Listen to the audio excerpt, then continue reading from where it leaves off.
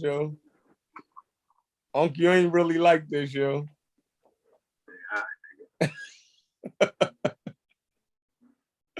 I'm gonna blame the white angels in your church growing up and Malachi York, yo. Damn God, shit. yo, you know what I mean? Nigga ain't get Malachi York ain't get me. Just got me looking at shit crazy. So you ain't had no fans when you was with Malachi York? Nah, I ain't no what? Nigga, I had money, nigga. I said yo, this nigga just go off here. Yeah, don't play with him. Nigga, I wasn't running around like that, nigga. I'm still going back and forth, nigga. I said, did you have a fans? Yeah, I had a fan. Did I wear it? No. No, I didn't wear it. No, I didn't. So yeah. Hey, yo, we live, yo. Uncle just admitted he had a fan, yo. Yeah, I ain't know that. You hurt my feelings with that one. Wow, we all had a fan, nigga. I ain't wear it. Bananas. Nah, yo, I was in the nah, you in the I was in the Masons, yo. Yeah. Masons. Oh, okay. Yeah, he was cracking jokes. Nah. But I wasn't a Muslim though. How about that? So we all got our motherfucking delusions, don't we? Yeah, definitely. Chef did have that bruise on his forehead when he was in his youth. Definitely. Right. Definitely beating my head against the right. The carpet all day. Yeah, that's the motherfucking worst. Like, God damn, nigga, you had that shit was crazy. Shit, I could have never, would never get me to do that type of shit. Yeah, no. So, but when you went to church, you did church shit, right? Nigga, I ain't do nothing in the church shit. Smoke weed and go to church. That was the order of the day. That's how we did it. Yeah. That's it. I ain't do no head on the ground. Like, I don't understand that. Like, I never took communion. I never got saved, so I never took it. You never got saved? Fuck no. I told my mother I didn't feel comfortable with that shit. And then I told her whenever I felt comfortable, I would do it. And she was like, well, if you ain't saved, you ain't got to eat the communion. I was like, bet. I'm passing that every time. That nigga had hard. Yeah, I ain't had that hard. We had water, nigga. We had to get baptized, nigga. And hey, man, look, I'm going to tell you how it was. You get baptized, and then you ain't cuss for like a week, yo, and then you start melting down. Exactly. Right, bro, Chef. You get baptized. You thought God could hear you. Like that nigga on me. You say, damn, like, oh shit, God heard me. Corey coming in the building. Uh-oh. I'm glad I got Sunday my 5 morning minutes about in. to get popping. Yeah, Corey about to take it over. Now, my man Architect X in this motherfucker. Yeah, I see. Oh man, X Architect, what's good, bro? Yeah. Oh yeah, it's gonna get crazy today. Egypt on the Lord's Day. I ain't talking about. I ain't talking to y'all niggas till y'all get baptized. You know what it feels like, yo. Talking to God, nigga. I ain't fuck with y'all, nigga. I ain't never been baptized, but I've been saved before. Oh, man. Yeah, I never did none of that. Yeah. I told my mom, I said, I ain't convinced myself yet, so I can't do it. Oh man, how you get saved, yo? Hold on. Oh, you get baptized when you saved? No, you can get saved without getting baptized. Getting saved is when you just accept Jesus as your Lord and Savior in front of the church, and they, you know what I mean? I supposed to be a Baptist, nigga. You had to get baptized to get saved. No, that's the next step. The next step is to get baptized. But the first thing you do is to get saved. You accept Jesus in your heart or some shit like that. You walk up there, the doors of the church are open, and walk up there. Yeah. Saved! Mm-hmm. Right. Yeah, I never made that walk. Nigga, I got saved about 6 times, yo.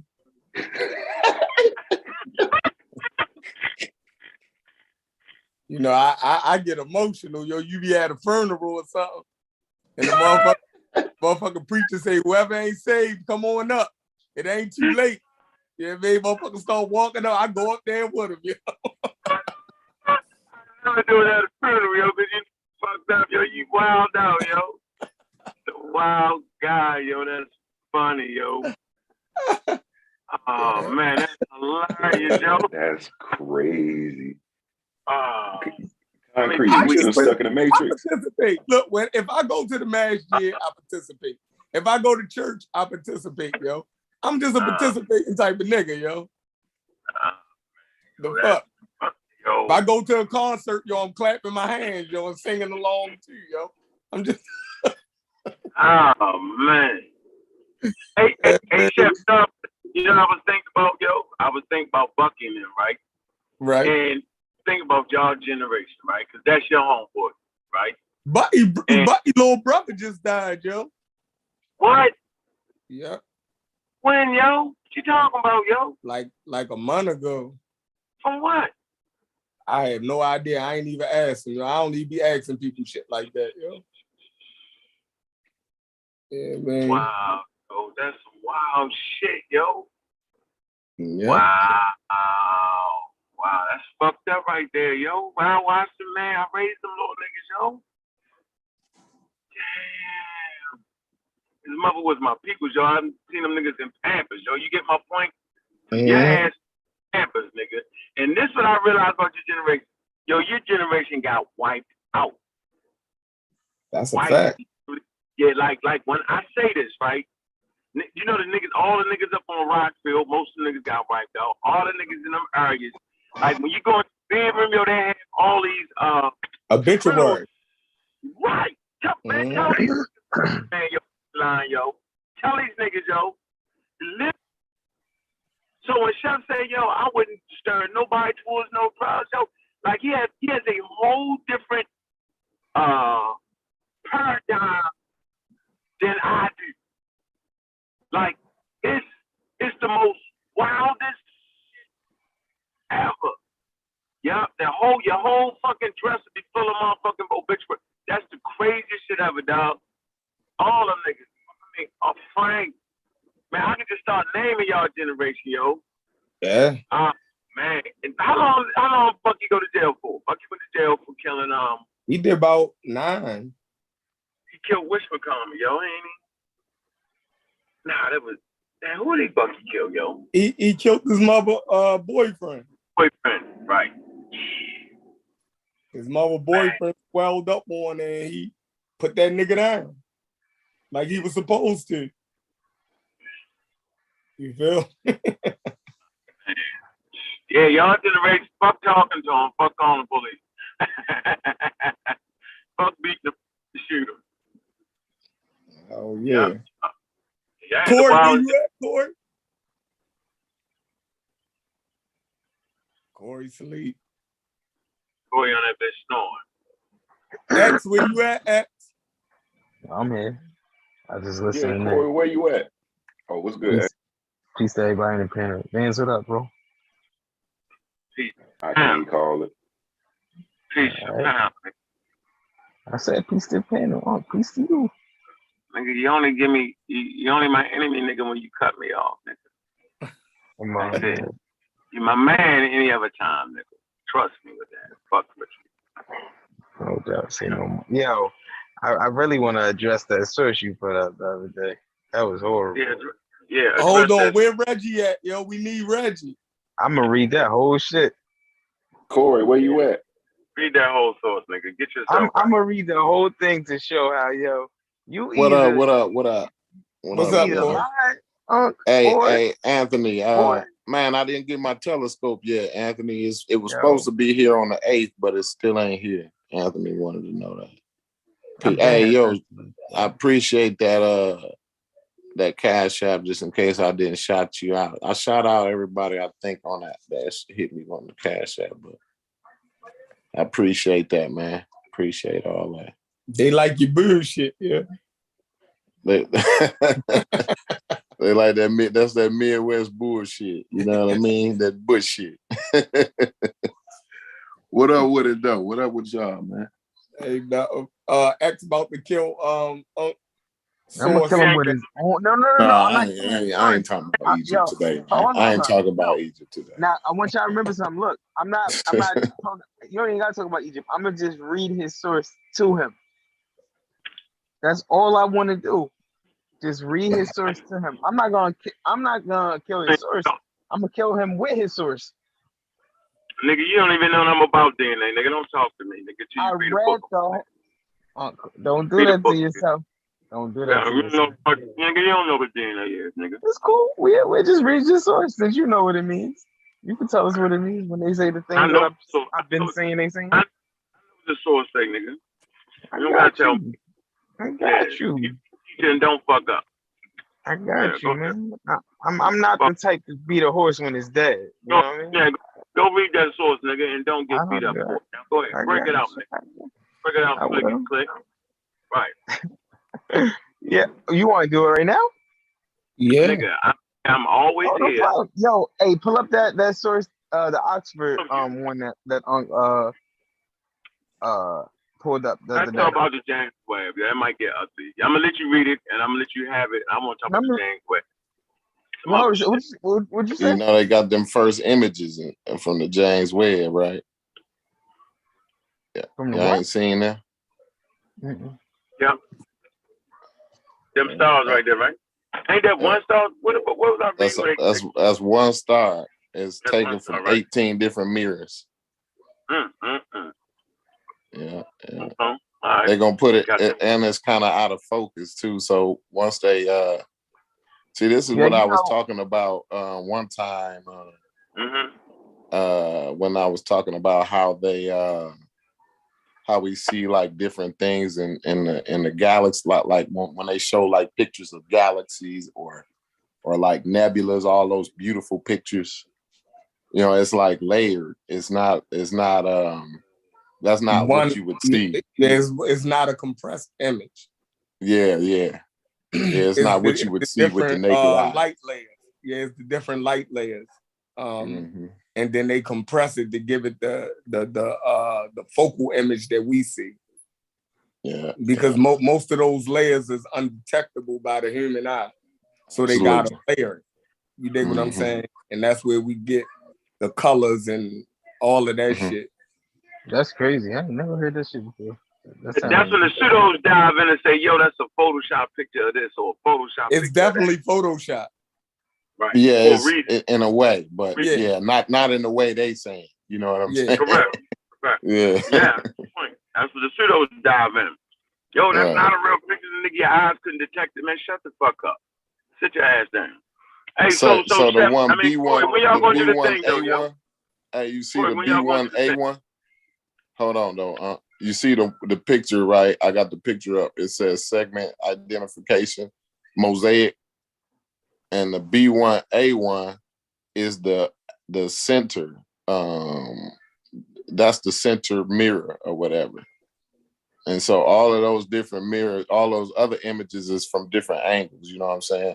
That's the one that was the one that is pointed at, the B1A1 or whatever.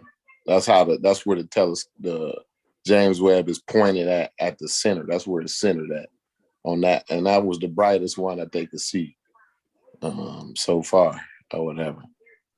And so they got 18 different mirrors that's going to compress it down to give us one image of one star. One of these, and this star likely probably went supernova, 13 billion years ago. You know what I'm saying? So that's what's crazy about it. You know what I mean? This star may or may not even exist anymore. Yeah, it's like you're looking at an image of the past. That shit is crazy. Time machine, right? Yeah. Hey, Coach, when y'all gonna do the show on the James Webb Telescope, nigga? Y'all all flaked out on me, nigga. Yeah, y'all got me sidetracked. Y'all sidetracked me. I'm really? I'm just giving a preview. So just to let Jolanda know, we giving just a preview. Andy flaked me out. He went to sleep. You went to sleep.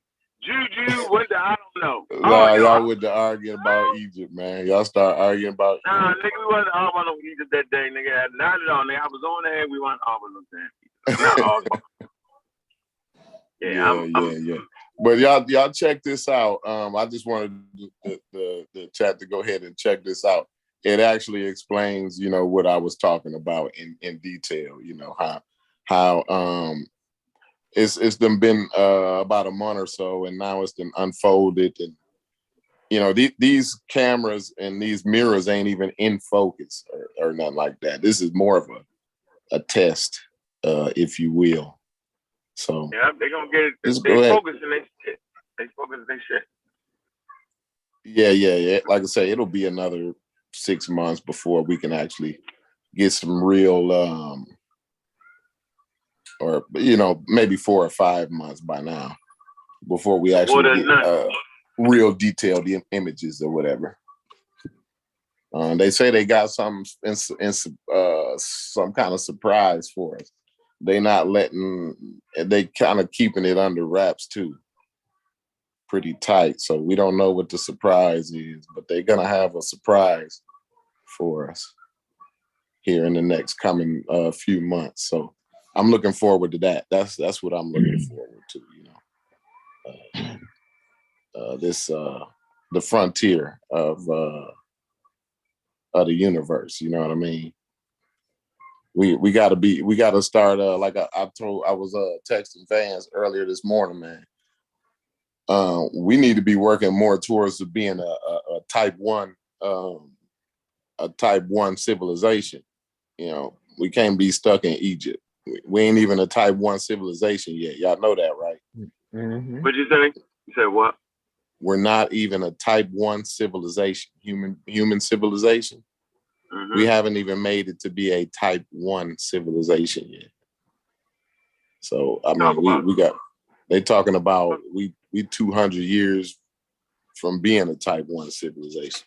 We gotta put our foot on the gas and kind of make that happen a little faster. A type 1 civilization where you can get energy when you go in total solar energy. When you can harness the planet's energy, any energy from the planet without using fossil fuels.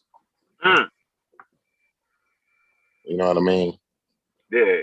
If you become a type 1 civilization, all of that concentration of power that goes out the window.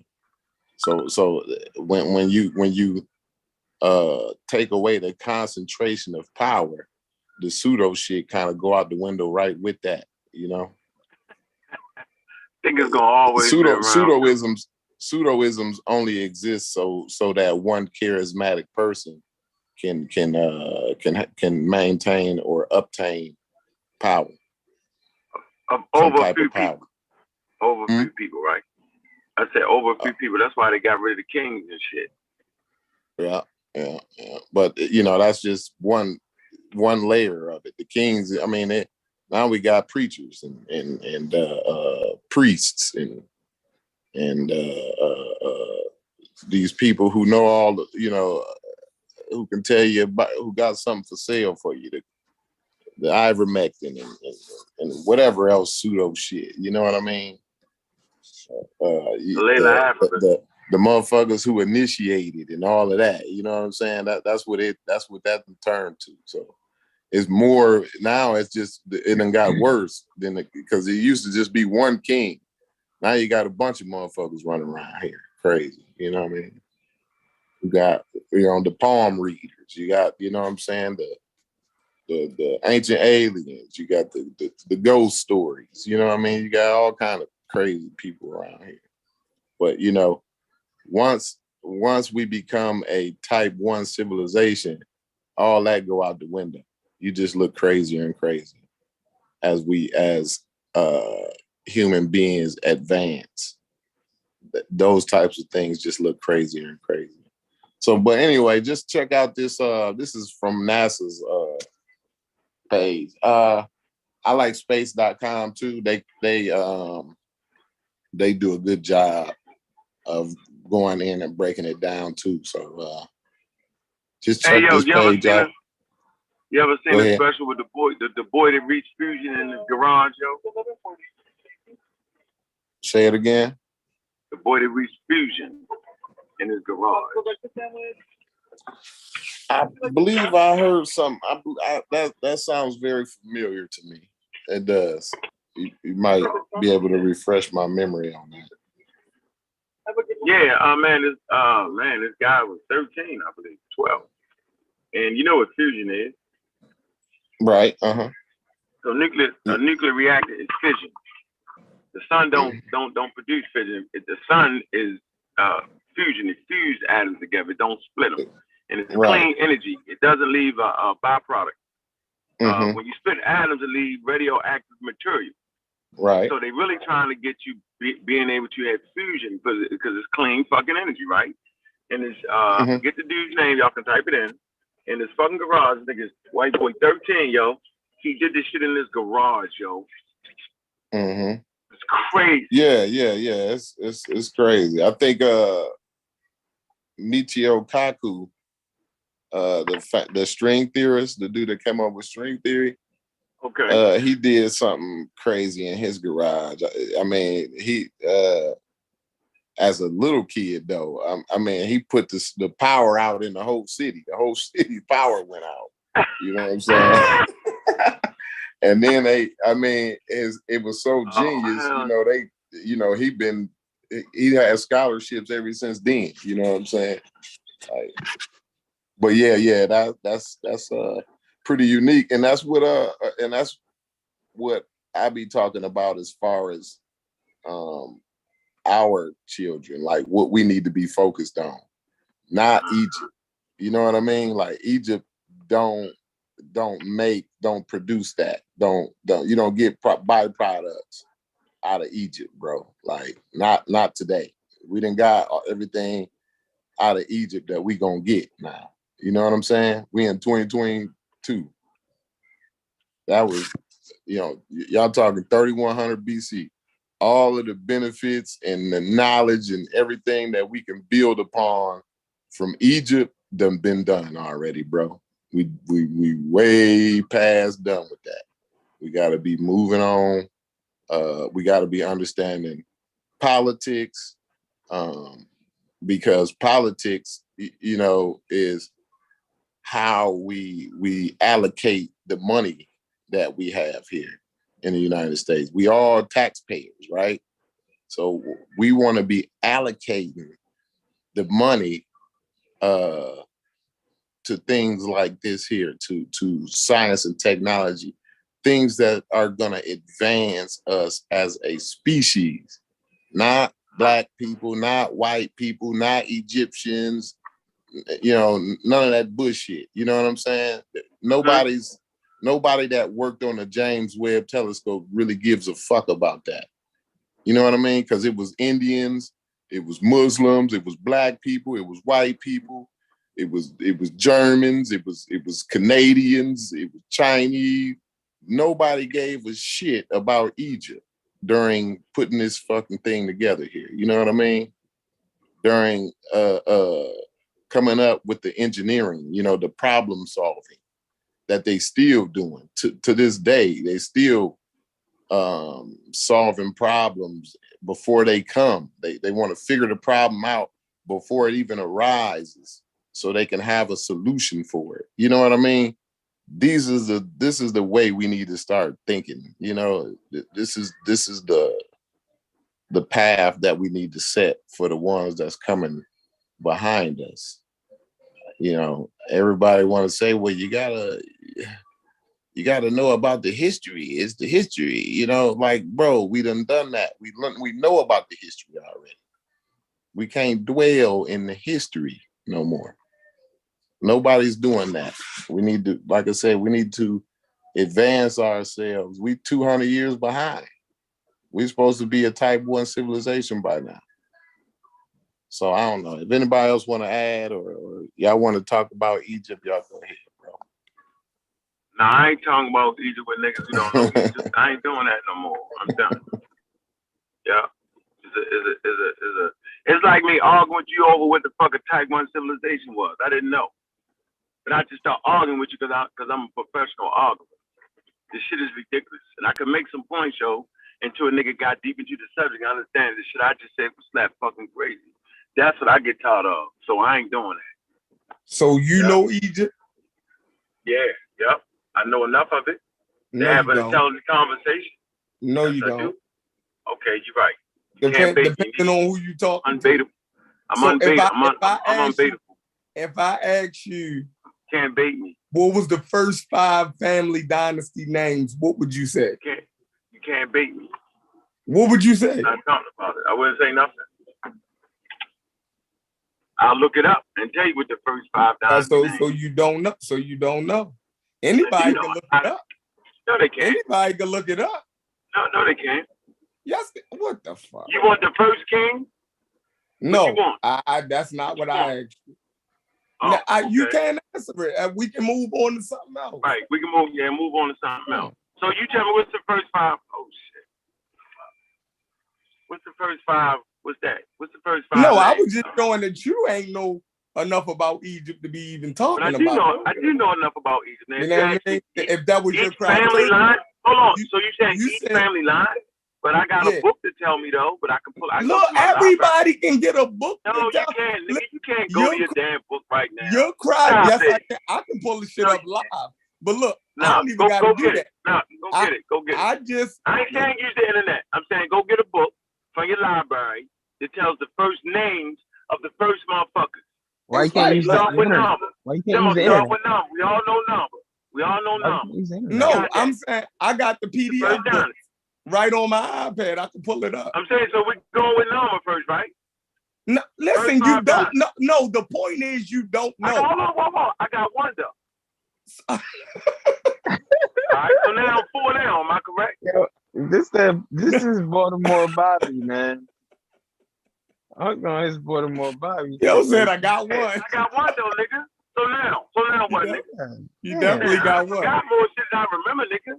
But I know y'all niggas don't understand Egypt.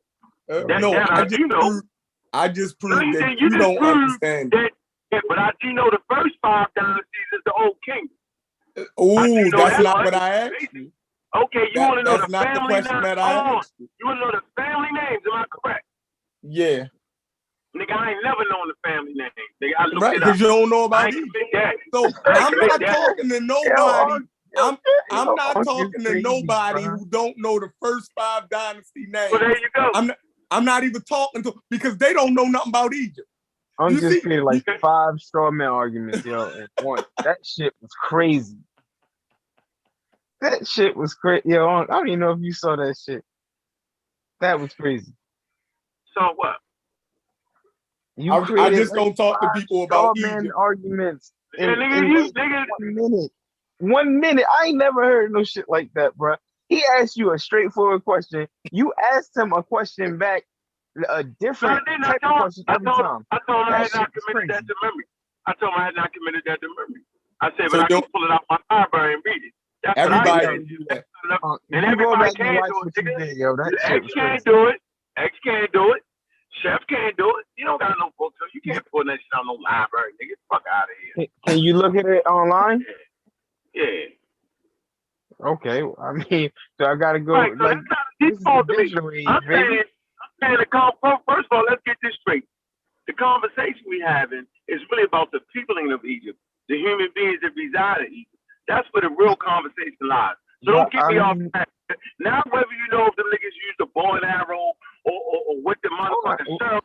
We don't know what you talking about. So yeah, I'm gonna say this again, right? I'm gonna say this again, nigga. We all know what the context of the conversation is, right? The conversation is the fucking humans that resided in that region that were later on we call Egypt. It ain't about if you know the rituals, nigga. So don't play the twisted and turn. The rituals. That's what the fuck the conversation is about. The conversation about, do you understand the population, the human beings, the migratory patterns, the evolution of the human beings in Egypt? That is the fucking conversation, nigga. And I'm telling you right now, while I'm talking, do not overtalk me. Because this is what I'm not doing. If you overtalk me while I'm middle of me talking, I'm getting the fuck off this stupid shit. This is my word and I promise you, nigga. Now, nigga, now. That's what I'm at with it. Yo, you know you doing the overtalking, Oh, man. Yo, this shit crazy. You gotta go back and listen to yourself, bro. He left. Because he didn't know the first 5 families. And he just went on a fucking tirade. Did you hear how many motherfucking that nigga hates being wrong, yo. Nobody wanted to fight him on. Nobody was arguing with you on none of them arguments. Why did you just make them shits up? I will never know. But he always does that shit, dog. Every motherfucking time. It's you know what it is? It's a fucking, that's a red herring right there. Like that, it's like a divergent. It's something to help him escape. So that it. He's back. And the science on an upcoming space station resupply mission. A few of the stories to tell you about this week at NASA. Restarted, Corey. The James Webb Space Telescope team is nearing complete. Fine-tuning the James Webb Space Telescope, a different view of Venus, and the science on an upcoming space station resupply mission. A few of the stories to tell you about this week at NASA. The James Webb Space Telescope team is nearing completion of the first phase of the months-long process of aligning the observatory's primary mirror using the Near-Infrared Camera or NIRCam instrument. As planned, NIRCam has detected the first photons of starlight that traveled through the observatory and has identified starlight from the same star in each of Webb's 18 primary mirror segments. The result is this mosaic image released on February 11th that appears to be random dots of starlight, but is actually light from the same star reflected by Webb's unaligned mirror segments. This simple image of blurry starlight now becomes the foundation to align and focus the telescope so that it can deliver unprecedented views of the universe this summer. During recent flybys of Venus, our Parker Solar Probe captured its first visible light images of the Venusian surface taken from space. Some of the images, captured in wavelengths of the visible spectrum that human eyes can see, were used to create a video of the planet's entire night side. In the video, light and dark surface features can be seen, as well as glowing features in the planet's atmosphere. These images can help us learn more about the evolution of Venus, which has been referred to as Earth's twin. Our commercial partner Northrop Grumman is targeting February 19th for the launch of its next resupply mission to the International Space Station from our Wallops Flight Facility in Virginia. More than 8,200 pounds of cargo will launch aboard the company's Cygnus cargo spacecraft. The science being delivered on the mission includes a study to evaluate the effects of a drug on breast and prostate cancer cells, an investigation that could potentially lead to products to protect aging skin, and a system to test techniques for hydroponic and aeroponic plant growth. This is the company's 17th resupply mission to the station for NASA. NASA's Investigation of Microphysics and Precipitation for Atlantic Coast Threatening Storms, or IMPACTS mission, is a multi-year airborne science campaign tracking snowstorms across the Midwest and eastern U.S. Data collected by a suite of instruments on a pair of NASA aircraft helps researchers determine how snowstorms develop, how much snow a storm will bring, and where the bulk of it will fall. The current campaign is the second deployment of IMPACTS and is scheduled to wrap up at the end of the month. Engineers at our Stennis Space Center conducted the second RS-25 engine hot fire test of 2022 on February 8th. 4 RS-25s will help power our Space Launch System rocket on future Artemis deep space missions, including this year's uncrewed Artemis 1 mission around the Moon.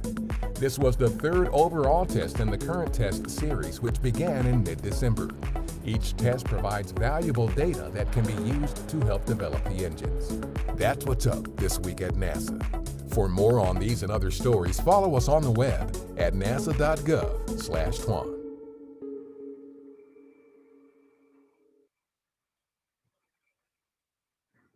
That shit was complex as shit.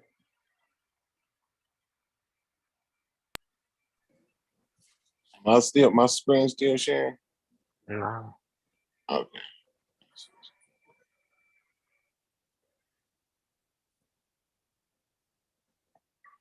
Yeah, so the point is though, right?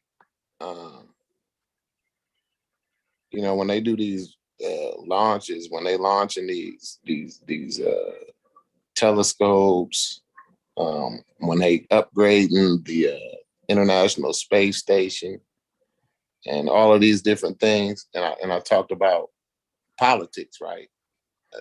We had a good show on politics the other day. Maybe some people ought to go back and look at that. Sister Jackie, she contributed a lot to that show. And Brandon did too. Brendan did too. They're pretty knowledgeable about politics. But like I said, we have to determine where our tax dollars are allocated. And as an example, they are doing cancer research.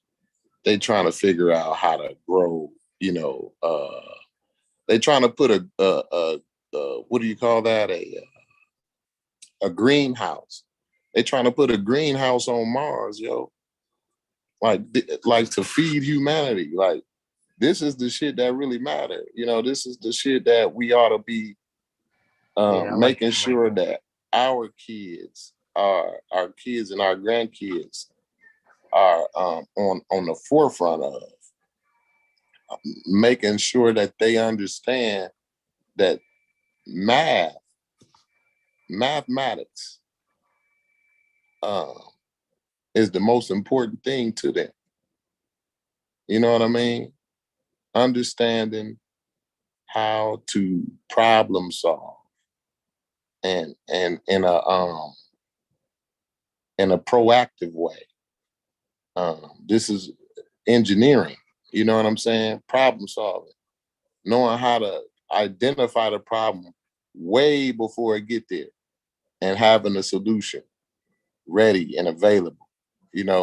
Having the technology ready and available. Like I said, they doing cancer research. They learning how to grow crops in outer space. Like it's a frontier that we all in this community want to continue to talk about the white man's science, but where will we be without this shit?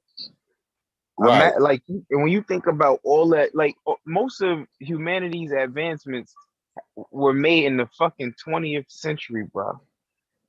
Mm-hmm. That shit is fucking crazy, yo. All this time we've been alive, 300,000, 200,000 fucking years, and we just made progress. That shit's nuts.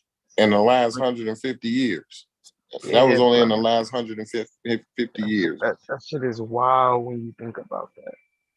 Like, I talked about the other day, like, we ain't even made nothing that advanced humanity as far as it did, like the shovel. Like, we think the internet is all of that, but like, we haven't made tools and technology yet. I mean, that brings humanity to the next step, like the shovel did. So, that's what we're working on now. I mean, I see it coming. I can definitely see it coming. But I think, like you said, Eggs, I think we behind. I think. What do you think the greatest invention? Say it again. Humanity? What do you think the greatest invention humanity made? I would have to say the shovel. I would have to say the shovel. If I had to argue, I would say the shovel. Me personally. What's your reason for that? Because of the things that a shovel allowed.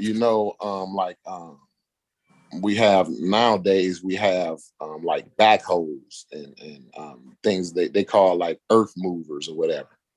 But those are only just mechanical shovels. You know what I'm saying? Mm-hmm.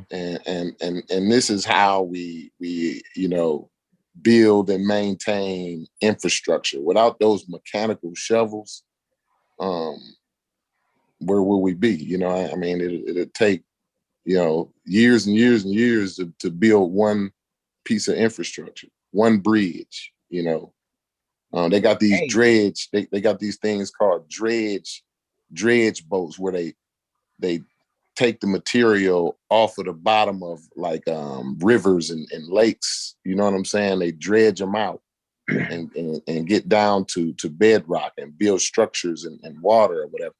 A dredge ain't nothing but a big shovel. It's just a shovel. That's all it is. And this is how we. When was the first shovel invented? Prehistoric times, bro. I mean, like, I can't put a date on it or whatever, but we could look that up. We definitely could look that up. But a shovel is prehistoric. I would say farming. Farming. Yeah. But see, what's your I'm talking about with the. Because I heard Corey for the shovel. Like his made sense. What's your reason for farming? Mm-hmm. Being able to control our food source. Like most of the time, like everything that we're talking about that happened in the last 150 years, it happened because we had a stable food source, right? When people can sit down and not have to move around and worry about food, now they can contemplate other things. You dig what I'm saying? But without that, without having a stable food source, you're basically that necessity for food is going to be the catalyst for, you know, everything that you're doing. But once that's secondary, right, you can start to focus on everything else. You know what I mean? And I think that's where I think having a stable food source, and we know this is because I think around 150 years ago, we discovered fertilizer, right? So the invention of farming, right? In prehistoric times, around 7,000 years ago, it allowed us to build civilization, right? And then fertilization in the 1800s allowed us to get to the point that we are now. So it's always been farming in that food source that's been able to ground man to make other advancements. So that's my reason. I was gonna say, like, damn, both y'all points were good.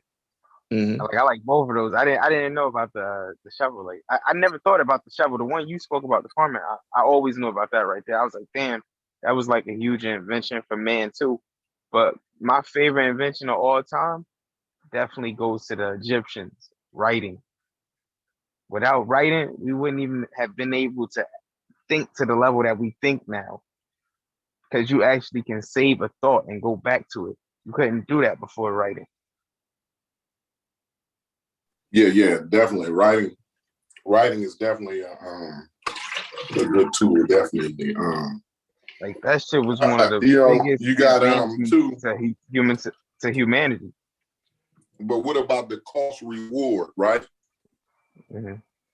So in engineering, they always consider cost reward type thing. So farming is good and writing is good, but there's a cost with it that comes with that, right?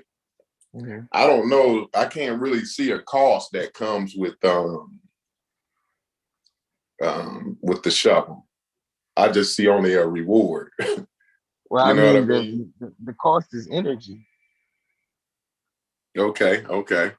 yeah, I see you. And then now we even though we ain't even using muscle, now we're using fossil fuels for energy. So I that's fair. Right on. You know, you ain't building no mechanical shovels without writing. And you definitely absolutely. Yeah. You definitely ain't gonna have a specialist to do it without farming. Because farming gave you the ability to stop all doing the same job.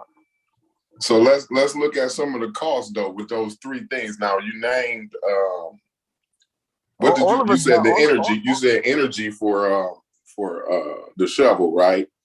And as soon as Sheffer said agriculture, right, I automatically thought about groups of people and viruses and diseases and shit. Oh, like that.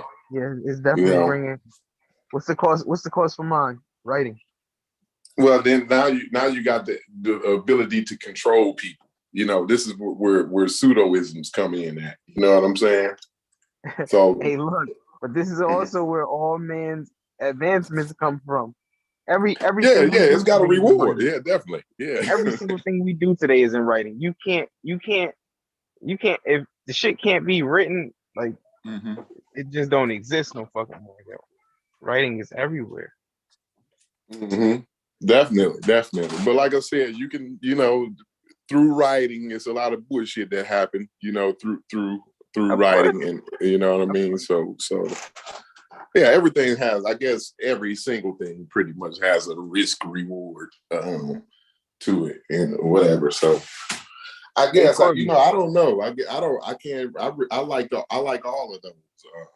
I like all those tools actually. I can't say one is better, but I believe. I never thought about the shuffle until just now. Until you told me, I'm like, damn, I didn't know that shit was so fucking had so much utility. Right. I was looking at a documentary about like human advancement, from early, hominids to now. And they talked about the shovel being like we haven't made nothing like so innovative. You know what I'm saying?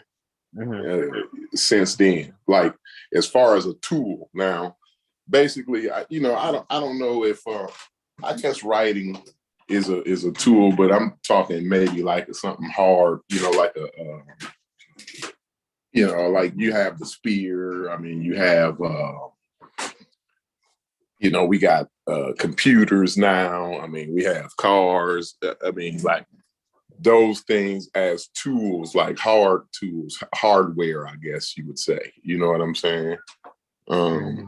I don't think we have any hardware as innovative. May I say that? I should probably put it that way. But like I said, I could be wrong on that. It was a documentary I watched. Like it was probably like 7-8 years ago. But it was a real interesting. Like I said, it went from early hominids to, or primates from, how you have primates that, take a stick, stick it down in the hole, get the termites out of there and eat the termites. You know what I mean? Tools like that, snatching leaves, crumbling up a bunch of leaves, right? And using it as a sponge to soak up water that they can't get to with their hands, or that they can't scoop out with their hands or whatever. You know what I mean? Like those types of tool things, using tools like that.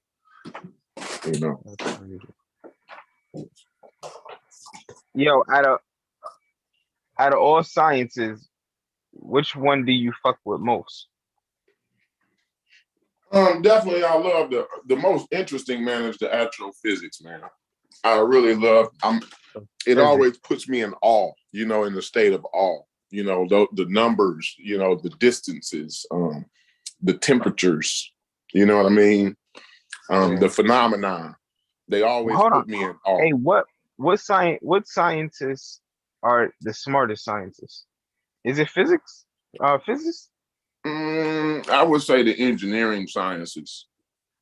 Yeah, but they gotta know physics, don't they? Yeah, they gotta know physics, but then they're the ones who tell them what the problems is when they try to make the tools to probe those different things. Physics would be superior to engineering, wouldn't it? Because you can't have engineering without physics, can you? Right, absolutely. But like I said, it all goes to the engineering, because like, okay, the physicist is gonna be able to identify these problems, but we come up with engineering to figure out how to probe them. You know what I'm saying? Okay. If that makes sense. I don't know. I mean, they both genius. I mean, like everything is physics. Everything is due to physics. You know what I'm saying? The TV that you're looking at, the chat that we're talking about. Yeah. How far I've gotten in like the hierarchy of the sciences, physics is first, chemistry is second, and then biology is third. Right. What I would do? I would tie physics and engineering together, I guess. I would say, I wouldn't too much separate them. You know what I'm saying? So I could probably go with that. Engineering isn't a science, is it? No, yeah, right? It's a science. Yeah, I mean, it is a science. It's a problem. You know, that's what science is. It's figuring out problems. Is it considered a science though? Like, is engineering like one of the sciences? Let me see. It's a technical. I mean, science. Like, I don't know. Because I remember my man. What's the popular scientist name? He's not a scientist. He's actually an engineer. Bill, not a science guy, but he's scientifically. He's an engineer. But he's the Bill, one who not said, a science guy, is an engineer. He was like, I love science, even though I'm an engineer. Like, he made a distinction between the two. Like, it wasn't the same thing. Right. Okay. I think sometimes. No, they're not. It's not a science. Engineers are not a subcategory of sciences. So often the two terms are used interchangeably, but they are separate, albeit related disciplines. Engineers innovate solutions to real-world challenges. So it's not a science. Is that what you reading on? Where you reading that at? I just typed in Google, is engineering a science? Okay. Somebody sharing something on the screen. I thought you was sharing that on the screen. Oh, now let me see who's sharing. Who in here? That's Sheffrin talking about agriculture. He won up and on us. Oh no, I know the importance of agriculture. But you could definitely die. Motherfuckers was dying from that the early stages of agriculture, where all those damn diseases the shit was bringing. Yeah, definitely. Like I said, everything's got a risk reward. Yeah, you know what I'm saying? Yeah. I still don't know what's the name for writing, yeah? Like, what's the cost? We talked about the bullshit that come behind it, like the pseudo shit. The charismatic leaders, the ones who know, who got all the because most people didn't know how to read and write at first. You know what I'm saying? So like, if you talk about this the word of God, you know what I mean? That's on you. You're the only one who know how to read in the community. Yeah, it's crazy. Have you ever met an adult that couldn't read? Yeah, my grandfather couldn't read. That shit will shock the shit. I remember the first time I met this lady, she couldn't read. I thought she was bullshitting me, but she was serious. She really couldn't read. That shit was crazy. I never saw that before in my life. I don't think like at the time, like, because my grandfather he died in the late 90s, but like in the 80s and in the 70s and shit like that, like he was an entrepreneur. So I don't even think it like hindered him at that point. Like maybe today it would be, you know what I'm saying, a problem, but like at that time, he provided for his family, you know what I'm saying? And then even, I picked up his trade, you know what I'm saying? I learned what I do from him. So I don't think it really hindered him too much, you know what I'm saying? Yeah, I'm not even sure my grandfather could actually read a tape measure. He probably could, but I'm not totally sure, you know what I'm saying? And, he does things, the way he do things, he didn't need those. He had like tricks, like everybody talk about tricks to the trade. Like he knew certain things to make something square. You know what I'm saying? Or, he could use like string line to do things, to find elevations and different things. So, I don't think I think in the time period he was in, I don't think it was a hindrance, so to speak. You know what I'm saying? Yeah, I understand. You think because like I said, you go back 50, 60 years, like that's not uncommon. You know what I'm saying? Or even like 100 years ago, like nobody could read. You know what I'm saying? And right now, today, my grandfather would be over 100, I think, or just about 100. So no doubt, that wasn't uncommon. in his day. You know what I'm saying? So I yeah. It just depends on how old the one is. You know what I'm saying? Do you think that poor reading comprehension skills on behalf of Black people contributes to our position in society? Absolutely. That is a big time issue. Definitely. How big of an impact does that make on us? Well, it keeps us in the position to be duped all the time. It keeps us in a position where... Do you think that people that are of a higher level of literacy are of a higher level of comprehension? Yeah. And perhaps it's easier to speak to them and for them to speak to you, and ideas could be exchanged, and then concepts could be built. Absolutely. Could be formed.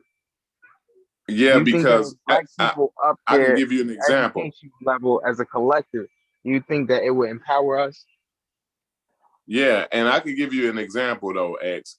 So and you go through this too in your everyday life, and you probably don't actually realize how often you do it. But depending on who you talking to, it depends on the level, the bluntness you say something. You know what I'm saying? So like a person that you feel is more intellectual, who has a higher reading comprehension and who's more well read and understood, right? You would say things to them more bluntly than you would say to somebody who is less, traveled, less educated, less read. You know what I'm saying? You kind of have to soft talk. I'm not trying to be condescending or nothing, but like say things in a way that won't offend them. You know what I'm saying? You can't appear that you're acting smarter than that person because you will turn them off. You got to know your audience. Like I remember when I used to like speak sometimes at my church sometimes and stuff. Now, like keep in mind, like I'm pretty much an atheist, but since I know that my audience mostly believes in Jesus, I got to bring up Jesus sometimes. Like, so you got to really be careful when you talking to the regular Black person, because for real, they the audience at the end of the day. Because when most intellectuals get around each other, we start cussing each other out, talking crazy, trying to be smarter than one another and don't nothing be done. But like, you just got to know your audience. That's what you learn in public speaking class in college. Yeah, you definitely did learn that. Yeah, and I think that's what happens when people. One of my favorites. Oh, go ahead. Go ahead, Corey. Pardon me. I was gonna say, I think that's a lot of the times what happens when people take what people say out of context, because you have to know, the audience they speaking to. So you'll have maybe like a Christian apologist that'll go and get maybe like Neil deGrasse Tyson or Richard Dawkins. They'll get a clip of something they said or a sentence that they wrote in one of their books or something, and try to equate it to some point that they're trying to make, right? But it's totally out of context. But not realizing the audience that they were talking to at the time. Like Neil wouldn't talk the same way to other astrophysicists as he would to his audience. You know what I'm saying? And so that's how people kind of misconstrue a lot of what those experts say or whatever. You know what I mean? Yeah. Hey, what's happening, gentlemen? Anthony, what's going on, brother? Peace. Oh, I can't make no noise. Hey, I just want to say one thing about that. I think it was the X architect. The last statement about what's happening, Doc? I think the problem is education. Huh? I said when I was speaking about the effects of education. Yeah. Okay, and go ahead. I think the best way to combat that is with teaching scientific literacy at a very early age. Because I think we underestimate the kids these days, and what they can learn. We all know a child that can play a video game or operate a cell phone, and they can't even read. So why can't we, at that early age, start implementing scientific literacy? I mean, they can learn it. How do you master a video game and you can't even read the instructions? But I learned something. I was watching this Richard Dawkins documentary, and it was talking about the way in which a child, because your brain doesn't finish fully developing until you're 25, I think, or some shit like that. Yeah, like 25-ish. Yeah. The males, I think females are a little bit earlier than males, but go ahead, yeah. Yeah, I read something like that before, but then I read another source that told me it was like basically the same. Like there's no difference. I like females were cultured to behave more mature, but they really were the same as the males. But whatever. Oh, okay. I can see that. Yeah. Yeah. Damn, I lost my train of thought. What I was getting to. The Richard Dawkins documentary. I saw the Richard Dawkins documentary. He was trying to understand why it's so difficult for people to understand science, right? Or no, not why it's so difficult for people to understand science, but why do people gravitate towards religion? Because most human beings are religious in the world. And so he wanted to understand that, and he went to a behavioral psychologist, and she started breaking down to him the way that the children actually process information. It's not the same as a human being. Like, they actually look for cause and effect and purpose and the way shit makes people feel. And when she was describing this shit, you would just, it was like she was painting a picture of religion.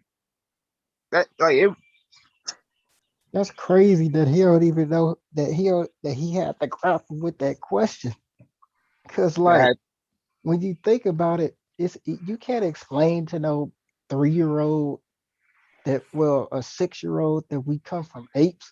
The reason why human beings are more religious is simply due to the fact of it's easier to tell people the Adam and Eve story, and it's easier for them to digest that than we came from. Like, we evolved from apes thousands of years ago. Like, and that just don't make sense. Like, they were speaking about how I think he was probably coming from a neuro aspect of it, maybe. You know what I'm saying? They were really highlighting the fact that science is counterintuitive.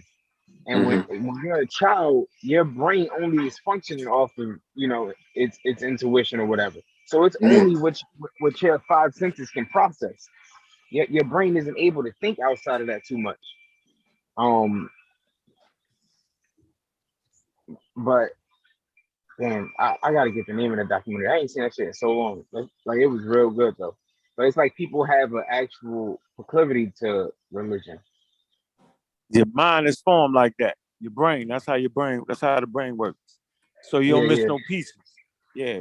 So remember, I always say religion co-opt all that.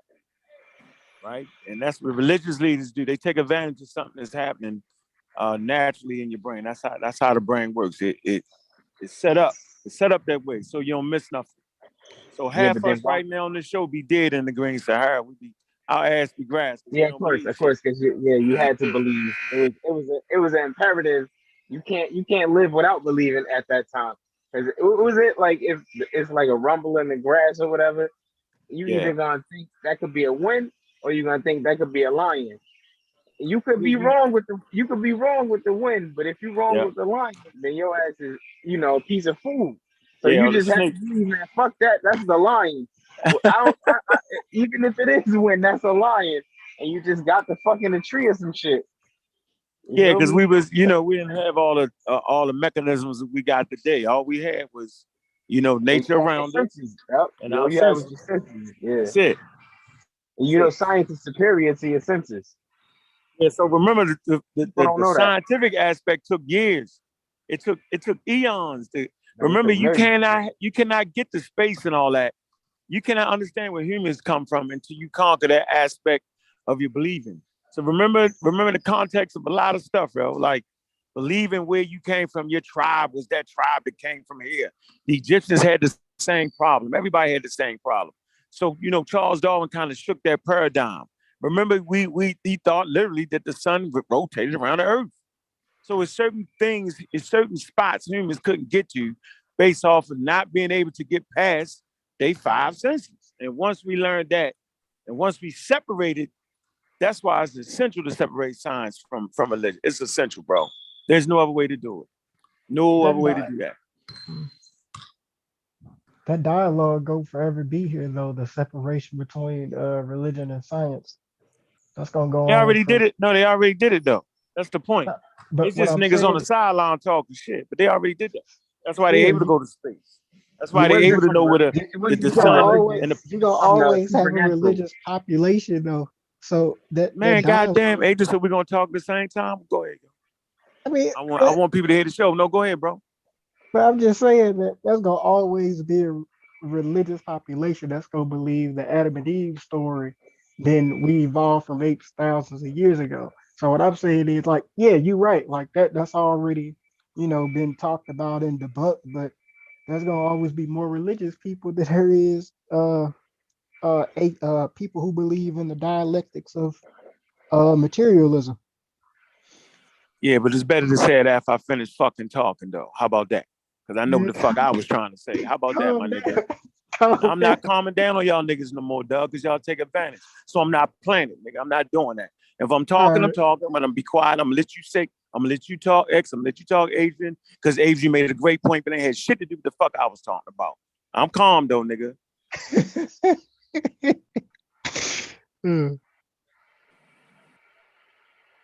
Go ahead. Are you sure? Yeah. Yes, sir. Yes, sir. So your point, I'm gonna double back on your point, was correct. The majority of people are gonna always be what? Believing brain, because that's the way the brain was designed. But the crust of the civilization is moving things forward, cannot mix their science and religion. That was my point, brother man, from the 6th floor.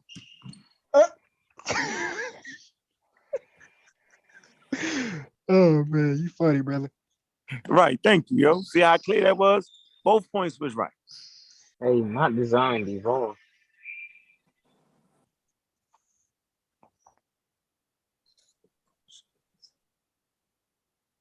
Well, I just feel like it would be a whole lot better if we do a better job with the young kids, because I have of course.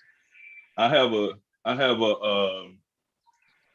4-year-old grandson, and there's another little kid that I would keep for a while. I hadn't saw him in a while because his mom moved away, but I had both. They could tell you what the moon was. I point out the different planets, and the way I could, differentiate the planets from the stars with them is we would look at the sky at different times of the night, and you could see. I would show them, how the planets are moving across the sky. So they knew what the moon was at like 2.5 years old. They knew that the planets moved across the sky. Do they understand it? I doubt it. Ain't no way they could probably understand it. I don't think they understand it, but they know what they're looking at from a basic level. And that's at 2.5 years old. So I know what they can do. I hadn't tested every child on the earth, no. But with them two, just talking to them and explaining it to them what it is, not using any kind of metaphors or trying to make it simple or whatever. Just tell them what it is. You know what I'm saying? And that worked for me. Like I said, that's just 2 little kids, but hey, I don't see what'll make them different from any others, you know? Yeah.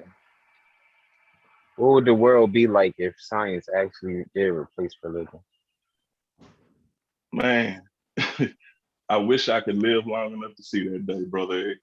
I ain't lying to you, because yeah, but would it be better? I'm so sick of the beliefs. Well, I can't say, but I would like to be around to see that point. I mean, will it be better? I don't know. In my opinion, yes.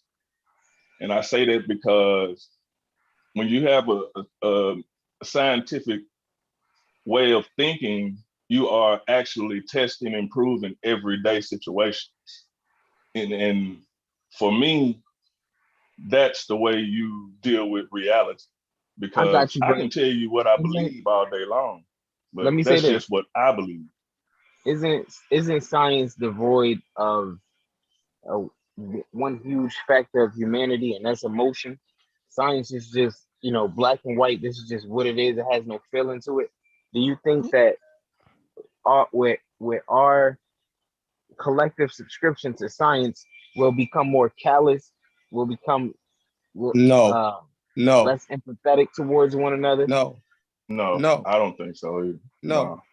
That's like what religious people try to argue against science and secularism. They want us to believe. I'm making their talking points. Like, this is some shit I believe. Exactly. They want us to go ahead. Nah, go ahead. I'm just that's good. I appreciate that though, X. This ain't some shit I believe. They want us. I appreciate you doing that though, X. You bringing up the points that's I hear you. I feel you. Go ahead though, share. Yeah, the religious want us to believe that, religion holds our morality in it. Like without religion, we wouldn't have empathy, or know how to treat each other. Like that shit comes along with just being fucking human. You know what I mean? Look how long we were human before religions, and how and we had empathy. But we had empathy because we know that early man, before the formation of religion, they stayed with their dead. We had instances. Hold on. We have instances where we done found skeletons of human beings that didn't have teeth in their mouth, and they lived a long period of time. That means that it was other human beings that was chewing the food up for them and giving it to them. You feel me? Like that's real empathy. But look at this. Remember that empathy. But they ain't need religion for that.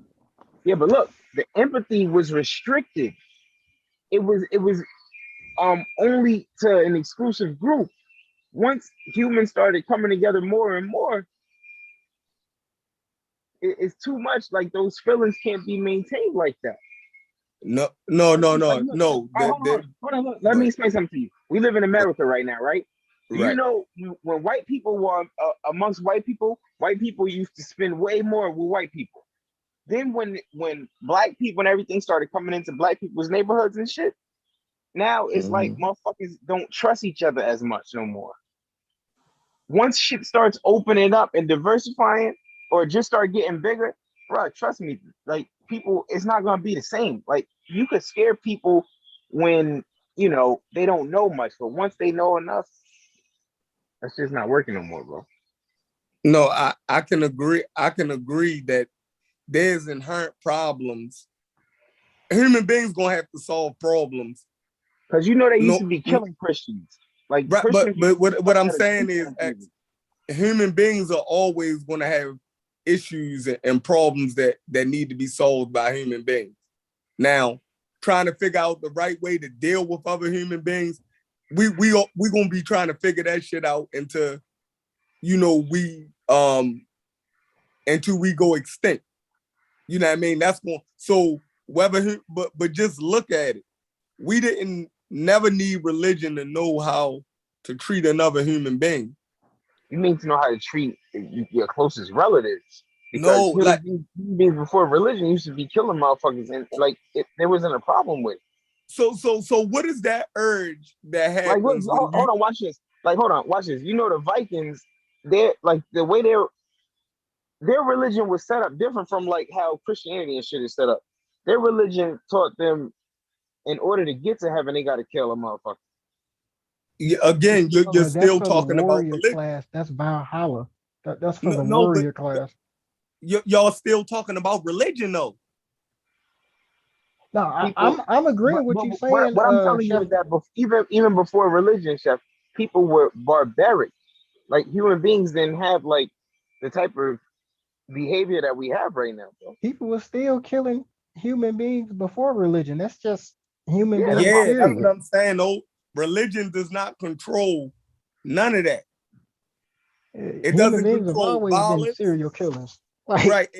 It doesn't control violence or empathy, yo. Those two things, that shit is just in human nature. To survive on this planet, human beings had to both kill and motherfucking be empathetic. You dig what I'm saying? We had to do both in order to thrive. In order to thrive, human beings had to be dualistic in, you know what I mean, in his approach in the natural world, right? In order for human beings to eat, right, they had to kill. In order for them to protect their food, they had to create or commit violence against other human beings, right? In order for us to protect the motherfuckers that we loved in our group, right? Sometimes violence was a act of love to protect your fucking family. So it's a dualistic nature no matter what. We still live on planet Earth where we're still animals at the end of the day. You know what I mean? We're still products of the planet Earth. So you're gonna have to eat, you're gonna have to survive, go ahead. My bad. And that's what I was gonna say too, Chef. Like you see that same empathy in the animal kingdom. So when you look at the white-tailed deer, right? They flicker their tails to get the attention off of the rest of the herd when they see a predator, right? The ones that's on the outside, on the outskirts. I never heard of that. Yeah, they flicker their tails so that they have the predator look at them instead of the rest of the herd. They like sacrificing themselves. Like the shit is crazy. That's crazy. That's animal. That's in the animal kingdom like that. You know what I'm saying? I never heard of that right there. Even what you saying, Shepherd, about I'm sorry. No, go ahead, Adrian. Even what you saying, Shepherd, about that we found human beings with no teeth in their mouths, living a long life. I used to, when I was a little kid, I used to just sit down and watch Animal Planet all day, right? Yeah, me too. And there was one instance where a lion with the mane on it, he tried to attack a deer. And then the deer had wound up sweet chin music and him in his mouth, wound up kicking his mouth, right? And broke his entire jaw. So, you know, the animals not surgeons. So what they did was the female lions had basically killed the animal, cut the stomach open, and was giving the lion like the heart, the soft parts. Yep. So, you know, that just goes back to what you're saying. You know? Yeah, we animals. And I saw that. I wanted to say, Shepherd, I saw that documentary about what you're talking about those early hominids who didn't have teeth, right? And the other hominids was chewing the food up for them, and so that they can be fed or whatever. That was incredible to me, man. I actually saw that. That's an old one, Chef. That's an old one there. You know what I'm saying? Like 10 years or so, man. You seen that one. So, man, way to be able to remember that, man. That actually kind of sat with me a little bit. You know what I'm saying? After I watched that documentary, man, it was real interesting. Definitely. Yeah. Religion then took credit for human evolution, or absolutely. You know what I mean? It then took credit for natural shit. You know what I mean? All of the best things about humanity, religion then took credit for that shit. When the human being is going to be, like you see elephants stand with their dead. You dig what I'm saying? Absolutely. Mourning over their dead. And you know what I mean? Like, come on, yo. Like that shit is not. It's not something that's restricted to the Homo sapien. You know what I mean? Yeah, Most I was gonna say at that point it's not sapien, even a human thing. It's just exactly. it's an animal thing. It's a an mammal. Most of the things that Homo sapiens do, right, was fostered by his predecessors. Yep. Right? Like, so, I mean, when they look at the Nisovans and other archaic human beings, they was damn near doing the same things. You feel me? Like, so all of this stuff didn't come to Earth because of humans or modern man and his understanding of God. Like, that's just a lie. You know what I mean? But religious people try to play that up. I think we'd be fine, you dig what I'm saying, without religion. Absolutely. You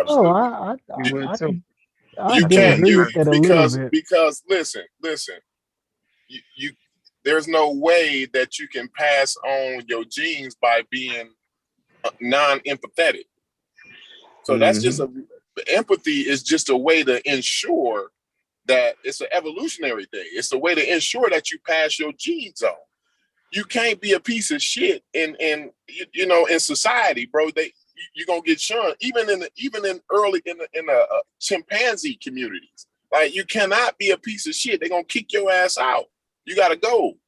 You know what I mean? Like, those are the ones that shun. You know what I'm saying? Yeah, look at dogs. Look at dogs. The mother dog takes all of the puppies one by one and clean them, lick them, clean them off. You know what I mean? Every couple days. You know what I mean? Like, what the fuck is that? That's empathy.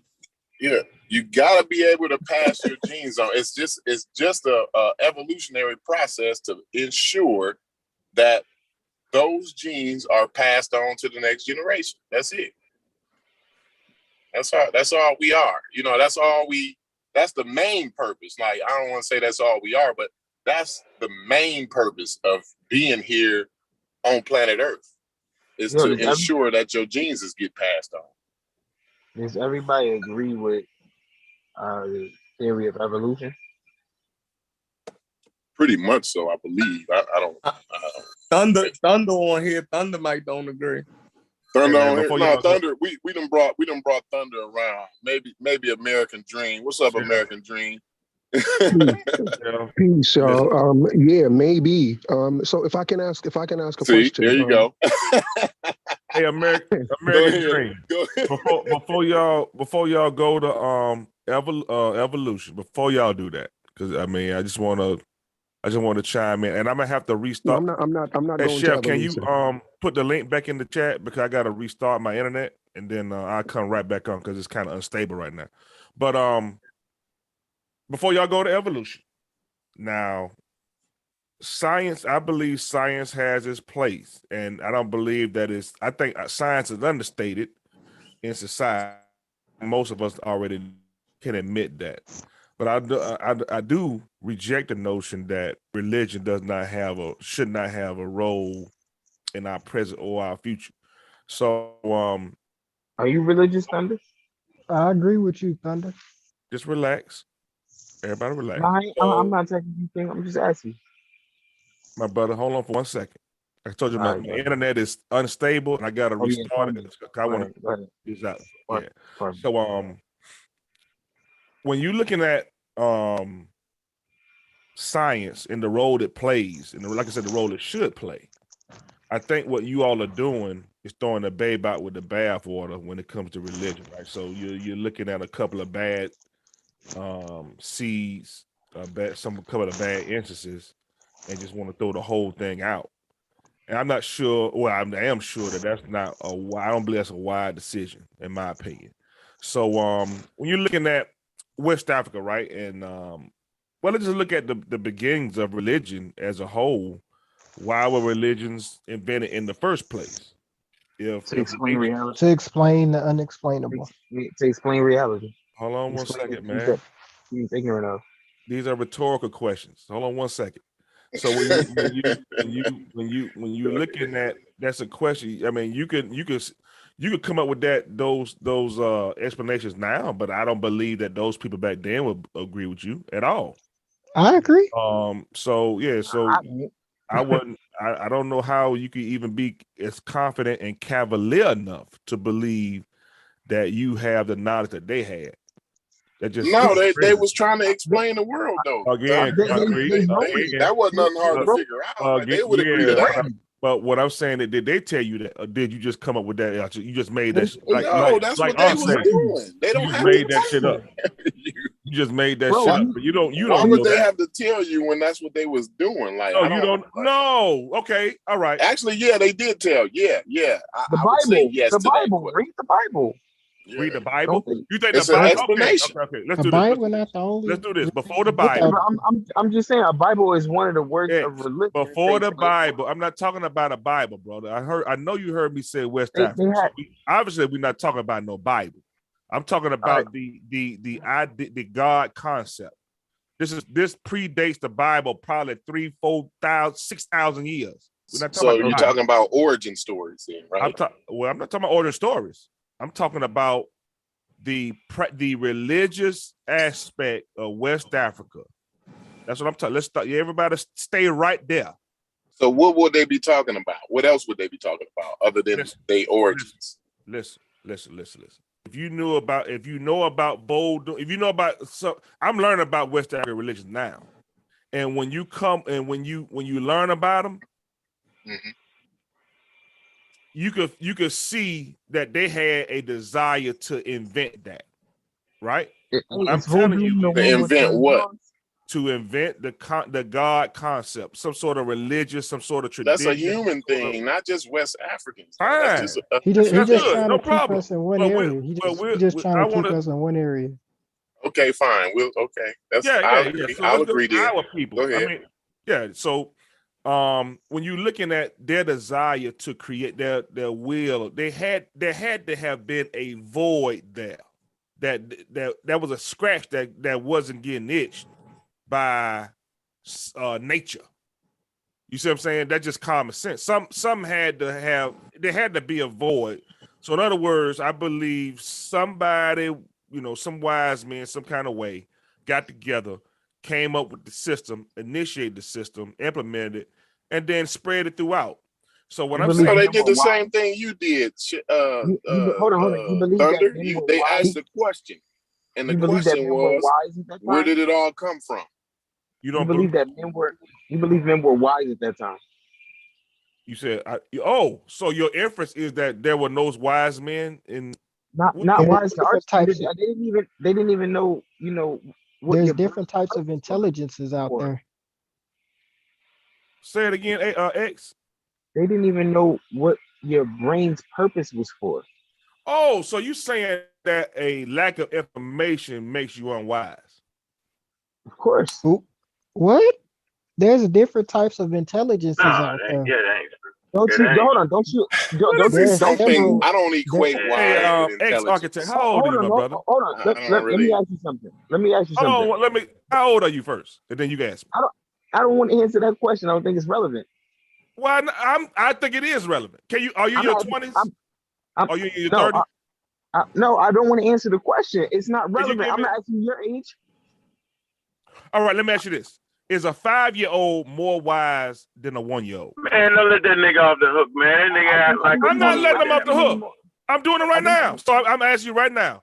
I don't want to press the man. He don't want to be pressed. But so let's do this. Is a 5-year-old? I ain't never heard that. Is a 5-year-old more wise than a 1-year-old, my brother? Yes. Why do you believe that? Do you believe that a 5-year-old has the knowledge of a 45-year-old? No. Right. So when you say that they weren't wise, I'm trying to give you. You're not wise. Advice. I think you have wise and you have more wise. So I think maybe you want to kind of change up your way of thinking. You know what I'm saying? You got to contextualize your wise. Wise during their time is not wise during our time. That's what I'm telling you, my brother. So don't say they weren't wise. Hold on. Would you listen to people talk from back then? And yes. think? Yeah. Let me They finish know my how to Okay, let me ask you this, survive. Adrian. Let me Let me hold finish on, my Adrian. question. Hold on, Adrian. Let me ask you this, X. Would you Let me ask you would this, you X. What did it hold take on, you gotta let me wisdom? finish my question? X. I got Go your ahead. question, but I'm talking, brother. I'll let you intervene. I'll let Oh, you go ahead. interject, but yeah, let me Go ahead, roll. King. Go ahead, So King. do you believe that, since we talk Egypt, do you believe that the people who came up with the concept of a pyramid, who engineered, who architect and engineered, designed, initially carried it out, believe those are wise? In a sense, yes. In a particular field of information, yes. Yeah, good point. Got him. So I would say In some a people particular were field of wise just in a because they particular were man. privy to information that you may or may Just not don't do have. it, man. You're Just not correct privy yourself, to. my brother, and move forward. That's in a particular field. X, correct yourself, brother, and move forward. I don't want to What waste do you time on mean that. correct That's a silly myself? argument. Just You're bow talking out, about man. That's enough. theology. Do you know Oh that my there's gosh, 5 different types of intelligences? That's enough, bro. You're no, not I gonna don't sit know here. that. I can't sit here and Right. if the show finna be about Egypt weren't wise people. I mean, come on, man. What are we doing, No, bro? it ain't gonna be. We're I not gonna just be said about in a Egypt sense. today. No. No, don't make no sense. They were wise. X. I'm I sure can you put wouldn't about want to go get mad. X. I know one thing. Hold on. Watch this. I know one thing. You wouldn't want to go get no medicine from them. I bet Oh, you ass so they not didn't. come Now we. Hold on, Thunder. Yeah. Let me jump in Go real ahead. quick, Go Thunder. ahead. Let me jump in. Yes, So I think the mistake being made here is we're applying a 2022 understanding of medicine and everything on an ancient society.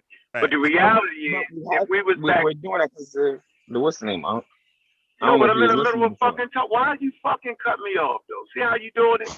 The show is weak, yo. I don't mind the argument, like that's cool. God. But when a person is talking, man, I'm telling you, this shit is fucking slap ignorant, nigga. Do you know how to read?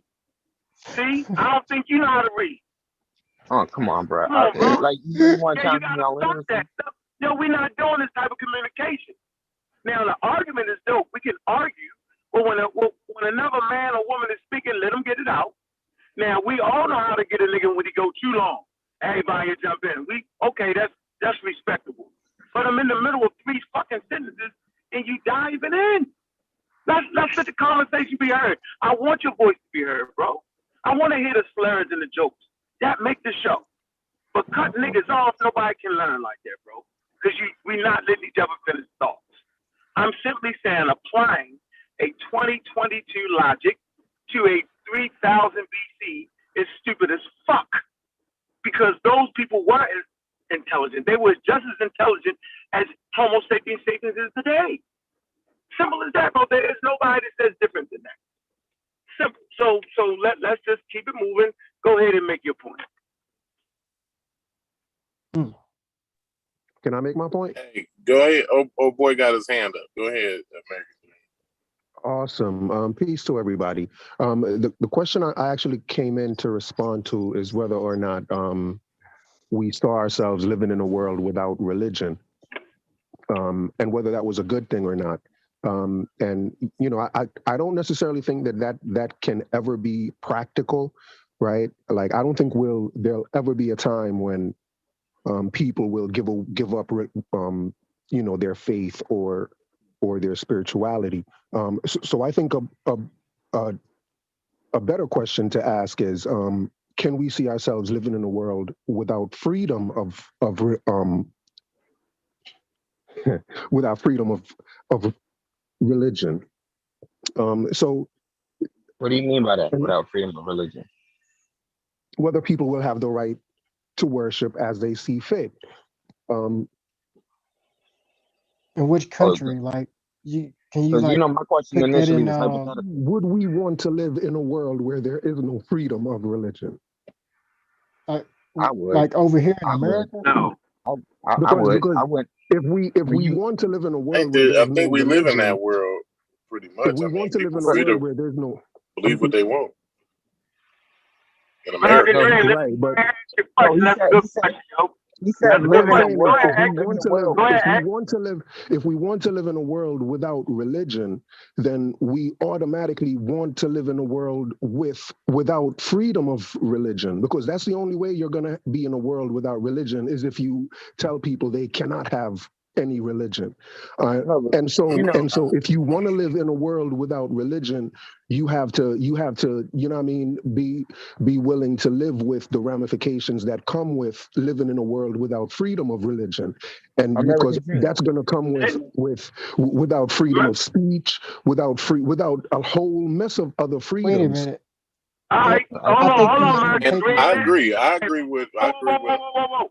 Let X go next, then let Corey, because you made some real central points. We don't want to go past that. We want to be able to talk about those points. They were some great fucking points you made. Go ahead, X. Speak to that, right, and first. Then Corey, then my man, Agent. All right. First, the question I initially asked was, could you imagine living in a world without religion or with people? I think it was everybody being scientific literate, something like that. But you know, that's hypothetical. Like that would never actually take place. So that wasn't supposed to be taken serious. It was just, you know, us throwing ideas at that imaginative, ideas at another imaginative idea. Then when you said if we lived in a world where without freedom of religion, that we wouldn't have freedom of speech. I don't know how you got to that. That's all I want to say. Because if you were let him. He can go ahead and respond to that. Let him respond to that, and then I'll go. Go ahead, American Dream. Right, sure. I was just going to say, if you try to institute, if you try to take away people's freedom of religion today, you would automatically have to take away their freedom of speech.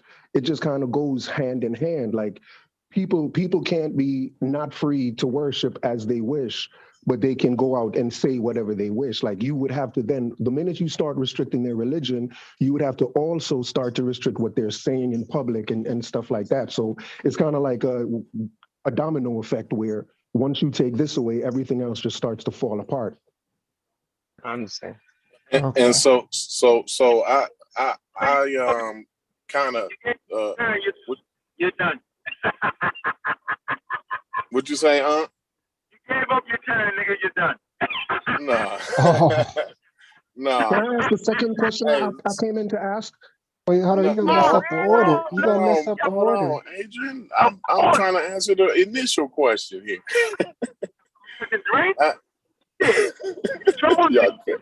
Fuck that.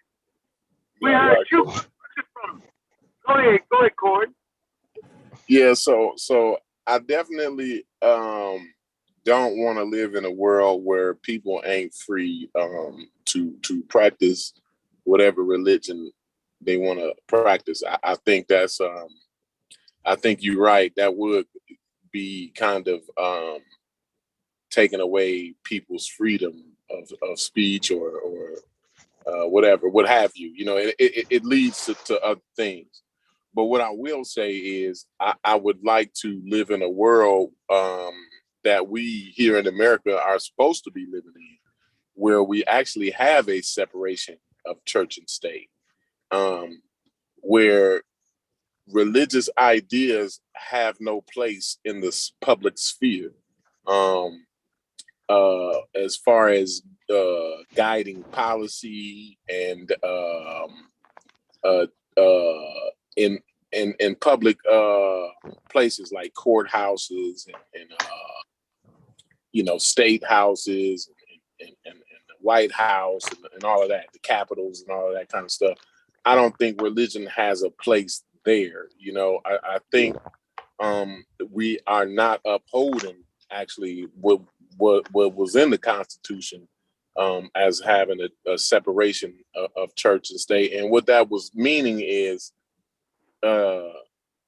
actually allowing people to have the freedom to practice whatever religion they want, but just we're not giving any credence to any one of those, you know. So like you'll hear people say this is a Christian nation, you know, the America is a Christian nation, but that goes against the Constitution. We're supposed to be a secular nation.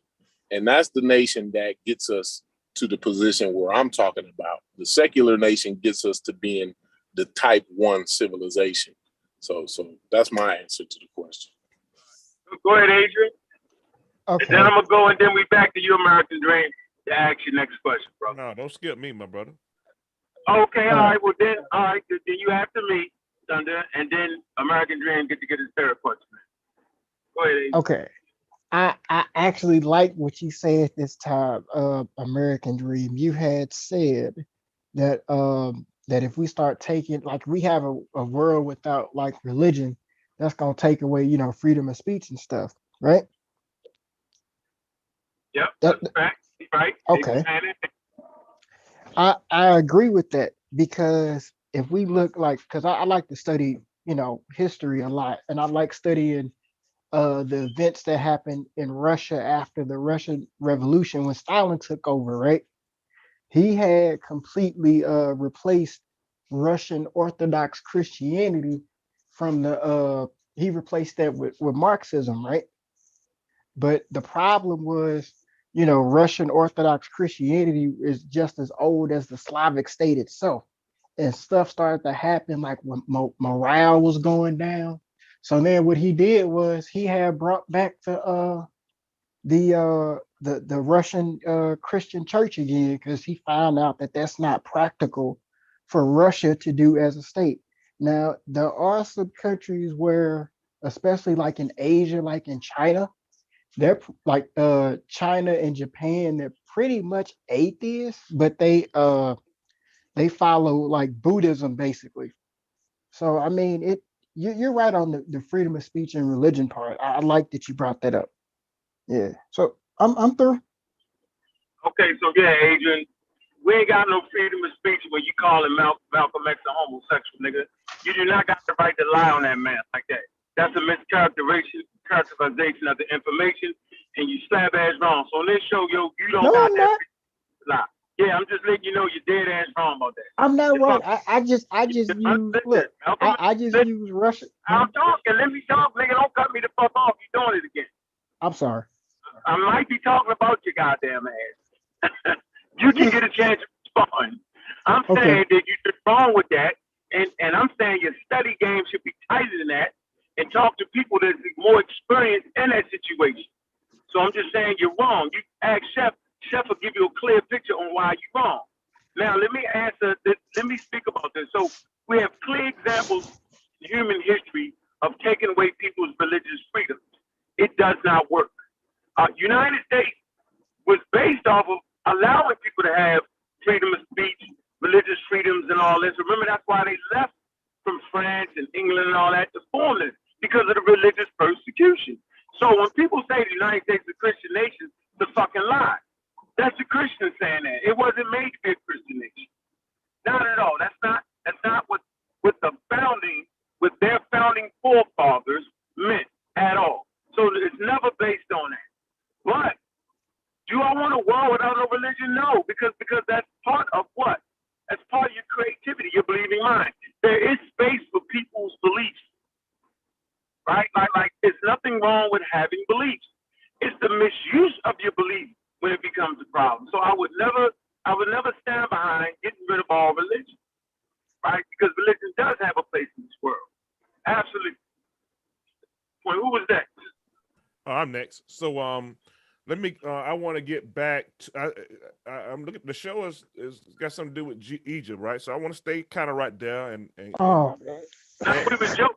We were joking, yo. Was a joke? They wasn't serious about Egypt, bro. Well, I was serious. I was serious. Cool. That's all you think you can talk about. No, I hate. Hold on, brother. X. What we're gonna do is we're gonna give you your own chance. We're gonna give you 30 minutes or 20 minutes. Oh no, I just want to. All right, hold on. I ain't saying the day where you bring up your slides and just make your point clear. And that have a discussion on what you're trying to say. I think that will be good for the show. But me and you arguing, everybody arguing, I don't think that's a good space for us. Cutting each other off, we can't handle the fucking conversation. Me, you, everybody. Put myself, I can't. Yeah, I act crazy. All yeah, right, so I get mad. He just drive everybody crazy. Hold on, man. Hey, Corey, man, niggas, we be mad at each other. We're like, wait a minute, it's easy. All right, so to get back, so I was kind of triggered my brother X, his I don't know if it was disrespect, but I don't know. I mean, when you saying Egyptians weren't wise, that's rough. But anybody in those days,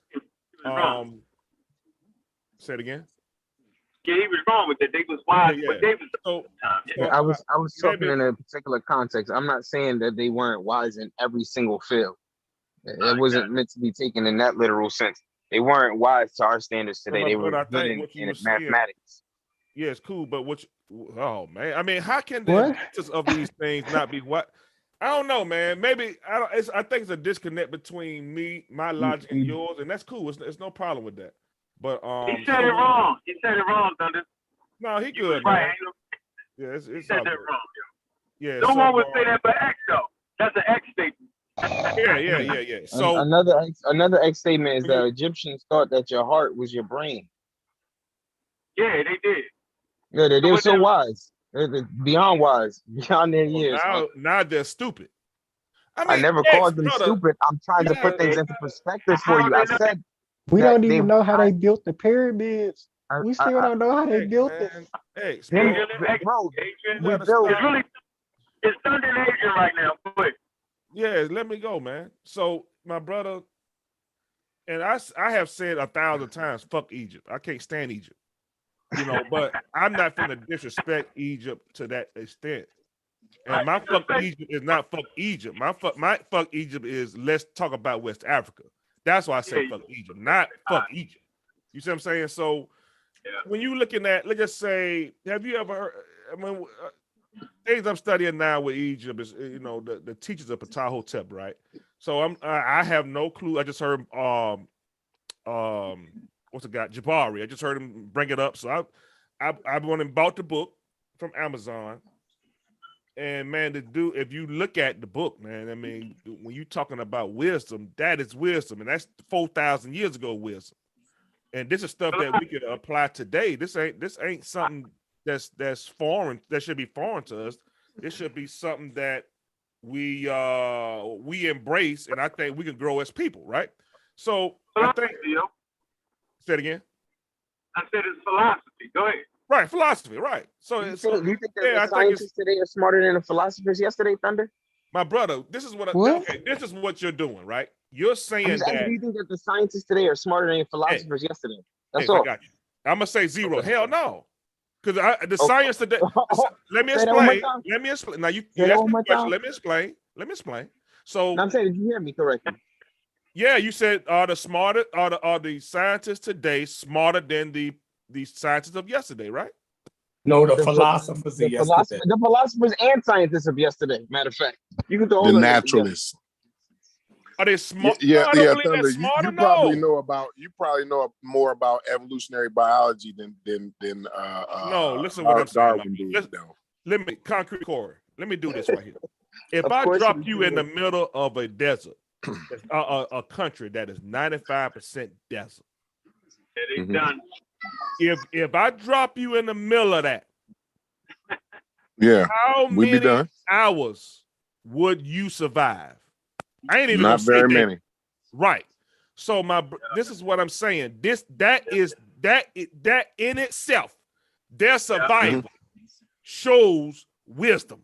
Period. Definitely. Yeah. I don't want to hear shit about no science. I don't want to hear shit about today. I don't want to. Scientists can survive any damn thing today. You sure? No. I don't think that's the example that he was giving. Whether the scientists. Let me. Y'all having two different arguments. That's what. No, we're not having. Actually, I agree with that. I do agree with that. I think we have one question. Does he believe that the philosophers of yesterday, these theologians that made these books, do you think that they're smarter? If you would allow me to, do you think that they're smarter than the scientists today? If you would allow me to answer you, I would. I'm telling you, I just said it 1,000 times. I believe that the philosophers, scientists of yesterday were smarter than the scientists, philosophers of today. I didn't say scientific philosophers today. I'm talking about. Let him get it out. Yeah, based on what? Go ahead, Thunder. You said based on. Am I mishearing what is he saying that the scientists? Scientists, and scientists and philosophers are two different people. Two different people. Go ahead, man. Go ahead. But he doesn't understand what I'm saying. Yeah, go ahead. Scientists and philosophers are two different. Yes. It's two different subjects. Yes. I asked you whether the philosophers of yesterday were smarter than the scientists today. That is my question. Let me say it for 10th time. Yes. Yes, I do believe that. Hold on, Thunder. What doesn't make sense? Because you're comparing two different things. You just said it, but I'm trying to even help you out. I'm trying to go with your argument. It's a ridiculous argument. I don't know what anybody's saying because y'all both talking at the same time. I'm gonna tell you what I want to say to this. I'm saying no one actually does that. That's a horrible correlation. That's a non sequitur. That's an anachronism. It's an anachronism. But I'm trying to be not a non sequitur. Answer your question. I'm trying to answer it the best way I know how. The question don't make sense. You know what I'm saying? So that's why I put scientists, philosophers together.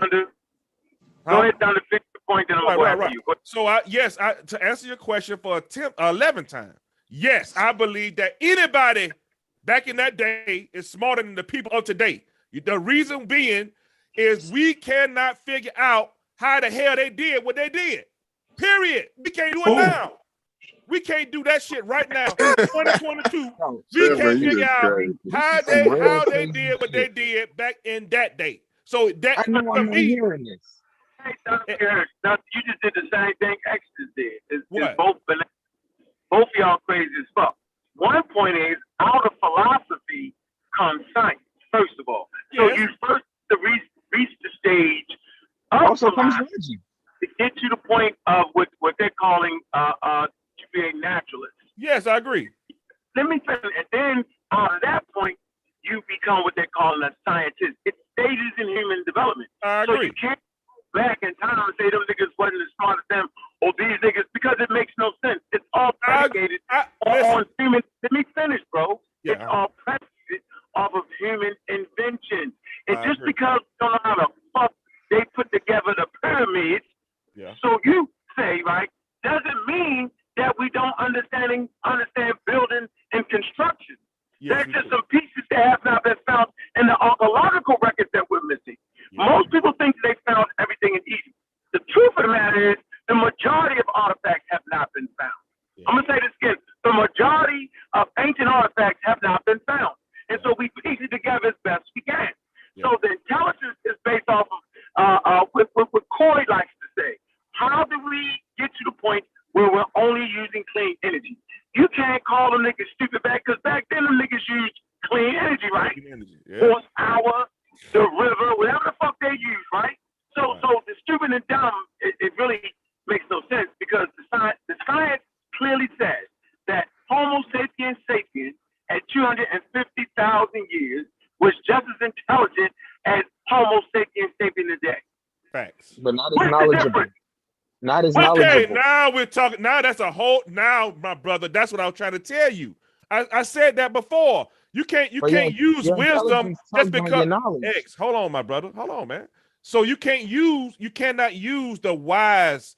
You use the wrong word. Those people were just as wise as us. Now, did they have the knowledge we have? No, because as time goes on, we acquire more knowledge. So if you will bow out to that, then we could change the argument. I'm cool. Yeah, but you fucked it up. Actually, say they were smarter. I mean, Thunder, you fucked it up by saying that. No, more knowledge. I didn't say smarter. We have acquired more knowledge. That's what he said. They're more knowledgeable. That's not how human beings work. Though they work off of standing on each other's shoulders, yo. Hold on. Of course, you acquire more knowledge as time goes on. Hey, Thunder, what does wise mean? Maybe I misspoke. What does wise mean? Wisdom. Okay, let's do this. Wisdom. Yeah, let's look it up. Wisdom. Okay, wisdom is a quality. Okay, let's look up wise. The quality of having experience, knowledge, and good judgment. The quality of being wise. So we're going to look at wise. Okay, the soundness of an action or decision with regard to the application of experience, knowledge, and good judgment. The body of that's not smart. Okay. Yeah, man, Abe is just throwing shit in because he can't hold. The soundness of an action or decision. The soundness of it with regard to the application of experience, knowledge, it's intelligence, right? Good judgment. No, he was reading. It's not just intelligence, man. It's how let's do it again, X. It's not just intelligence or knowledge. Listen to what I'm saying, man. I'm listening. Go ahead. Okay, go. The soundness of an action or decision with regard to the application of experience, knowledge, and good judgment. It's not just intelligence, knowledge. No, it's how to apply it. That is what they're saying. The soundness of the application of it. Okay. Also, the body of knowledge and principles that develops within a specific society or. Where you reading from? This is from Oxford Dictionary. And what word was you looking up just now? Wise or wisdom? That was wisdom. But if you don't, we can look at wise. Hold on. Yeah. Wise. To be wise. Well, you asked him, X, where is he reading from? Like you disagreed with what he was reading. No, I couldn't process it when he was reading it. Yeah, it's cool. So wise. I want to go read it for myself. That's cool. I mean, same thing. Wise. Having or showing experience, knowledge, and good judgment. Responding sensibly or shrewdly to a particular situation. Having knowledge in a specific subject. You see what I'm saying? So yeah, I mean, I don't know how, and that's Oxford as well. We can go to Merriam if you want. So we agree that Homo sapiens is called wise man. Y'all know that, right? Yeah. Yep. Homo sapiens is called that.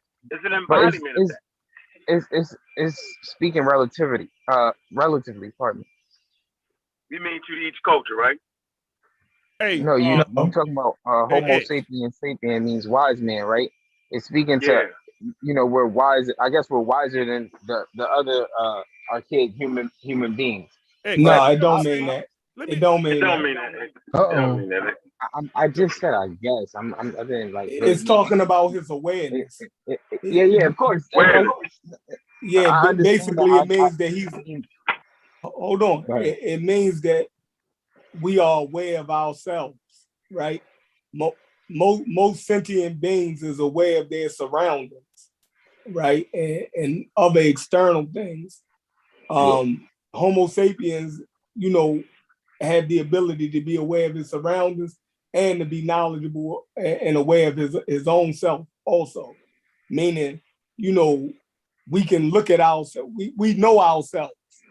Hey, share my right? screen. Like it's only a certain amount of animals that we notice that can actually know themselves, like look in the mirror and know that they're looking at themselves. So, but chimpanzee, like a chimpanzee can do that. Yeah, there's only a couple animals that we observed had that ability. Neanderthals could do that too, and Denisovans, as well as all the other. We don't know that, right? Hey, share my screen. They could. If chimpanzees could do it, they obviously could do it. They share more DNA. Yeah. What separated us from like those archaic humans is we can set goals. We got a frontal cerebral cortex, so we can set goals and we can make predictions and shit like that. You share the screen, Jeff? And that would make us wiser than that would make us wiser than them, right? I see Egyptian sculpture. Yeah, that's what it means. That's what Homo sapiens pretty much mean, don't it? That's I was basically saying I guess it meant that we were wiser than the other ones. Let me ask you this, man. Right. Can you go? I don't know that, but I guess that it will make sense. Hey, X, can you make that right now? Boy, y'all love Egypt. No, we're talking about Egypt. No, we not. No, who was talking about Egypt? Nobody was talking about. I thought somebody got about Egypt, so we on That's Egypt the right name. now. That's the name of the title. That's the name of the title of the show, man. So he right. Okay, he right on that. Look at this okay. right I here, didn't man. know. I mean, My just bad. this one sculpture right here. I don't know how they made this. I don't know how they painted it. Really? I don't know. I couldn't do this. Can sculptors today make something better than that? Sculpture today, yeah, they can. Okay, like so, what are you trying to say? No, that's what I'm saying. You're saying just because we can do it now better, that them doing it then, what you're not giving that credit. I'm not taking credit away from like the things that they did. That you say they ain't wise. To me, you are taking credit. I'm speaking. Damn, I keep forgetting how to say this fucking word. I don't know how you trying to say it, brother, but just to be bro, able to create this. I'm speaking relatively. I'm not speaking like the way you interpreting it. Look at the chest. Look at the chest and how it's chiseled out. That's Leonardo da Vinci type stuff right there. That's good for their time. That's good for their time. Good for their time. Oh, for their time, of course. You ain't hey, let me ask you this: Is Mona Lisa? Is the Mona Lisa good for her time too? Hold on, I asked you before. That's a painting. I asked you before.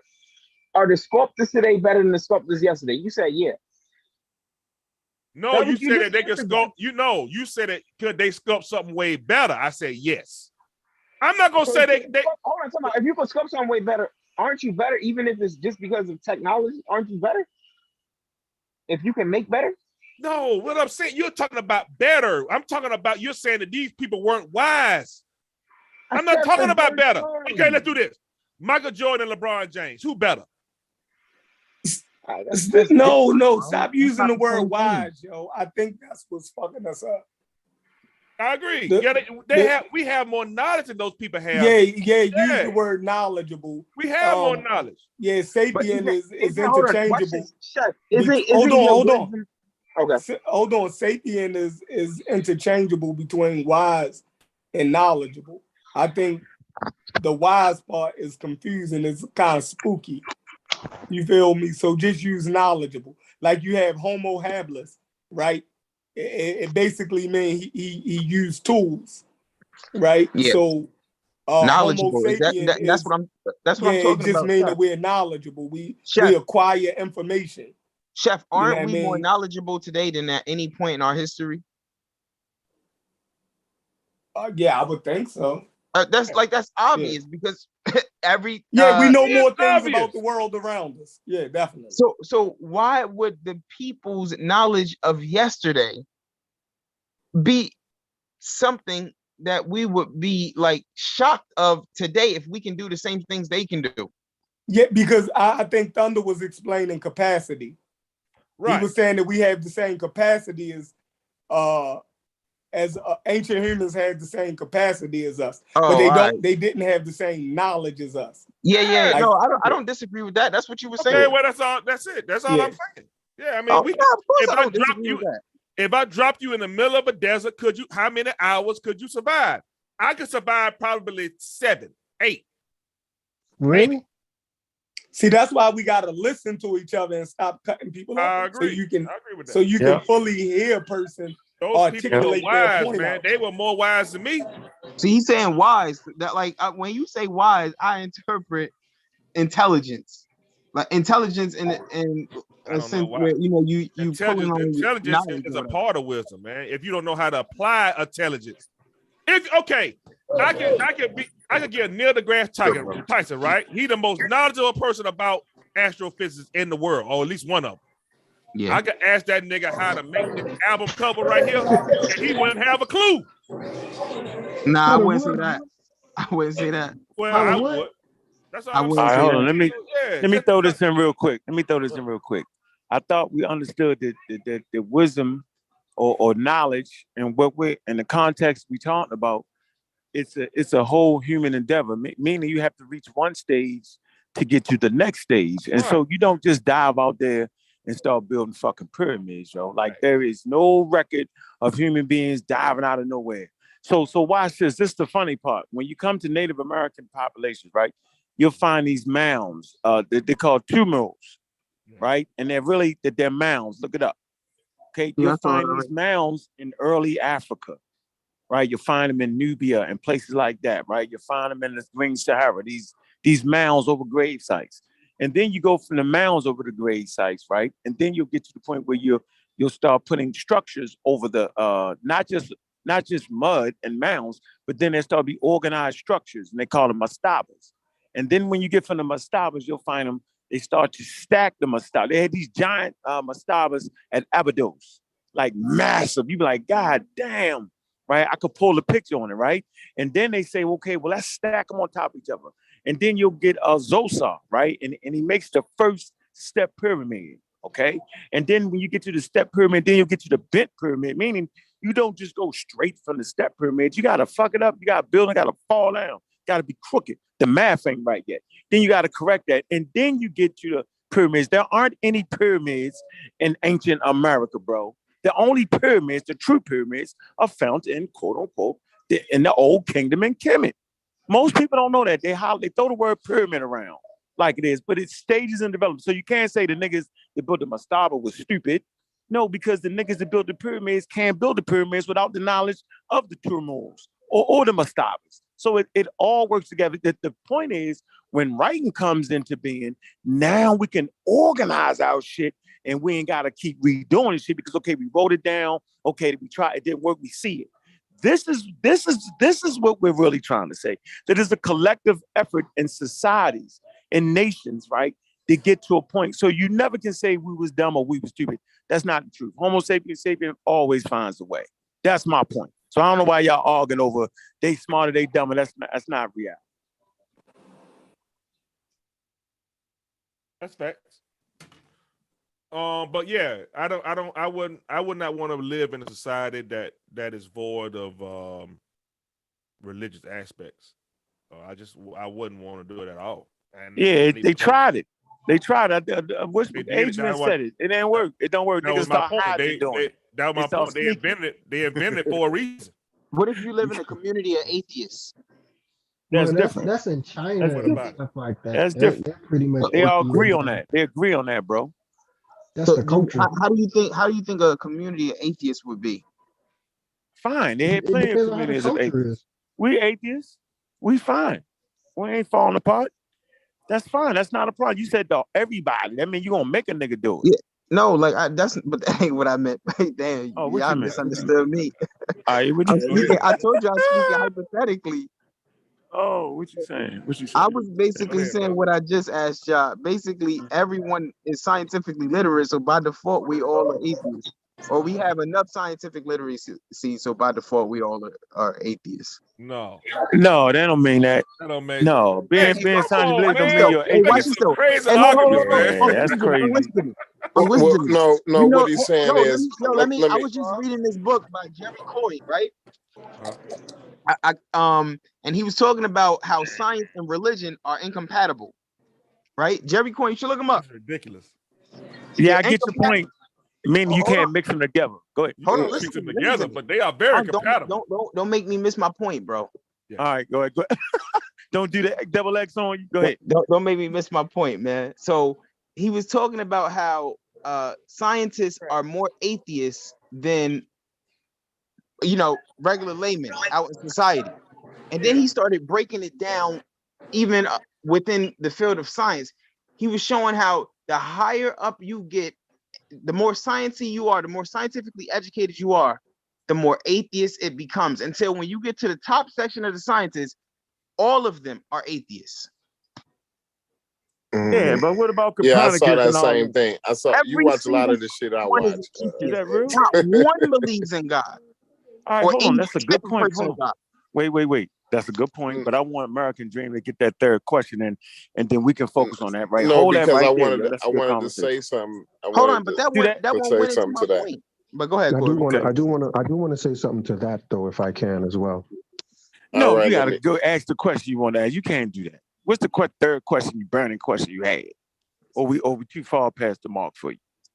Well, it's actually related to this very same topic we're talking about. So if I could just respond to it. All right, go ahead. And Corey, you dive in there next. Go ahead. Right. Y'all can correct me if I'm wrong, right? But science, for something to be scientific, it has to be something you can prove. Science is about proving stuff. And, atheism says there is no God, but you can't really prove that.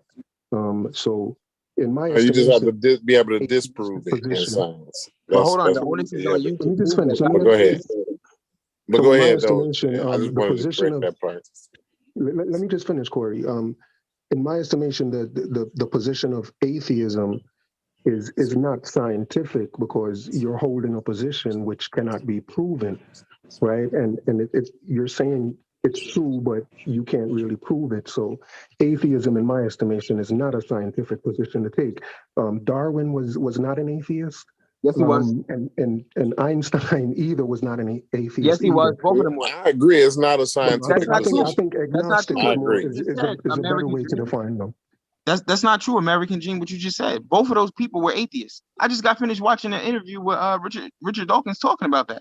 Both of them were atheists. Well, regardless of whether they were atheist or not, I don't think that goes against the idea because they may not have been, but they weren't perfect either, and there were a lot of things they were wrong about. All I I'm agree saying that is it's the not position of scientific. atheism. If I can just say, the position of atheism says God does not exist, and they cannot No, it prove don't say that. And because It doesn't they say cannot that. prove that, Corey, could you give me 1 minute before you, bro? And I'm done. And I'm not even gonna talk no Einstein more. was an agnostic. Go I ain't even ahead. gonna talk no more. because they Go cannot, ahead, but it because don't they say cannot that though. prove, because Yeah, they it cannot doesn't. prove that God does not exist. Yeah, The but position of atheism is not a scientific position. It is American not. Dream, what You're you absolutely right with American that. Dream, It's what not you a just scientific. said, scientists use evidence to come to what you call proof, right? Proof of what? Proof of anything. You need evidence Right. for it. The reason scientists in general are atheists is because the line of thinking has them question everything. Where is the proof of God? It doesn't exist. There's no evidence. Therefore, they're not going to follow something that goes against their train of thought, which is to follow the evidence. We don't have any evidence of God. Therefore, to a scientist, there is no God until there is evidence of it. No, what I'm saying is in a scientific position, like to take a scientific position, to say something is true means you're able to prove it, right? So when you say so, to be an atheist is to say it's true that God does not exist, but you can't prove that. That's not. To be an atheist means that you don't believe God exists.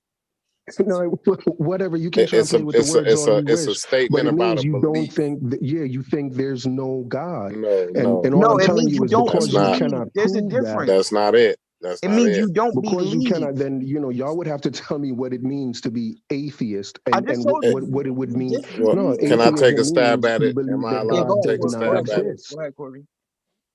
I just want to say that at least for me, in my position, is I'm not convinced, and this is for most atheists. When it comes to the question or a statement about God, they're not convinced of the evidence. So it's not saying that there is no God. It's just meaning that they don't believe it. They have the evidence that has been presented there is no evidence. Is not convincing. Yeah, there is no what's evidence. the difference between an agnostic and an atheist? An agnostic is somebody not that really says, nothing. I don't Nothing know. Really. I don't know whether God exists there is or a not. difference. They're saying they just don't know. Yeah, they say I don't know whether God exists or not. And but at the same time, they ain't convinced. That's what you just defined. What you just defined. An atheist is somebody who says there is no evidence of God, therefore God doesn't exist. Along that line of reasoning, there is no evidence of God. You can't study God because there's no evidence of God. So God isn't even within scientific realms. God is a supernatural. And you're right about that too. It's atheism ain't even. It's just a position about a belief. It's not a scientific. It's not a scientific. Not scientific. Right, but a scientist wouldn't say absence of evidence is not evidence of absence, right? A scientist wouldn't say Abraham Lincoln evidence of like just because there's no evidence that's philosophy. Doesn't mean that's philosophy. Yeah, I don't know what you're talking about right now. With science, if there ain't no evidence, it ain't there. That was a philosophical statement you just made. American Dream. Right. Just let him get it out. Let him get his Go ahead though. Point out. Like for you to say something is scientific, like you have to take a position, right? The position that's taken in atheism, and an atheist takes a position and the atheist says God does not exist, right? So he takes a position that he cannot prove and a position that he doesn't even attempt to prove. But we just right? explain how we don't do that. That's not right. They don't Yo, he's still talking, yo. Yo, but it's like he's not listening to us when we talked to him before, and he go right back to the same shit. But if you're cutting, Because if you're he never cutting me got off and his own talking over point me, out. that only proves that you're not listening either. Oh my God, why would I cut in if I wasn't listening? Go ahead. I'm saying if you were listening, you would rather listen. Like you would just wait for me to stop. Like, you know what I mean? Like I'm gonna stop. I'm not gonna speak forever. But again, like since you cannot prove, like you cannot prove that God does not exist. You cannot prove that. So for you to hold that position as true means that that's not a scientific position. That's all I'm saying. Okay, bet. When you say they can't prove God exists, what you're telling them is their position is not scientific. But when you say God does not exist, when you tell them that their position of God exists is unscientific because they cannot prove it. But then they can also say to you, your position that God does not exist is also unscientific because you cannot prove that position. Absolutely, either. you're right. You're right Now, with that. hold I on, agree. Corey. See how Corey, easy that was when y'all let a nigga get it all up? It's still silly, Corey. Yeah, but the thing is, is, that's not what that's not the position. That's what we're saying, Shepard. Yeah, exactly. He's arguing against the wrong position, a straw man position. But then we could take him. How y'all figure he arguing though? Well, not an argument, but he's that saying was what his atheism point. But that's not the definition. It's not as if this isn't tied to the previous. The definition of atheism isn't God doesn't exist. The definition of atheism. He said that that's both what we're saying. No, what he said was both positions is non-scientific. That's not true. Yeah, we follows, said that. Science follows evidence. If there's no evidence of something, science can't follow it. So the position of God is non-scientific. Okay, let's outside of the realm of science. Yeah, let me try to help you it out. is outside of the realm of science. Yes, when it comes to correct. atheism, atheists don't believe in a God because they don't do the belief thing. They do the evidence thing. They don't say it's no God. They say they don't believe. We don't say we don't prove. We don't. It's like I saw this meme one time. Okay, X. Can I ask you a You're question? acting like all atheists are the same, yo. No, but for the most part, Shepard. For the most part, just don't believe God exists. For the most part, Shepard. To a lot of atheists. That's what the definition is. Atheists don't believe God exists. They don't believe it. Right. There's no is that a scientific position that they take? It's not a scientific position. No, it's not scientific. That's not a scientific position. That's all I'm saying. That man said that 10 minutes ago, man. Why y'all arguing? It's not a no. We all but the thing is, listen. Let me just get this clear. All I'm saying is for you to say the reason. Hold on. Can I speak? Science is not. I allowed you to speak. I allowed you to speak. Thunder, American Dream. What I'm just saying. The reason why the confusion came in is because he kept saying that the atheist position is that no God exists. Yes. And we were just trying to clarify that was not the atheist position. Yes. That's it. That was it. That's all we was trying to clarify. So that he wouldn't be making a point to the wrong, we don't want him to waste the time making a point, and that's not the point. You know what I'm saying? I just didn't want him to waste that time. Atheism is the disbelief or lack of belief in the existence of a Thank God. you. That's it. That's it. I appreciate that. They don't say that God doesn't exist. Now you do have atheists who do say that God. Yeah, you have some, but for the most part, that's not atheism.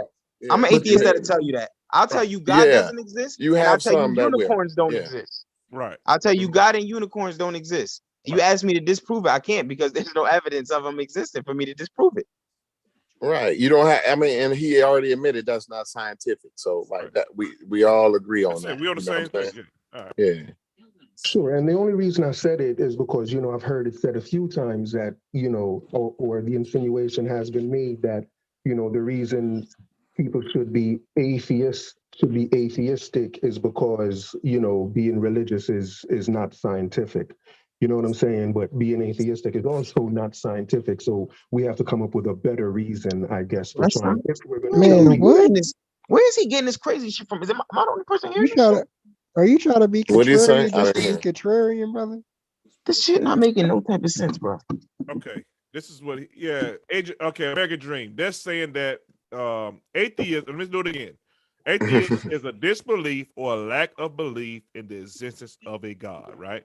What you're doing is you're still trying to say that atheists are saying that there is no God. Atheists are not saying that. You right, but if you look up the definition of a theist, right, it's going to say people who believe God exists, right? And then y'all are like trying to play on words. Hold on, let me just finish. Y'all are trying to play on words. We all know that people who believe God exists, right? They know or they think there's a God out there. They think that's true. It's their faith. They say it's faith. We're trying to say as if when we read the definition, it says atheists are people who don't believe, as if that it's something. Don't believe in the existence of God.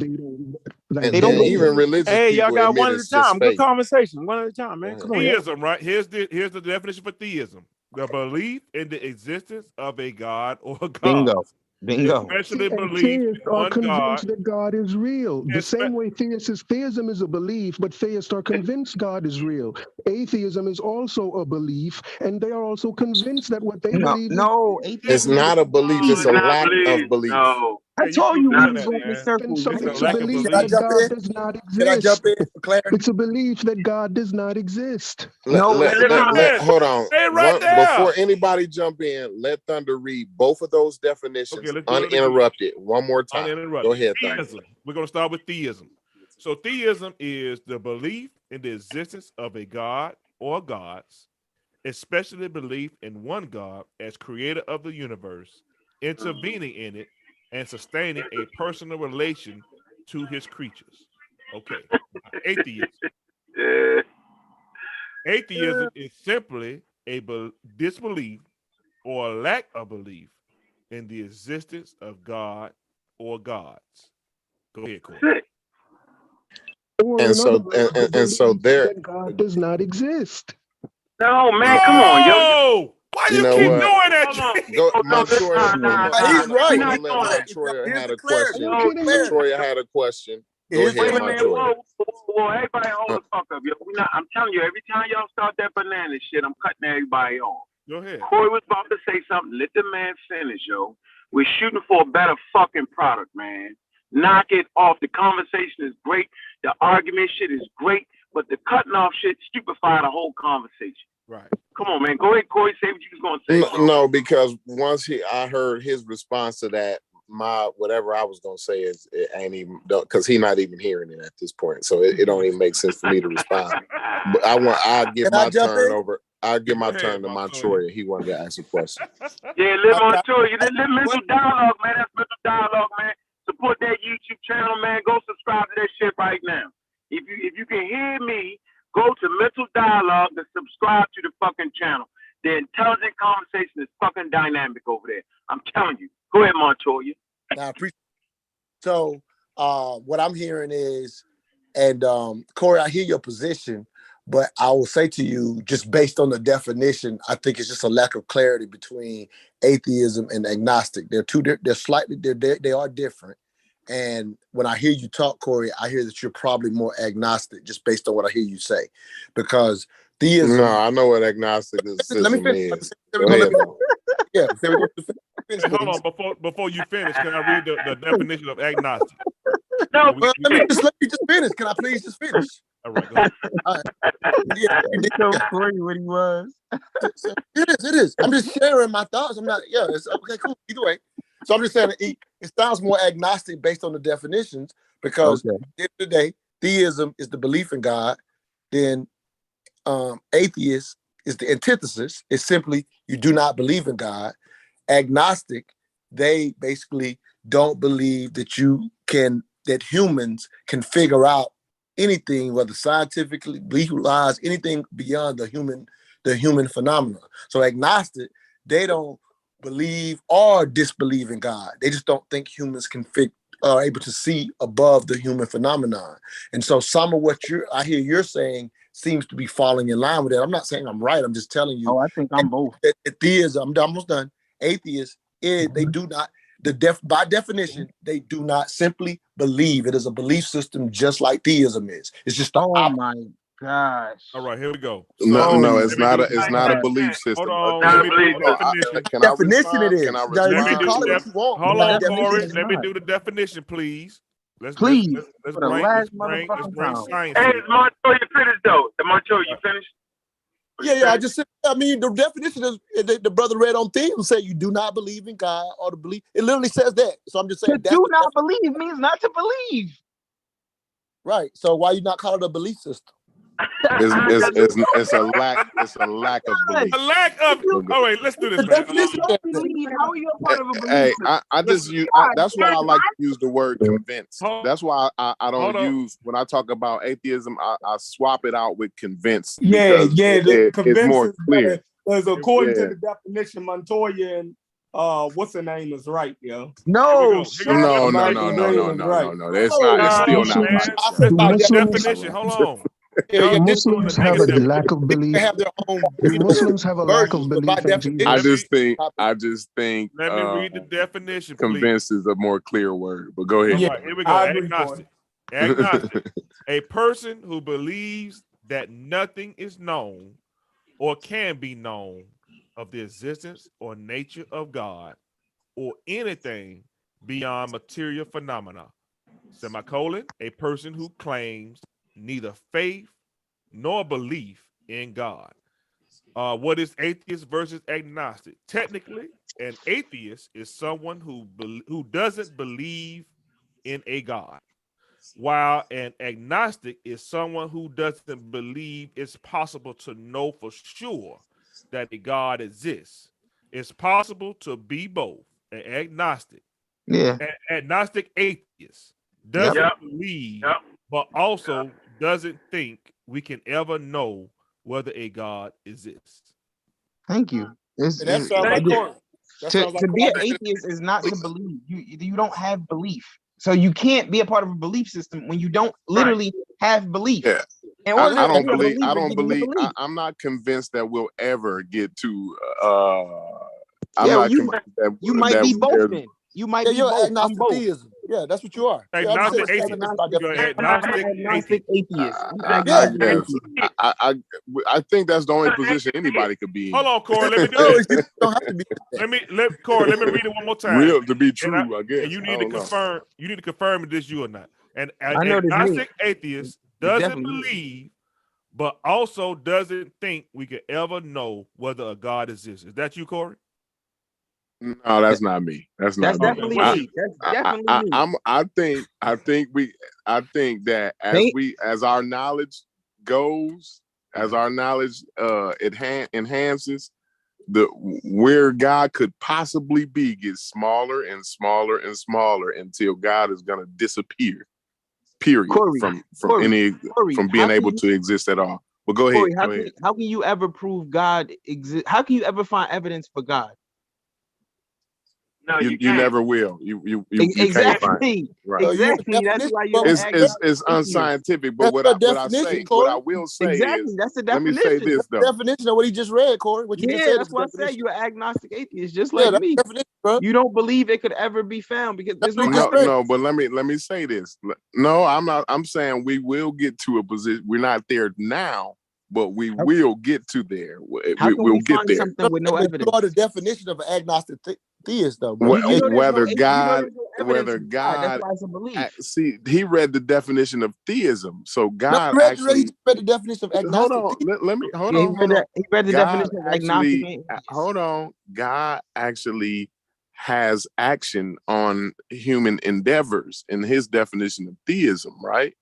So we're gonna prove shortly that it's no way possible for that to be happening, bro. Real shortly here. So that's all I'm saying. You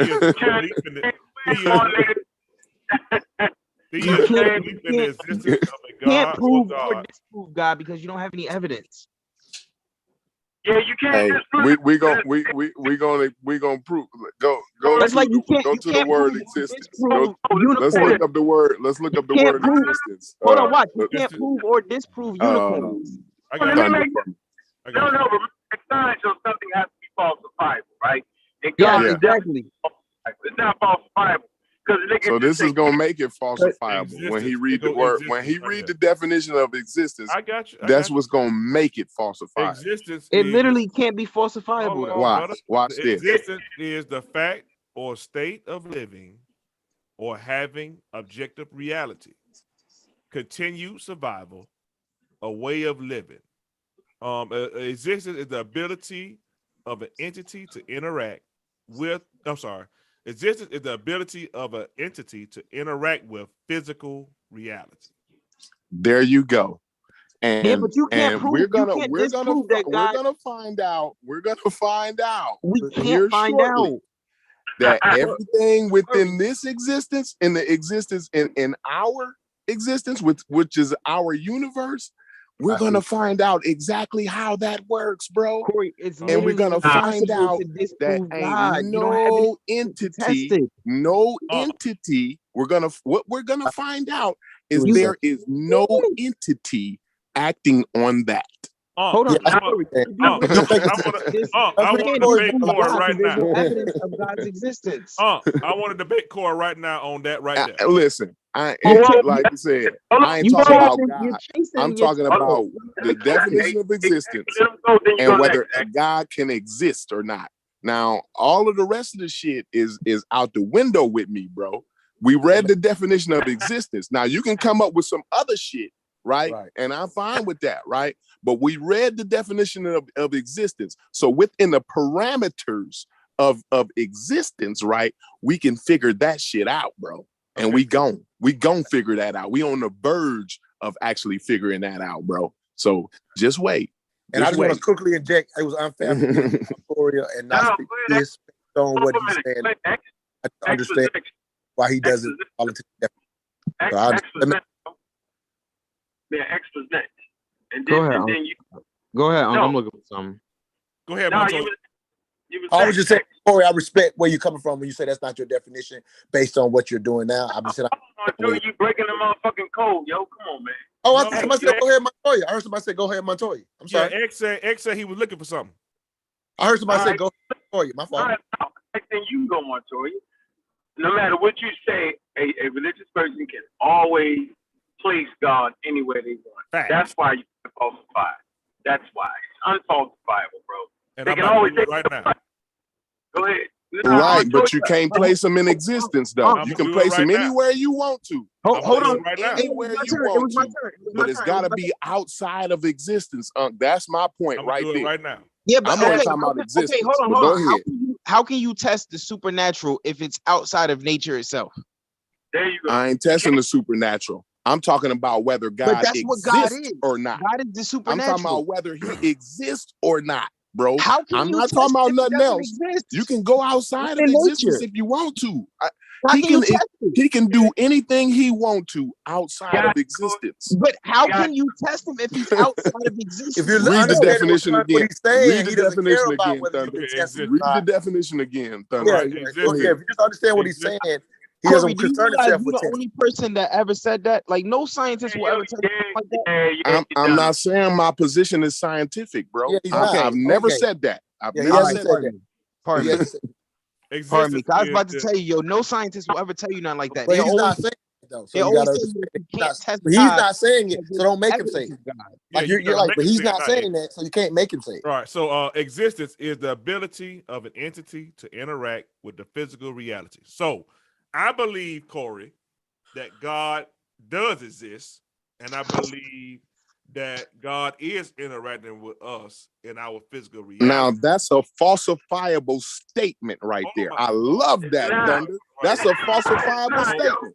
No, it's not. Because I said I believe. Because you read the parameter. You have to stay within the parameters of existence. Stay within. You already let him finish. Go ahead. Stay right there. All right. Okay. Existence is the ability of an entity to interact with physical reality. So I believe, yes, I do believe that God does exist. First and foremost. Now, I believe that God is interacting with our physical reality by way of nature. So when I'm looking at so hold on, God you is. gonna let me finish. Go No, ahead, you told me you was gonna let me finish. All right, now let me make my argument. Let me make my argument. Let me make my argument. Now, so I'm gonna That was good. That was nice. That was nice. Yeah. It was nice. phony, and I'm finna kill it. But hold go on, ahead. no, be quiet. That was nice.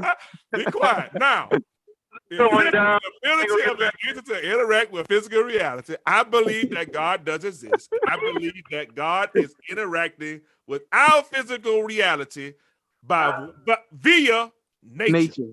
Oh, it's over. It's over. It's over. Now, Corey, go ahead. Now, You gotta hold on. Go ahead. All right. I thought you was finished. My bad. Now, hey, you stupid, boy. Now I believe that God is interacting with us by way of several natural disasters, right? There are, in my opinion, you just said by nature. Sum it all up. I said natural disasters, brother. So I'm giving. Hold on. I said nature isn't natural. So let's relax. So now we have. If you look. Hold on. Now, if you look at hold on. Let me do a sidebar. Now, Corey, have you seen that black hole that's going through space at 28 miles per second or something like that? Wait, that's God. No. That's all the sidebar. You seen that? That's the average speed that the black holes move. Okay. Go ahead. Yeah. All right. Now, so when we looking at nature, right? So I'm looking at different earthquakes that's happening. We got hundreds of earthquakes every day that's happening on the earth. Of course, we don't hear about them, but they're happening. We have volcanoes. We got like 50, 60 volcanoes erupting right now. We got tornadoes. We got floods. We got hurricanes. We got record flooding. We got droughts. We got all these things that are happening right now. And in my opinion, of course, it's my opinion, and I can't prove it, but it's my opinion, that is how our God is interacting with our physical reality. Go, Corey. So now what you're doing is what you call it's a fallacy. I can't think of the name of it, but what you're doing is you co-opting the same the word, and you just changing the word. So we know that's what the science uses, nature, right? So we look at these phenomenon, and we have explanations for these phenomena, for tsunamis and tornadoes and volcanoes and all of that. They are explanations for these different phenomena that you call in nature or God or whatever. So there's no entity that are causing these. We have explanations for them. So it just don't make sense for you to co-opt the word nature and then make a false equivocation with the word God. That's a fallacy, bro. I think me and you had the argument one time before about the Big Bang Theory, right? And I told you, as a person that's religious, of course, you can't believe in that. You got to believe that God created everything. No. You can believe in the Big Bang and still be religious. Okay, now. So there you go. Exactly. Yeah, you can believe. Yep, you can accept the Big Bang, evolution, and all that, and still be religious. Exactly. Yeah. All right, now. So that's where I'm going to go. So you just say God done done. What happened at first was right, Corey. That's why we can't beat him with that. Exactly. No. Exactly. It's but the thing is, God. it's bullshit. You can say a leprechaun done it. I mean, this shit is. It's an explanation for it. It's not true. The leprechaun didn't do it. It's an explanation. We know the leprechaun didn't do the shit, bro. No, you can falsify a leprechaun. You can't falsify a unicorn. No, bro. It just said God is an entity. The leprechaun is a goddamn entity that manipulates the physical world. Share my screen. We know how nature works. We know these phenomenons, bro. You don't know we how know God it ain't no entity. We know for sure. You don't know how God manipulates nature? Listen, y'all not listening. Y'all not listening. Y'all not listening. I'm in the parameters. I am in the parameters of existence. And we know there is no entity twiddling the dials or nothing like that. There's explanations about this, bro. We know how it do you ain't. know God isn't causing it says existence. You have to be an entity fucking with the physical world. We have explanations for why it's a tornado. How do you know God didn't spark this all with the Big Bang? Yeah, yo. Say what? How do you know God didn't spark all of this with the Big Bang? That was let me see now. That's what I'm saying. That's what I'm saying. We're gonna figure that out. Hold on, Corey. Just because that's the God of the gaps. That's a fallacy. That's a fallacy. That's a fallacy. Can y'all see my screen? Arguments from ignorance fallacy, to be exact. Y'all can see that? Yeah. That's an argument from ignorance fallacy. So here we go, right? So here we go, right? Here we go. Hold on, let's go to the Big Bang Theory. So y'all gotta stay within the parameters of existence, bro. Let's do this. Let's do this. So we got God can be outside of that. Hold on. I already told you a long time ago, Thunder. I know. God can be all outside of that if he wants to. I know. So now this is what we got. So we got the Big Bang Theory. This is the Big Bang Theory, right? So we have 13.77 billion years. We got you stupid. So we got that's a picture of existence, right? Right. So we got God is off the screen. God Yes, ain't on the screen. He off the screen. We got all of this. we have this is the beginning. We have the dark ages. Then you have this explosion, right? You have this explosion of matter that's going out, right? So as a person who believes in God, I am willing to submit that this is how the universe came into existence. I'm willing to go there. I'm willing to do it for the sake of the argument. But what I need from you and both of you and everybody agreed that was on that show, you was included. I will let's do a compromise. I will say that the Big Bang Theory, yes, all of that did occur. What I need you all to do is to agree that right there is God. No, hey, let me show you where God. That's all I need. Keep moving your cursor to the left. Move your cursor to the left a little bit. All of this, a little bit more. A little bit more. What you said. A little bit more. Keep moving. Keep moving. Keep going. Keep going. All the way over. Keep going. Over. That's where God is at right there. All right. This page that you're showing is existence. God is not on that page. Period. You just read the definition of existence. Now, I don't care. Y'all can have all the God y'all want to, but he can't be on this page. That's all I'm saying. Y'all can have him all y'all want to, but he's not in. When you look at the definition of existence, by definition, he's not on this page. Yeah, but what about another dimension? He can. That's not a part of listen. X funny as shit, yo. What about another dimension? If you're saying another dimension is outside of existence, then fine. He can be there. Our existence. Listen, I don't know about any other existence. All I know about is this one. Corey, why you right now? Corey, you don't God don't exist. Why you calling it a non-existent entity by gender? I'm being funny. Because that's what humans do. That's what human beings do. I'm being funny. Yeah.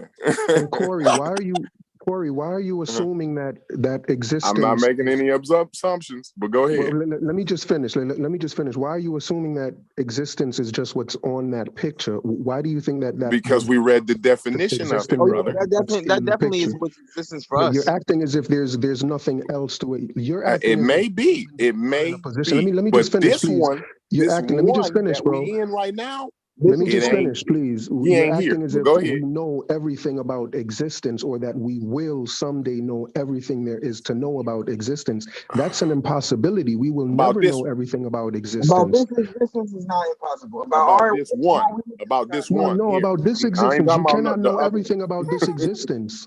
How do you know that? Because this is wow. How do you know that? That's that. Here's how I know. Here's how I know everything about the human body, like our biology and shit. We know it now. No, we don't know what? everything Everything now. about the human biology? Not everything about the Exactly. we know about life. Everything about the human biology. Before we never people never Here go a different learned about argument. You don't know everything about anything. never You learned. cannot I know know it's everything about anything. People never thought that we would learn about human origin, where we originated from. We know But it you now. don't know everything. Yeah, There's so many they gaps have a in it. You know unifying very theory in little biology. compared to X is the whole actually thing. right You know about that. very little. We do Hey, know what hey, No, listen, you they don't. have You a don't know everything unifying about theory in anything. biology. it's Hey, y'all back to talking over each other again, yo. Y'all We don't talk over each other. Oh, hold on. We don't know the human origin story. We have an Corey, idea right. about it. We have an idea of how it works. Nah, But you're it wrong. keeps Nah, changing you're all wrong. the time. Wrong. Know it. It keeps changing all the time. No, it never is changing. I don't know what you're talking about. No. Hey, We always Hey, find American new Dream. information. Look up the word unifying theory, right? They have a unifying theory in is a biology. new theory. Bro. No, you messing it up. Theory is a fact. You fucking it up. That don't mean a American Dream. That doesn't mean that they have all. That maybe the Middle East to have a older fossil or something. That's not what Corey is saying. It's saying we pretty much can unify certain things, yo. Like that's it. There ain't no gaps in biology. Like they The if theory of they know evolution what by they looking natural for. If selection. they haven't found it, they already know what they looking for already. Like I mean that's they know this. No, but evolution is just about evolution is just about our planet, isn't it? Like why are you talking about why are you comparing evolution and saying like well, you just talk about biology, life, bro. evolution. Listen, bro. But that's You about going life crazy. on Earth. That's about stuff we know about life on Earth. That's not about The question started out with how do you know they'll never know the complete story to our existence? Because we don't know a complete story about anything. We know the what do we know the complete story about? What do we know the complete story about? Who killed two we know people? the origin of humans. We know that. You said human biology, and then you talk about other extraterrestrial shit. I don't know. Let me say this real fast. Right? So this is the conversation we have. Great conversation. Study Brunson, the guy that made the Brunson burners. Right? What he did, he was a chemist, right? Him and I forget the other German guy. What they did was amino acids in the lab. No, I ain't talking about that. No, in the lab, they burnt some elements, and they figured out each element had different color signatures, right? So then they could identify, when they see that same spectrum, right, they could identify elements in other places. And that's how they can understand the elements in the different atmospheres and stuff. So evolution is strictly this, bro. It doesn't say that only life could exist on Earth. That's not what it's saying. It's saying that whatever environment is in, life will find a way to mutate and take that to the advantage for survivability to give rise to the next generation. So you could very well be on Mars and different places. They realize that life can exist in extreme environments. Yeah, they found the building blocks of life, the amino acids on comets, on you know what I'm saying out there. You know what I'm saying? Like so they understand the building blocks of life already, bro. Like I said, it's a unifying theory already in biology. So look, we can go past that, whether you agree with that or not. But like you can, I don't know what to say to you, so we can go past that part. You know what I'm saying? What I'm saying is that like y'all are saying two different things. You're saying two different things as if they're one thing. You're saying the fact that they have a unifying theory means they know everything, and that's not true. You said that. You said that. How do we like that? Because that's what we're discussing, whether or not we know everything about. You talked about human biology, the unifying theory as a way of saying because there's a unifying theory, that means we know everything there is to know. They do know everything about biology. They do actually. They do. They do know everything about biology. Yep, they do. You're kidding me. Then why can't they cure cancer? You're kidding. That's not Are you kidding me? biology, That doesn't have anything to do with biology. They know about cancer, bro. It's not about whether we can cure cancer or not. Why can't they stop tooth decay? If they know everything about biology. No, it's not about stopping shit. They understand it though, bro. They understand tooth decay. If you think they know everything about anything, y'all are really kidding yourselves. American Dream. Listen, brother, you're making a little mistake here. So the mistake is there's an infinite amount of Listen, information one in the person at a universe. time. American Dream. You and Montoya speak. Go ahead, Montoya. Then American Dream. Y'all had a conversation. Go ahead. That way we don't mix it up. Go ahead. So American Dream, the mistake you're making is because you're saying know everything, you're infusing know everything as if they would all like you said, tooth decay. So biology completely understands everything about tooth decay. You're actually implementing, for example, when you say know everything, that knowing how tooth decay work, which is what biology is, you're actually having this concept that you could basically stop someone from dying. Because in a sense, if you could, you're saying know everything means they also know how to stop it. You can't interject knowing everything because you're coming from the perspective of an all-knowing God, and you're really kind of being honest. You're just simply saying you're about to make the main argument you're about to make is the absence of what we know means we can't know. That's not really. I mean, it's just the absence of what we don't know means we can't know. So I mean, you can stay in that place. You have a right to stay in the place, but it's just literally a belief. You're not going to be able to put a belief on people who want to be able to prove something. It's just a belief to say what we don't know, or can we ever know everything?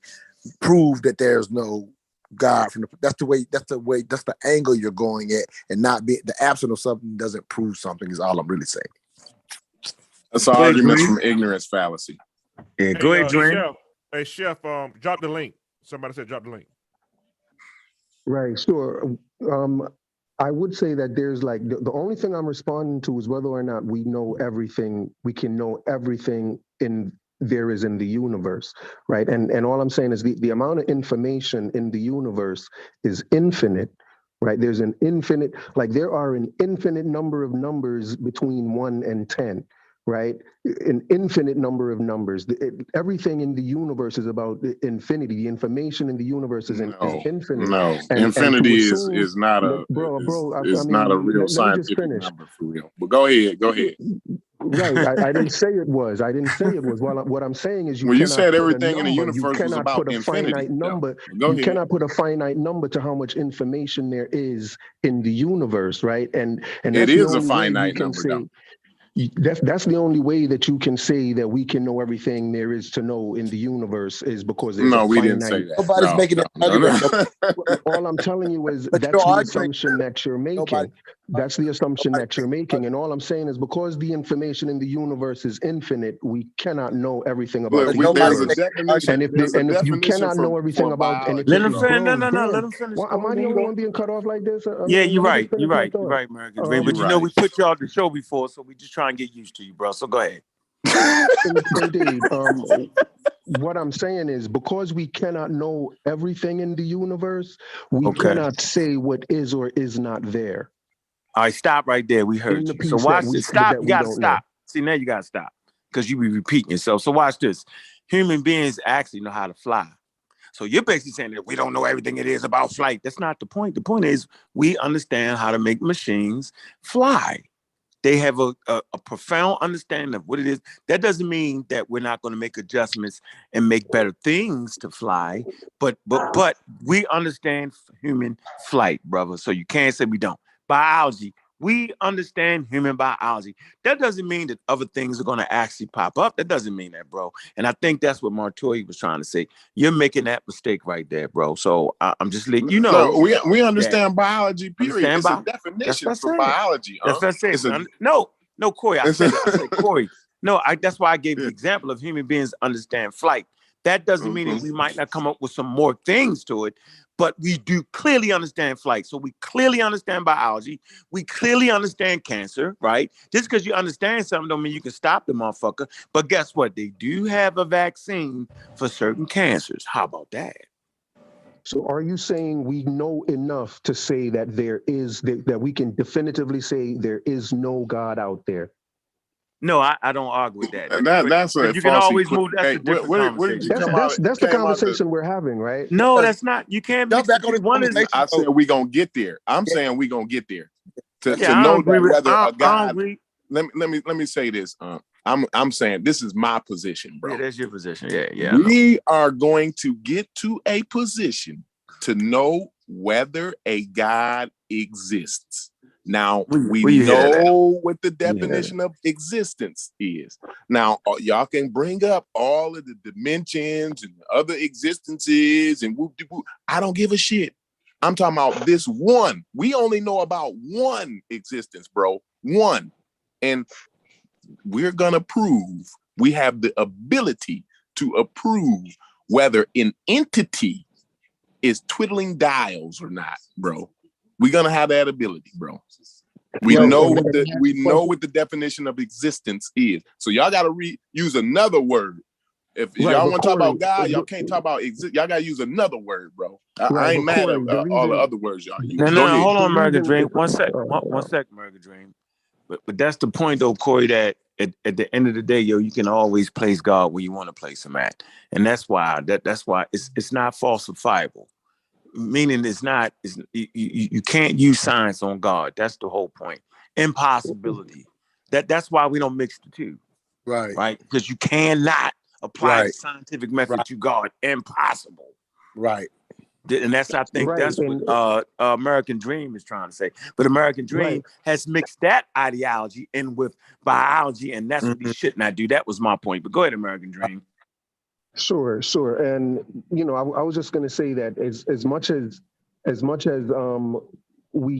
I guess I kind of just lost the response I wanted to say to Corey. But I guess I'm fundamentally repeating myself in that we just are not able to know everything that's there. And again, I kind of lost what I had to say. But I guess I'll just leave it at that. American Dream, can I ask you a question? Sure. If I can. Yo, and I wanted to say something next. You got the link, Morpheus. Oh, Morpheus in here. What's up, brother Morpheus? How you doing, man? What's up? Peace, everybody, man. Peace. This is a good conversation. I've been listening for the last hour. This is good. This is powerful. Peace. Black Lion Supreme. American Dream. Let me ask you a question, right? Who's this, Black Lion? That's Morpheus. That's Morpheus. Let me ask you a question. Oh, my bad. Sorry. I'm sorry. Peace, brother. I just want to ask you a question. To believe something is to accept that a certain presupposition is true. That's what the belief is. But I want to ask you, do you believe that a God exists, you yourself personally? It depends on how you define God. No, whatever it is that you define God as, because I'm asking you what you define God as. Do you believe a God exists?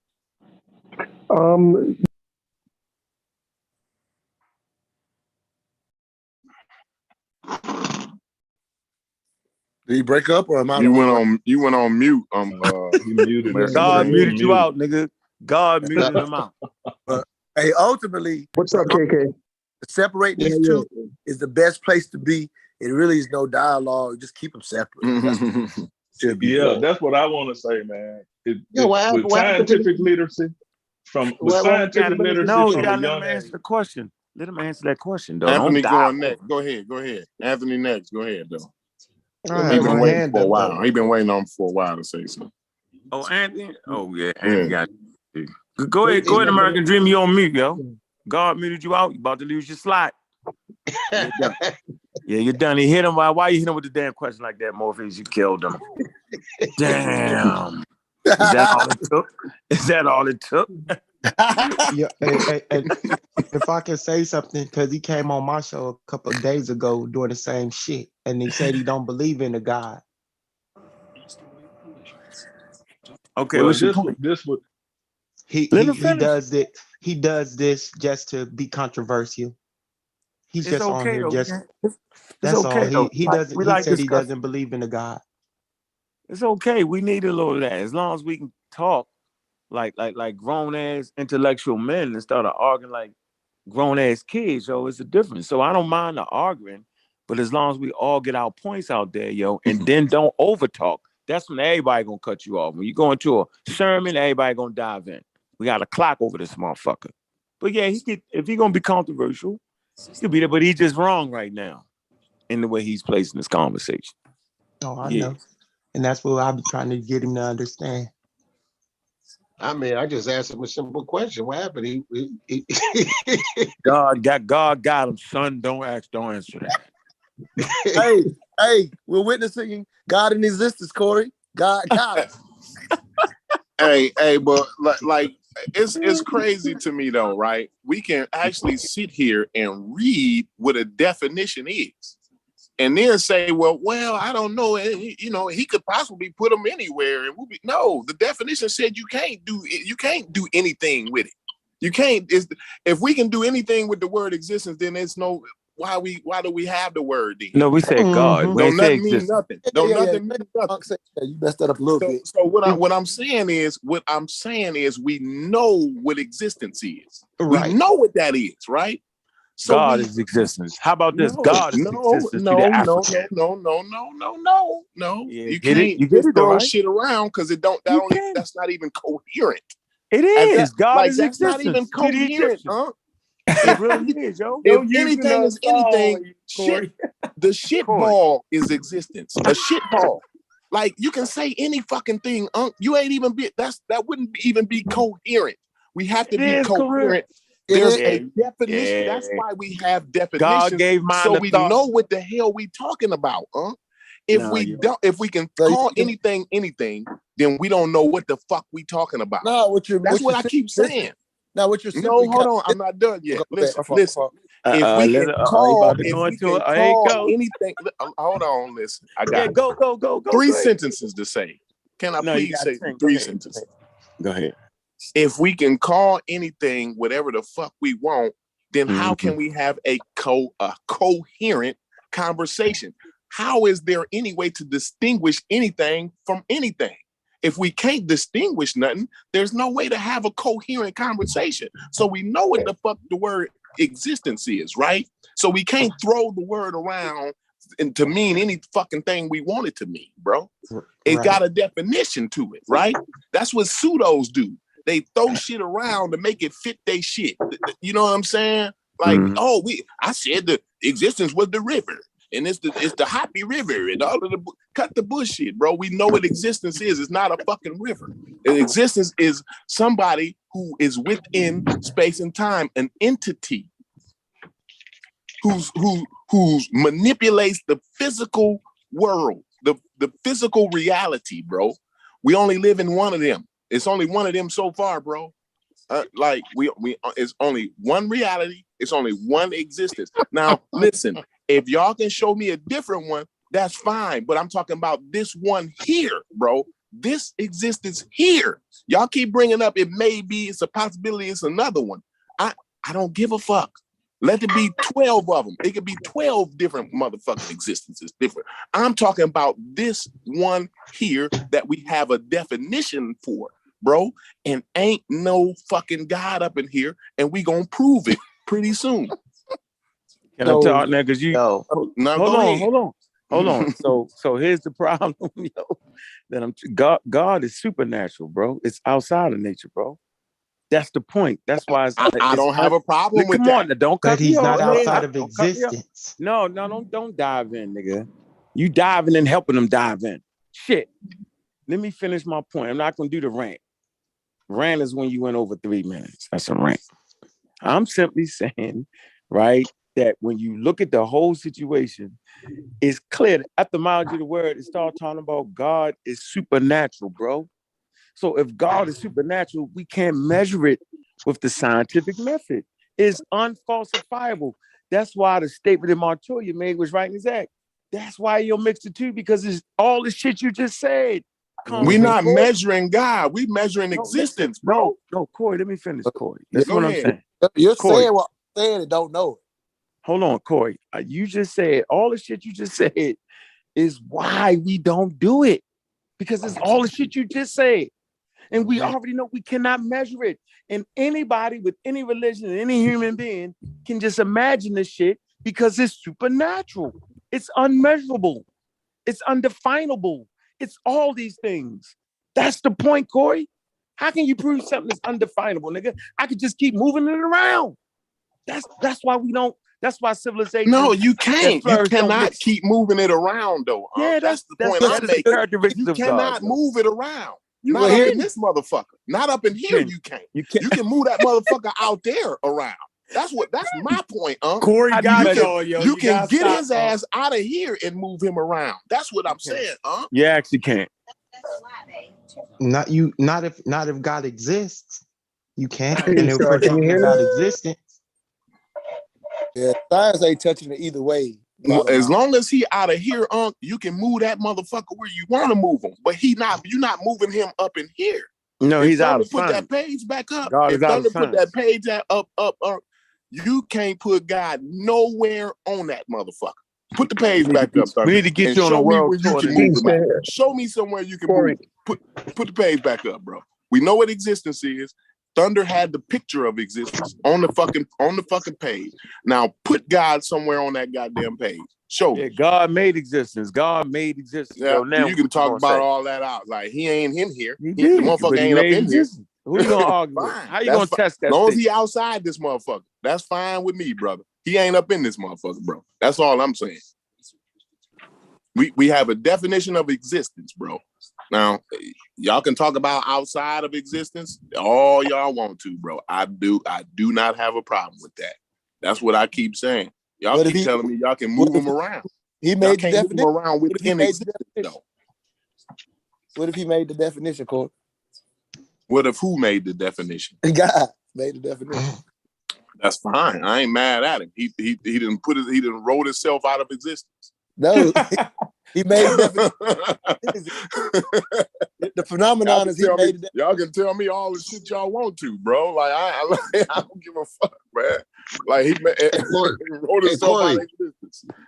Hey, Corey, you know that picture, right? That he put up that showed existence, and you said, move the cursor over to the other side. Yeah. Right? So watch this now. So if that's existent and God exists, right, on the other side, then he don't exist. Mm-hmm. That's outside of existence, right? Yeah. He's outside of existence. That's all exactly. I've been saying. Like it's a definition. Now, when y'all get outside them parameters of existence, y'all can have all the shit y'all want, but we have parameters. That's all I'm saying. Like y'all can come up and move all the shit y'all want to. Go ahead. Hold on, Corey. I'll say your fundamental point is, I think one thing you gotta stop saying is What's that outside of existence is nothing. Like outside of this one, I don't know. No, you can't say outside of this one. Outside of existence is non-existence. So if something can't nothing exist outside of existence. The word that's the whole point. That's my whole. Go ahead. Exactly. The word exists within existence. There's nothing outside of existence that is illogical. So God is not circular real. argument. It's circular reasoning. Yeah, it's an infinite regress. That's what. Yeah, once you're outside of the car, you're not in the car no more. You can't be in the car and outside the car at the same time. Don't make sense. Either you in that motherfucker, you out of it. Yeah. And like I said, like y'all can put that motherfucker all out of existence y'all want to, man. That's on y'all. I'm not saying that. The moment they say God is outside of existence, in here. Yeah. Right, but the moment they say God exists outside of existence, it's not real no more. Right. That's my point. Yeah. I always say it by Corey, definition. you got to make that point. You use too many words, yo. Saying that by definition. They already said that God transcends space and time. God is transcendent. Chef giving you game. He just give you game on how. No. I'm saying I feel him. But what I'm saying is I think I be talking. It's the way that I talk. A lot of people they think I be bullshit. But I always say that God is transcendent. Everybody believes that. Go to your pastor. He's going to tell you that God is transcendent. Look up the word trans. It means outside. He means he transcends space and time. By definition, and I keep saying, I told this to Pastor Bennett. I said, by definition, that means he don't exist. Mm-hmm. Yeah. And that was my whole point when I said, if science is a theory, then God is a theory. Because you can't prove God. Well, science is a theory, it's an explanation. All you can do is theorize. All you can do is theorize about God and what God is. You can't even theorize about God. Theories has to do with tests. Well, you can speculate or talk about what God is. Jehudi You can't even speculate. All you can do is make it up as you go. You can't. It ain't even speculation. Jehudi asked a question. He said, "What if God is existence?" We just said that you can't, like, that's not even coherent. That's not even a coherent statement. We just throwing shit around and whatever we want it to mean, it means. That's stupid shit. Come on, man. But you know what's interesting about that? Watch this. You know what's interesting about that? Watch this. They'll tell you. Your mic is fucked up, American Dream. If you're trying to talk, you might have to go out and come back in. Go ahead, Morpheus. So watch this. Here's the part that gets me, that makes me laugh. So they say God is above human comprehension, right? He's undetectable, right? He's above human understanding, right? So we got, watch this, we got above human comprehension. I mean, human beings can't comprehend him. He's above understanding. He's undetectable, right? And he can't, watch it, you can't falsify him. So with all, if we just look at those four, how do you proceed to have an intelligent conversation about something that you just admit you can't comprehend? Right? Absolutely. Damn. It's incoherent. It's incoherent, bro. Like, right. it's so all incoherent. So how do people intend to have an intelligent conversation with something that you admitting you can't comprehend? With the superior intellect of God. You can't do that. They use God intellect to talk to the non-believers. Yeah, you can't do it. I mean, it's impossible to even compare the two. I mean, it's science, man, and science answers questions. God is just what you believe, no matter which one you believe. I mean, you, like you say, you can put God anywhere outside of what we know as existence today. And when you scientifically literate and critically thinking, why does God even matter? Exactly. You know, that's a good point. There are phenomena that are happening within reality that'll make you ask the question, why would God do that? You know, so, and I guarantee you, if you ask everybody to write down a definition of God, you won't get a consensus. And that's just what it is. That's just what it is. For whatever number of people write it down, that's the number of different definitions you're gonna get. If you ask 100 people to write it down, you're gonna get 100 different definitions. That's crazy. Mine is God even necessary? So at that point, even like when like I said, when you can call things anything you want to, that shit, it don't even make sense, man. There ain't no parameters. There's no laws. There's no way to distinguish anything. I can call everything. You know, I could be talking about a school and be saying spaghetti. Well, we gonna give me a ride to the spaghetti. Well, nigga, don't you know we call school spaghetti? Like, this shit's crazy. Like, you can't call anything the fuck whatever the fuck you want to call it. You know what I'm saying? The shit is nuts science, to me. Yeah, you're right, Corey. That's not science. But you can do that with God. It's retarded, bro. Like, do you realize God is the only words in the whole English understanding that's just ambiguous as a motherfucker, yo. Yep. Right.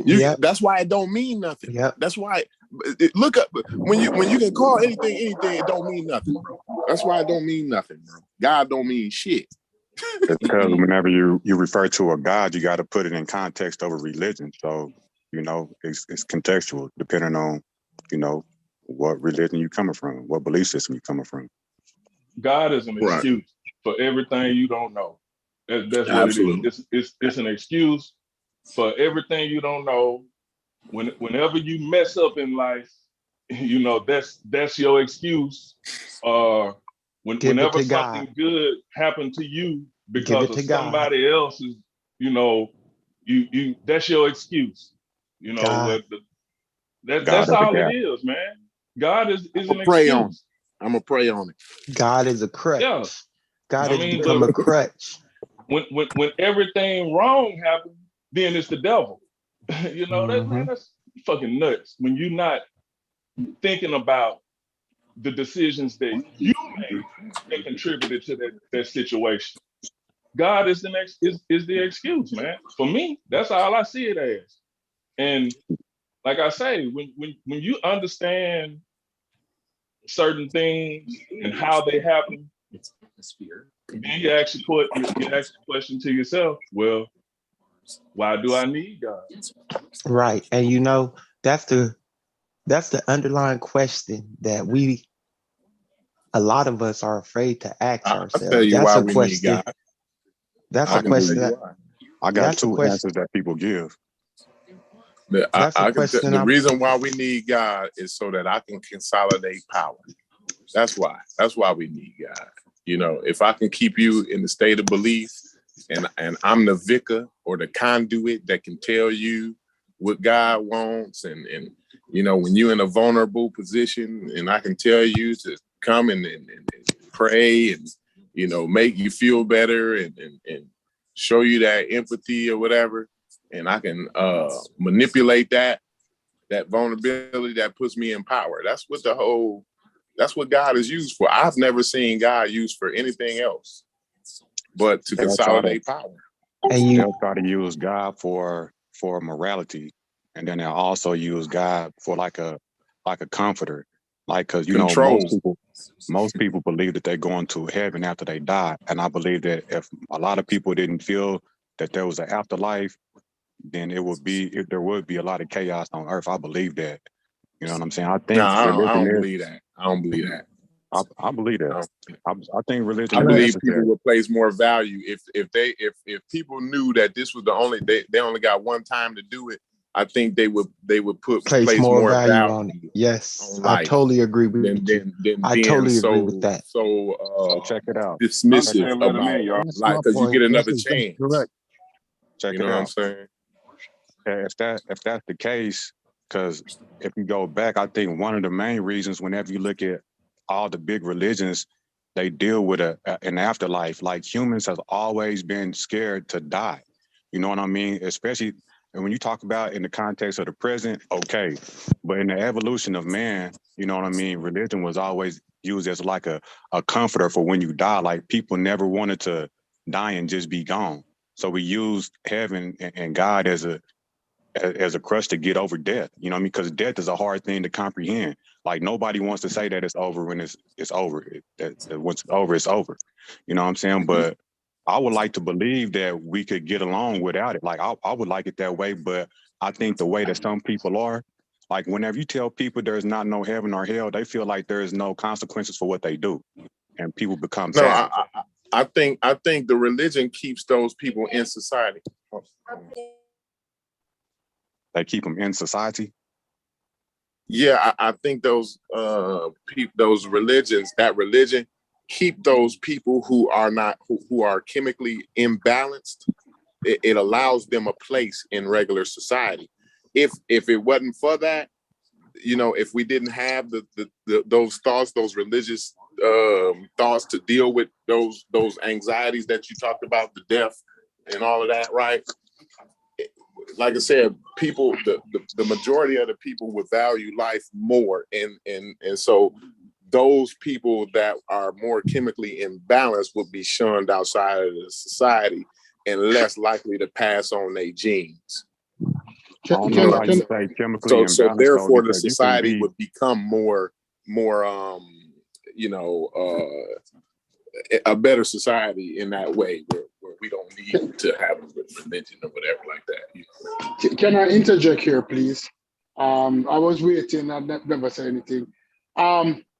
I am listening to this whole God concept, but a lot of people, sorry for saying a lot, people tend not to understand that the belief in God is a necessary component for human being development. It might not be a sufficient, but it is necessary for the growth of where we are now as human beings, as where we are in society. Neil Gaiman, that's an author I love. He has this book, American Gods, where he basically it's a fiction book, where he basically tried to, discuss how people view their gods throughout the years. It was a TV series, but the book is much better than the series. But God is a necessary component. A lot of the achievement that we have made as Homo sapiens is because we had a belief in God.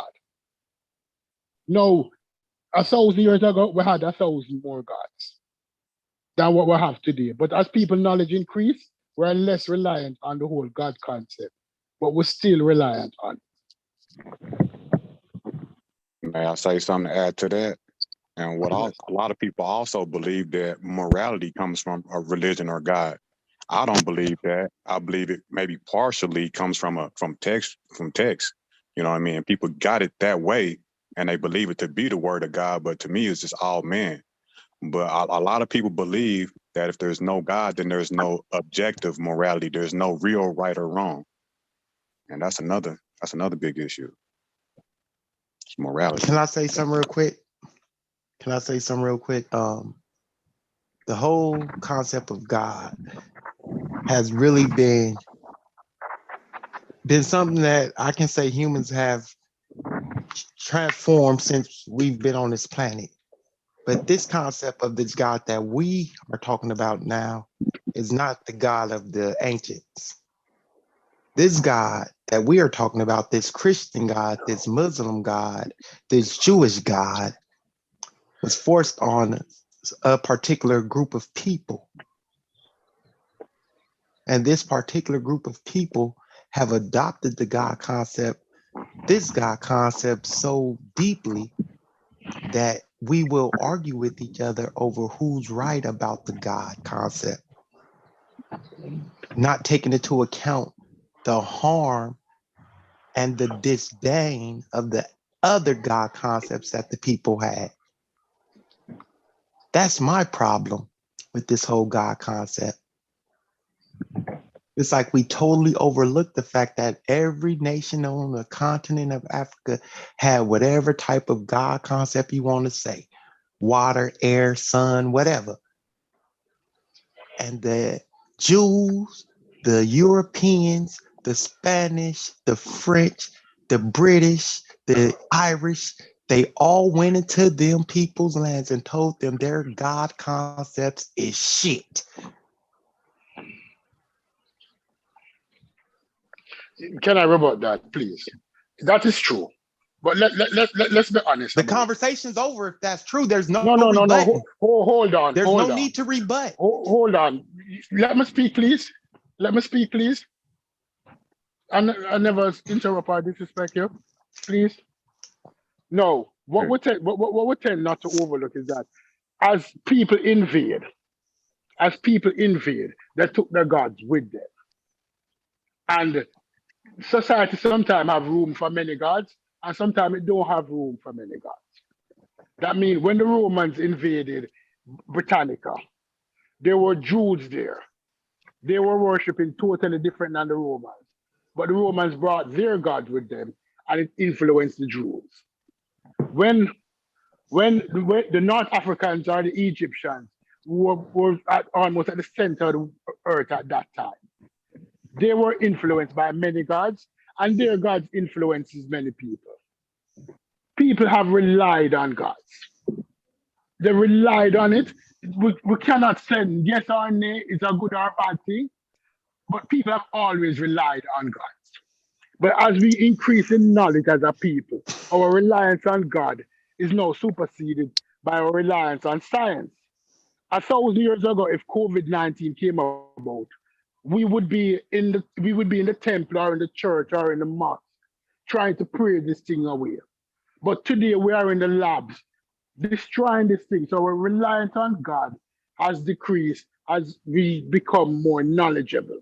Okay. Nobody can disagree with that. Okay. But So let me this finish, so-called please. Let me finish, please. Let me finish, please. Kind of sounded like you were finished though, but go ahead. But you're not top break. You can take over. So the so-called reliance on God, it wasn't a reliance on God. It was a lack of knowledge of the world that made these people think that these supernatural entities were doing something for them.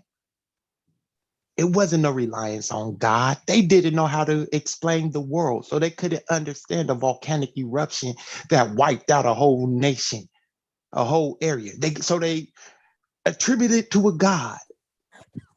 You know, with this argument circulate, coming back to what somebody said earlier. Hold up, no, hold up. It isn't.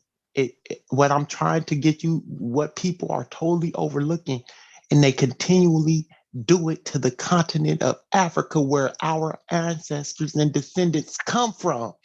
They act like these God concepts that we are talking about did not come in through war and ill means. They wasn't coming over there talking about take on our God and we gonna be your friend.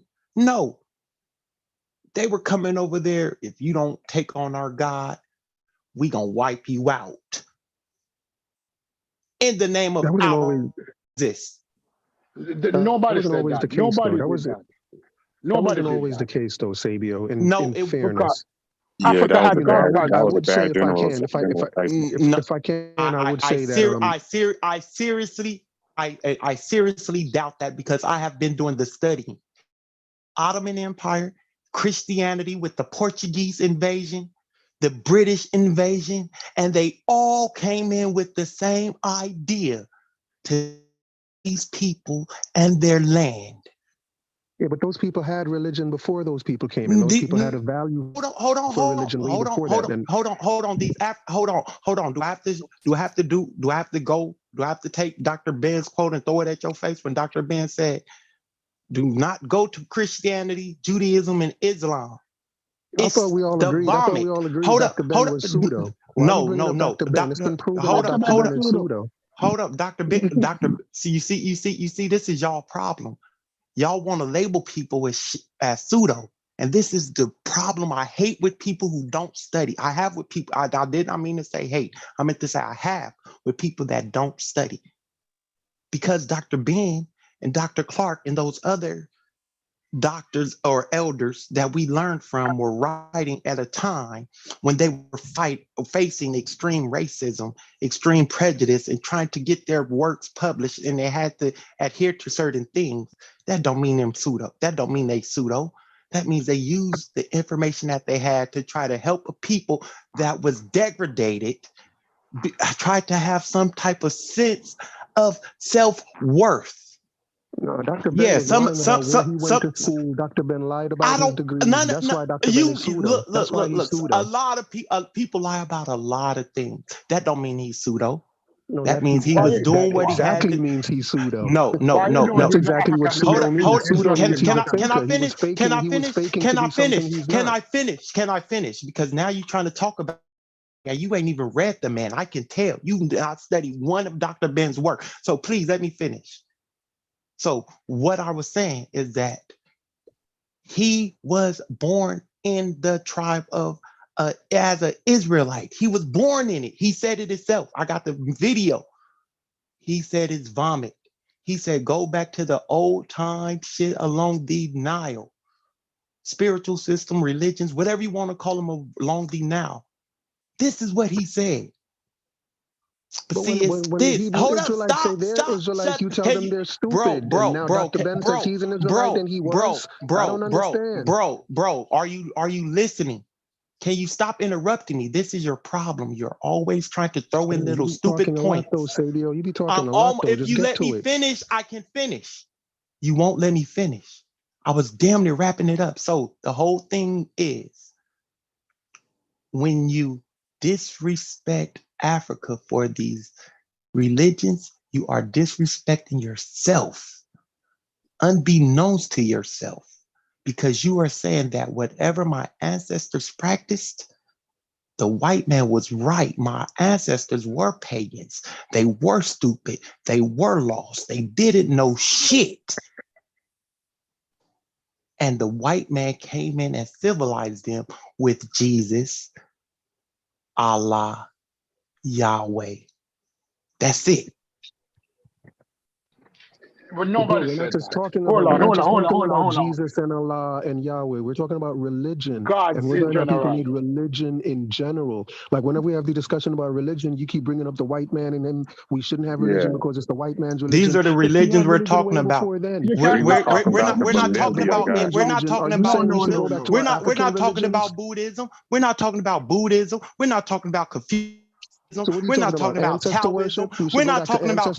We're not talking. We're not. No, I'm talking about the. We're talking about 3 specific religions: Christianity, Judaism, and Islam. We're not talking about any other religion in the world. We're not talking about the other religions I just named. Really? No one is up here arguing about Confucianism or Taoism or Buddhism. You were not talking about it. Other people were talking about religion in general. You wanted to talk about y'all religion. were not. Let me speak. Nobody on this panel talking about those religions. Y'all better stop playing with me. Please let me speak. Please let me speak. Come on, because you come alone. on here yelling Why you and come on screaming, so aggressive? Now they playing games. Now Now they playing games. Now we're talking about all the religions. Now we're talking about Confucian. So what black man know Confucianism? What black man studies Confucianism? Calm down, dude. You're killing the vibe. What black man studies Confucianism? This dude just want to talk. Can I say something, please? Because I was listening to you. Because you gave Dr. Ben the benefit of the doubt to say that. I give a lot of them the benefit of the doubt. Can I finish, please? That y'all call pseudo. Please, can I finish? Please. You said Dr. Ben was a man of his times. And I'm saying the same thing, that people practice religion. I'm not talking about the 3 primary religion that we have now. I'm talking about people that's always practiced religion because it was the knowledge of the time. That's one of the reasons they used to gather the knowledge, explain what was going on in the environment. They use religion. I'm not primarily talking about the 3 major religions because we will limit ourselves if we think that the 3 major religions is the only reason why we developed into who we are as a people. Religion has always assisted our people. What they want to be, and when I say people, I'm talking Homo sapiens, across the generation, across the divide of time. Now, in this time, we may have a problem with the 3 primary religions, and there's no issue with that. There's no issue with having a problem with the religion. But what I'm saying is that religion has always existed. It has always been a necessary component for the development of human being. And as we gain more knowledge, we tend to shrug the ones that we cannot conceptualize away. I would disagree with you on religion always existing, because when the first people got on the planet, the hominids got on this planet, they wasn't thinking about religion. They was thinking about survival. So religion is something that developed as people. Hold up! Don't interrupt me. Don't interrupt me. Because I thought you was finished. So you think too much and you not ask. If you ask if I'm finished, we would have different. No, I thought you were finished too, Stu Peas. I thought you were finished too, bro. You see this? But continue. So as people started evolving and changing and experiencing things on the world, they started developing concepts and ideas about things. And that's how these religions formed. Religion didn't just pop up when man popped up on the planet.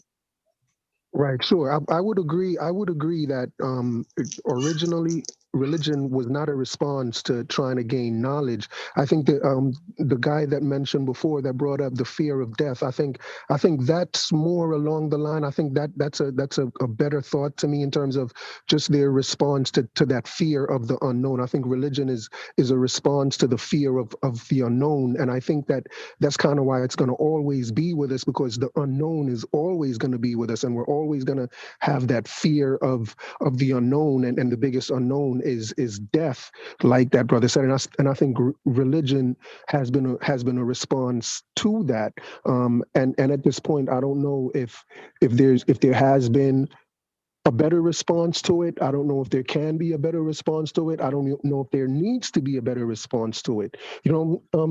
So.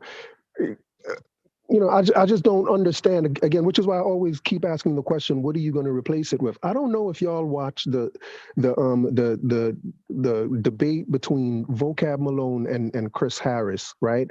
And through it all, Chris Harris was, presenting the position of the atheist, but then through the debate, he came out and admitted that he prayed to his mother that was alive, or he meditated to his mother, right? So most of the times when people try to take religion away from people who are religious, they're trying to replace it with something else religious, right? They may not realize that what they're replacing it with is something else religious, but it really is, right?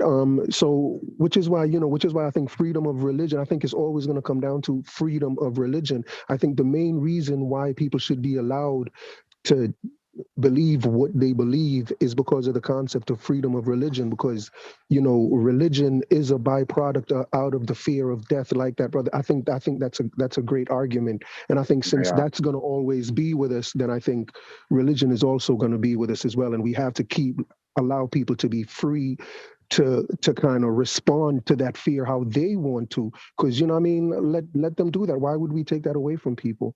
Can I make a suggestion? Right, and after you, can I say something? So, and that is always the question. If you take religion away, you got to replace it with something. And then, like you said, it's usually another religious system. But I haven't given it much thought, but I just want to run it past you guys and just ask you guys what you think if we substituted religion, right, with just a specific form of like government, because really government and religion is not that far from each other, right? Laws and policies and regulations tell you how to live your life, what you can and you can't do, how you get disciplined for breaking the rules and stuff. It's really one and the same. So I would make a suggestion and run it by you guys, is just come up with some type of socialism or something like that deals with issues, deal with our everyday issues. Like, I think forms of government could be a compromise as to get rid of religion, because to me, it's like, it's not far from each other. So let me respond to both y'all at the same time. So because y'all both said some of the things, and I said a lot. First off, you don't have to replace religion with anything. All you have to do is learn that you're human, and that some of the ideas inside your religion made you look at other humans as less than human, unintentionally. It made you tell humans who weren't a Muslim or a Christian or a Jew that they weren't going to partake in these particular gifts that your God bestows. So that fear of death is one of those things that y'all have to get rid of. Y'all have to get rid of that fear of the unknown. Just be more human. That's what you replace this religion with. Be more neighborly. Be more friendly. Be more human. Be more open to learning. Don't be so dogmatic. Don't be so stuck.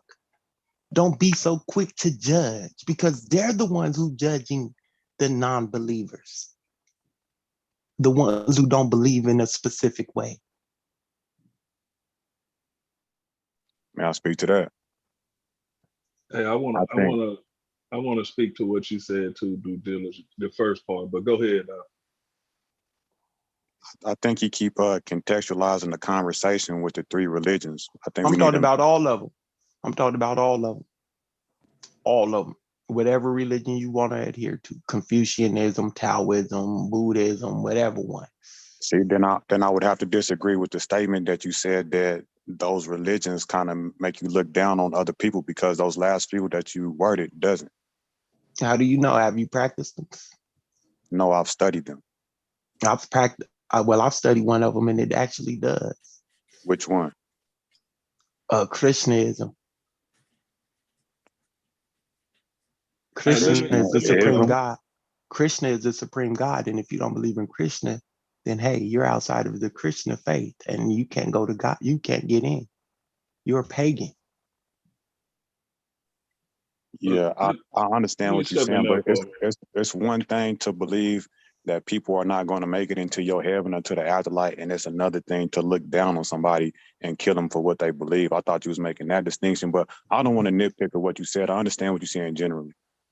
No, that's if you don't believe in the way that these specific religions believe, then you are outside of the realm of that. Let me say this.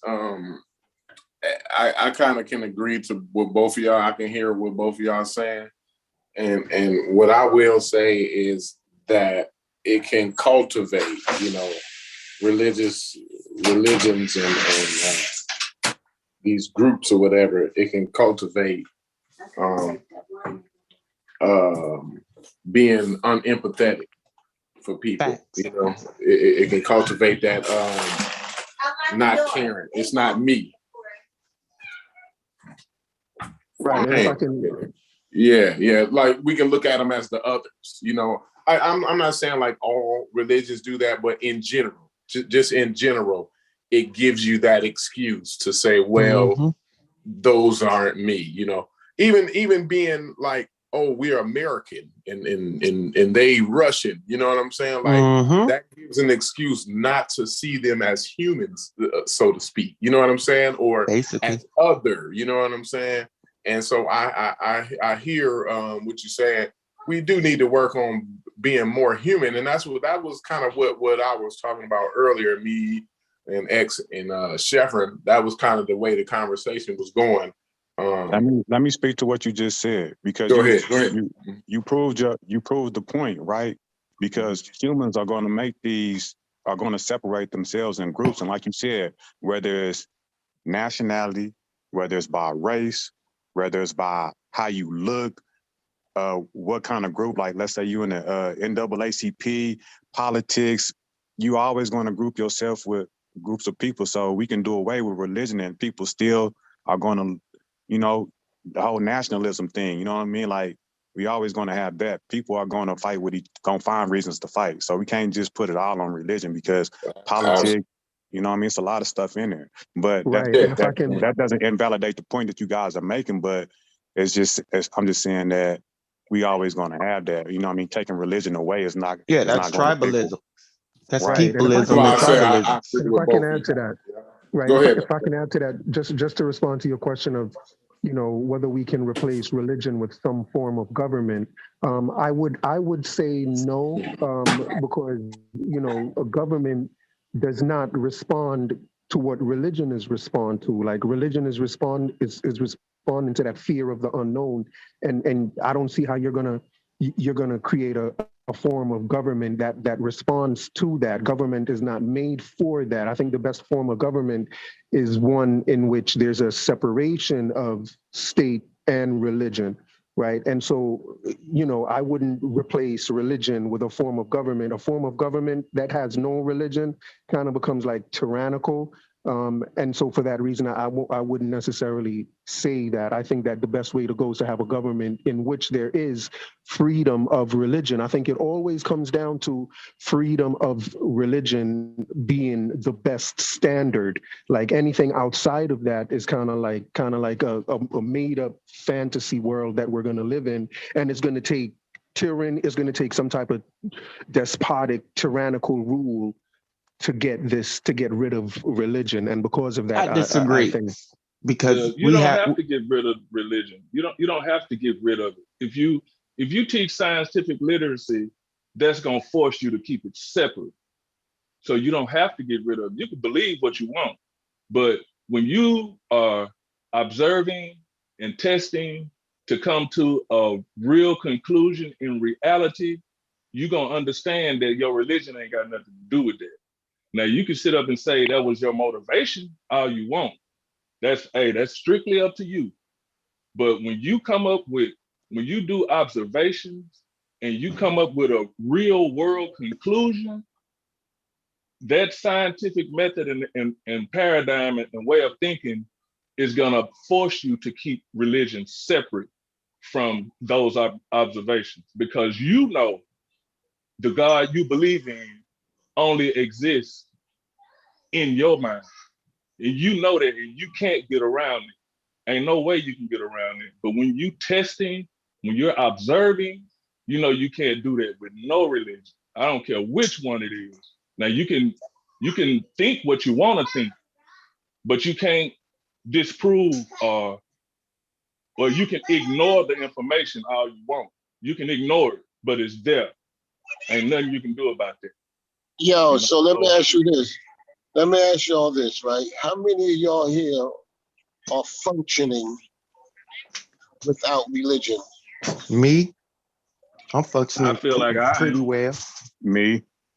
Yeah, because somebody said a little while ago that religion is necessary for the development of Homo sapiens. So I asked. And that's what I was finna get to. I don't think so.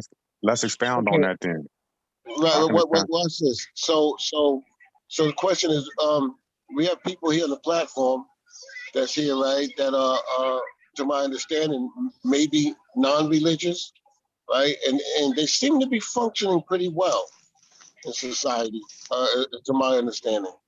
So is it necessary what the brother said?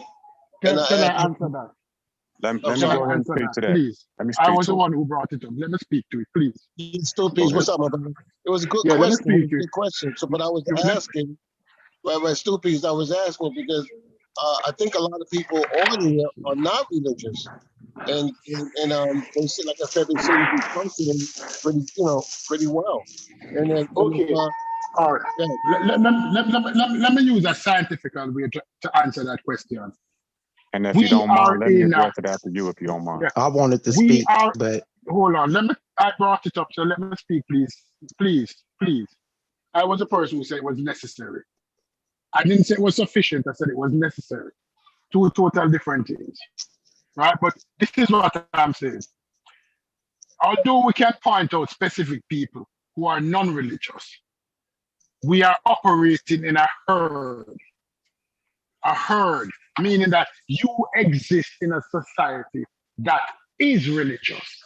So picking out a few people, or 10% of people who is non-religious in a population that is 90% religious does not make for a good argument. We can use the same argument for vaccine. Picking out people who can survive without the vaccine in a population that is 99% vaccinated does not make for a good argument. Stupid, I hear you, right? But my question would be now to that is, didn't religion start as a herd, as a small group? How religion started. This is what religion is. Right, so if religion as a religion means to bond. So brother. Let me answer that. Religion. When religion started, people say early man might not have had a religion, but every single man on this face of the earth is born with a set of things that he believes in. From development, you have a belief system. No, you're not. You're not born believing in it. You don't come into the world believing anything. You develop your own don't come into the world believing anything. Stop. That's false. I can't let you get away with that. No, he phrased it wrong, Sabio. He phrased it wrong. Let him clean it up. I phrased it wrong. Let me phrase it right. Every man here develop his belief system as he goes through life. How religion works is when people now with similar belief system come together in an agreement and form a religion. Men has always have belief system. Always. Every man. There's no man in here saying whether they want a belief in knowledge or a belief in spirituality. We have individual belief system. Every single man on the face of the earth. Yes, please. I agree with you, right? Everybody has beliefs. I want to get to the question that you asked. I'm sorry, it's this last question, right? Have you read up or anybody have any knowledge or heard of the Puraha people? Before we go there, do you mind? let me address what you. Let me try to clear up the about religion being necessary before we move on, if you don't mind. I want to speak on that too. But yeah, absolutely. Go. So I believe that you answered the question in the question whenever you said that we said, because I said it too, that religion was necessary for human development. But now here in the present, it might not be as necessary. Sufficient. It might not be sufficient. Right. So to answer your question, I believe there was a time to where it was completely necessary because we had used religion for a substitute for science, for a substitute of an array of things, right? But like the brother was saying, as time progressed, we have lost a lot of gods and we have gained a lot of gods too. But I do believe that religion is dying out. You know what I'm saying? We have some religious sects that are growing, but in a general sense, religion is dying out. The numbers are dying out. You know what I'm saying? So do I believe it's necessary today? Not for me, but I do believe that, like I said earlier, that it's necessary for some people. One of the brothers said it was necessary for people with chemical imbalances. I believe that, but I also believe you can be completely normal and need it and still need it because, like y'all said, dealing with the unknown. People don't know how to deal with death. People like the idea that they're going to be with their loved ones. People like the idea of the fantasy around it, the mythology, the being in groups with people. All those things are necessary for human social development, and religion was there for social development. And it's also, if you really think about it, about how deep the psychology is in religion. You know what I mean? There's a lot of psychology in religion. How man sees itself within the frame of the universe is what religion is. It's cosmology, how man sees itself. So yeah, that's I'm not gonna go all into that. I'm just say this. That was a good point. Religion was necessary for specific people in specific sets of time and specific eras of time, specific time frames. Somebody mute your phone. Religion was necessary for those people who could not fully understand the world. So they needed a way to explain it. They didn't know science. They didn't know biology. They was learning of the world. So they had to figure out a way to make it make sense to them and the people around them. And they did the best they could with mystical stories and ideas. Cool. No one's taking that away. We have entire functioning countries that are great. And I'm not going to tell them. All y'all have to do is look them up. And they're mainly atheist countries. They're functioning pretty well without religion. I think we all agree to that. So sometimes it's how these things are actually taught. Name 5 of these countries. You call countries. You look them up. Name 5. No. You made a statement. Name 5 of these countries. Name 5 of them. That's a bullshit statement. You got Canada. You got Norway. You got Switzerland. China. But I want to run something by y'all. There's another one up there. The Netherlands, Denmark. A lot of those countries are like atheistic countries, and they're Amsterdam. They're all functioning pretty well. Canada is non-religious. That's what you're saying. You're saying that if you mention Singapore, I'd agree with you. That's the only one I can really think of. Really, that's if you mention Singapore, I would have agreed with you. You're saying that Norway is non-religious. Yep. You're saying that, right? Yep. Because 40% of the people are somewhat quasi-atheists. Not 80% or 90%, 40%. Canada, how much percent of them atheists? You mentioned in countries that they're absolute, then you cannot use that argument. Yeah, I wouldn't use that argument. Because they're not absolute. You cannot use that argument. Let me run something by you guys and bring it more to the present, right? I want to know how y'all feel about this in the present, because we keep saying that watch this. You know, there was a time to where it was needed. But I want to give you guys an example in the present that I had with a young man, right? He's going through his journey as a young man. This young man was probably about 19 or 20 at the time. And he had been studying different religions, and then he got around some 5%ers, and he was excited about it. And then he comes to me and he says, "Hey man, and he starts telling me about it and asked me what I think about it. And I told him I thought that it was bullshit. You know what I mean? Let me say something real quick. It's gonna be quick. It's gonna be quick. I'm just gonna read some statistics. The most atheist countries 2022: China 91%, Japan 87%, Sweden 78%, Czech Republic 76%, United Kingdom 73%. And that's just 5 or 6 of them. Which website to get that off? This comes from worldpopulationreview.com. Okay. May I finish? So the young man was excited about the 5% of ideology. He asked me what I thought about it. I told him that it was bullshit. You know what I'm saying? And then he asked me about Christianity and other religions. I told him the same thing. And then he asked me. He said, "So you don't believe in a heaven or a hell?" I said, "No." And this young man's reply was, "Then we can do anything that we want. If there's no heaven and no hell." And I think that is the general consensus of regular people that are not studied. And that's what we really having a discussion about, not people that study like us that actually trying to do the knowledge, but the general population, the general consensus. I feel like they have that in them, that if there's not a heaven or hell or God or devil, somebody to reward you for your good and punish you for your ills, then they think that everything is just a free for all. And I think the general population believe that. Now that's just my assessment, but I'm bringing that to y'all to say it still could be relevant here in the present for that right there, because you don't want a lot of people running around thinking that it's just anarchy, that there's no consequences for what you do. Absolutely. But I feel that if you're a mature human being, you don't need to be rewarded for the stuff that you do. And you understand that you're not supposed to do bad to people just be.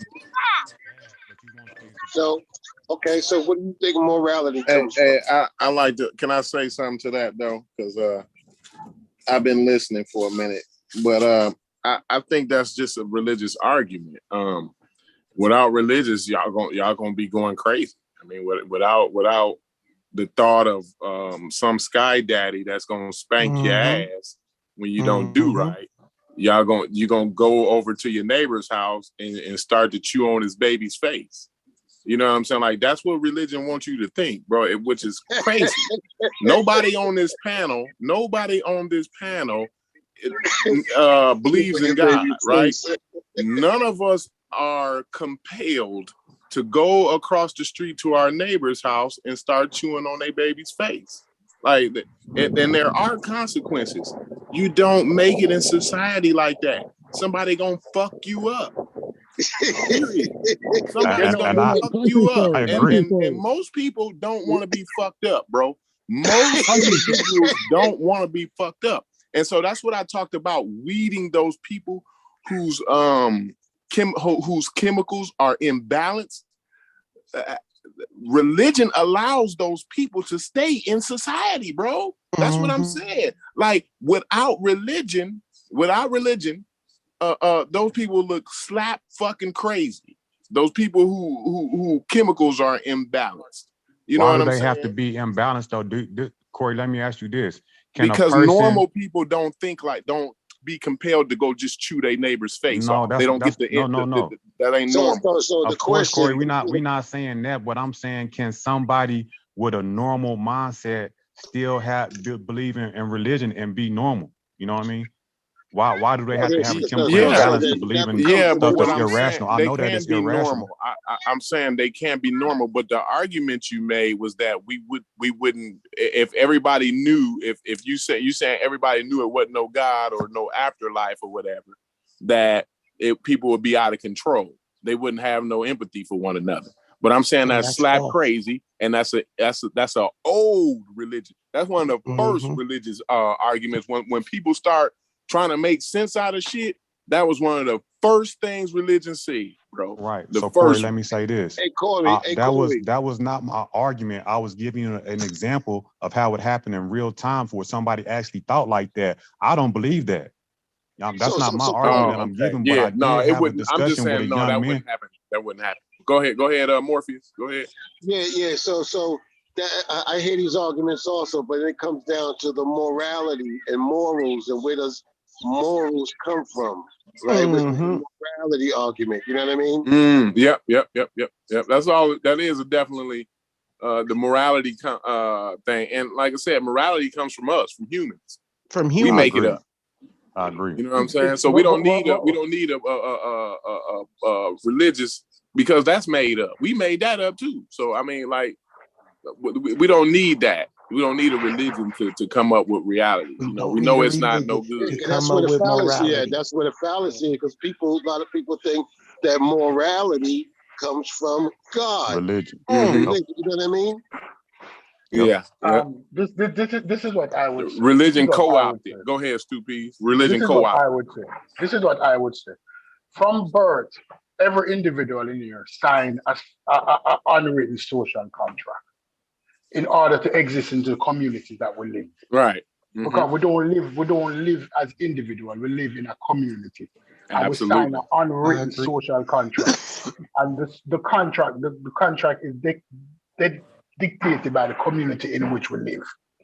If we live in a Christian community, oftentimes the contract requires that we believe in Christianity.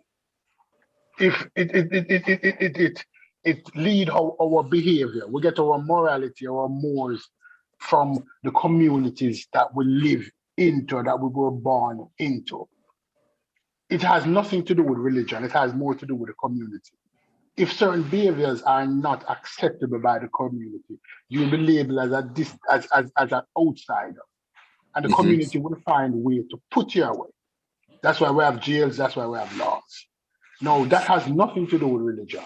Religion don't dictate behavior. It's the community dictates behavior.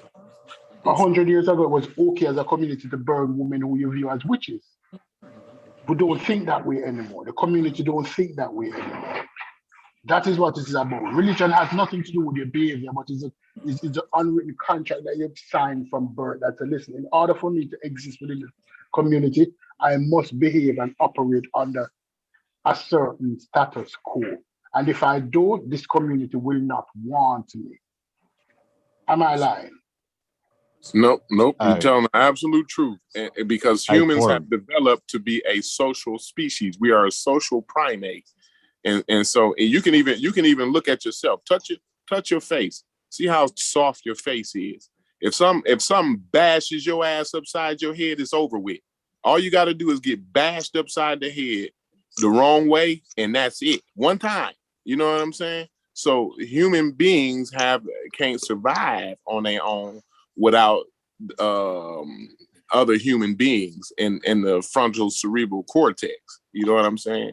So this goes back. Developed to be a will you guys do me a favor quick and drop the link in the chat? I gotta go out and come back in because y'all sound real choppy on my end. But I need the link again if you don't mind. If somebody will drop it back in the I got you. Appreciate it. So Corey, what you were saying, it goes back to the word religion or the word to bind, the definition to bind, because that's exactly what the ideas did. They bound certain groups of people together, no matter where they were on the planet.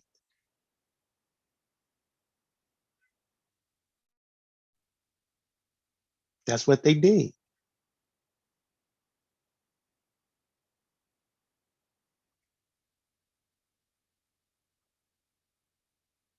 And those groups of people are able to do what? Survive, move forward, and do whatever they had to do with those religions. Sabio, what up? Have you read up on the Paraha people? Not really. Yeah, Google that. The Paraha people is a tribe of people that have no God, spirituality, concept, whatever. It's called the Paraha people. They have none. It's a tribe and shit. I was like, oh, okay.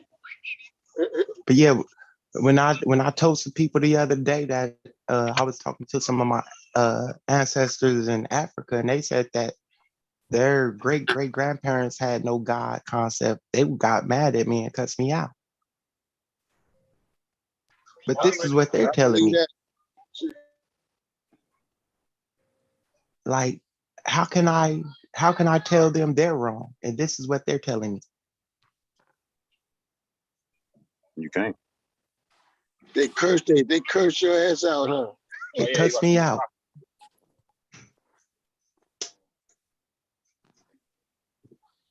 I'm making it up. What tribe they from? I'm like, they from the Esan tribe. I mean, when some people say they don't have a God concept, it's actually true though, because not everybody has a God concept in the way that we, you know what I'm saying? Has God concept. Right. What it was. There's other people also, other people don't have a God concept. You know, have a good cosmology though, it still works for them. Right. What it was they worship, they venerated their ancestors, the dead, but they didn't think their ancestors was helping them doing anything. They didn't think they were coming back and intervening with them, talking to some other deity about them going to heaven or blessing them. No, it wasn't anything. They blessed them for giving them the life that they were living. And that's So what up? What's going on, Corey? What's going on? So what tribe is this? Because you don't need a God to have a religion. Exactly. You have religion without God. True. I'm not. So just because you don't have a God don't mean that you don't have a religion. Who is this? Sosa. It's Sosa. Yeah, and the human brain is not wired to be scientifically minded. That's not how our brains are wired. We're wired to believe. No, we're not. So that's the first obstacle you're gonna have to get over. That's we're not wired. That's not a Sosa statement. That's a scientific statement. Just before we you got to read the book, The Belief in Brain. You ain't read that? I read it. I read it a while ago, and I disagree with that. If you read it, you disagree with it based on what? You disagree with the neuroscientists? Based on how you feel? Like, just give me the evidence.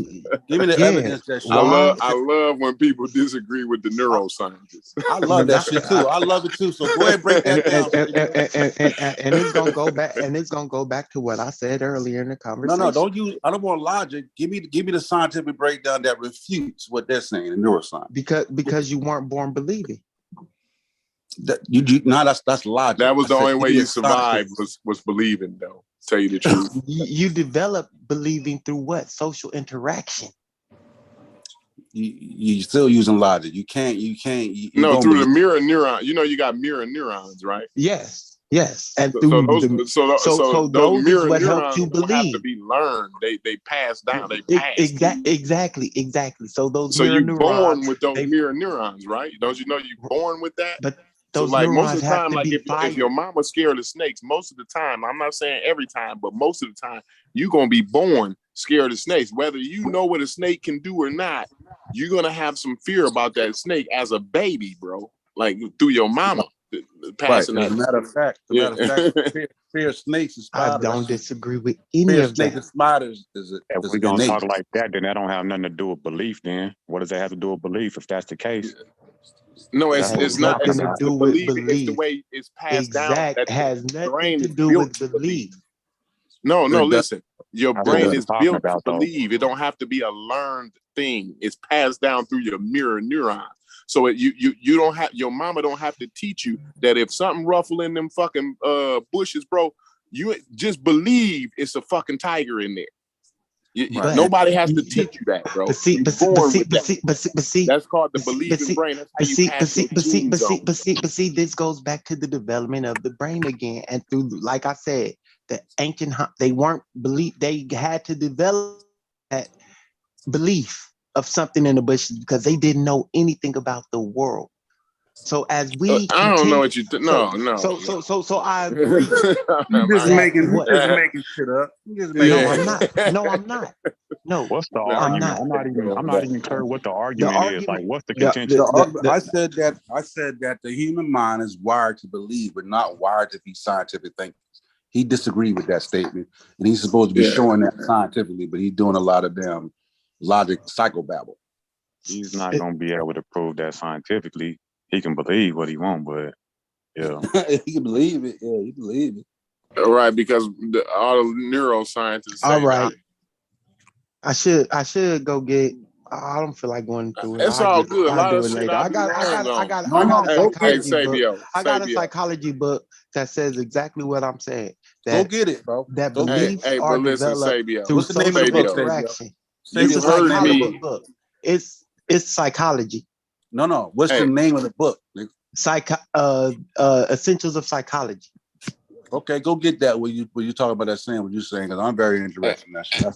But Sabio, I just want to make this obvious to you, right? That sometimes I be wrong, bro, and I just be like, you know what? Hey, sometimes I be wrong. I'm wrong. I was wrong on that. You know what I'm saying? Ain't nothing wrong with that, brother. Ain't nothing wrong with that. And again, based off the psychological studies that I've seen, you weren't born believing. You're not born believing. You develop go get that social interaction. Belief is something that I agree with that position too. I actually agree with both of y'all's position. Like, you know what I'm saying? The brain is wired to believe things true, but you have to develop that belief. It's developed through social interaction. The fear of snakes and the fear of spiders is innate. That isn't a belief. You don't have to learn. That's not a belief. That's not a belief. That is a belief, because you don't know to be afraid of some shit unless you learn to believe. You got to believe it's going to cause you some type of harm. That's the belief. That means that there's no evidence. You haven't been taught that shit, but you believe it. That was something that is an inherited trait from your parents. You're born with it. Yes, it's inherited. Like I said, I talked about mirror neurons. So you can't escape. The only way to get over that is to have interactions with snakes. Okay, I would not. I'm not trying to change the conversation at all.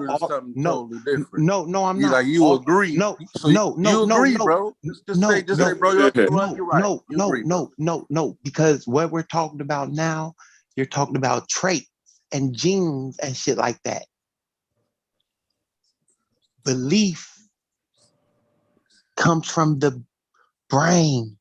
Social interaction, like you said. A gene. No, we talked about the belief. A trait is something that is. Don't agree with the believing brain, and you in that last sentence, the last word you said was belief in the brain. Y'all done. Y'all.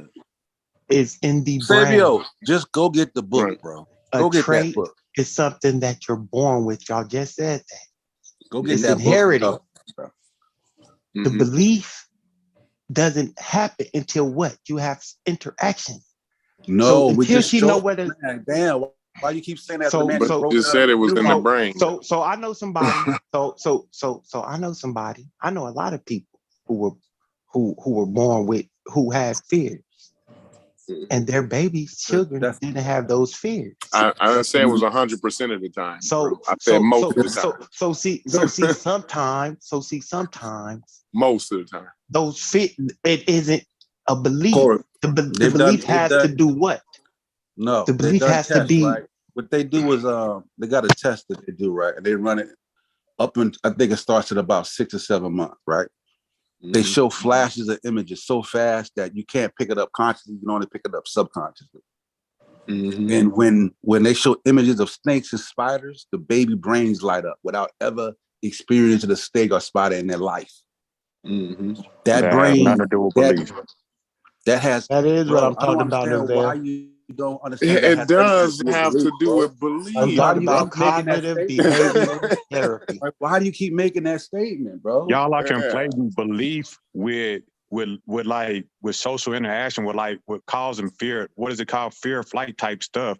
We was talking about belief from a religious aspect, and now we changing it to a everyday. No, because your brain is types of beliefs. developed to be conditioned for religion. That's what we're saying. You might hold on. Let me make this statement. Hold on, everybody. Listen to another conversation. Real quick. Let me clarify it. I'm gonna clarify it right quick. Do y'all know most of the human beings on the planet are religious? That's not an accident, bro. That's not a. You think that's an accident? Do y'all think that's an accident that billions of people, out of the billions of people, the ones who don't believe is the crazy niggas, is the ones who are the outsiders, the anomalies. It's billions. It's damn near 8 billion people, and majority of them people believe in a God, bro. They have beliefs. That's not an accident. That's because the brain is developed to believe. Those who believe are the ones who pass their genes on. The curious niggas got 8. Like y'all gotta understand that. Like y'all really have to understand that. There's more factors. You got social engineering. You got state-sponsored religion. There's a lot of different factors you can go through. It's not just that. But yeah, I'm talking about early hominids. Early hominids. That's the main component. Yeah, that's the main component. That's what you're trying to break down. That's the main component. That's the beginning of early man, your evolutionary process that developed the very brain that you got in your goddamn head. Yes. And that's what I've been saying the whole time. So that ain't what you've been saying the whole time. No, you ain't been saying that. Beliefs are developed through social interaction. This is what I've been saying the whole time. That's what I've been saying. Like, what the hell? Beliefs are developed through social interaction. I've said it 9 or 10 damn times. And he keep disagreeing with you. No, I'm saying, why is that? What's the explanation behind that? What's the explanation behind that? Evolution of the brain, and people. So then we just said that. God, man, you know what? So why would you? Then why would you? But hold on. But as I stated, you're not born believing. No, because you're not born believing. I said. Not born believing. If I said, then why would you disagree? Developed through social interaction. When you come out of the womb, you don't believe, bro. Until you have. You gotta allow the man to speak, Sabio. Sabio, you gotta allow him to speak. Yeah. Why would you disagree with the statement that we are wired to believe? Why did you disagree with my initial statement?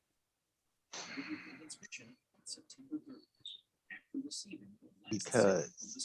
You spoke too fast on that, bro. Because the word wired, I don't like the word wired isn't the proper word. Oh my God, bro. That's the word the word that scientists use, bro. You need to get with that. You need to get with them, bro.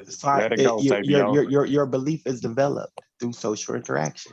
Your brain is wired. Even scientists agree that social interaction strengthens your belief.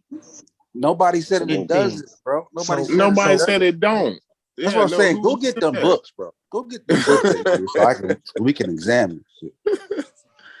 Why you think it's so easy for that to happen, Sabio? Social interaction. How come you think you have a more difficult time getting people to be scientifically literate than you have of time getting them to be religious? Why is it more difficult for that to happen? Because they're more. Are you making more some shit up? Things. Don't make it up now. Like, be for real. Like, don't just make some shit up. No, we live in a religious world. Like, we live in a. Like, give me something that we can. Give me something that we can look up and validate. Don't make some shit up. We live in a religious world where it had to get that way though.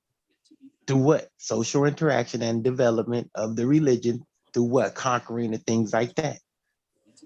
Can I add to that? No, that don't make no sense. Go ahead. You answer it, book, please. Get that book, bro. Please. Due diligence. You go ahead. Can you say the question again so I can answer Correct. Why you got 8 billion people on this planet? They all religious. It's easier to get them to be religious than to be scientifically literate. Why is that? Because you have thousands of years of people putting religion onto people as opposed to science. Like, remember, science and religion has been opposed to each other, and you have religion that was at the forefront for a long time. And even before we had a regular science that we have today, we had religion, which was acting as science. So to answer your question, we have thousands of years of people being conditioned to believe as opposed to doing science. That's what I was saying. And both of y'all, I just want y'all to know, both of y'all answers was slap crazy, in the words of brother Bobby Baltimore West. Slap crazy, man. How so? We just explained how early hominids, the ones who believed, is the ones who passed their genes down, bro. How is that opposed to what I'm saying? How is that opposed to what I'm saying? Because you start talking about people forcing other niggas. Forcing other religion on motherfuckers. Like, no, that shit, religion develops universally, globally.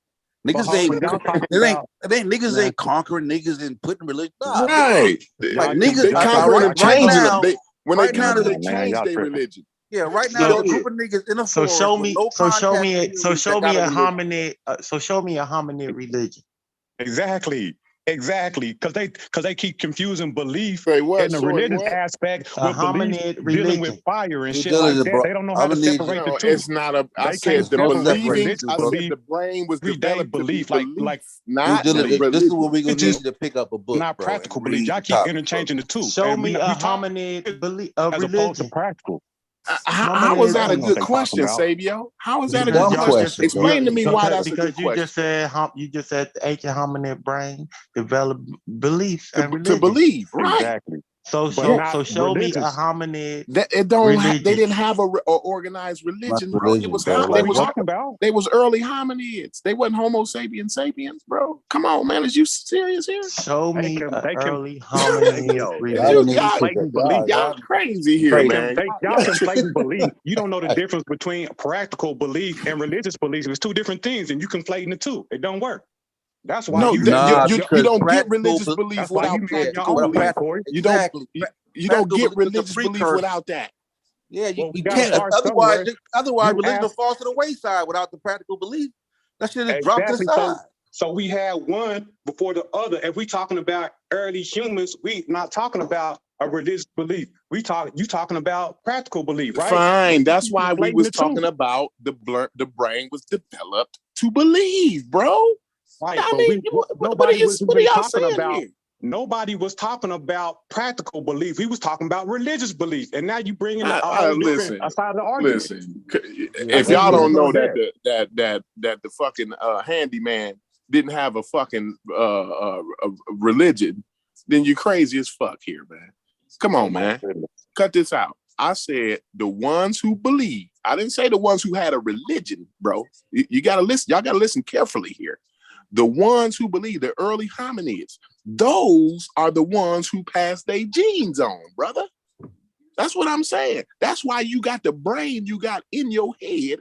It was developed from them early hominids. It has evolved from that, brother. That's what I'm saying here. I didn't say they had a religion. I never said they had a religion, bro. Same argument that we've been having, bro. But you kind of jump in the middle of it, trying to bring up other people. But that's where we started the argument from. You came in later.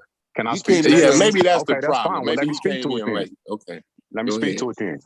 Yeah, and bro, question was keep it kind of pointed toward facts, like because people be making up shit. Like, so I just gave some history. So the question was belief, right? Early belief. State the question again. How you? Because I don't want to. The brain. Just put it this way, bro. The brain is wired to believe. Do you agree or disagree? Everybody. That's not even neither here nor there. Like that was Sabio's contention. I would never argue that, but we talking about how belief from back then comes up to the present, and he started talking about. Practical believing as opposed to religious belief. That's what we're talking about. How does it? Okay, look, since the show is Egypt and the Lord, how does it? then how does it get to Egypt? Like, then go from that to believing brain, and then how does it develop in Egypt? That's neither here nor there, man. I'm not gonna get to how it actually got to Egypt. Like, what does that have to do with anything? I'm just giving an example. You lost me, Sosa. You lost me. No, I'm just trying to, let's just use, not doing all that. like, you want to talk about, okay, so if we talk about religion, right, you gonna start with Christianity in the goddamn first century? Okay. Or do you want to start with its earlier forms? Some goddamn Sumerians and Egyptians and all them niggas, right? And that's the point that I was getting at. When you talk about early religious belief, it's a social thing. Like, that didn't come, you didn't inherit that. We had to deal with social constructs. You know what I'm saying? This is how you civilize people, right? People were civilized with religion, even though there's some savagery to it, but it's the best that we had at the time. So religion was also a civilizing tool. Also, it also acted as science.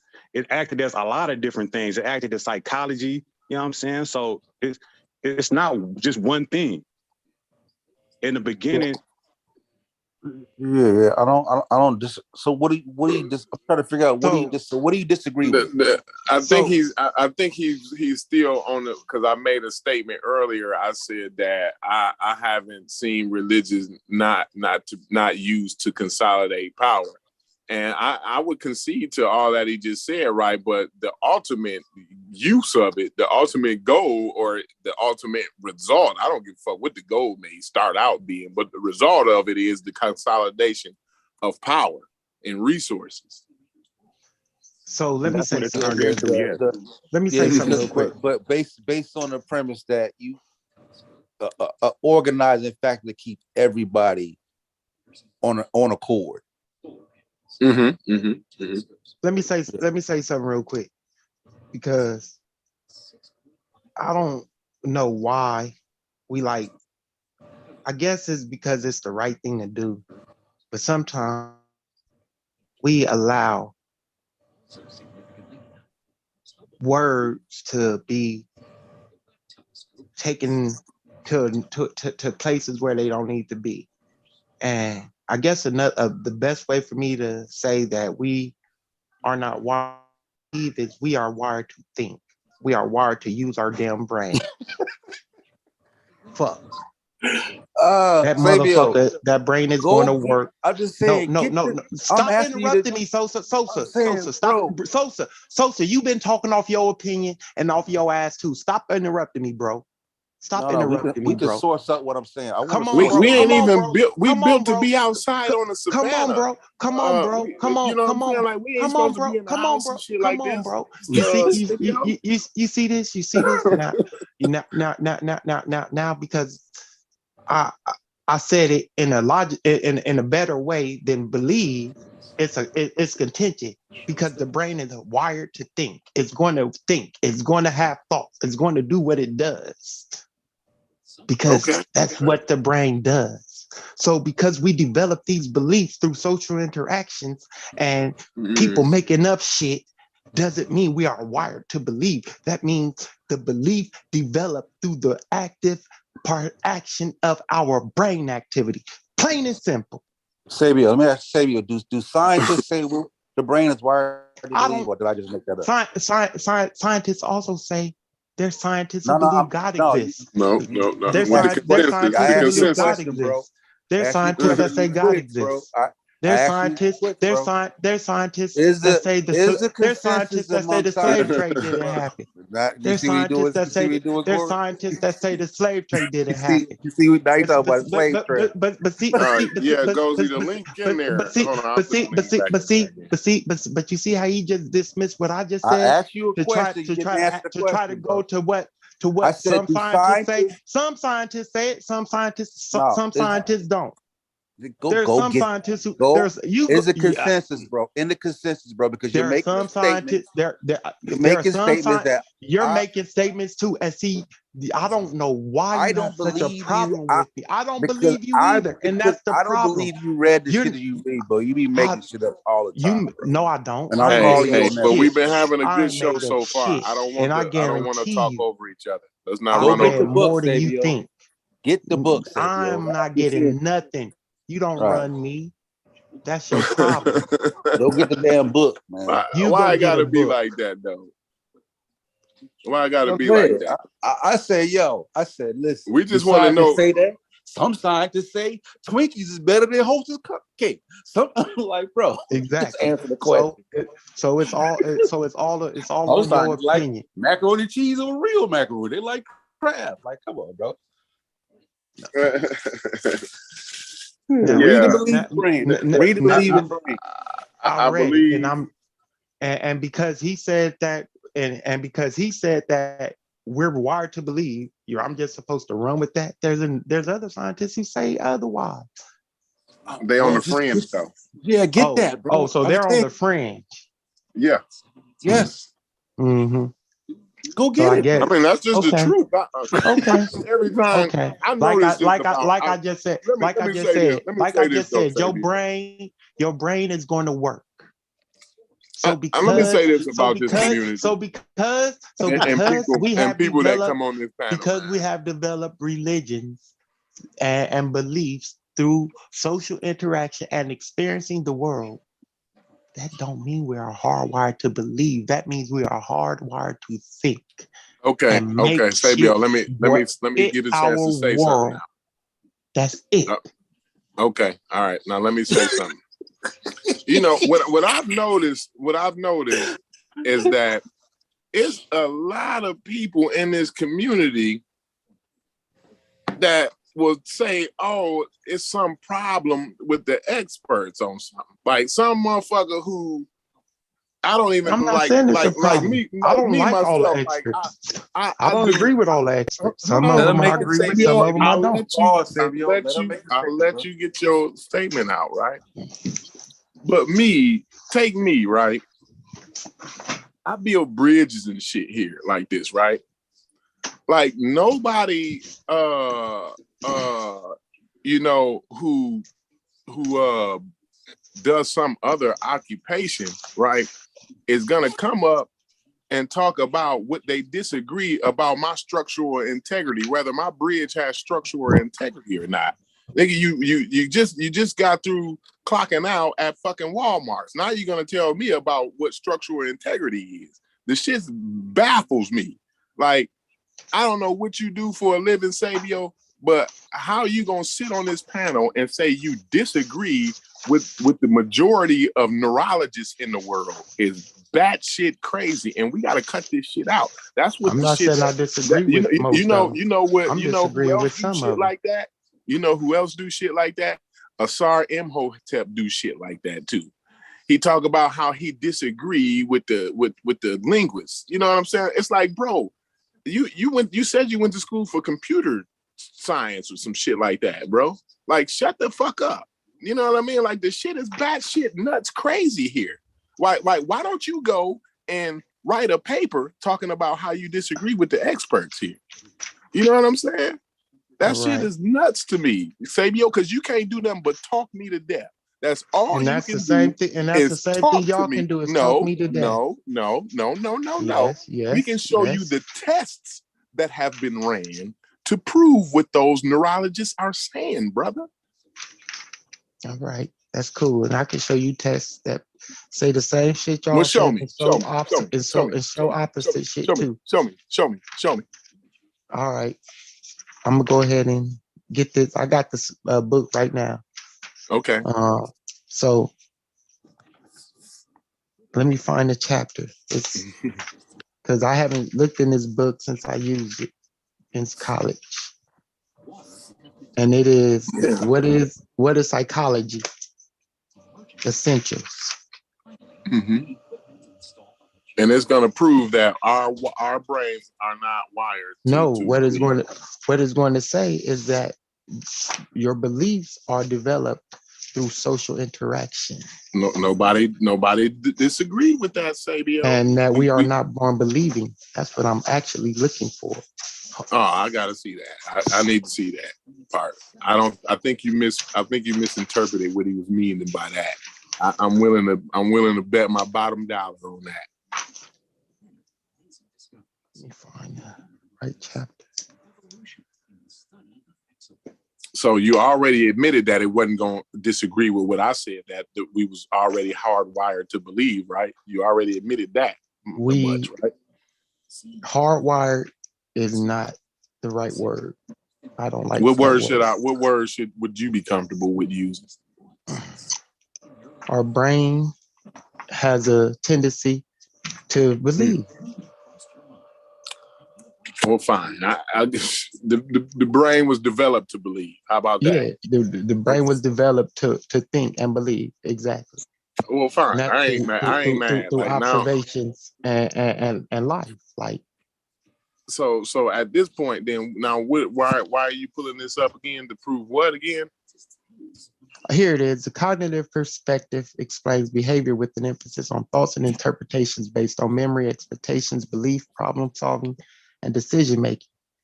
Oh no, my fault. That ain't it. That's a perspective. Due diligence. You saying let you back in? I don't see you in here, homie. Where's that shit at?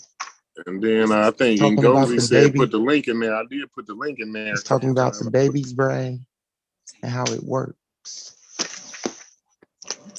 during birth.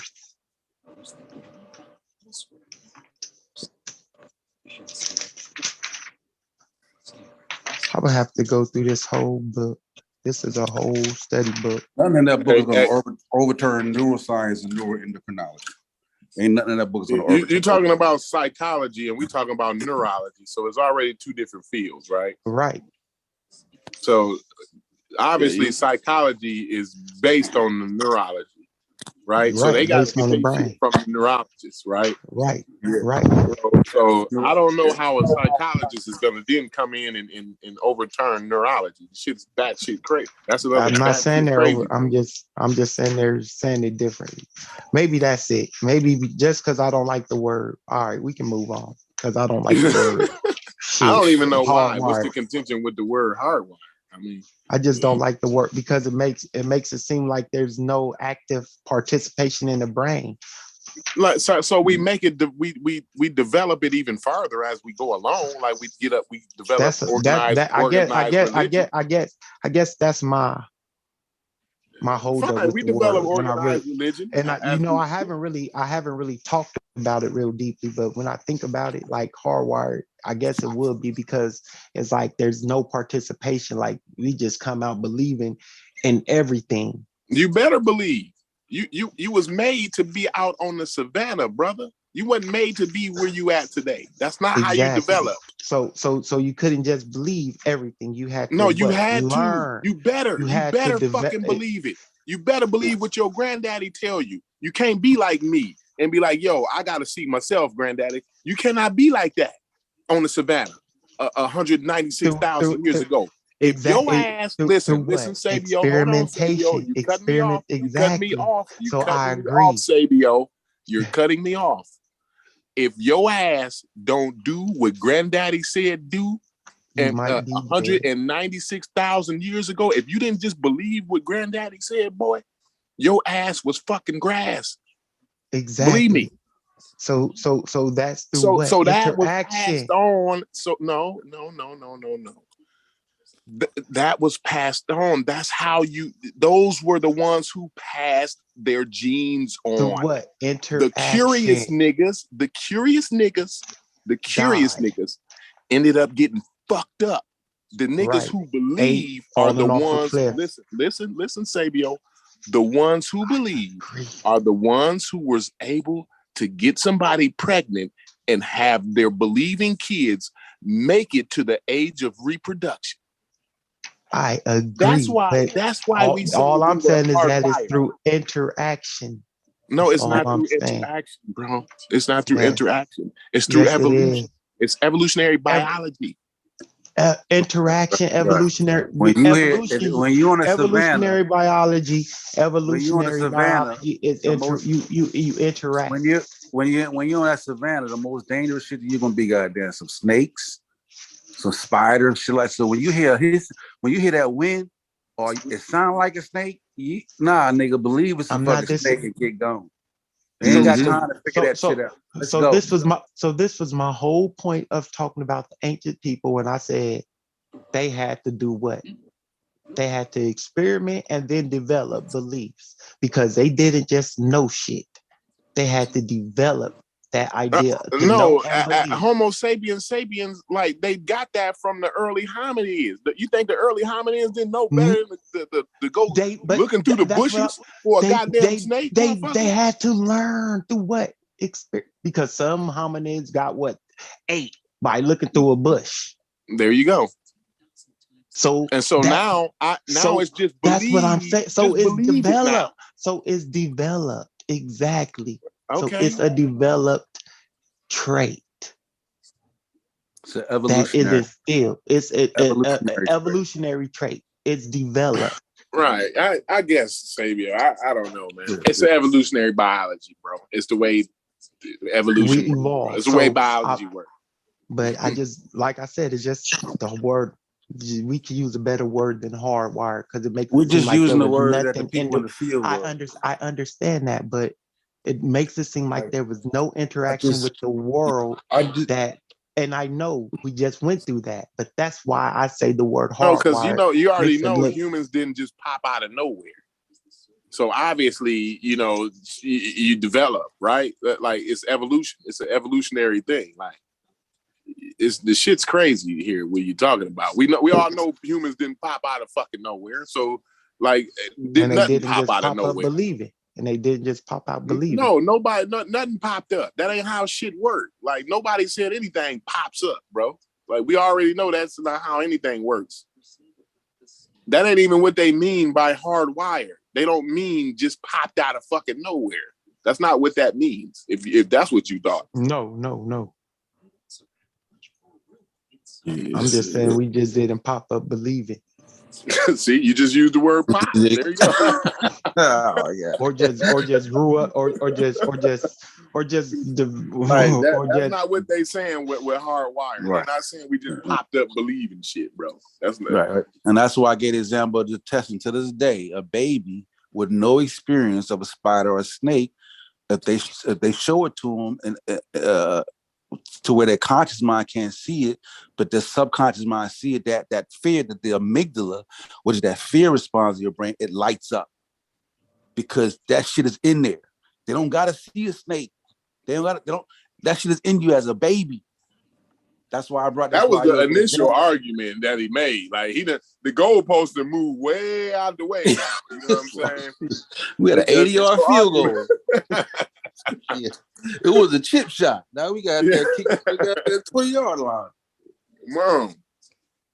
Yeah. We in our own end zone now. That's because y'all backed yourself up there, not me. Oh Lord. Man, boy, y'all crazy, boy. I just don't like it because I'm that same way, Corey. I'm like, because I feel like, and it's no shot at, well, it is kind of a shot, a song. I just feel like if you're a layman, you're supposed to rock with the experts. Like you don't have the ability to go with anybody on the fringe. You know what I'm saying? Now, if you're in that field, then you deal with that fringe shit until you can overturn the consensus. But for the layman, stick with the goddamn experts, man. Don't even deal with the fringe shit at all. Right. Because if that's the case, then just write a paper then.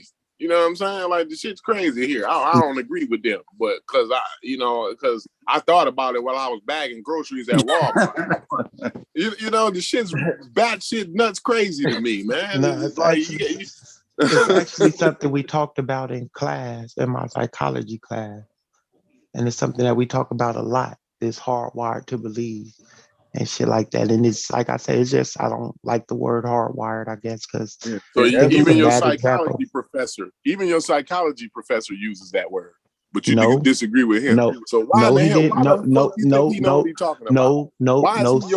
See. You see, when he was in the school, hold up, because there you go. You misinterpreted what I said. I said we talked about it. I didn't say my professor used the word. I said we talked about it. Then is the link? Hold up.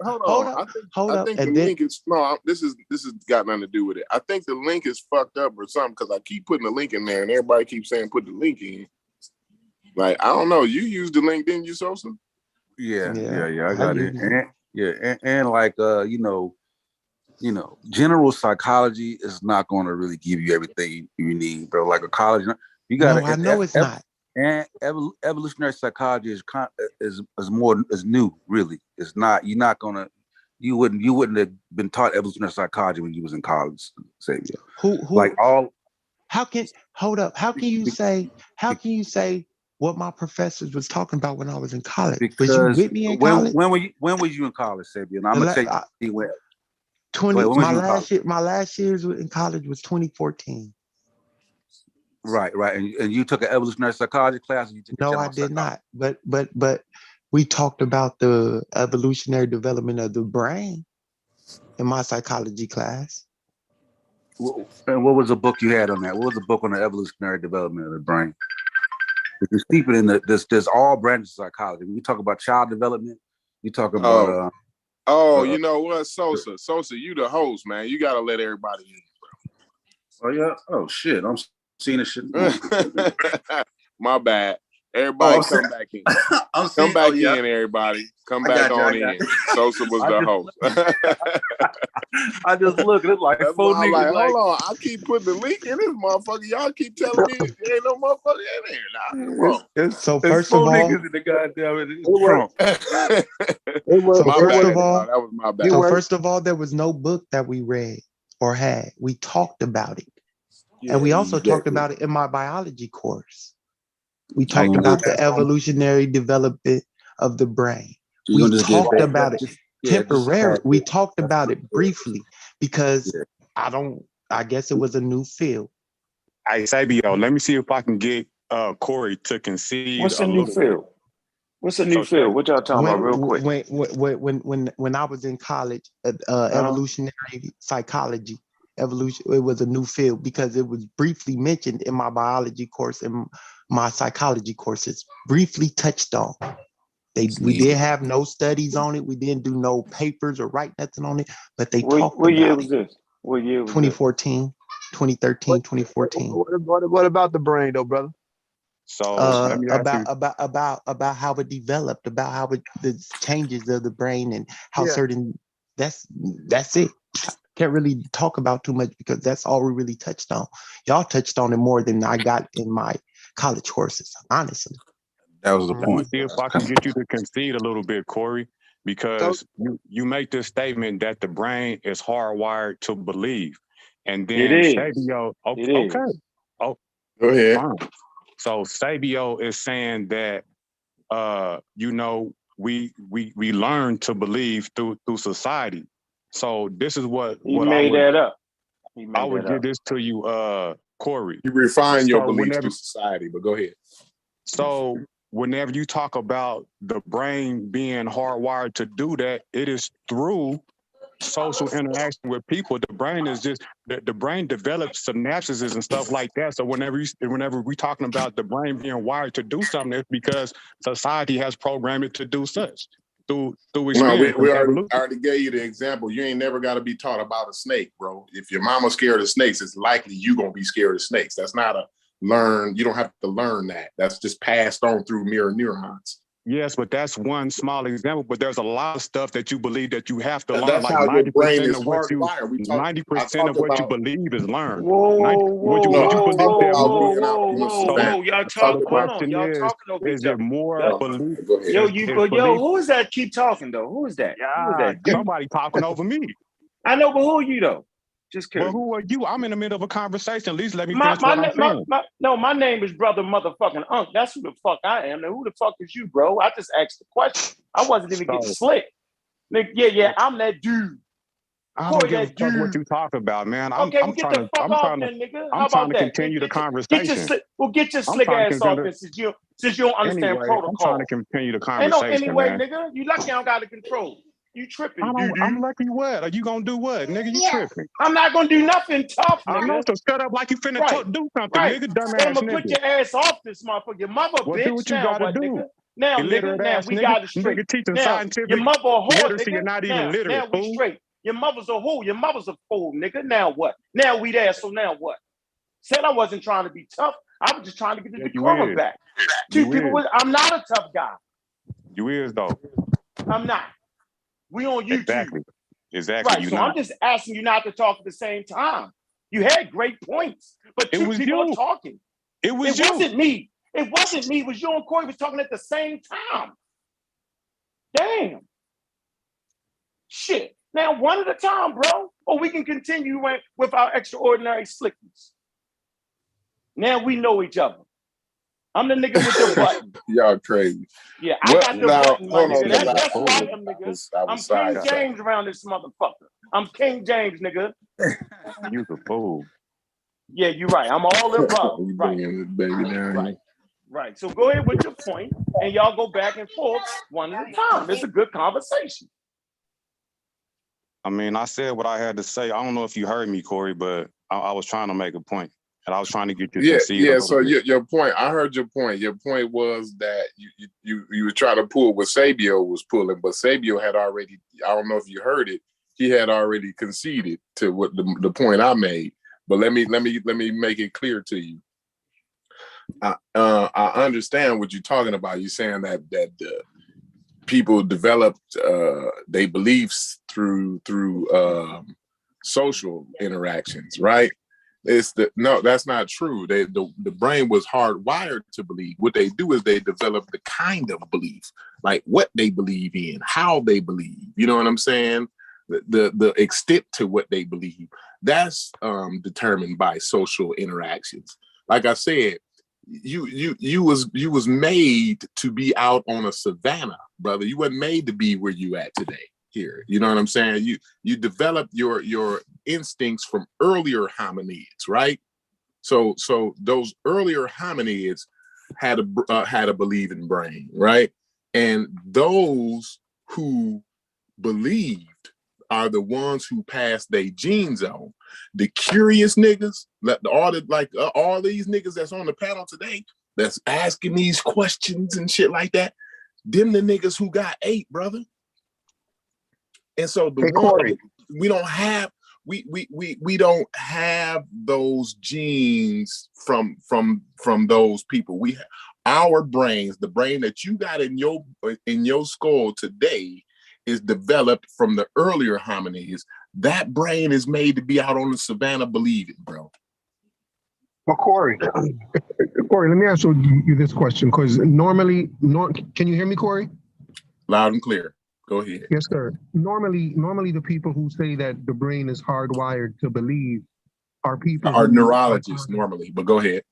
Right, and also religious apologists as well, like religious apologists who try to say that you cannot separate man from religion. Like they use that argument, like to say that the reason you cannot try and take away religion from people is because we're hardwired to believe, and specifically believing in something that that we don't have proof of, which is kind of like an unscientific belief, if you will. All right, stop right there. So my question is, stop right there. So my question you can't ask a question for all that American dream. You I made just a wanted to whole ask him a question, bro. But you made a whole point for the. You did. You said a lot. Yeah. You said a lot. But I want to ask Corey. All right, you can come back to the question.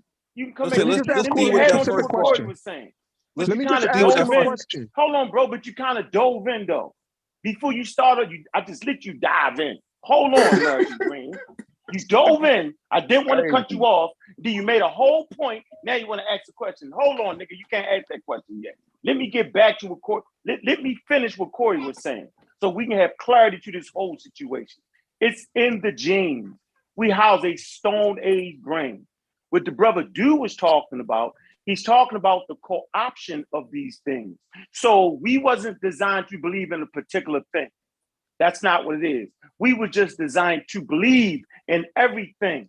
So all the Baptist preacher got to do is come in with a particular God. Now he got you. All the con artists got to come in is with a particular item. Now he got you. All the pseudo-ass nigga got to do is to come in with some items. Now he got you. We didn't have a gene to believe in God. Now maybe Sosa might argue with me with that. We didn't have a gene to believe in a con artist, a specific item. That's not what we're saying. We're saying that that we're just designed to believe that way you can look at every single thing. That's what he's saying. Now, society fits in with what you're saying, dude. We're saying that society has developed set and forms of beliefs within a society that co-opt our Stone Age brain. Now go ahead, American Dream, with your question, bro. Symbolic thought is what drives humans. That's just what it is. Symbolic thought is what drives humans. Yeah, I guess the only question I had was, because again, normally, from my experience, the people who say we're hardwired to believe are people who support the idea of religion. However, I didn't really get that impression from Corey. Although he does believe that we're hardwired to believe. I guess I was going to ask him, how does he kind of blend the two, like where we're hardwired to believe, but in another context he kind of thinks that we should do without Ung did a religion. pretty good job of explaining. Yeah, it's two separate items. We were hardwired just to believe, but society tells us what to believe, how to believe it, the extent to what to believe that belief. You know what I'm saying? That's what society does. You know what I So mean? check this out, Corey. So I don't think y'all points are opposed to one another, because he's arguing it from a running in there. Your mayor was next. Go. He arguing Go in your room. Kids or I'm something. tired of y'all going by my room. Baby, mute your mic. Yo, Baby, hey, mute your mic. you gotta mute your fucking mic. So I feel like what Sabio was saying is from a psychological perspective on how belief work, and you was arguing it from a technical neuroscience perspective, but they both are one. It works the way Sabio was saying it, and it works the way you saying it, depending on the perspective. The example I gave was from an evolutionary psychology perspective.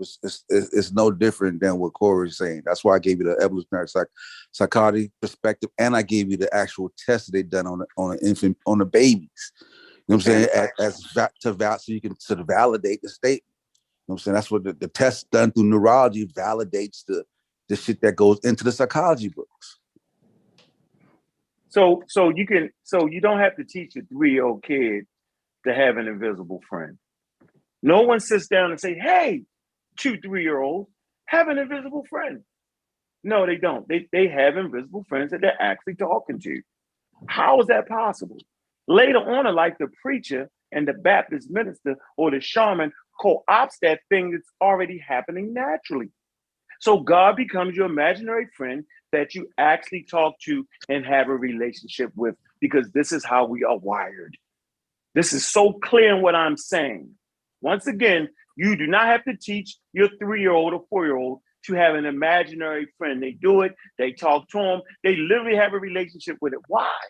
Why is this possible? Because there's Stone Age mechanisms you believe. And I always make the statement, humans, right, will never make the mistake, okay, and call a shadow a human. You know what I'm saying? Looking at a human, say that's a shadow, but they will always make the mistake and call a shadow a human. Where you at, Amir? Right, and let me just say this quick, then you can go ahead and go. And to American Dream statement, like most religious folks will not argue your brain is hardwired to believe, because that would eliminate God. Like if your brain is just hardwired to believe, then there would be no then that would kind of defeat the whole purpose of God. Go ahead and goes. If he's still there. Yeah, he was talking about homo. Oh, go ahead. He was talking about homo symbolicus. Homo symbolicus.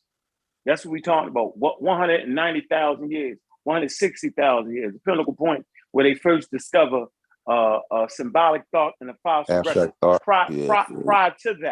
Prior to that, they thought it came out of Europe. Like, what makes you human? They thought it was in Europe, and they argued this. And then you get the Asian propaganda and all the shit that we be fighting for right now when we have other conversations. It was all based off of racism and not really fulfilling the scientific method and the fossil records. But now they realize that symbolic thought, right, imagination, right, that they can see in the fossil record starts out in Africa proper. And y'all can argue whether they were sub-Saharan or No, they had that. I don't know. No, they definitely had that before they went out of Africa. Correct. So I just want to, but that's a good study. Me and Sosa had a good conversation all the time. But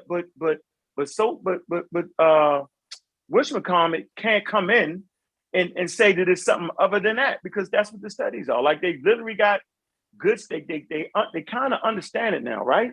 And if we follow the science on neurology, it's just that it's the study of the brain and how it works. They haven't mapped out the whole brain yet. That has not been mapped out yet. So there's a lot still to learn. It's not like biology. They do not have the whole human brain mapped out yet. Remember, President Obama was trying to work on that.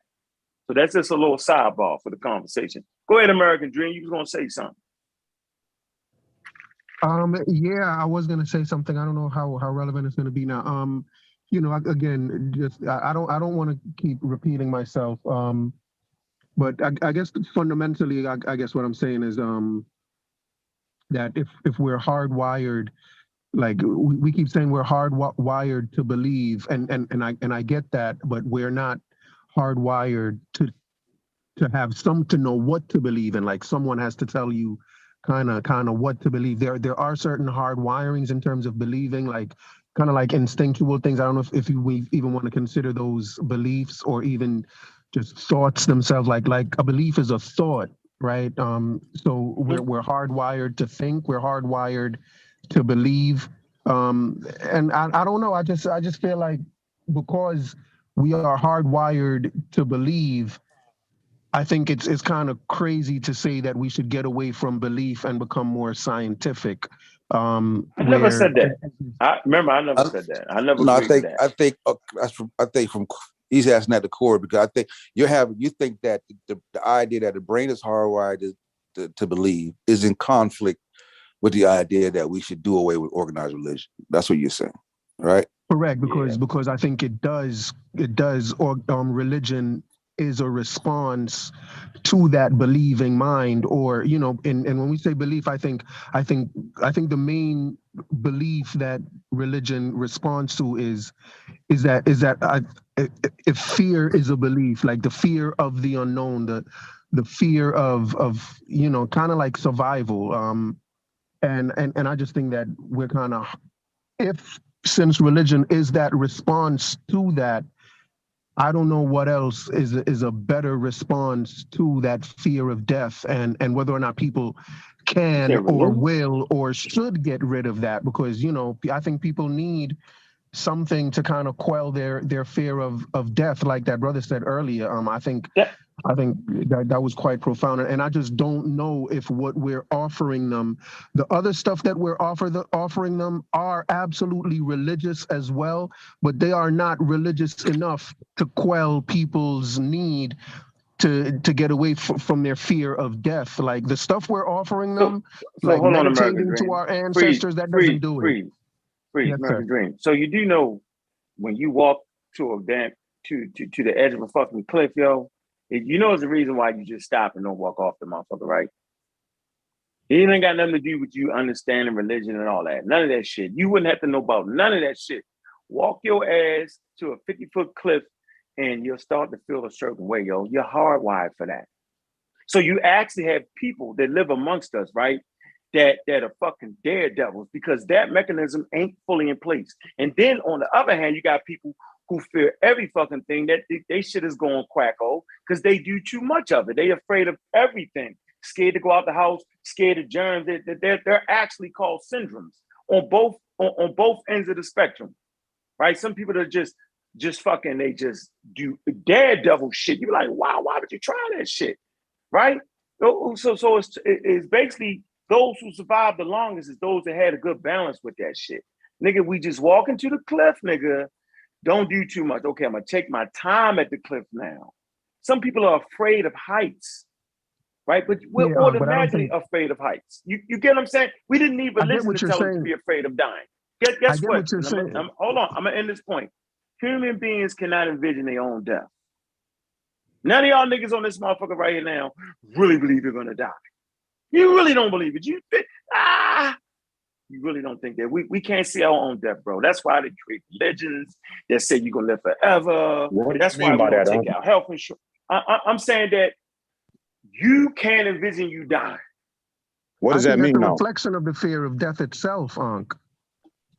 I think none of us wants to kind of see it. I think we kind of just like block it out, and we kind of. I think that's a reflection of the fear of death itself. And I think to kind of like talk about, you know, being afraid of heights or being afraid of walking over, like those are things that not everyone has. Like I think to compare a phobia, like someone having, of course, not everyone has the fear of heights. When we're talking about the fear of death, like this is something that every human being, I believe, is going to encounter, like the fear of dying. Like nobody wants to die, right? Yeah, So it's kind of unfair. Heights. But that's why you got not everybody has the fear of heights, right? And not yeah, everybody they do. has. Yeah, they do. No, not everybody has the fear of heights. Yeah, but no. Some people can deal with it, but everybody have the fear of heights, bro. That's just a human. That's a human thing. It's tied to dying. It's tied to. It's tied to your brain. Like you can't. Your mortality. Yeah, your brain. Yeah, you can't. It's your mortality is what I'm trying to say right now. Go ahead, do diligence. You gonna say something? That's the point we was making. That's it. It's tied to you dying. Go ahead, do diligence. Great, say something. No, I was trying to. You expounded on it because did you say people can't perceive themselves dying? Is that what? How did you phrase that? People I said you literally. Yeah, you really can't see yourself dying. You really think you're gonna live forever. And the younger you are, you really think that shit. That's why they take the young niggas and put them in the army. So niggas like me be like, yo, I don't know. So let me ask you. So you. Because we deal with the question of death, you know what I mean? Like that's one of the questions, right? But I just feel like people, like whenever you watch somebody die or something like that, like I don't understand what you mean when you say that. Like you mean in the literal sense that we don't know what's gonna happen after we die, or people can't. Of course we know that my brother gonna come on. Of course we know that one day. I'm trying to understand what he's saying. I'm not trying to give him the anthem. No, we can see another nigga dying all day long. Yeah, look at that nigga just died. But I'm saying us, each individual, you never see yourself. If that was the case, nigga, you would do everything every day to the end. I'm gonna put it off to tomorrow. You know why you put it off to tomorrow? Because you don't think you're gonna die before tomorrow. Yeah, that's why I drive 90 miles an hour and be whipping and all type of shit. Absolutely. that was a great point, though. Unc made the best point right there. You put shit off till tomorrow because you believe you ain't gonna die, and the younger you are, the less you believe that. The younger you are, ultimately knows they're gonna die though. So I don't. No, we're not saying. You just explain that. You ain't hearing. Explain that again. We're not saying in a literal sense. The point. That's what I'm trying to figure out. The point I'm making it. No, what I'm saying is the reason we put shit off to the next day because we think we're actually gonna be there. Tomorrow. We actually plan, we're gonna be there, nigga. I got you tomorrow, nigga. Yeah, but the truth is, everybody on this phone can be a casualty. Right now, nigga can have a heart attack right now. Nigga, the way I holler and scream, my shit could bust. Right now. But I didn't think that. I thought I was gonna at least make it to the next show. You don't perceive your own death. You can perceive other niggas dying. That nigga keeps selling drugs, that nigga gonna die. But when I hustle, nigga, I never thought a nigga could kill me. And I've been shot 3 times. Crazy as fuck. We not designed that way. That's why we come up with rituals. And remember, a ritual and all that type of shit is based off of what? Right? It's things you cannot control, you become more superstitious. Like a baseball player, I give the example. A baseball player, right, when he's in the field, right? When I say in the field playing first base, second base, in the outfield, right? When he's on defense, right? They don't do a whole lot of rituals before the ball comes to him. They just run and catch that motherfucker, right? Because errors in professional baseball or baseball period is not as common in the pros, right? You get golden gloves. But hitting, right, you fail the majority of the time. If you bat 275, nigga, you making hundreds of millions of dollars. 275, 300, you Hall of Fame, nigga. If you bat 300 for your career, you like one of the best. That's why Barry Bonds is noted as one of the best players ever. Before steroids. But right. 300 for clarity, 330%. Yeah, that's 30%. Think about that. So let me finish my point. So that means things that humans fail at the most, they come up with rituals. So the last time I got a hit, I touched my glove 10 times, I patted the ground 30 times, and I readjusted my gloves. The last time the Ravens won, I had on my motherfucking high school shirt underneath that motherfucker. So I'm gonna wear that shit to make sure they win. You get my point. But go ahead, fellas. Amen. Brother Unc, I appreciate you. I appreciate you being more eloquent than me. trying to say what I was saying. I appreciate you. Every fucking thing you was saying, I was saying before. But you're so eloquent. Don't let nobody go say you're not eloquent. You're developing the Brooklyn magic. We can still put you back on target. Baltimore magic. Baltimore magic. No, I just read the book I gave everybody to read, though. I gave everybody a book. I gave everybody a book to read, though, yo. That's all it is. Go ahead. Question, brother. It's if somebody said that. Yeah, but due diligence was tough. If somebody said that they're non-religious. I'm mad in the motherfucker at Unk right now for talking to me bad earlier, nigga. Now I apologize, bro. I apologize. In front of the world, due diligence. I now realize who you are, and I apologize. Right. I was go boot you, but I know how Unc do. I said he gonna reel it back in. He gonna reel it back in. Once he get past your mother and all that shit, he gonna bring it back.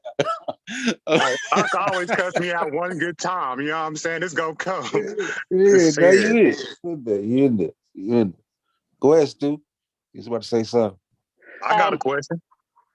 Let's do ask his question. He's about to say something. Is non-religious atheists? If somebody said they're non-religious, are they saying that they're atheists? Nah, not necessarily. Not necessarily. Okay.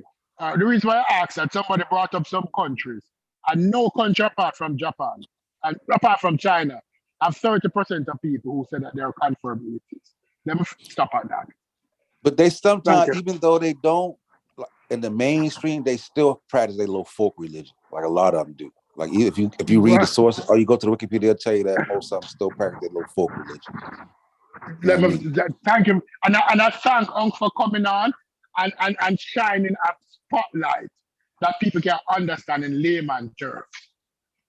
Thank you, because he does it all the time. I'm not religious, but him don't disregard it. Him just enforce scientific literacy. Him trying to understand that, listen, if more knowledge you have, you get rid of the God of the gaps. Yeah, and he understand that if you can bat 300, that's good. Because most of us ain't because the brain ain't wired to be scientific. Yeah. So if you can get 30%, oh, that's a Hall of Fame. Imagine 1,000 years ago, you're hunting a deer with a spear and you catch it because you walk around this rock 2 times. And it causes your family to eat for 1 more week. Every time you go deer hunting, you're walking around that rock. You got it, bro. And it's got it. System. And let me make this Let me make this last point. I want everybody to get it one more time. I want to make sure due diligence. No, yo, I actually apologize, though. Right? And I wasn't really talking about your mother. That's just some shit I say. So I want to tell. I don't even know your mother to say that about your mother. So I'm pretty sure she's an outstanding woman. So I apologize. I want to say I accept your apology. I ain't really tripping on that. You still big bro, man. I still appreciate everything that you bring to the community in general. So it's all good. Yeah, my fault, y'all. It was called friendly fire, and I shouldn't do it. I'm actually working on that. Let me make this point though. When I say we're hardwired to believe, right? And atheists don't believe in God, but watch this, y'all. That don't mean that atheists aren't superstitious. That don't mean that atheists don't have other beliefs. I just want to make that clear. See, that's different between religious belief and having other beliefs. We all have quirks and certain beliefs that we believe in. I believe my kid went to school. The nigga ain't went to school all month, but you believe. See, that's a belief you had. Right? So atheism is not a belief. They were saying that. Yeah, well, they was shit. I ain't mean to start that one up again. Yeah, we're not gonna go down that road. We ain't gonna go down. I was look what I said. Let's not go down that road. I swear to God, I can't do another one. No, I get what you're saying. No, that's not even what Unc said though. He misused it. He said atheists have beliefs, not that atheism is a belief. So don't conflate that. Like they almost got you, Unc. But I'm right here. Because a nigga be an atheist like Chef. I mean, why we can't have a conversation? Like Chef would say he an atheist, but if a nigga, what he said, if a nigga broom across his feet or some shit like that, he like sweep the floor. Like you still got your little superstitious shit. You know what I'm saying? Niggas don't walk under ladders and you know what I'm saying? Yeah. Right. Unc them clown me because I think you're supposed to play music for your plants and shit. Like Unc them, they clown me for that. But that's I believe, you know what I'm saying? Every time I play, I play the music. Hell no. I heard niggas try that shit. I ain't no green thumb. You supposed to, I think you're supposed to play classical music. You're supposed to touch them and talk to them and everything. Like Why not That's just my hip-hop, belief. yo? But why not hip-hop? Why I gotta be Because classical? that's not good music to grow to. I don't think. That's a They ain't belief. evolved on hip hop. It's destructive. It's That's talking a about belief. killing. You kill it. I'm gonna kill the nigga. I'm gonna run past your house and spray up your mama's house. All that. Like my friends don't want to hear that, bro. Hey guys, can I ask a question? Can we come to at least an agreement that let's agree that atheism may not be a belief system, but atheism is a belief. No, nobody says that. We done went through that. I agree with you. I agree with you. Listen, we can't turn around, Sheffrin, after we just then had a whole segment about that, then agree with him. Like it's crazy. Yeah, I'm can't agree bring with it back up. Like we still on the same position. American because atheism. Hold on. Let me say this: atheism is not one thing. It is not. Atheists are framed between a whole bunch of different people with different educational values and reasons for being atheists. Right now, some atheists can fall into the people who just don't believe. You feel me? They can have a belief to not believe in God. So according to American Dream, is those people really are out there? Y'all denying that shit, yo, because it don't fit y'all form of atheism. Fine, but y'all can't say to these people that don't believe just because that's just their belief. Like a person can believe in God just because I just believe in him. They don't have no reason why they believe in him. You done heard motherfuckers say, you be like, well, why you believe in God? Because I just believe in him. Right? Them niggas be having a reason why they believe it. Look, when my uncle but it's not sick, thought out though. But it's not thought out. But whether it's thought out, you changed it to thought out. I ain't saying it was when thought a out. person They say got that, a reason. most of the time it's not thought out. Right? And then you walk them through why they believe, and then they can elucidate on why they believe, but it's really not thought out. You really got to walk them through that shit. You feel me? For them to be able to articulate it. It's the same thing with some atheists, yo. Y'all, you telling me you done ran into atheists who know all this shit that y'all know? No, they just don't believe because they look at it and they say, well, I believe it ain't no God because of this, that, and the third. And there's another person that's his counter that be like, well, I believe in God because of the things that you deny about him. Those two, that believer and that atheist is on the same fucking shit to me. I agree with you. I agree to what what you're saying to a point, but atheism itself is not. Atheism is like prove it. Yeah, that's the loose. You're using a looser definition. Yeah, he's not supposed to. No, atheism is the rejection of a God. Right. That's it. As you say you believe in God, I don't believe it. Prove it. That's what atheism is. Like an atheism got to explain why. Like it's not on an atheist to explain why it exists, why God ain't. That ain't his job. The atheist just said, "You say God exists, prove that shit. Provide evidence." They're not making a claim. They're not making no a claim claim is at made. all. Yeah, no claim claim is made. Yeah, so if a person say, "I believe there is no God," is that a Then he has to prove that. Then you can say prove it, and you can say right, prove but it. Is that an atheist? Right, that's a perfect. That's the atheist position. Yeah, He but just don't understand his position that though. there is no God. Believe is in there. Thank you. You know what? Y'all ever called in? They don't get it. Calling to the atheist experience, right? They'll light your ass up for that. They got the technical shit. Do you get what I just said though? I understand. Yeah, but it's something you're doing something wrong though. But they doing it wrong. No, it actually exists. No, I agree. We agree that people do say it like that. I agree that people. Yeah, do but say they it like rump. that. They don't understand what they're doing. I agree, but they rump. They fucking it up. That's like telling a Muslim he don't understand the law. That don't make sense. No, they don't understand. He don't believe is a God. No, I'm saying it's like he can say that, and he ain't wrong to say he don't believe, because he can say it believe, but that's not what atheism is. See what I'm saying? That's so not that person who say that they don't believe in God, that's not a real atheist, according to you. No, I'm just saying that's not a real atheist. I'm saying that's not Yeah, what they're representing. atheism is. He's an representing atheist, it but he wrong. Come adds on, more. man. He Y'all be bringing playing more around with baggage with words, it. man. He is an Nah, yo, atheist, I'm telling but you, he's man. adding on something to atheism. So just like me, I'm an anti-theist, but the baseline is I'm an atheist, bro. But me adding on saying as an anti-theist, I believe theism is counterproductive to the human species. That's why I'm anti-theism. You know what I'm saying? So but the baseline is I'm an atheist though.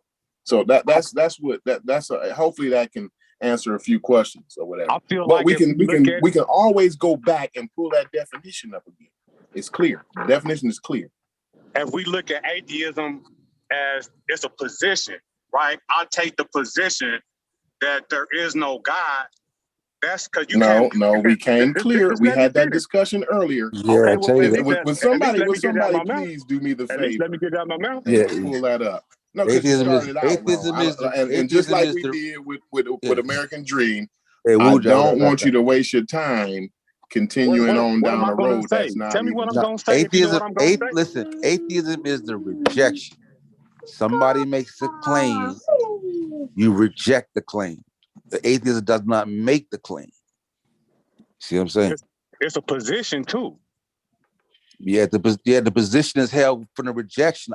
The position is not being convinced. Yeah, I reject it. You provide the evidence. But they are. If atheism is not making a claim in the pro, but it's making a claim in the negative. No, it's not. No, it's not. If you saying that I don't believe in God, it's an objection to somebody else's claim, but it's still a belief. It's a lack of belief. It's a lack of evidence. Of belief. How is it not a belief? How is it not a Because belief? it's a lack This of is my position. Because it's defined. It's what my position defined as is, a and I lack can't of prove the it one thing way or you saying it is. another. It's a belief. If I Hey, can't due prove my diligence. position one way or listen, the other, Whoa, y'all talking at the same time. Come on, yo. Due diligence. Listen, in the definition, it is defined as a lack of the thing that you're trying to say it is. In the definition, it's defined as a lack of that. You're saying it's a belief. Within the definition, it's defined. This is what I don't get. This is what y'all do. Let me expound on it. I'm not done yet. I'm not done yet. I got 3 seconds. I wasn't done. This is what y'all do. This is what y'all do. Hold on, dude. Y'all take words and y'all take definitions and y'all throw them around and make them be whatever the fuck y'all feel like it. Here we go. There are parameters. That's why it's a definition. So don't go outside the parameter. It's clear. Read the definition. It's a lack of a belief, not a belief, a lack of it. But go ahead, y'all. Show me how it's a belief again. A Muslim, we can easily say a Muslim has a lack of belief in the Trinity. And it's the same thing as saying they don't believe in the Trinity. They believe the Muslim actually don't believe. I think y'all are playing. I think you're kind of like trying to play around with words to say. Tell you there's no such like thing I think, as a Trinity. like Corey, you asked not to be cut off. You asked not to be cut off. I think we're trying to play with words and we're trying to say it's something. Yeah, but you cut due diligence off though, yo. You dove in, yo. You're an expert. No, due diligence was finished. Yeah, he was. No, I wasn't finished. He wasn't finished. Go ahead.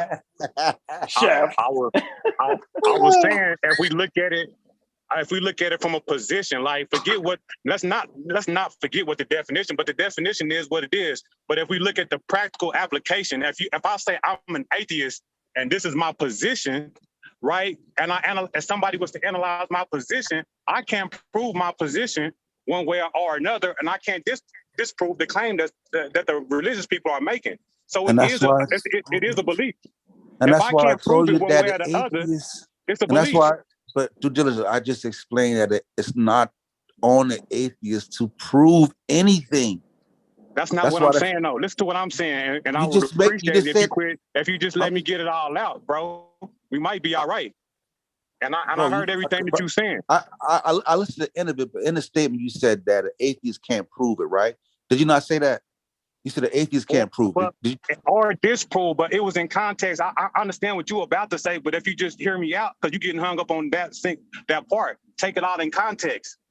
So saying there's not a God is not a claim?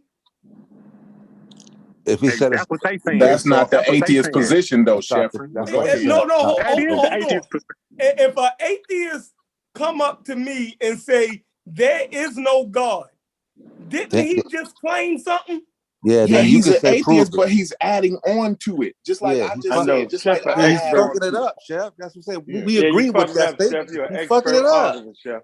He's Expert fucking it auditor. up. Expert. what He's they're an saying, expert Chef, now. He's an Niggas expert do auditor. that. there's a Niggas difference. Yeah, they What do they're do saying that. there's a difference Just Niggas like do I that, do, Chef. I add on to it. I add Niggas on do that. also. I agree. They do that, but that's not the position. That's not Yeah. correct. That's all we're saying. Oh, It's a okay. difference. Hey, Yeah, take I my agree. position I as an agree. atheist. Is my position as an atheist belief or not? That's what I want to know. If I take the position of an atheist and I'm saying that I don't believe God exists, is that a belief in and of itself? Corey, Yes, it explain it is. to him again. Yes, it Corey, is. explain it to him Yeah, again. that'll be a belief. If you say, if you saying and that's I don't, all we're saying. but that's not No, what it's not a atheist is default saying. setting. No, y'all made a default setting. That's not that.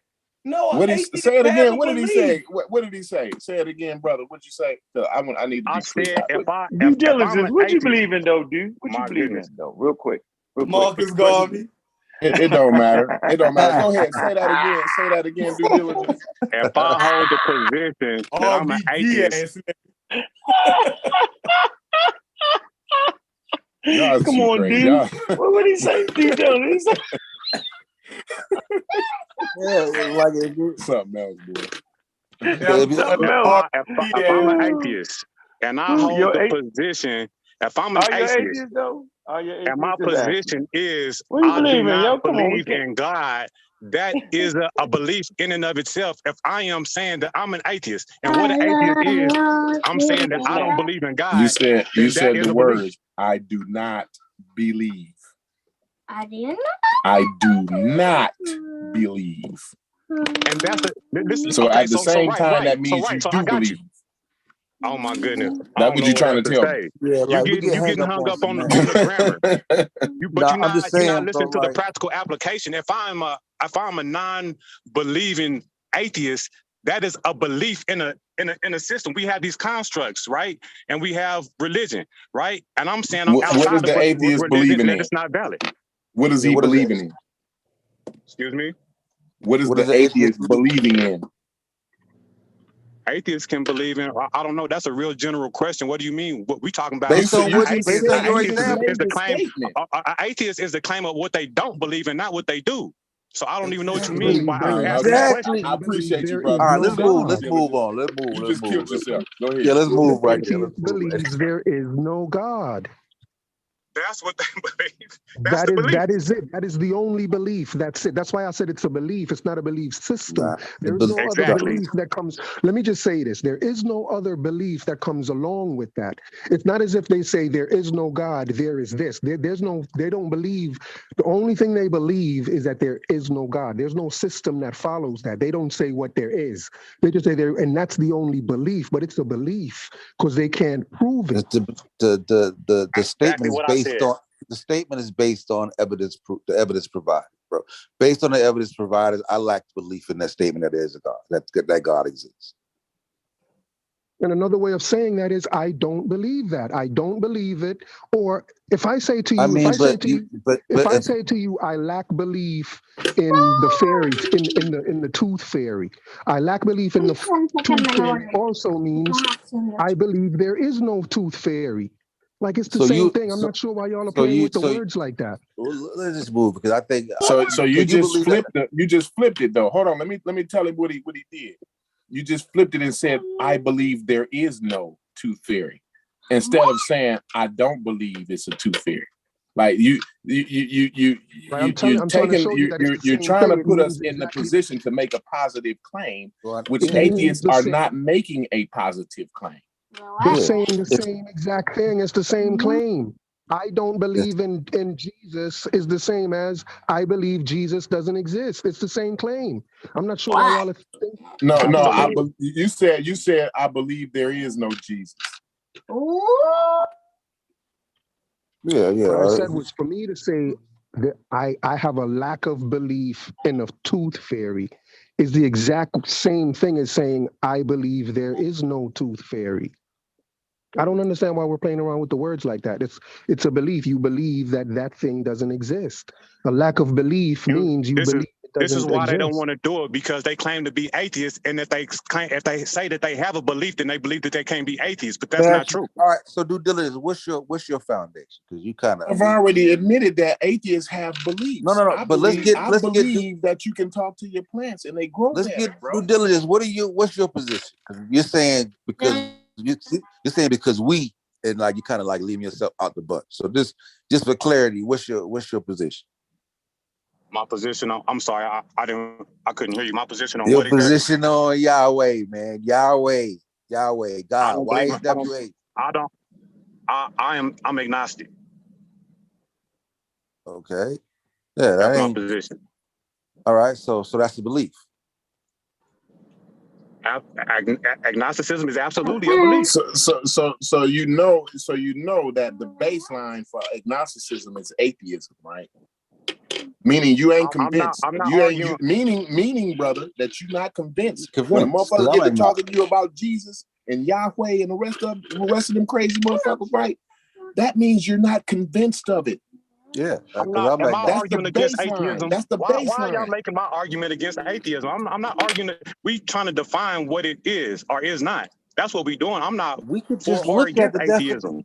That's it. We could. The argument is it a belief or not? That's what's in question.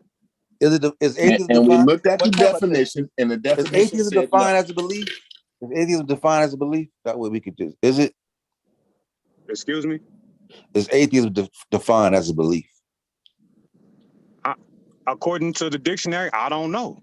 You know what I'm saying? Why don't we just look it up? That's what we're saying. Why don't you look it up? Like your response shouldn't be, I don't know, after all that we just talked about. You should be like, yes or no. Okay. That's what I can be. If I don't know, I'm not going to act like I know.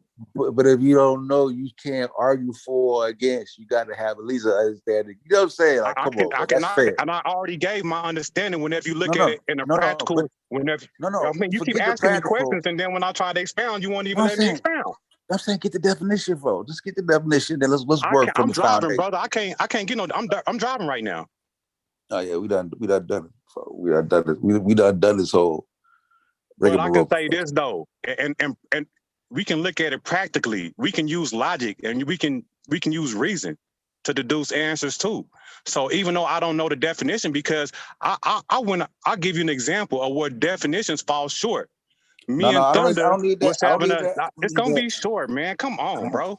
Me and Thunder was having an agreement about race, and he read the definition of black, and nobody on the panel agreed that the definition fit the term of black or how we use it today. We don't accept it. Okay, I'm going to read the definition. Definitions are not definite all the time. Hey, definitions change. Let me read the definition of atheist.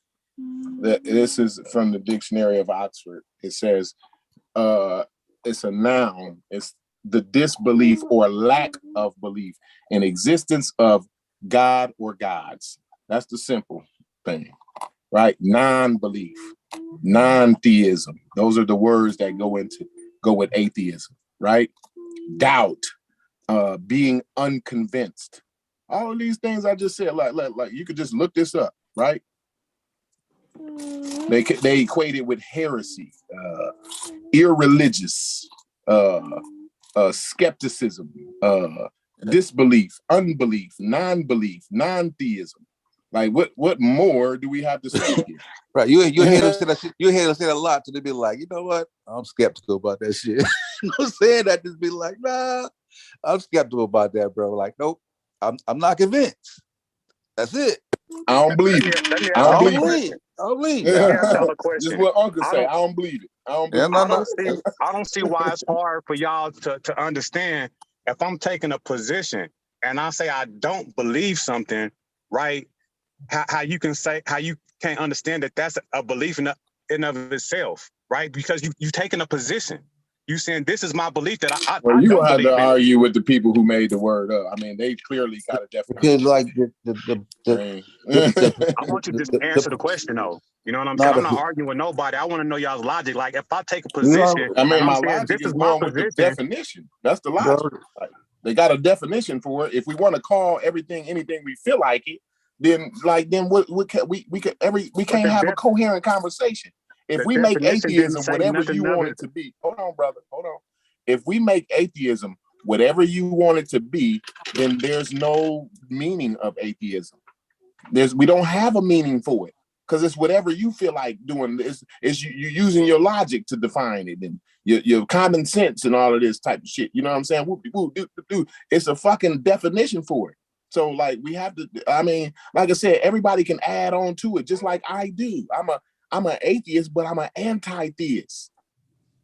Okay, so like there are atheists who say for sure it ain't no God at all. It's atheists out here there who say that, but that's them adding their shit to it, not the definition, not the baseline of what atheism is. I mean, we can clearly go and look at the dictionary definition, and it clearly defines it as a non-belief, a lack of belief. Let me see all the damn words it gave. I mean, it's crazy here, man. Let me speak to that last part you said, right? Because if we keep it in context like that, then let's keep it right there. Atheism is the lack of belief in a particular God, right? But it's not saying that atheism is not a belief in and of itself. You know what I'm saying? Like that's a difference. Atheism is saying that they don't believe in God, but it's not. I'm gonna have to let you have it. You gotta let me go. You gotta let me finish. Now, hell no, let me finish. Let me finish. Because in the definition of atheism, it's saying that it doesn't believe in God, but it's not saying that the position is not a belief. That's what I'm saying, bro. Just go get that, and then you're gonna just beat. I see you're gonna beat us on the head with that. Go get that says that what you're saying, and then you got us, bro. Like shit. I don't think we can't go no further with this conversation. Yeah, we can move forward. It's all good. We can't go no further. Does an atheist believe that God does not exist? It is atheists who believe that, bro. It is atheists who believe that God does not exist. Again, for the 1 millionth time, American dream. There are atheists who believe that, bro. But that's not the definition. Okay? So like we can cut it out from there, bro. And even though even a lot of that don't believe God exists is based on the fact that they have not seen evidence that convinces them of a God. You know what I'm saying? But the atheists who do believe that there is no God, can we also say that they have a lack of belief in God? Of course, but why do they have a lack of belief? So what's the difference? So what's the difference? Atheism was the baseline. No, why do they have a lack of belief? Bro. Why do they have a lack of belief, though? Where does the lack of belief come from? Because there's no he doesn't think there's any information. He doesn't feel like there was sufficient. Says, I don't believe there's a God. He's skeptical about the evidence presented, and he's unconvinced. He has a lack of belief. He says he believes that what's going on is going on without God. That's his belief. He believes that what's happening is happening without God. Yeah, it's a lack. But he has a belief. Yeah, like I said, we'll just move. We'll be in the weed with that one. We'll be in the weed. Can I say one last thing before we leave it alone? Like what we talking about is within a system, right? A religious system. So whenever we're using this we saying that atheism takes that position in a religious context, right? So that's a modern definition. That is a position. Excuse me. That is a position that a person is holding for this system, for this thing. So whenever you say I'm holding this position with this ideology, that is absolutely a belief. When we just analyze the position, it's a position that belongs inside of a system. But if you look at it standing alone, you're saying this is a particular way to look inside of this system. It's a particular lens, and it's a belief on how you can look at things inside of the religious context. Yeah, bro. I'm just gonna, like I said, you done got it all, but I ain't even gonna fight you on that no more, bro. We done been down the whole atheist relationship so many times. I wore out. Yeah, we gotta quit just throwing. I mean, like, okay, if you're gonna say, this, you gotta qualify what you're saying. Like, you're using a loose term, we using the definition term, right? So I identify myself as atheist through the definition term, right? But I add on shit to it, right? So I add my own shit on to that. I'm not saying that that's the definition, the way I think is the definition atheism. That's not, and for people who say that there is no God, like that's a positive position. Atheism don't take a positive position, bro. It's not what atheism is. They are atheists, but they have a extra position, extra atheism position. You know what I'm saying? A position outside of atheism.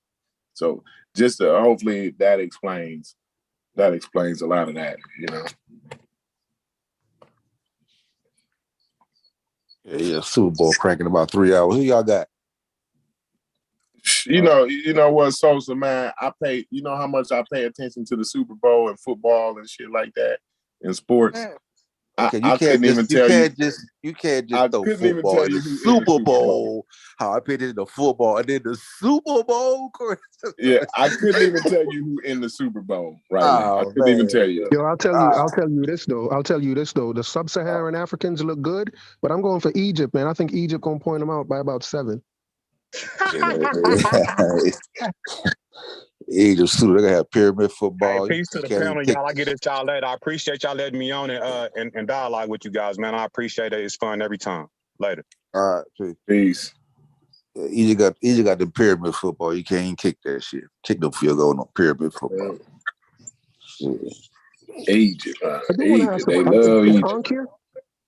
Hey, I know, right? I feel like I feel like Moses with the Egypt shit. That nigga let my people go, nigga. God, man. Let my people go, Pharaoh. Jesus. Man, Jesus Christ. And they love Egypt so much, boy. I'm telling you, they will fight to the death.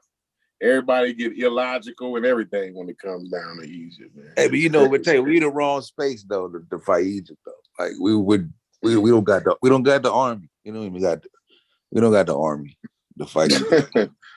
No, hell no. Egypt is well dug in. They're a well-oiled machine. Yeah. Like it's like a religious obsession with Egypt. It is. I mean, that's they think they're going back to their ancestors. You know what I'm saying? You hear them saying the ancestors and shit. Oh, the ancestors. You know what I think too. You know what I'm saying? In some ways, they feel they'll never admit it. They feel like those Egyptians are superior beings. Yeah. You know what I'm saying? That's where they'll never say it. Yeah, they'll never say it, but they feel like that is us at our most superior form. Absolutely. And so that's where it stems from. And I think a lot of the fight, like people realize now today that that's not the case, right, Sosa? But subconsciously, you know, when they argue, that's what they arguing for. Like, you know what I'm saying? I think it's like subconscious. Like, I don't know. I could be wrong on that. That's just my analyst. I'm psychoanalyzing as and if I can add on to the psychoanalysis, I think when I said it's like it's a religious obsession with Egypt, because you know it seems as if you muted yourself. Muted out, man. How you be muting yourself, America G? You do that quite often. Like, how you mute yourself? He did it smooth too. Smooth. He pulled a Sheffrin on himself. Smooth. Sheffrin a smooth hit the button on the motherfucker. Yeah, there you go. You unmuted now. You unmuted again, American Dream. Yeah, my bad. I had a phone call come in. Oh, okay. Yeah, I've been getting like interrupted a few times today. And y'all know me and how my flaky brain works. Like I lose shit quick. Talk about Egypt. You like me, boy. I think we were talking about Egypt and just people's religious obsession with Egypt. And I think it's when you mention psychoanalysis, I think it goes into the same idea of you know, religion being the quest for something greater than ourselves, or we want to be unified with something greater than ourselves. And I also think that's connected to the fear of death as well. And I think that our obsession with Egypt is we're kind of trying to get that connection with something greater than ourselves. And I believe it's people who don't have that religious base, that are trying to find it, that are trying to find that thing outside of themselves, that they're looking for it somewhere else. Some people look for it in Egypt. Some people look for it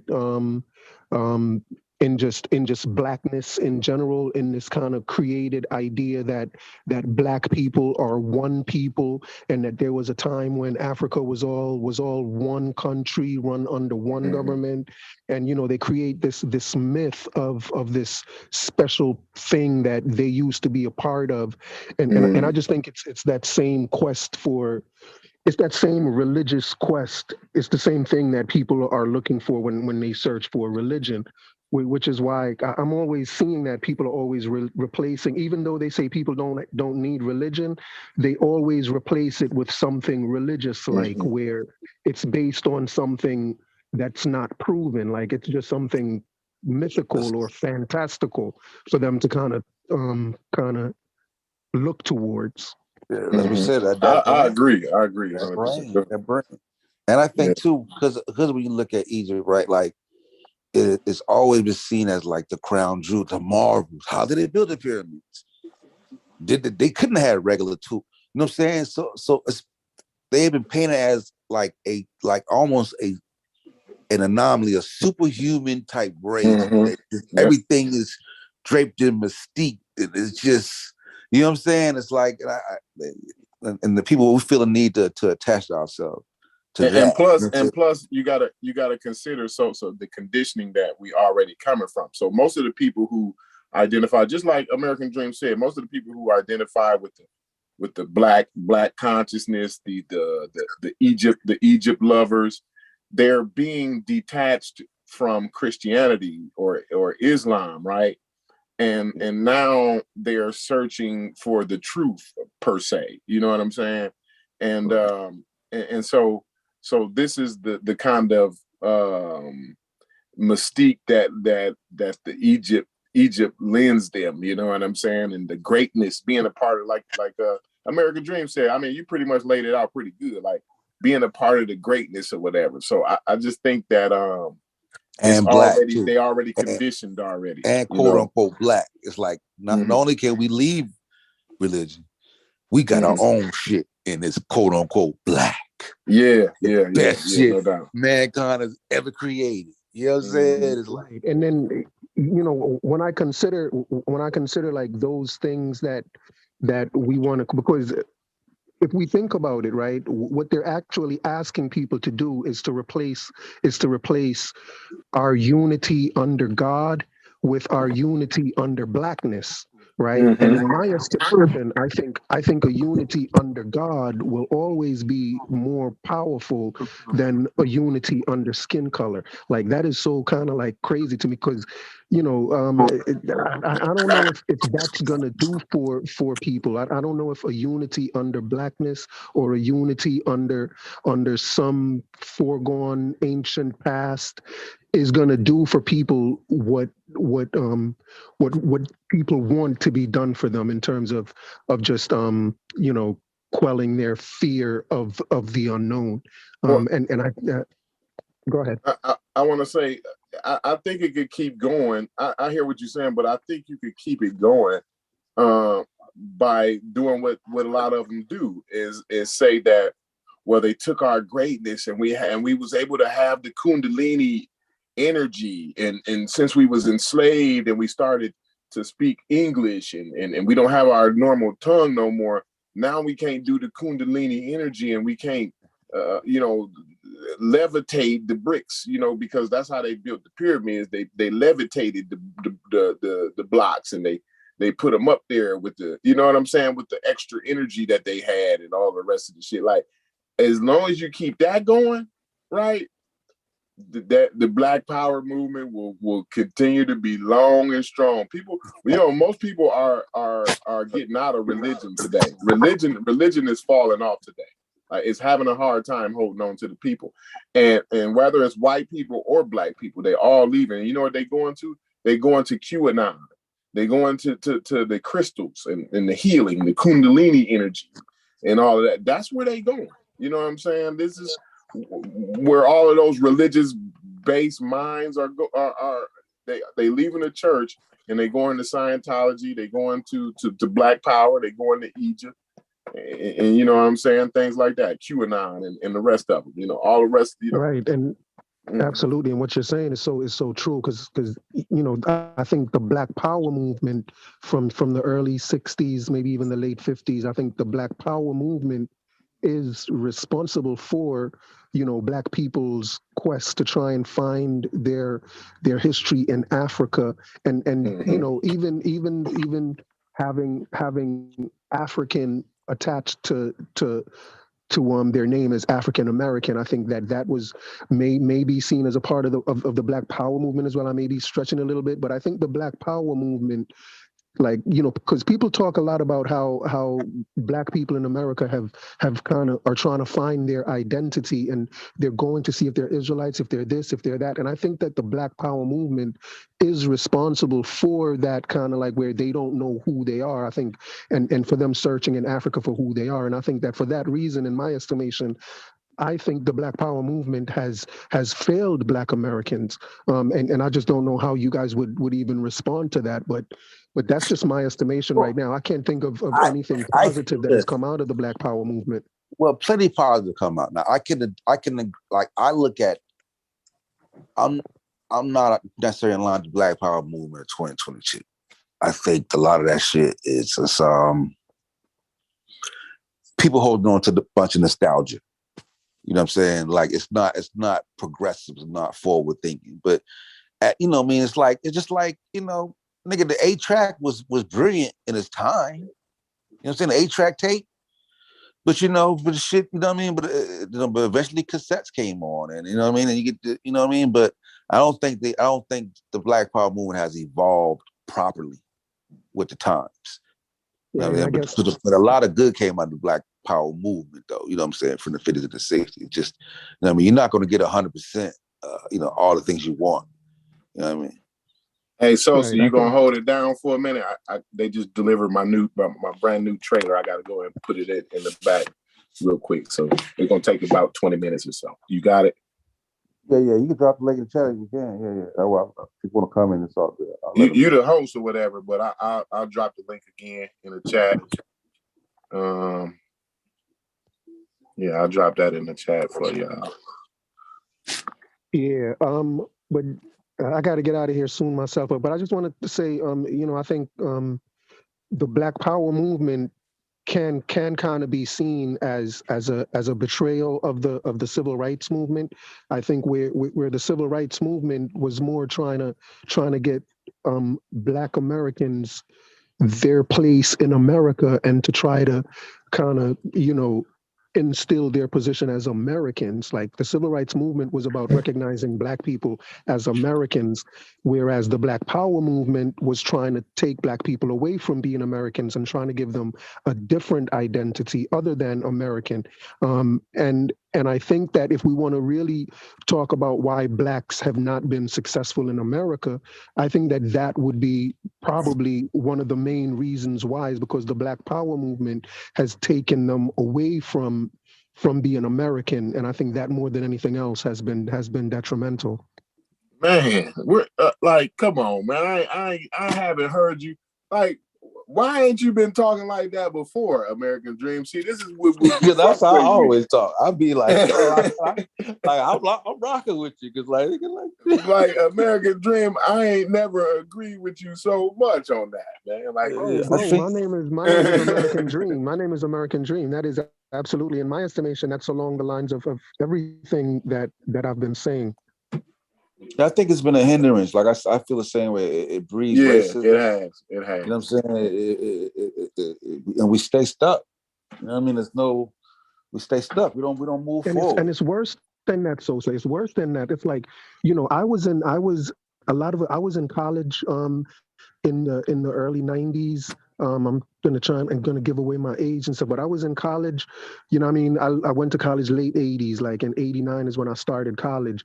And, you know, being a part of the Black Students Union, like the Black Power movement has influenced a lot of Black people in America, like through the last few decades, and has shaped the way they think and has taken them away from their Americanness. And this has, in my estimation, it's had a real impact on why we are not where we need to be as Americans. Because you know the Black Power movement was really powerful in the community, and like I'm like, one of the things that I appreciate about this channel is that I think that this channel is kind of like the one channel that has those conversations and are really willing, are not just willing to accept stuff that we normally accept as a given. Like we really, y'all really try to go against the grain and really think outside the box and say and look at things differently. And I do think that, you know, this Black Power movement is something that we definitely should be getting away from. Otherwise, it's only going to get worse, I think. Well, or it has to evolve, because like within the Black Power movement, it's like, you know, don't vote. Like that's just ass backwards to me. You know what I mean? Like there's a push for independence, but through not voting. You know what I'm saying? And wanting, it's just ass backwards to me. The Pan-Africanism movement is like, it's just all that shit ass backwards to me now. I think it's totally counterproductive to what we're trying to do as a nation of people. Absolutely. And if we're going to do anything as a nation of people, I think we may want to start by recognizing the nation we're in. And I think that we should be focused on our Americanness. And, you know, I don't know. For me, I think I just always say that, you know, we are a part of, American is the only thing that we are right now. Because we're adding to that culture. It's the land that we live in. And it's just the only thing that makes sense to me. I don't understand. But people think that, well, I'm looking at T. Peterson in the chat, right? T says, civil rights betray Black power. He call you the American nightmare. You know what I'm saying? Like, how can Black power even go forward without civil rights? You know what I'm saying? but that's a lot of, you know what I'm saying? That's a lot of making, that's a lot of thinking to it. Yeah. It wasn't the civil rights. It was the politics that behind it that betrayed us. I mean, you think at that time, they let in a lot of people that were not affected by the laws that we were fighting against. And those people were first in line to receive the corrections that they claimed that they were given to us as disenfranchised people fighting for those rights, if that makes sense. Right, I know what you're saying, in terms of, especially in terms of affirmative action, like the specifics became widened when it wasn't specific necessary just for us. It became widened, so it became more all inclusive when it was Kamala really Harris. Kamala Harris is a good example of what I'm saying. She gets to be Black when it's convenient. What you say it again? Who? Your Vice President, Kamala Harris. Oh, Kamala. Yeah, right. She gets to be Black when that goes convenient. Into the whole thing of really a non-distinct definition of what Black is. Well, I'll give you another example. I don't know if anybody is familiar with Mindy Kaling. If you ever watch TV, she was on that show called The Office, and then she had her own little show. Oh yeah, little Indian. Is she Black? Is she half Black Indian? What is she? She's totally Indian, but she's totally Indian. Yeah, she has a brother, and her brother came, was in the United States, and he was told that he qualified for I think it was some type of acceptance into medical school that was deemed for African American people of low income, and whatever that law was that LBJ put out there way back then, however that went. I'm not sure. I can't tell you the exact name of the law or whatever, but he actually shaved his eyebrows, cut his hair, and actually went and applied as a Black person and got that, and decided, I don't want this. That's a doctor in our community that chance was taken away from. You have plenty examples of this happening. So, we were supposed to fight for that, and we were supposed to fight to get it. It was the politics of those that were against us that let other people that wasn't us get those benefits. Yeah. I didn't know about her brother though. Huh? I think you can look it up. You can Google it right now. I don't know his name, but you can just Google her brother. Just Google. I think I've heard something about that, but I didn't think I knew that was her brother. Yeah. That's just crazy. That's crazy.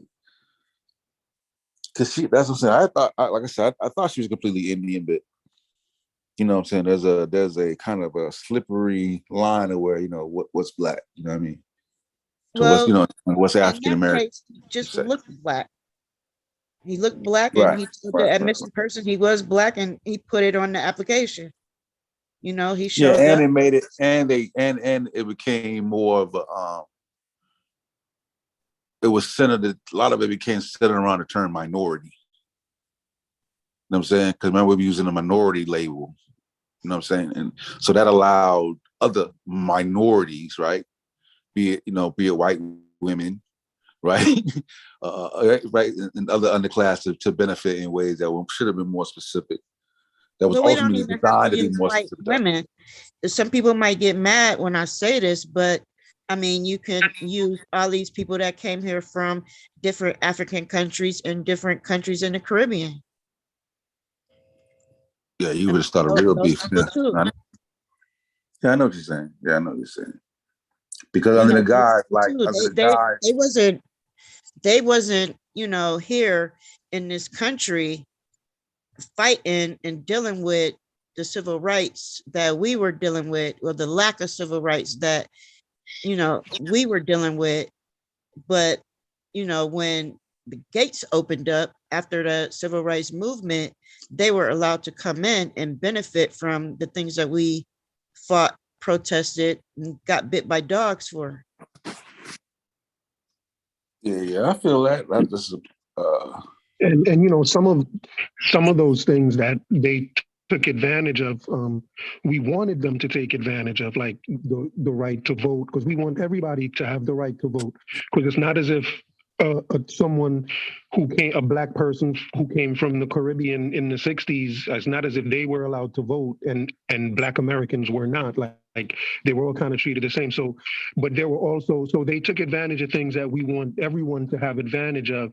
But they may have also taken advantage of other things that we didn't necessarily, that wasn't necessarily for them, like affirmative action, for example. And I think that's where a lot of the beef with people from the ADOS community is that, they have lost out on opportunities that were specifically for them that, immigrants came and took advantage of, and they couldn't because of that. So I think it's kind of going both ways in a way.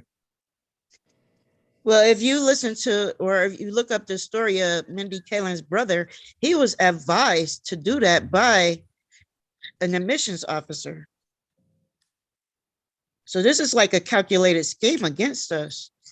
I remember when I was in college and I had this Jamaican teacher, and she used to always look down on us and call us lazy and stuff like that. And I never realized why until, I start studying, in this direction. And that's why, and, a lot of my friends is from, they're West Indian, and their parents, they come here and they vote Republican. I'm not saying that we supposed to vote Democrat. I'm not saying that, but, especially like, during the 80s and 90s, at that time, we was really still thinking that the Democrats was for us and was going to help us. and by them coming and voting against us by voting Republican, and actually believing that all of these things that they come over here and get, we was always getting that. No, we wasn't. We wasn't always getting it. We started getting it when you came. You got it. Yeah, and I think too, also our lack of a political science type understanding. Like we definitely didn't work in our best behalf at that particular time. Creeping the fool. We weren't, African Americans in general wasn't necessarily into local politics like they should. You know what I'm saying? We wasn't about holding particular people feet to the fire. I mean, like for the longest time, Democratic was a natural position. There wasn't even no threat to do something else to make them, you know what I mean? To make them. Still is. Yeah, for the most part, I think that's what we're trying. That's what's trying to be changed now. You know what I mean? Because like we really wouldn't really ask for nothing. We always just accept what was given and then complain about the length of how it was given, as opposed to asking specifically for these things. You know what I mean? Because then when we ask specifically, we can say, okay, we asked for that. You didn't give us this. You didn't give us that.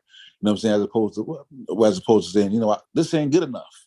You know what I'm saying? Something that was just given to us. So I think now we got to be more forward thinking and ask for specifics. That way, if we don't get it, then we can hold our feet to the fire, because we can definitely say this is what we asked for. Or we can at least say we asked for 6, at least, or we asked for 6, you gave us 2. Okay, now we're working on something. But if you don't ask for nothing, you know what I mean? And all you can do is accept what's given. You know. I wish Reggie was on here, because I would like to know if anybody know what was in that Asian hate bill. How'd that Asian hate bill go through so fast and get passed and all of that, and we still fighting for voting rights? I didn't even look at the Asian hate bill. I know Corey would be just right up Corey out over here politics and shit. I didn't look at the Asian hate bill. But I know that. I think we would have to look at both bills and look at them separately and see whether or not by themselves they were worth passing by themselves. Well, I never even realized it was. I'm sorry. Yeah, I was just going to say we shouldn't just assume that, since if one passed, the other one should have passed as well, and that that by itself is proof of some type of racism or something like that. Well, I'm not presuming that it was. My thing with the Asian hate bill is I never even realized that people hated Asians. I thought Asians hated us. No. Black people do. Come on. Black people hate Black Asians. people do hate it. Come on. Yeah. Come on. Like, yeah. I grew up, I'm not gonna lie to you. You at least know Asian. You at least know some Asians hate Asians. I grew up in the late 80s, early 90s, and at that time, it wasn't a bunch of Middle Easterners like Afghanis and Iraqis and all of them people in our neighborhood having stores. Back then, it was a bunch of Vietnamese people and other people from Asia, Koreans and stuff like that, and they were very nasty and mean to us, and they had every store in the neighborhood. And meanwhile, their children didn't go to school with us. They didn't come outside and play with us or anything like that. Most of them didn't even live in keep it a buck. Didn't live in the community. The local person didn't live in the community. The person that works at the gas station, right? Let's say he may not be the owner. He don't live in our community though. They did though. Back then they did, and where I lived anyway. Different time, I think it's a different area because that wasn't the case. They lived right in them damn stores. Back in the day, the person that ran the gas station actually lived in the apartment above the gas. You know what I'm saying? Yeah. Or in back like that. Yeah, shit like that. But I'm talking about I'm talking about like I ain't had no homeboys that was in. You know what I'm saying? Like that nigga wasn't at the park. You understand what I'm saying? And they're trying to played with us in the neighborhood. They worked in the store, and then they took their ass back of the store and did whatever. They didn't come outside and play with us. Exactly. Yeah, exactly. They wasn't a part of our community, but at the same time, they were, giving people back in those days, people would have like under the table jobs and stuff like that, and they would cash their damn check for a big ass percentage, and they'll let them have a book. That's when they would like give them credit until payday and charge them interest on that. And hey, but listen, we can't just do them all. What are we talking about right now? We can't just do it all like that now, because like a lot of the time the Asian check cashing was a hookup. Now we can't just represent like it was all foul play with the Asian, because like, and a lot of times they were cashing checks that the other establishments would not.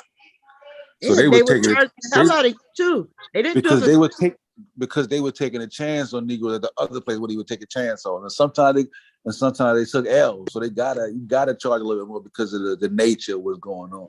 Like they was taking checks when niggas was bouncing checks like a month. You know what I'm saying? Like we gotta be. When did the Asian hate start? I mean, it's always been there to a degree. Like, every when did city, what start? Say it again. I didn't hear what you said. Asian hate. Every city is gonna be different. Asian hate.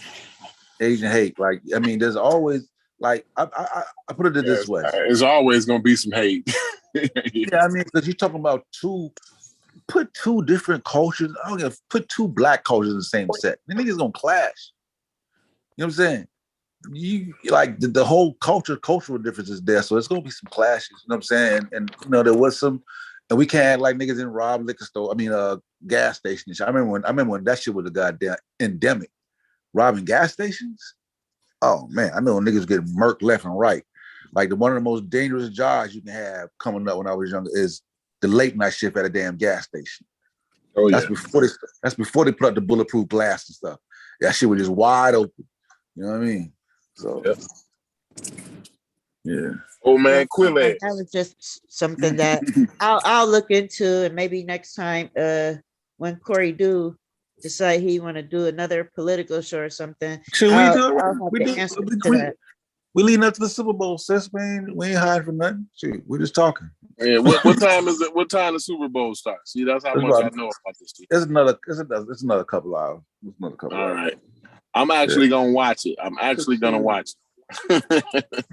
Before y'all start talking about sports, the only reason I why don't want to talk about sports, but go ahead. The only reason why I chimed in, and I don't be mad at me when I take y'all back to this subject, but I think y'all let old boy off the hook with his trying to redefine what an atheist is. I think y'all let him off the hook, because the question y'all never was asking him is, if atheism is a belief, what is it a belief in? I think I asked that, but I wasn't asking that to Unc. I think I was asking that to American Dream or whatever. No, I'm talking about the other guy that kept saying that it was a belief system. I think that was due diligence. Due diligence. Yeah. I don't know. I asked the question, but maybe he didn't hear. I don't know who I asked. I think I asked it to American Dream or whatever. Right. And it's crazy. It's crazy. I think we clear on that though, right? I don't know though. No, y'all really just deaded it. But I would like it to be clear, because a lot of people, they'll try to hit me with that. They'll tell me, well, atheism is a belief system, and I'll tell them, when I say that I am an atheist, I don't use the word belief. I just say I reject the claims that's made. I know what the definition is, and I know what they're going to try and say. Right. So, I tell them the truth. I reject the claims. I don't just reject your claims. I reject his claims and her claims and everybody else's claims. And if you go tomorrow and get you some books and be like, what's that guy name? The guy that Farrakhan tried to get hooked up with his people and all of that. The Scientology dude? L. Ron Hubbard. I reject his claims too. If you want to do some shit like that and make up your own deity and all of that, I reject. Yeah, Malachi York, all of it. Yeah, and that's why I said that's why I told Sheffrin that, and I think Sheffrin agreed that not being convinced. I like to use the word lack of being convinced instead of the belief, because the belief it convolutes it a little bit. It kind of muddies the waters, which it don't for me, but I can understand how some of the lay person. Go ahead. No, I was just saying that's just them changing the definition of the word belief, but yeah. Right. Yeah. And that's why I'm saying, like, that's why I use, like I said, I'm just not convinced of whatever deity you're trying to put forward or religious idea that you're trying to put forward. It's not convincing to me. So that's just basically like where I like to leave it at. You know what I'm saying? Like, as far as me. So I feel you. What was the word you used? You used a different word than convinced. You said, I just said I reject their claims. You reject the claims. Yeah. Okay. Yeah. And that's fair. You know, that's what I'm saying. Like that keeps the waters from being muddy. And I think that's a good point that you bring up, that maybe we ought to try to word things in a way that we stay within certain parameters, because once we allow words in that are kind of gray areas or kind of are on both sides of the parameters, you know what I'm saying? Once we allow those words in, then the conversation becomes convoluted and it's a bunch of red herrings that we got to chase down and figure our way back out of rabbit holes and the rest of it. You know what I'm saying? So No, I definitely agree with you. With you on that, Corey. You have to hold them to the definition that they use. Mm-hmm. Okay. If they using the word belief and you saying you reject the belief, then they're going to say that, well, your rejection of a belief is a belief. Then you have to tell me, what is it a belief in? You have to tell me that. You just can't say that and, you know what I mean, and go about your damn merry business. Tell me what it is that I believe. If I'm telling you I reject this belief. It's too muddy. It's like somebody said, you know, the stars are really balloons. And I'm like, prove it. Right. And then you come up with some bullshit and I go, nah, I reject that. You know what I'm saying? Well, that's a belief. You know what I'm saying? I believe it's balloons. You believe it's not. Like, oh, hold on. We can't make that's a false equivocation. That's a false equivocation. You can't do that, bro. Like, no, my shit is based on you providing evidence. I didn't think that the evidence was sufficient. You know what I'm saying? Like, that's a totally different construct. Yeah, but that's what I wanted to say to y'all. Next time that this whole conversation come up and everything, please make them tell us what it is we believe in, if atheism is a belief. Because I have almost, I don't know, last time I was on here, well, time before last or something like that, I think I got into it with somebody about the word swear, how I have eradicated the word swear from my damn vocabulary. And I went back in the chat room and some people were saying, I bet she swear when she go to court and all of that. And no, I have been to jury duty and all of that, and I don't swear there either. No, it's not. You know, it's a secular, like I said, the court systems and the public systems like that, they all secular. So, you know what I mean? You can raise your right hand, but you don't have to put your hand on no Bibles or nothing like that. You know? Well, they did the whole little, it's like, just symbolic ceremony. I just didn't participate because I don't swear. And, you know, I'm not religious, but, you know, the Bible is a good book. And, you know, I don't believe in the deity, but at the same time, if he don't want me to swear to him, I could do that. You know. I feel y'all be going hard though, because y'all be taking words out y'all vocabulary. I still use all the fallacious words: believe, swear. Yeah. Well, I'll tell you this: I stopped swearing like when I was religious. I swear to God, Corey, I do. Like, I still say that. I still say that. On God, I do. Does it? Like, But this was something I stopped doing when I was still religious. Oh, okay. Okay. So, you know, as I became an atheist, you know, it was something I already did. So it wasn't like something that was hard to me. I think some guy I met back in this had to be like 1991. he used to be like, you shouldn't swear. Just say you declare. Don't never swear. And it started off with that. I would say I declare, and then after that, if you don't believe me, fuck you. I'm sorry, I didn't mean to say that, but it's just like that. I don't have to swear to nothing. You either gonna take my word for it, or you're not gonna take my word for it.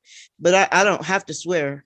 The Lord your God. It's just a way the to Bible, do not emphasize. swear. It's a way to emphasize the sincerity of something. It's not that one doesn't believe you, right? But it's to emphasize how sincere about whatever it is you're talking about. You know what I'm saying? Like, I swear to God, man, that shit was funny as hell, man. Like, it's something that we use to emphasize the sincerity of the situation, I guess. You know what I mean? No, that's a different situation. Like, you describing something, but if you're trying to convince me of something, and the way to convince me is, I hear people, I swear on my dead mother, on my dead child, and I swear to God, and blah, blah, blah. That too, though. I think that's like trying to express the sincerity of their honesty. You know what I'm saying? I think they lying.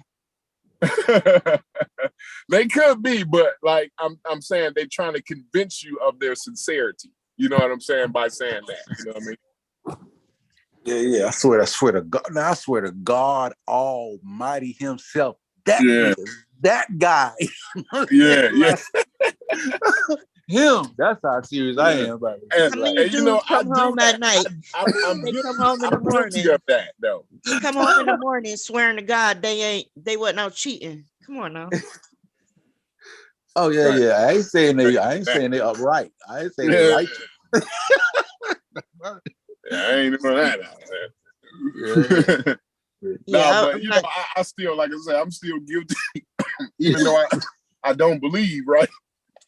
Excuse me, y'all.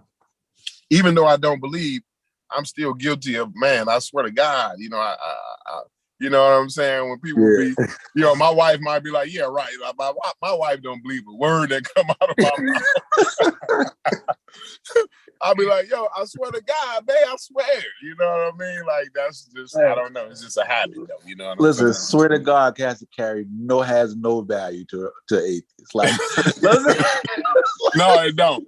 Well, and you know what? I don't lie to my wife, right? I don't lie to my wife, but yet still, like, she always think I'm full of shit, though. This shit's crazy, man. But if a Christian said, I swear to God, you'd be like, oh, okay, hold on. I swear to God. Okay, that means something. But the atheist, I swear to God, like, nigga, you ain't believe it. Yeah, she'll pull that one too. Like, you ain't believe that shit.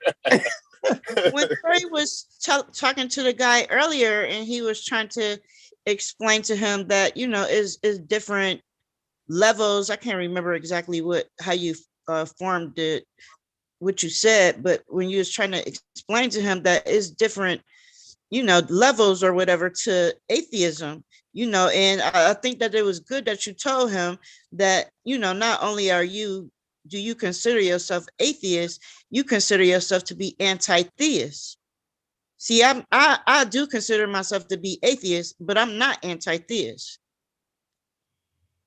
Right. That's what I was trying to explain. Like, everybody has the same baseline. The baseline is atheism. You know what I'm saying? Now, whether you agnostic atheist, anti-theist, and then they got hard atheism, which is, I think that's what they was talking about, hard atheism. Yeah, they talking about hard atheism. Yeah. Yeah, but even hard atheism is built upon the foundation of atheism. Yeah, nigga, I rejected enough of these goddamn claims and determined they ain't nothing. Like,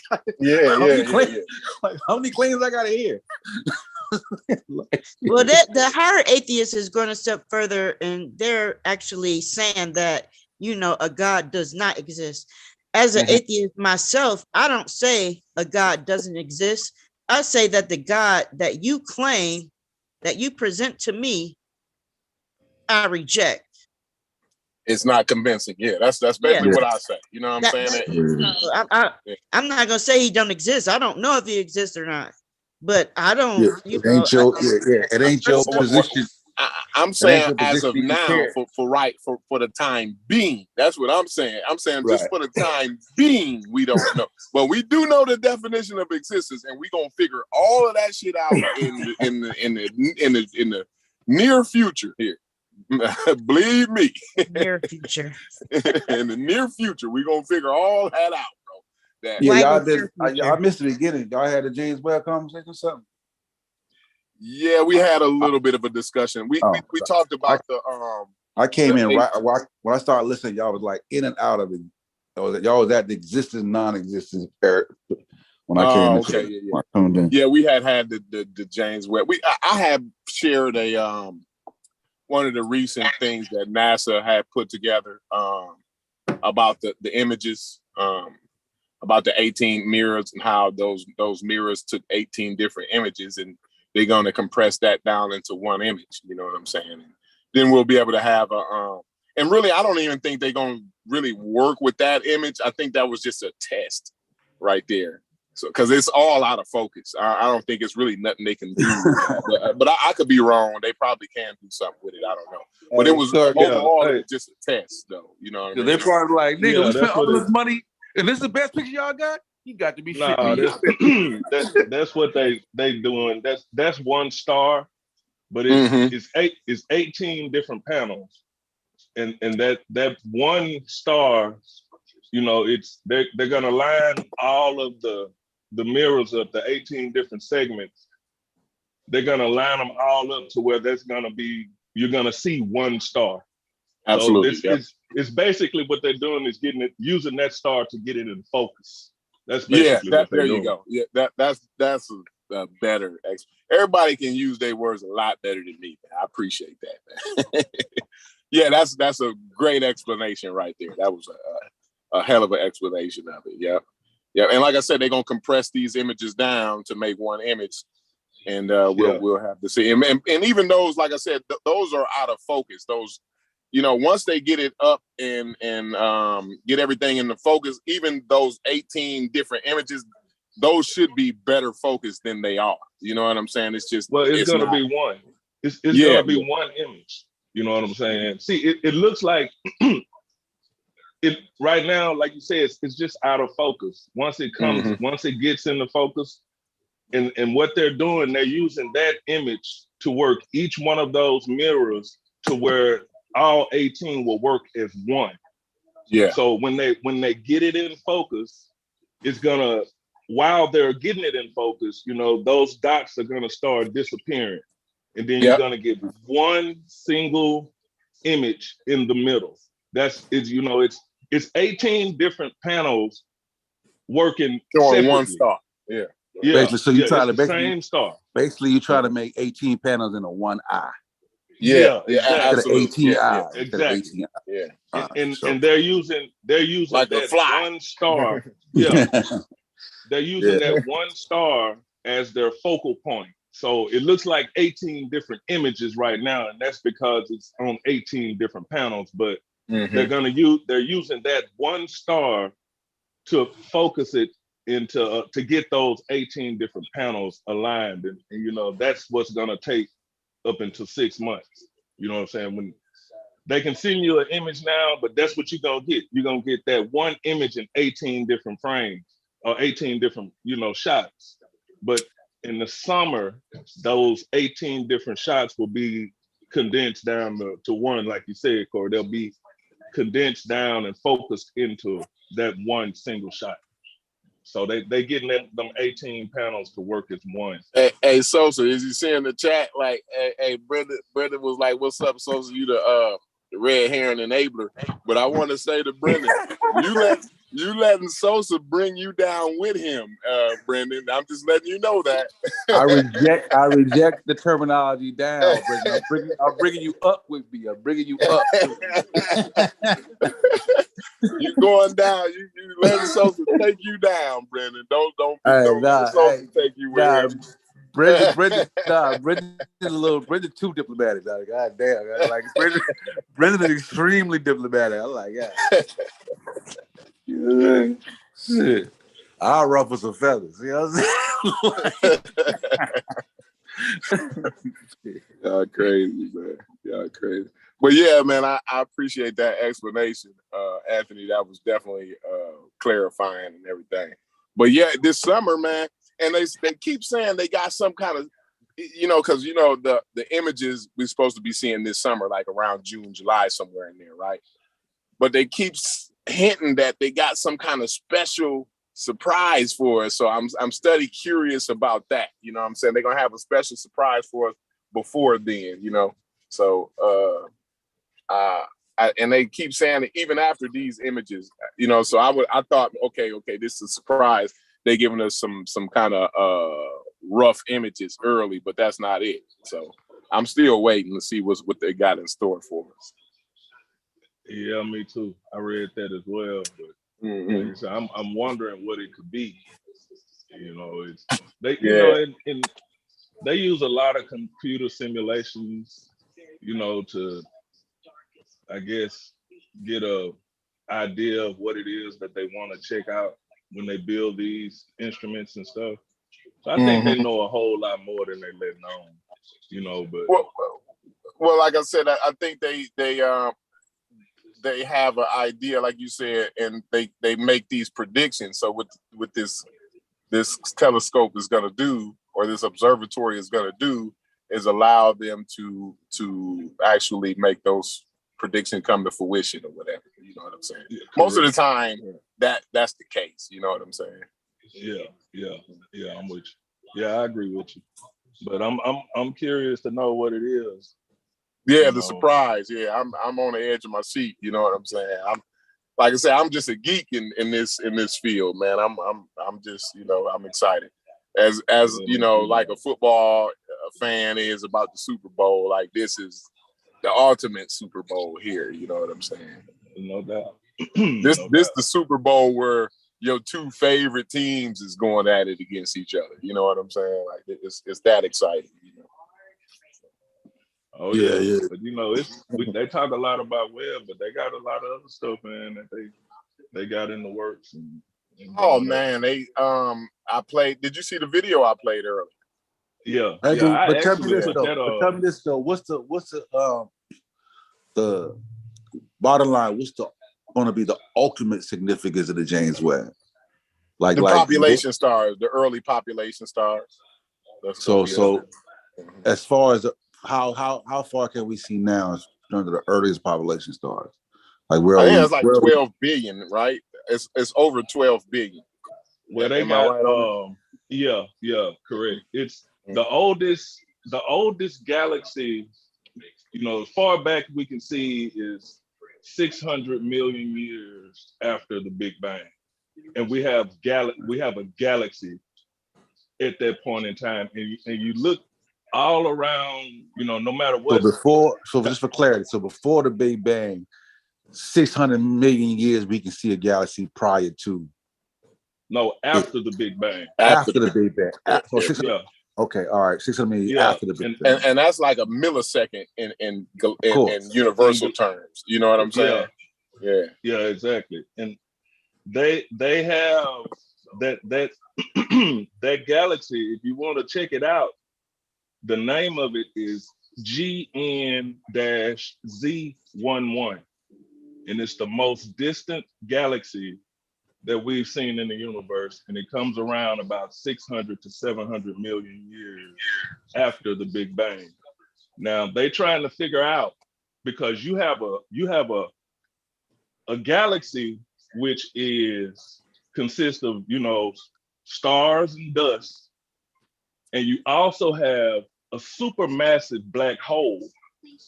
And they trying to figure out how in the hell you got all that going on 600 million years after the Big Bang. It's too early for that from what our understanding of what happened. It's too early for us to have that kind of activity going on. So James Webb finna let us know.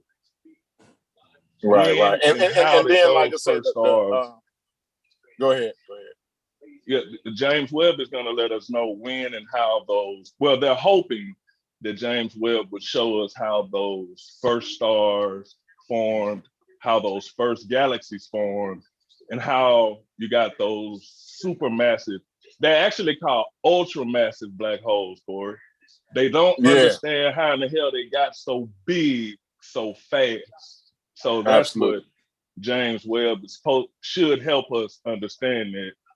And they're also going to use it to explore atmospheres of exoplanets. Yep. Absolutely. And just a rundown of a few of the things that but we're gonna do a show on that. We're gonna get more deep into it. And how see with the population stars, you get to understand how galaxies, the scaffolding of galaxies came to be. Like, we understand now that we have I would say rudimentary understanding of dark matter, right, and dark energy. Correct. We understand that the shit that we see, the physical mass, right, is only like 5% of the mass in the universe, right, and so we have to have more mass to keep these galaxies together. Otherwise, these galaxies it's not enough gravity there. With just the mass of the shit that we can see, right? It's not enough gravity there to hold the galaxies together. So they looking at these early population stars will give us more clues into all of that. It'll actually, and my favorite thing about it is it'll actually give us more questions. I love the questions. You know what I'm saying? That's the thing that it'll actually give us. It'll allow us to ask another question, and I want to get to the next question that we're gonna ask. You know what I'm saying? Yeah, I'm with you on that 100%, dude. Because that's what's exciting to me. You get one answer, but you got in that answer, you might have 5 more questions. So man, that's the exciting part. Yeah, you know what I'm saying? It keep you going. You're not stuck in one spot. You know what I'm saying? Yep. It just keeps you going. It's exciting to me, man. Shit, I can't wait. Yeah, it's literally the most exciting thing in the universe. True that. Literally. I feel you on that. I feel you. Yeah, I feel you on that. Yeah. So man. You were speaking on that dark matter. You know that they know it's there. You know they can see the effects that it has on light. They can see the effects that it has on matter. They know it's there, but they call it dark because they don't know what it is. You know what I'm saying? But Absolutely. It's just something the fact, real.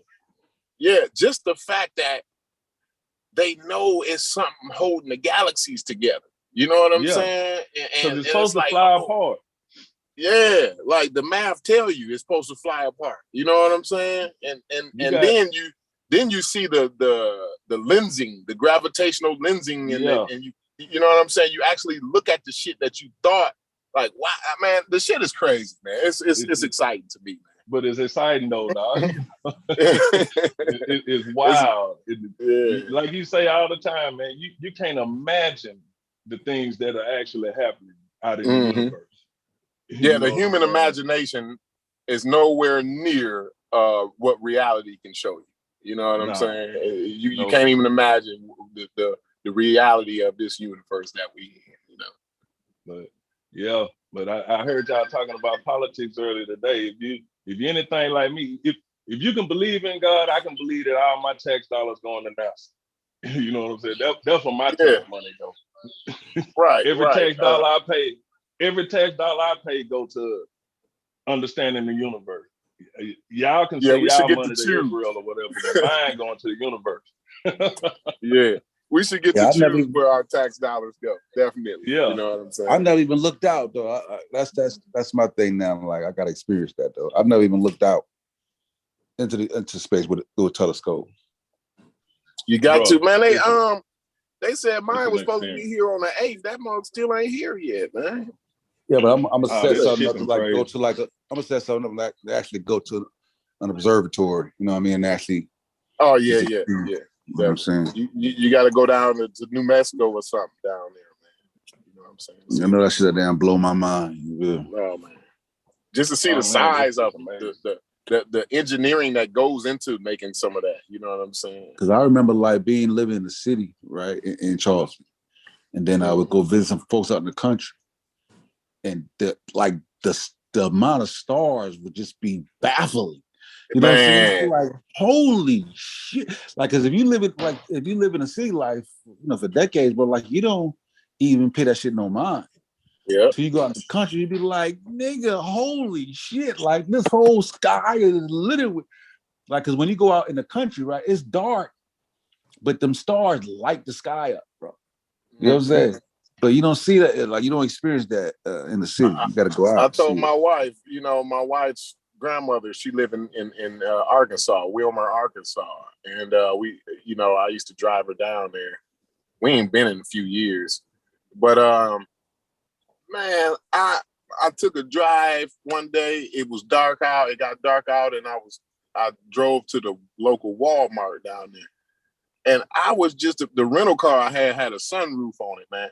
I swear it looked like I could reach my hand out of the sunroof and grab one of them damn stars. Like that's how like illuminated they were. You know what I'm saying? It was a total different experience. Like you saying, it's like some people that's down south, they probably take it for granted or whatever. Like, but but man, it's something else, man. It is like because I saw it when I was young. So I'm thinking like, hold on, is my sky like that?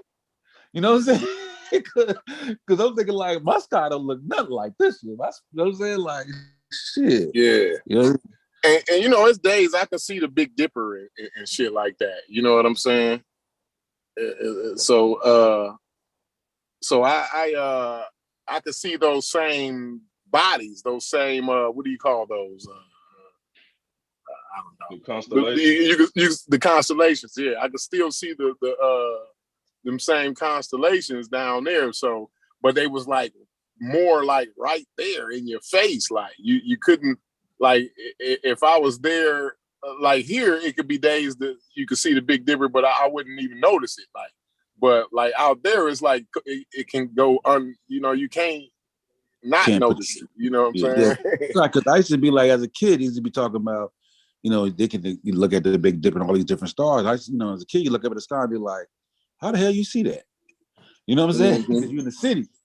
But when you go out, you're like, oh, okay, now I see how. You know what I'm saying? I see how. And I didn't even realize the old boy was like, to focus, like just make a little dime with your finger and look through that dime. You know what I'm saying? Shit, like I was a newbie on all that shit. Like, okay, shit. Yeah, them the skies I grew up on, man. It was that's that first show.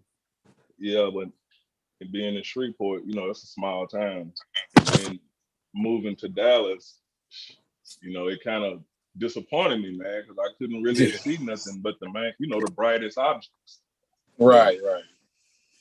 Back at home, and when I was younger, it wasn't really that many street lights. So it was really dark back then. But those constellations are the ones that you can see in a light polluted city. Those are the brightest objects in the sky. So when you get in a darker sky, they really gonna stand out. You know what I'm saying? Our Body News says, does anybody know the purpose of China artificial sun? China artificial science? Artificial sun. Oh, I haven't delved into that or anything like that. Nah, I think I might have. don't know much about that. No, I'd imagine it'd be to harness some type of energy. You know what I mean? Yeah, that's what I would think. Or either to study the sun, to get a closer study of the sun. But I don't know. I hadn't got into it, so I can't speak on that. Yep, I can't speak on it. Something interesting to look into, though. I think I did. It don't sound way out there. You know what I'm saying? I think I might have glanced across something that was talking about something like that. Yeah, if that person could, I guess they can't share nothing because they ain't got a ranch or whatever. But maybe they can type something in there. Go ahead. when you what kind of scope that was you told me you had ordered? I know you said it was a G-Sky, but which type was it? Let me look at it because I still got it on my thing here. Well, either way, whatever kind you got, you might want to look into getting you what they call a Barlow lens. It comes in 2 times. What it does is it magnifies whatever you're looking at. And they have a 2-time Barlow, a 3-time, and a 5-time. So, you know, the number corresponds with how many times it's magnifying whatever you're looking at. That's a good little extra tool to have right there to get a clearer picture of what you, or either a bigger picture of what your target. You know what I'm saying? So they're pretty cheap too. They don't cost that much. No, it wasn't a G-Skyer. It was a Celestion. Oh yeah, you got that's the top brand, Celestion. Yeah. They make a lot. They make a lot of different scopes. So they a reflector. Yeah. It's for beginners and pros. Like it says And when another thing you need to know with a reflector, your target, when you look at it through your eyepiece, is going to be flipped. You know, the bottom of what you're looking at is going to be at the top in your eyepiece. So the image is flipped because of the way it's inverted. Inverted. Yeah, it's inverted. There you go. Yeah. It's inverted. Okay. Definitely. And it comes with software. It's got the so you got astronomy packets.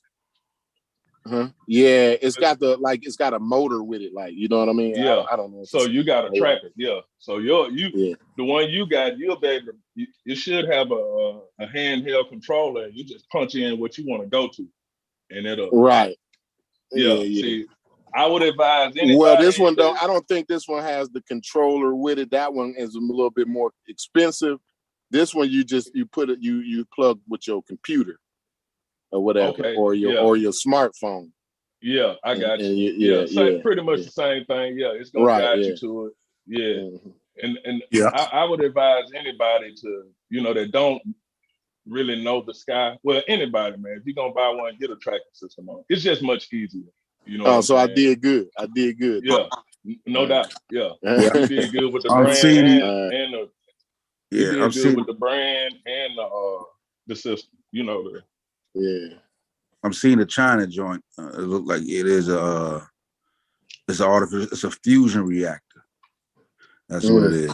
Just trying to produce. They said it might be to unlock limitless clean energy. And they said as China's artificial sun has set a new world record after superheating a loop of plasma to temperatures 5 times hotter than the sun for more than 17 minutes. That's in the world right there. Yeah, and that's what I was talking about earlier, becoming a type 1 civilization. And this is why we got to be on the frontier. You know what I'm saying? Because, this will keep people from being able to consolidate power. This is why, we already know better than using fossil fuels, but we still allowing the fossil fuel industry to lobby and basically legally bribe our politicians into setting policies that keep us dependent on oil. You know what I'm saying? So we got to keep it. We got to stay into the politics, right? And we got to stay into being scientifically literate. We have to we 200 years behind. We're supposed to already be a type 1 civilization. You know what I'm saying? We're supposed to already be there, and we 200 years behind. So, and the more we allow our politicians to be legally bribed, right? We keep money. The more we allow money into politics, and then we allow them to do insider trading and all of that, right? The more we allow that, the further behind we get. So we already 200 years behind, but we working on being 300 and 400 years behind. You know what I'm saying? Right. I feel that. Shit, like a lot of people, I could say, that whole fuel conversations, I know it's over a lot of people's heads. It's not something we commonly think about. Was that the big hiccup with with them trying to push out the coal business. Yeah, see, they talk about, oh, well, we got to worry about the miners. We're going to put them out of work and this and that and the other. Ooh, how many miners is it? You know what I'm saying? 2,000 niggas that's mining, you know what I'm saying? And then they 50 years old, like we can't, like they finna retire, bro. It like they got to do something else. You got to figure out how to do something else. So, and then the problem is why they don't figure out how to do something else is the education system. You know what I'm saying? So you got to look at the education system in places like Kentucky where the coal mining is going on. You know what I'm saying? Yeah. And so that's what the politics. That's what goes. All of that ties into the politics. You know what I'm saying? Where the tax dollars is allocated. You know what I'm saying? We pay taxes. We got to make sure that these tax dollars is allocated to the right places, not to keep these rich coal mining companies and these oil companies, keep them rich. Like for what? It's just keeping us down and down. Like we going downhill, man. Dealing with trying to keep these same motherfuckers billionaires. You know what I mean? It's crazy, man. And I'm slowly peeping the rise of electric cars, though. Because now I'm starting to see, like, I would just buy Walmart. Because, Walmart didn't have no spots. Now they got now they're getting like down there a whole lane of plugins. Yep. Well, you see it going. Yeah, it's getting up real common around here too. Yeah. Oh yeah. Yeah. It's like everywhere you go, it's pretty much a place to park where you got a plug-in at. Yeah. That's strange to see now. You know what I'm saying? That's times have changed. Yeah. They got the car, plug the car up and shit. Plug that shit in the socket real quick. Yeah, but that goes into the infrastructure and how money is allocated and all of that. You know what I mean? Like you right? Because we can do without it.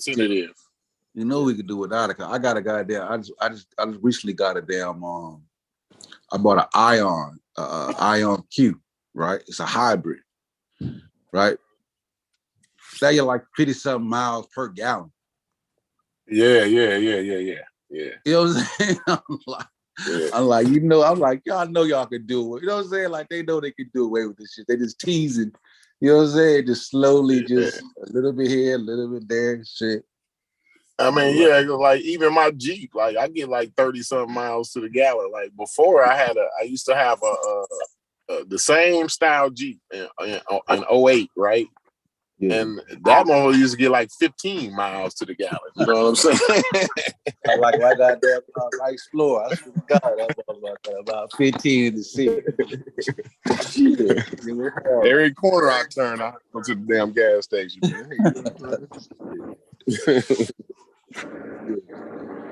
Car companies be lying. All right, especially, I got 2 new cars outside right now, and my car that I love, I blew the engine. They claim I blew the engine. I don't know how. The damn car had oil in it, and my mechanic says the oil disappeared in the engine because the sensors was bad. They whole little, what they call it, the powertrain warranties is bullshit. I got a damn 2024 Fusion outside, and that damn car is a gas guzzler, and it cuts off whenever I stop. And that's supposed to save the gas, right? Yeah. Hey, I got I love this little IRQ I got. It's supposed to keep it from idling. Idling uses most of the gas up when your car is sitting idle. I have a commute to my job. I have to drive like an hour. That's why I like when y'all come on late.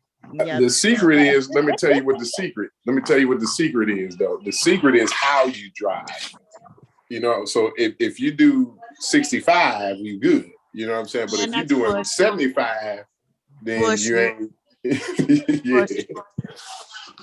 Because in my Kia, I could put $20 worth of gas in that car, and I ain't gonna lie, I have a problem with driving 80 and over. I don't do nothing but 80 and over. I live in Atlanta. So you Okay, can yeah. I tell you, Corey, I you live in can Atlanta do too. It's about 80. 90. Yeah, you Yeah, do yeah. an 80, 90 on 285. Yeah, so you burning that. You ain't saving. You I'm can't not say burning. No, I'm not burning you nothing. burning it I up. just, Yeah. man, I put $15 worth of gas in that damn Kia, and I drive that damn 52 miles to work. I drive back, and I can drive there again and back on $15 worth of gas. That 2020 Ford Fusion that cut off, that's supposed to be saving me gas.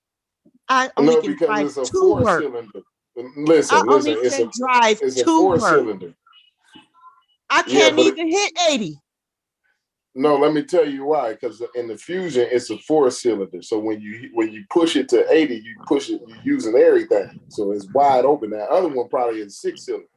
So Man, when you get it to 80, I don't know what it it is. still got some more juice in it. I don't know. The Ford Fusion is a bigger car than my Forte, my Kia Forte.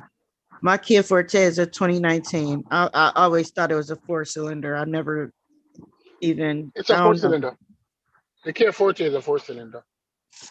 Well, then they both 4-cylinders. They both 4-cylinders. So them people be lying. I don't know how gas work and stuff like that because I'm a girl, but I know how I drive and how much gas I need. And they lie. They really, really lie. Yeah, I love Concrete. my Ionic. I love that car. Concrete, you said something earlier about a level one civilization. That we should be a level one civilization. Was that you? Yeah, that's correct. Yeah. But the question I'm asking you, is it possible under this current capitalistic outlook of everybody now, every country? Because being a level one civilization, everybody have to come together and decide, oh, we're going to produce energy and what energy we're going to be the energy that the world is going to start using more. Are we going to transform the Sahara Desert into solar panels for energy production? Are we going to use more waterway for energy production instead of gasoline? Is it possible for us to look to be in a level one civilization in a capitalistic world where everybody looking to become the next billionaire? Everybody wants to be worth 500 billion or the first trillionaire. Yeah, how they gonna produce I don't the think so. energy for the cars? I mean, even if they don't use gas, they still got to use some type of energy to power it, right? They still got to get that from somewhere.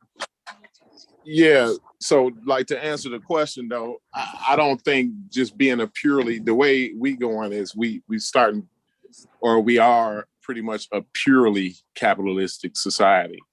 I think that's the wrong way, and we'll never reach type 1 civilization by that. But it's gonna have to be incentive. You're gonna have to have incentive to push the people to get to this place, right? And so we have to have a blended. It's got to be like some blended, like socialist / capitalist. Like, you know what I'm saying? Like, I don't know that we should have these names. I think we need to abandon these names too. You know, like capitalist, socialist. Like, it keeps us in a box. So we got to be something that we ain't now. That's for sure. You know what I'm saying? We can't be what we is now. We ain't gonna make it this way. Hopefully, if that answers your question. Another thing, look at it this way. The other day I was looking at something, and they said there are about approximately 2,000 multi-billionaires in the United States, with wealth ranging from 1 billion up until Jeff Bezos. We don't know how much he's worth. 800 or 500 billion was the last time they checked. So you have 2,000 people in a population of, call it 400 million. 2,000 people. That is less than 0. Is a percentage It's of a less than a percent. half percent. It's less than a half a percent. Way less than a half a percent. It's 1% of the 1% of the 1%. It's 1% of the 1%. Yeah. Right? 1% of the 1%. Control. If it times 2,000 by a billion, that's $2 trillion. And that is if everybody just worth 1 billion. There are some that worth hundreds of billion, and there are some that worth 1 billion. So if we look at an optimistic figure, we're talking about $10 trillion. That is controlled by 2,000 people. I'm not saying I'm not saying that I'm watching anybody pocketing. Right. How much can be left over for the next 399,998,000 people? Those people own 99% of the 100%. So the rest of the we are the 99%, right? And we are sharing the 1%, bro. So 99% got to split up 1%, while the 1% is got 99%. But You see what I'm saying? saying? Factor in when a lot of these people okay. How does that factor in? When a lot of these people that, we look at their income and, their wealth, and when they giving most of that money away, how does that factor in? Most of them don't give away the money. Probably only John Buffett said he will give away his, and Bill Gates said he plans to give away his, and they give away small increments, but not the massive amount of wealth. I don't know. I know with Buffett, I know he does give away most of his earnings. He still lives in a moderate house. It ain't enough. But he still have the majority of wealth. He gives away increment like 2% per year or so. He doesn't give away $10 billion a year. He can't. That man got to say, otherwise he will lose his influence. He got to keep some so he can goddamn muscle some niggas around. Because he got to keep. Corey, I made you the host too, in case I got to fly out. Yeah, a lot of his income is in Berkshire Hathaway. I know Berkshire Hathaway about 60 billion. I know Berkshire Hathaway owns most of the shares in Coca-Cola. Coca-Cola gives away a lot of money every year. But what they give away is a percentage of the profit. It's compared. It's like, all right, let's say let's say you make $100,000 a year, and you give away $100. Is that real impact on what you make? Or even if you got started giving away $1,000, that's how they give away. How does it factor in? Because I don't think that when we look at those people like that, we don't think about how much they do give away or they do help. Like Bill Gates is one that's always on the chopping block, but people don't realize, like within the last 20 years, how people always say, well, Bill Gates is going around killing people and he's trying to lower the population, but they don't realize how his influence and his money helped in countries like, I want to say Rwanda, but I think that's wrong. I know it's like at least 2 countries in Africa and India where, he supplied different things to help the population where the life expectancy went past the age of 5. Yeah, so but help life expectancy. I don't want to demonize the individuals. I think it's more the system that we talking about. So like it's not that Bill Gates ain't a nice guy, right? But there should not be a system where one could accumulate that amount of money. I think that I don't think it's no way an honest system would allow for the 1% to have 99 to be in control of 99% of the wealth. I think it should be a cap. I think it should be a cap like the NFL, like a salary cap. No, not necessarily a cap. I just think the system is dishonest. and the whole capitalist system is dishonest. The way you accumulate money like that is through dishonesty and cheating and getting over and cutting any corner that you can cut. You know what I'm saying? And so I think life and everything will be quality of life will be better when we don't have that kind of incentive. You know what I mean? I think so it's the system, not the individuals, not what drives me, and I don't understand, is how they're able to manipulate the taxes. That's the part. Yeah, if they made that kind of money, it's through legal bribery. It's through legal bribery. If they made that kind of money, and their taxes was like in a way that actually benefits, then you can make it just okay. Yeah, that's all right. And they can make 500 billion. He pay. You know what I'm saying? Because we can use this tax money can make a substantial change in communities around in our country. Yeah. Oh yeah. Around the world. I'm just dealing with our country for the time. No, everywhere the tax system is the same. Everywhere. No, but I'm just saying, like we're not limited to our country because there's only 400 million of us in the United States. No. I'm not talking. If I'm talking a universal change in the tax system, meaning that if the tax system in America was better, it would benefit all Americans. If the tax system in Jamaica was better, it would benefit all Jamaicans. If the tax system in France was better, it would benefit all France. This system is not only an American problem. It's a universal problem. Yep. Interest rates is the price of bread. Imagine this. If you grow wheat in California, but yet still bread in California costs the same price as bread in Florida that don't grow wheat. Isn't there something wrong with that? Shouldn't it be cheaper in California? How is it that bread in Istanbul costs the same amount as bread in California? Is somebody not rigging the system? It's no longer about bread. All right. A burger, if you work it out dollar-wise, a burger costs the same around the world. 10 plus or minus 20 cents. But it costs the same if you work it out in American dollars. They used to call it back in the day burgernomics. Meaning that if you buy a burger in Istanbul, and you buy a burger in the Burger King next door to you, it costs the same amount. And that shouldn't be so. Because the cows that coming from Brazil are the cows that is grown in Texas. Shouldn't cost the same amount as somewhere where there is no cows. But here's the catch. Here's the catch, though. Stupid. All right, listen. If they're cheaper here, right? Then what would that shit cost in a country like Istanbul, a country where they don't have the cattle? It should cost more.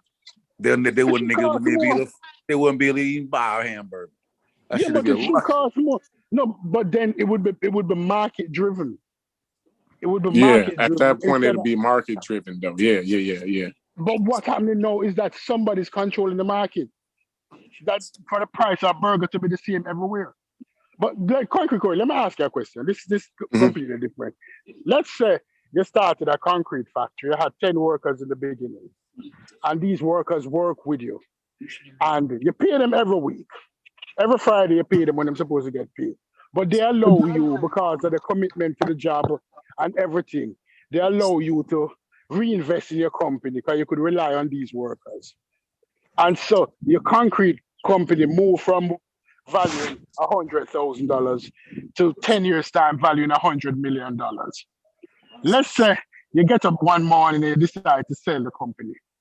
Do you think you owe any of the original 10 workers that you used to pay every day anything? Yeah, but in the capitalist system, no. So, definitely. I feel that. Yeah. Because you would think too, because right now, minimum wage is, because minimum wage is far below where it needs to be. Right? Because they were talking about the working man ain't had a raise in 40 years. Right. It's fucking crazy. The reason why I ask you that, when you look at Jeff Bezos, I'm not saying that his intellect never allowed him to become a multi-billionaire. But the common worker who allowed him to become a billionaire, while he achieved greatness, they're non-consequential to him. They're just one cost. He already mapped out what the common worker costs, what the common worker value. To him, every worker have an intrinsic value. So some workers value $15 an hour, some workers value 20, irrespective of how much capital that $15 hour worker could generate $1,000 hour capital. But to him, the value of that worker is $15 an hour. Although the worker is generating far more than what he's being paid. And that's how how you become billionaires. But if you're not making money for the company, you're not going to get paid more. You're going to be rewarded for bringing money in or reducing the cost of something. But if you're not doing that, you're not going to get more. I don't know. I don't understand that. No, every worker is valued. His value to the job, to the place is less than what he contributes. That's how the work is done. You have a value. If you employ somebody concrete to come and do concrete work with you, their value cannot be higher than the value of the job that they're doing. Or you will be taking a loss. But what happens is that here, a lot of the workers, now they prove it that workers in America have been more productive than at any time in the past. Meaning that the productive level of the average worker is greater than what it was in the 40s, in the 50s, in the 60s. Yet still, when you compare the minimum wage, the actual minimum wage, compared to that of the 40s. If they were supposed to get the minimum wage of the 40s, it will be calculated, it will almost be like $25 an hour. But yet still minimum wage now is like $15 an hour. Yeah, no way at 15. I'm about like 7, 8. What, like 8? Shit, 8 and shit like that. Yeah. Well, that's a federal versus a state. Trying to get 15. They're trying to get 15. So they're trying to get 15, right? But that's what I'm saying. The value of the worker has not but been a state appreciated. has the right to mandate what is federal wages. I mean, what is minimum wages. Besides the state minimum wage is low. I mean, the federal minimum wage is low, but the state minimum wages are usually higher than what the federal minimum wage is. Yeah, and that's due to the people. That's due to the people, coming together, and that's the next point I wanted to kind of make. Like, the worker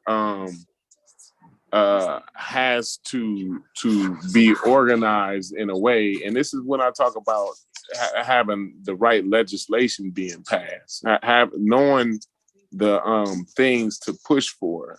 You know what I'm saying?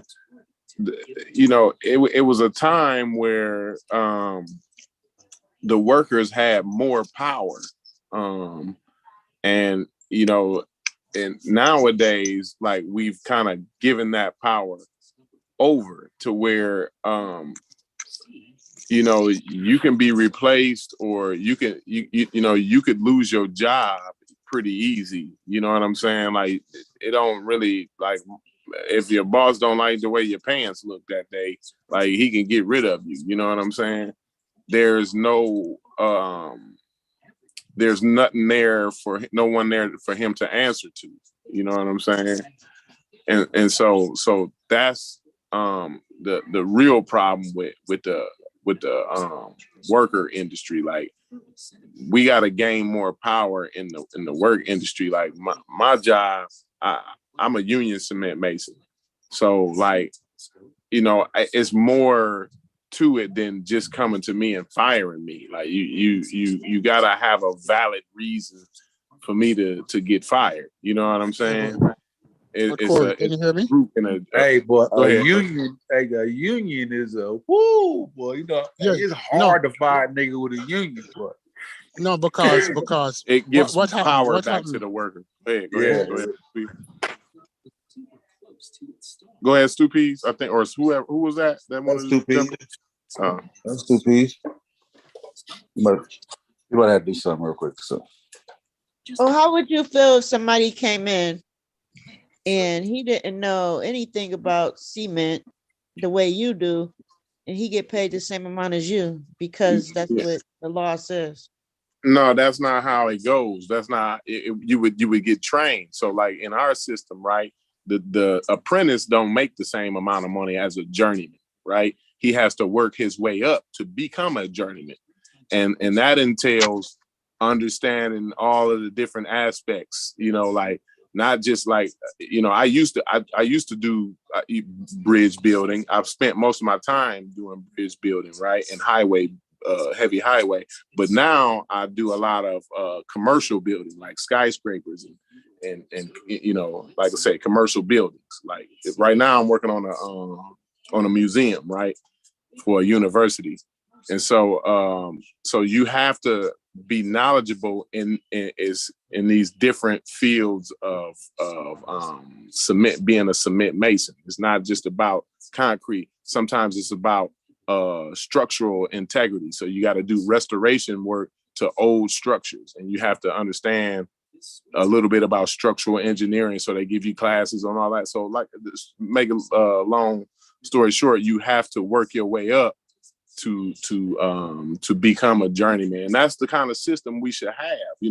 That way these people are qualified and they are trained in a way that we can leave in the hands, the younger generation. You know what I'm saying? We ain't just getting people. We ain't just hiring. You don't just fill out an application and get hired off the streets and come in at a certain wage. You know what I'm saying? It's not organized that way. You know what I'm saying? So we got to get, like I said, we got to give the power. Everybody got to have an equal stake. You know what I'm saying? Like if, like you said, you get an example of me having a concrete business, Stu Pease. So the workers, they're just as valuable to the company as I am. You know what I'm saying? Like we working towards a common goal. And so they have to be paid their worth. You know what I'm saying? Like I shouldn't be, they should be making almost as much money as I'm making. Like if I'm putting my kids through private school and able, my wife is able to drive a nice foreign car or whatever, they should be able to do the same thing. You know what I'm saying? I should be able to provide a wage to them enough to live a decent life, like put your kids through college and have good health insurance and be able to pay all your bills and shit like that. Be a homeowner. You know what I mean? With no skills. So what's gonna? No, not with no skills. We have to have a system that allows the worker to have the power, right? You got to be skilled, and you know what I mean? Yeah, you got to get the training. I see a generation of people that want to get paid the same amount as the CEO, but don't want to get the skills.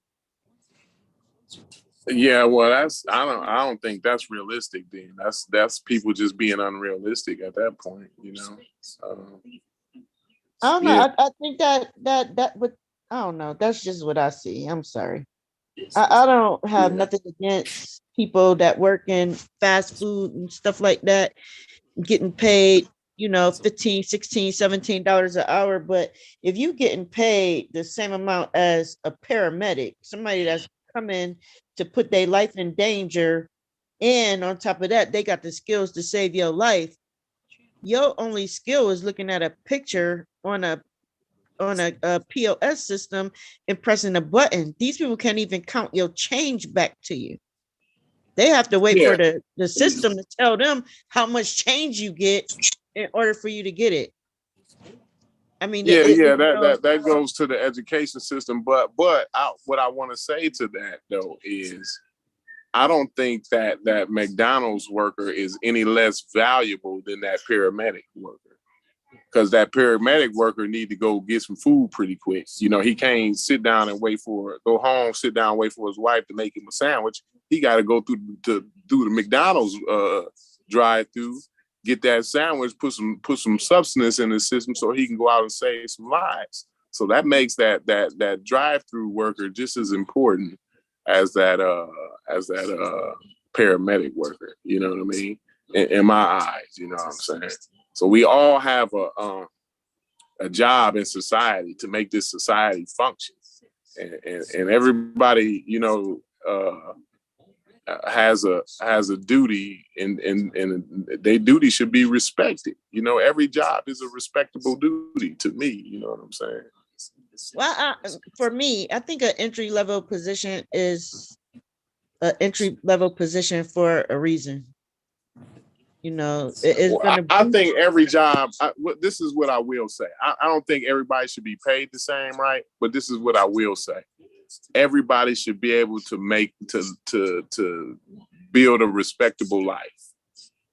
You know what I'm saying? Like, everybody should have the opportunity to build a respectable life, to own a home, to be able to put your kids through school, to be able to have good health insurance, and you know what I mean, and be able to have some savings for when they retire.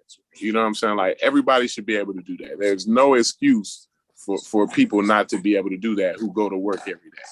You shouldn't have to have 3 and 4 jobs just to be able to do that. You know what I'm saying? I feel like too, because I feel like too, like if somebody works at say Chick-fil-A, right? And that Chick-fil-A drive-through is generating tens of thousands of dollars a day. Mm-hmm. Then I feel like that Chick-fil-A job is all that person need to have. To live a good life, because Chick-fil-A is generating too much income for them not to be, because they're valuable. Yeah, I feel it. I don't know. I think I kind of see it differently. You know, if you work at the Chick-fil-A and, you know, you want to raise your family off of working through the drive-through, me personally, I don't think that's realistic, especially when you work for a company that gives out incentives for you to go and learn how to build your own Chick-fil-A. I think that it got to be a goal somewhere. If that's the case, we all work at Chick-fil-A. We wouldn't have nobody to fight the fires. We wouldn't have nobody to come drive the ambulance. That's not true. That's like a religious argument right there. I don't think that's true. Like, you saying that if without Jesus we wouldn't have no morals, we'd go across the street and eat our baby's face. I'm not saying that. I'm just saying, I'm not saying the person that works at Chick-fil-A should necessarily have enough income to buy a Mercedes Benz and drive like a Rolls Royce. No, she should be able to live a comfortable life. And then now, if you want a Mercedes Benz, then you can step up to another notch and get that. Yeah. But at the lowest level, you should be able to take care of your family and live a comfortable life. Definitely. If you never switch. But I think that you have to pick a job that does that. I don't think that people should be doing that off an entry-level position. An entry-level position is there for you to come in and learn the ropes so that you can be more than just that person that take the order. You know, you want to move up. But listen, okay, I feel you. If it's a mom and pop burger joint that only do like a 2,000 or 3,000 a day, then fine. You know what I'm saying? Like, that's gonna be like how you get paid. You can't make more than what the company making, right? But if you work at Chick-fil-A or McDonald's, who's $1 billion company, you know what I'm saying? Like, these people own real estate and everything. Like, you know what I mean? Like, you got to be able, like, you generating all these billions of dollars. Like, they have to pay their workers accordingly. You know what I'm saying? Yeah, that's what I agree. But at the same time, accordingly don't mean that you can be the person in the drive-through and make the same amount as the person who runs the franchise. No, I never said we never. No. That person probably need to make more too. But yeah, I don't think you should. That's what I'm saying. Like you're talking about a company like McDonald's. McDonald's is one of those companies that will reimburse you for tuition or pay for the tuition if you decide to move up in that organization. You know what I mean? I'm talking about stuff like that. Yeah, but it shouldn't have to be that. What it should be is you should be able to make enough money to pay your own shit. You know what I'm saying? Like that's what it, you know what I mean? Like, when people, even the pandemic made it clear. when they gave people that money, right, it reduced poverty by significant numbers, right? And it's because you put actual money in people's hands. You know what I'm saying? People know what they need to do with their money. You know, maybe they don't need to go to college. Maybe they just need to save up some money so that they can put their kid through college.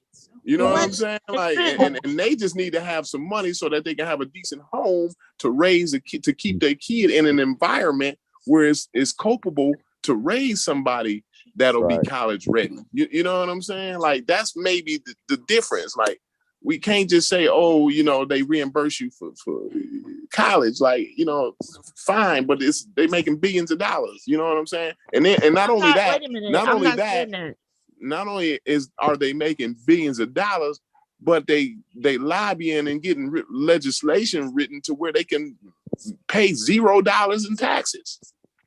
You know what I'm saying? That they just doing that, you know, they're putting you through college to have more skills to get paid more money. Yeah, but that's in the long term. But people need that. People need money in their hands right now. That's the point I'm making. You know what I'm saying? Weekly. You gotta have some. I don't know. And college ain't for everybody. College is not for everybody. Everybody ain't fit to do that technical job. You know what I'm saying? That's why they have certifications and stuff like that, where everybody don't gotta go to college. Like, you can work HVAC. You don't have to go to college for that. So how come you can't be a certified grill technician? You can. Yeah. So, like, why don't they For make? instance, if you go to Waffle House right now, you ain't got no skills. You just a cook.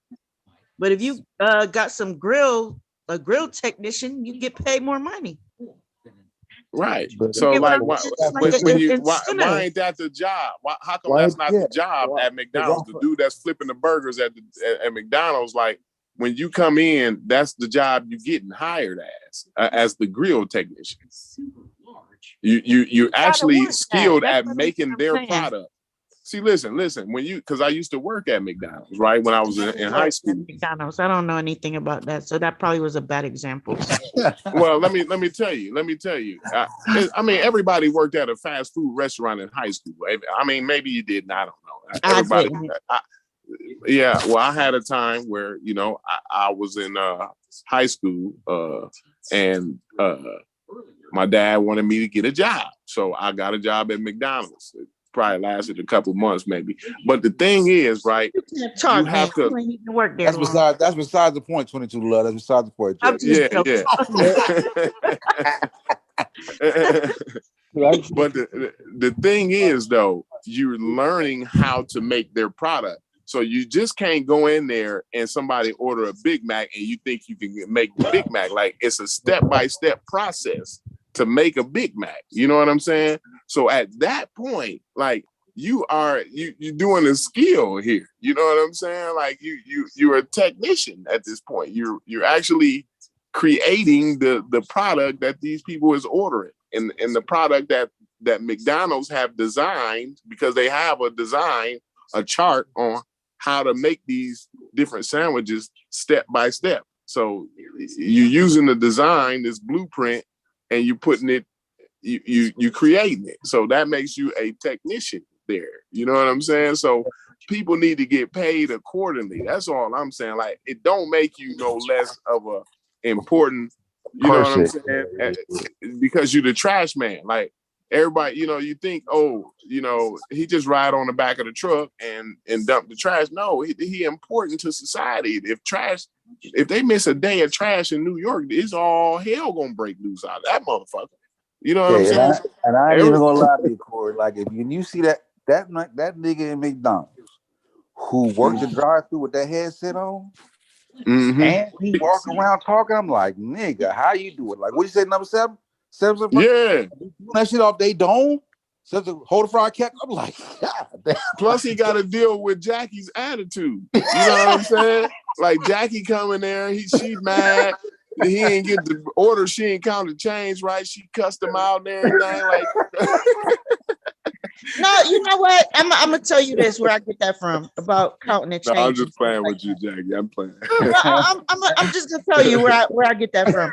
Like for instance, we got Quick Trip here in Atlanta, and I don't know if I ever told y'all this, but I have never in my life.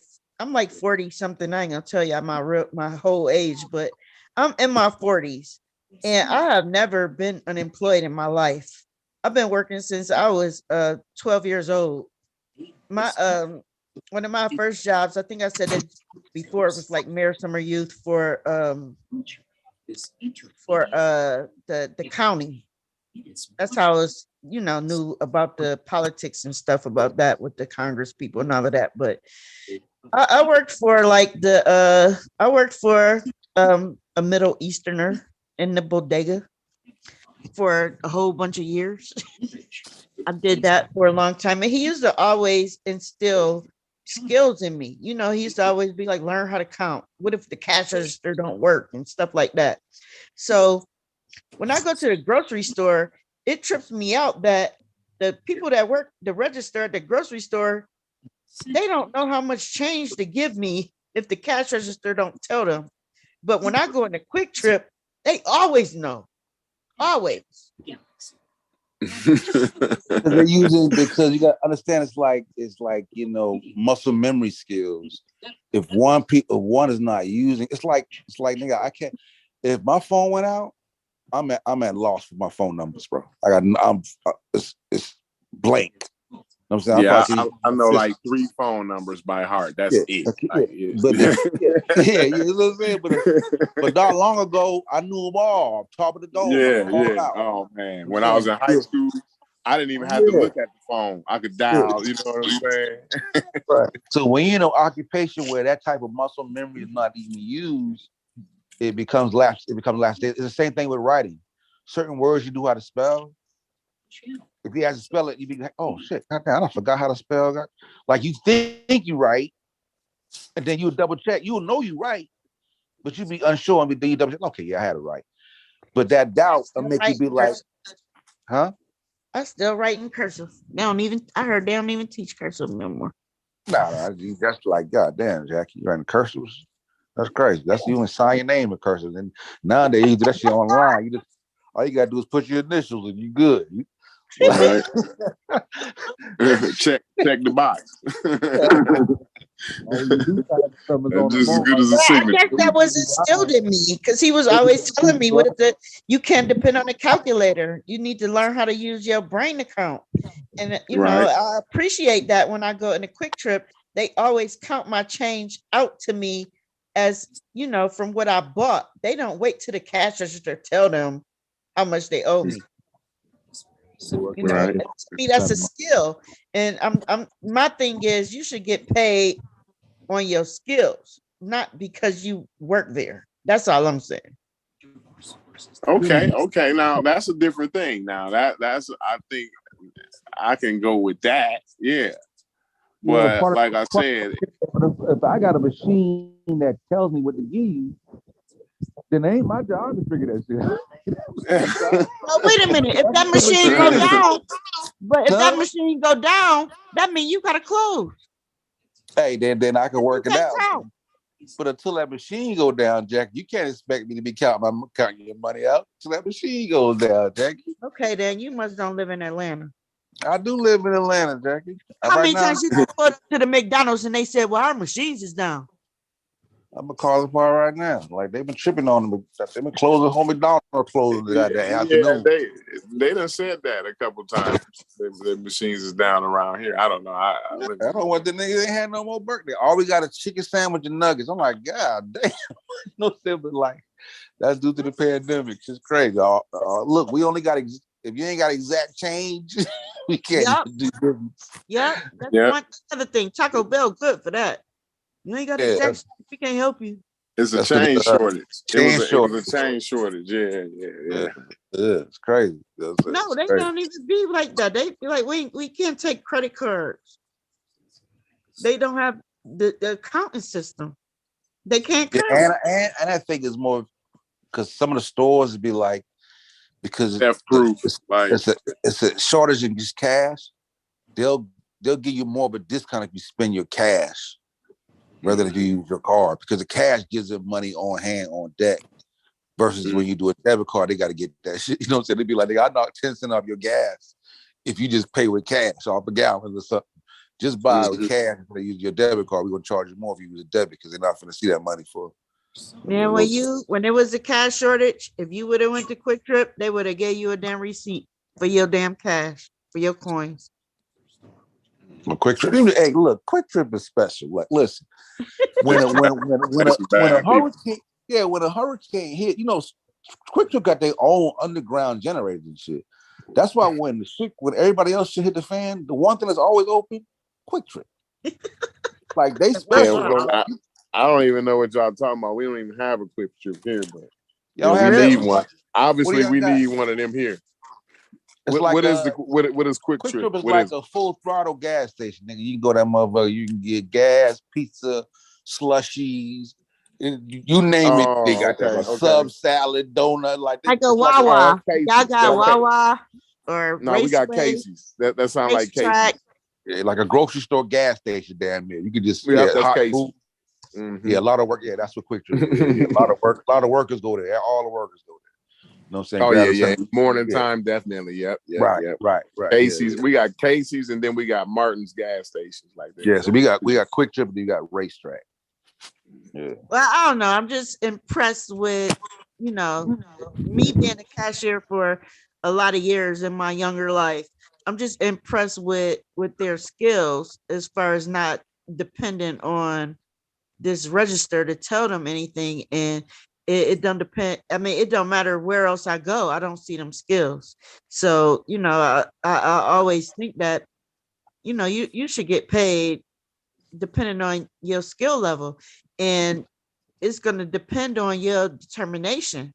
You should, when you come into a job, I don't know. This is just me, probably. Jackie, probably nobody thinks like me. Jackie, if I come into a job, I'm gonna follow the damn manager. I want to know what the hell you do, so I can do that shit too, so I can get paid what you get. I'm not gonna be waiting for the government to make a law to say I get paid the way you get paid. I want that skill too. But listen, there you in Atlanta, right? You know that when you go to the McDonald's, right? It's babies in there, man, right? And a lot of times you go there, it ain't even the same people working there 5-6 months later, because the turnover rate, right? Because the pay is not such that where you can sustain yourself. It's quickly turning over different new employees, younger people coming in, new people coming in. So the quality of your experience as you go in there is going down, because you don't go there still saying they're working there 5-10 years. That know you, hey, how you doing? That count your shit up. It's somebody new coming in. They don't have the skills of the last person. They're not as well. I mean, I'm not talking about there's little kids in there now. I mean, so that's going to affect how it plays out in terms of being able to count your correct change. You know what I mean? Well, that's what I was saying about it being an entry level position. Ain't nowhere in hell. I mean, even if you we see these girls. I mean, even if you 20 years old and you got damn 4 kids, you shouldn't be trying to support your damn 4 kids even at 20 as a cashier at McDonald's. I don't see nothing wrong with that though. If you can, like, I don't see why even especially McDonald's. I think like if they 4 is a little much, but a lot of McDonald's are up in their wages of $15 now. Like a lot of them are already going to 15. You know what I'm saying, to accommodate, especially during the pandemic, because based on what happened during the pandemic, a lot of places are hiring now. There's like everybody's hiring, right? A lot of times the stores ain't open because they're understaffed. They can't even open up the business. They can only do drive-through. That's why the drive-through lines look crazy. So McDonald's is kind of up in their wage now to do $15 an hour to get people back to work the stores again, so they can open the doors up again. So they are kind of increasing shit. Yeah, I think it's a lot of those kids in there because the kids gotta have a job. I don't think the kids should even be in there. That's why these jobs should be paying enough so people can actually raise their kids instead of okay, fine. It's, somebody might argue, well, they need the experience of a job. Well, no, not to me. Fine. I think they can learn the same things through sports, like the things that you learn at the lesson that you would learn from a McDonald's job is the same thing that you would learn from sports. And then, like, I think the kids should learn like savings and stuff like that, like through a different venue, like at school. You know what I'm saying? That should be like an actual curriculum in school. You know what I'm saying? Talked about that the last time, Mm-hmm. and when I brought it up, people were saying, yeah, we did learn that in school.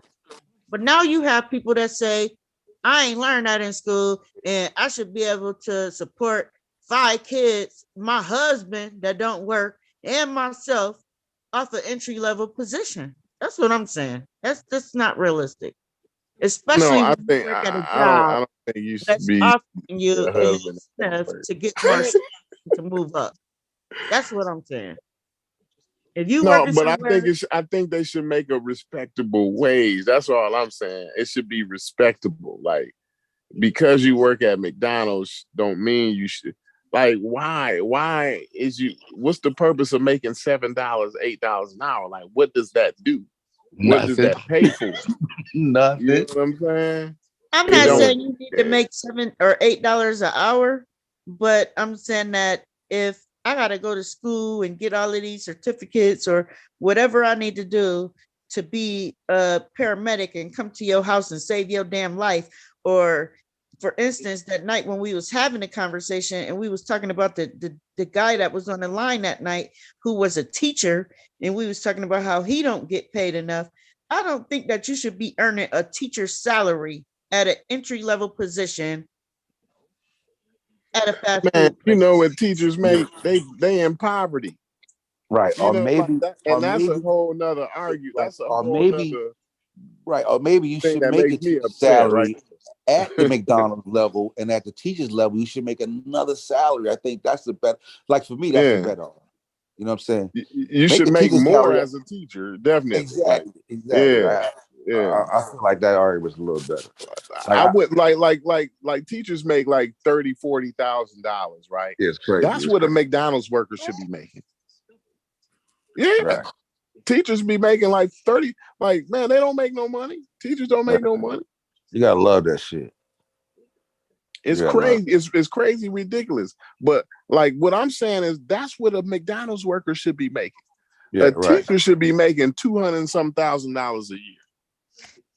Right, because we gotta. I'm talking preschool teachers. We gotta allow for people who don't have the intellect per se to scale the ladder as other intellectuals, but they can still.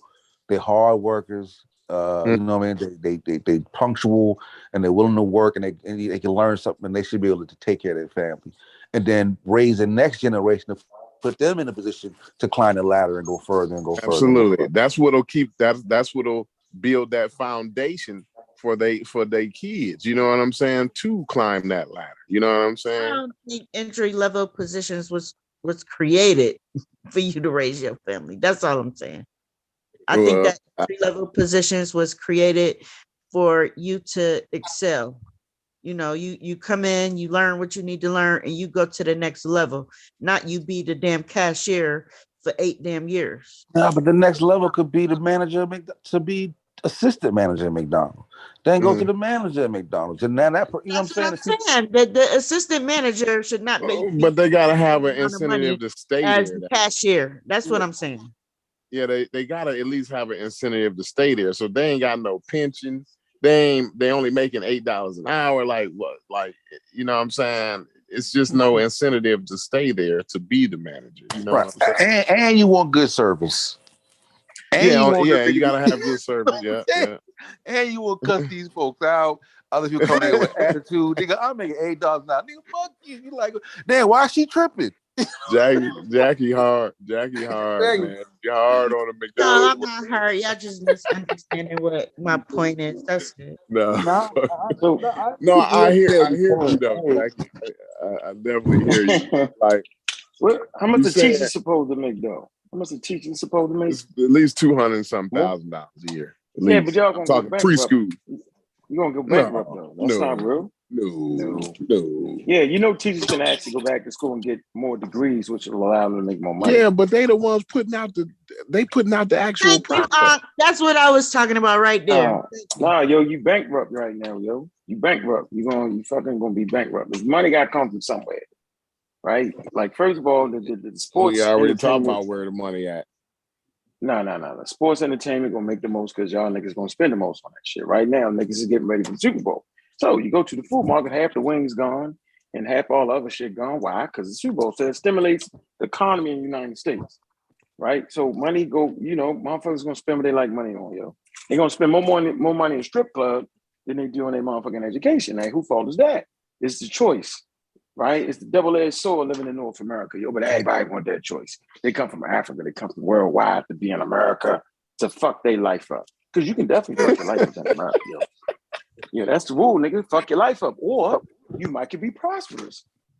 I've been on both sides of the fence, bro. I know how to fuck my life up in North America, and you can have fun while you fuck your life up in North America. If you're in Africa somewhere in those underprivileged cities and all that, it ain't even really a city, man. This shit ain't no fun. But in America, you can have fun fucking your life up, yo. That's why it's America, because it's fun while you fuck your life up, yo. Crazy as fuck. But that's what we all want. We want that choice. Right? We want to be winners, losers, and all in between, yo. Yeah, you ain't gonna be able to pay the teachers that money like that, yo. Nobody's going for that.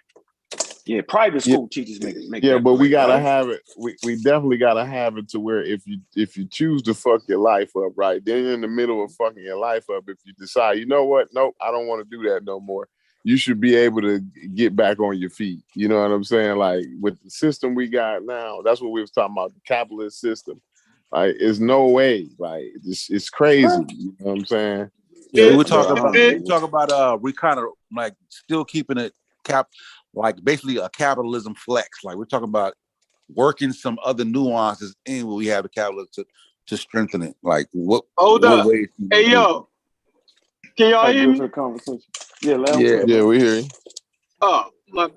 Hey, did you just say that paying the teachers will bankrupt the system? Get that nigga. Oh, Lord. No, you missed my point, what I was trying to tell you, like, because it's the interest factor, right? And you do like you do, Chef, you send your kids to private school. Those teachers make far more money in the private school industry, bro. Right? So in America, you can get the private school, right? Or you can get the free shit, nigga. And we ain't spending all that. We ain't got the budget. We got the police niggas shooting motherfuckers. That some gotta go to the budget. It's the game of Monopoly. That's all big. That's all I'm basically saying. Yeah, no, we got the money. We got the money. Yeah, we got the money, yo. The money needs to be allocated. So you telling me they should put more money that is economically feasible for them to put more money into other shit than they do education? No, I'm saying because the money is there. Like, wait a minute. It's just about where they allocate the money. Yeah. First of all, none of y'all is fucking with the school system like me. I'm not gonna give out all my personal shit right now. I'm gonna try to tell you. Listen what I'm saying. That's not what I heard. Let me finish my point. I'm trying to tell y'all niggas right now that schools is only getting a certain amount of money. Now the community has to put the rest of the money. Did y'all know that? Yeah. So based off how much money we are. That's what. So wait a minute. So then, if your neighborhood and community ain't putting no money to the motherfucking school, what are you really expecting out of this? Think about what I'm saying. It's a budget, yo. You know that. That's all I'm gonna say. I'm gonna say it's a budget. But that's the way the system is set up. We're talking about changing the system. Exactly. We just said that is how they allocate the money. You missed that part of the whole situation. But who would do that though, yo? Who would do what y'all think? Think about for a moment. Who would actually pay the teachers less on purpose? Who would actually pay the teachers less on purpose? They doing that. Y'all like the conspiracy theorists now. You must didn't see like 3-4 years ago when the teachers strike. You didn't know what that was all about? No, he missed that. Yeah, that was serious. That was the biggest strike ever. And they came together in all cities, in multi, not all. Did they get more money? In multi-states and multi-cities. No, did they get more money? They came to an agreement, but they didn't. They didn't want to fund them. They wasn't going to fund them. but they end up giving them No, more money, listen, right? let me tell you what happened. Let me I tell you was what in the happened. NEA. I was in the NEA, and they always striking. I just want to say Yeah, they that. always, it's a lot of strikes in the teachers union. Yeah, they always striking. But this was a significant one because what had happened was they actually cut the pay and the budget to the teachers in Kentucky. And all the other teachers unions recognized that if they didn't get on board and help them get their shit back, that they was coming for them. And so that's why they got on board. They had already they had already cut the budget to the teachers already. You know what I'm saying? In Kentucky. That's why the education system is fucked up now today. It used to be decent years ago. So, you know what I'm saying? So this what we need to do. We need to look at the top countries in education, and let's see which one of those countries gross more income than America in a year. And that'll just kill an argument right there. To say that we don't have the money is fucking ridiculous. Because you never can't said they name. had the money. You're right. I never said that. I said that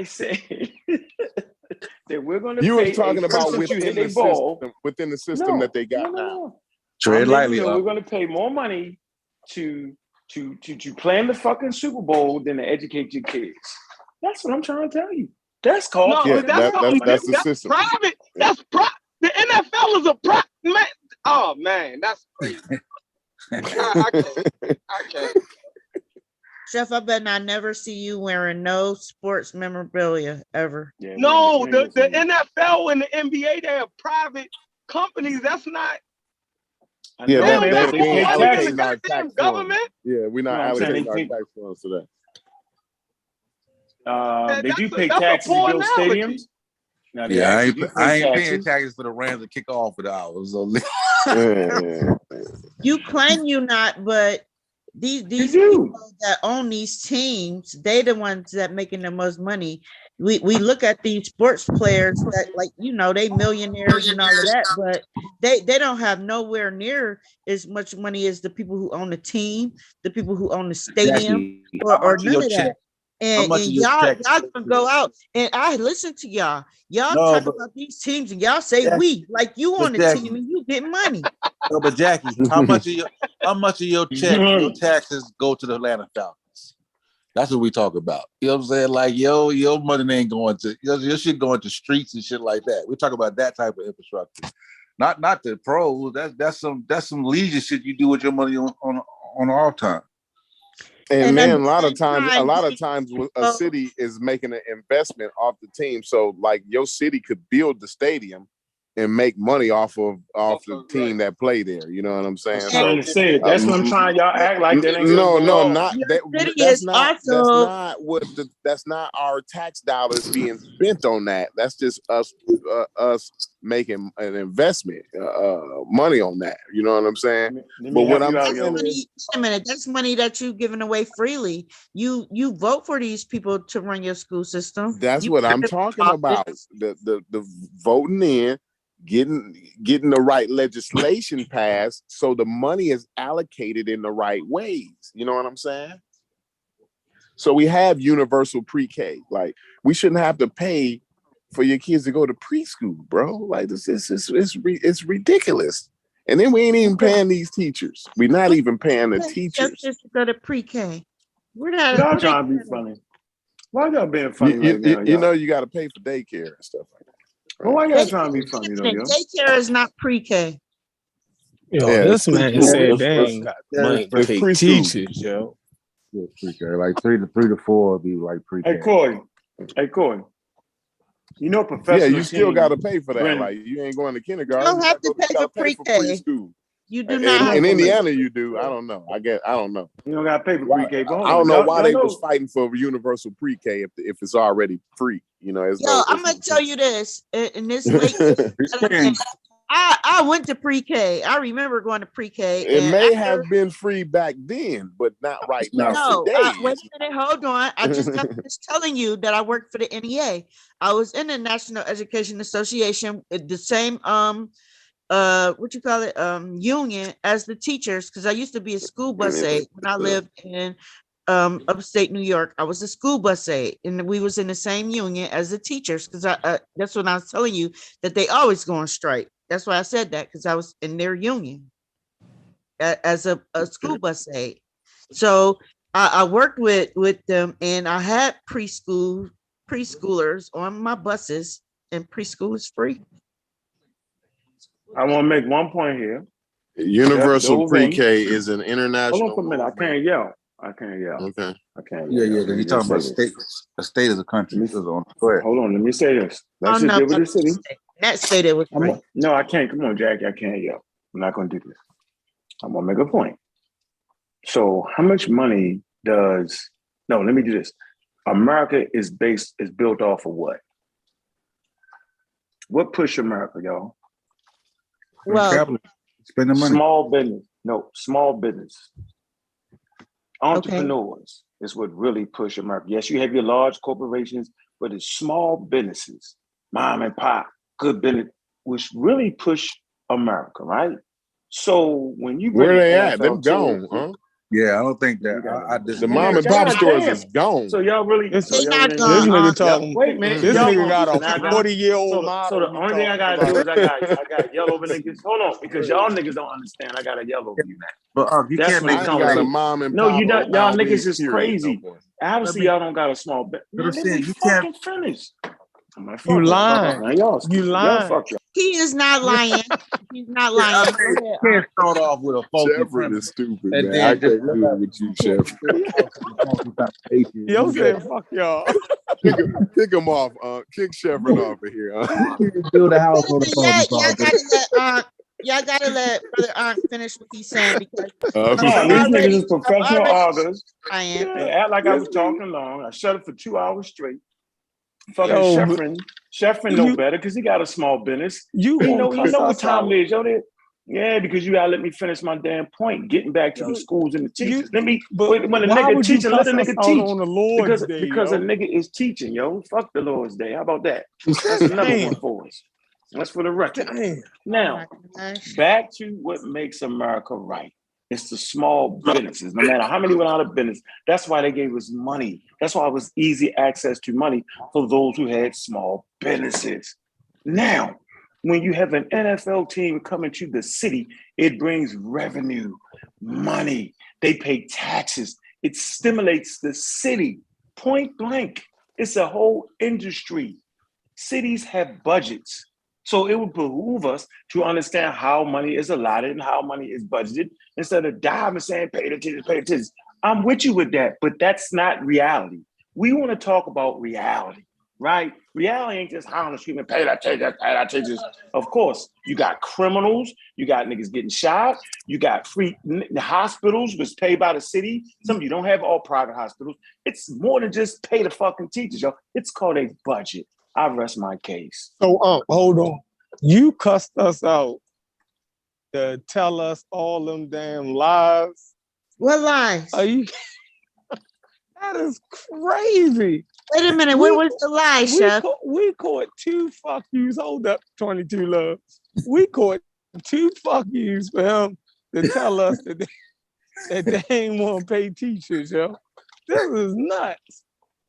Get back here and explain why they can't pay teachers, yo. Yeah, unless you feel like the money's being allocated properly. It's called a budget, yo. So you feel like the money's being allocated properly. God.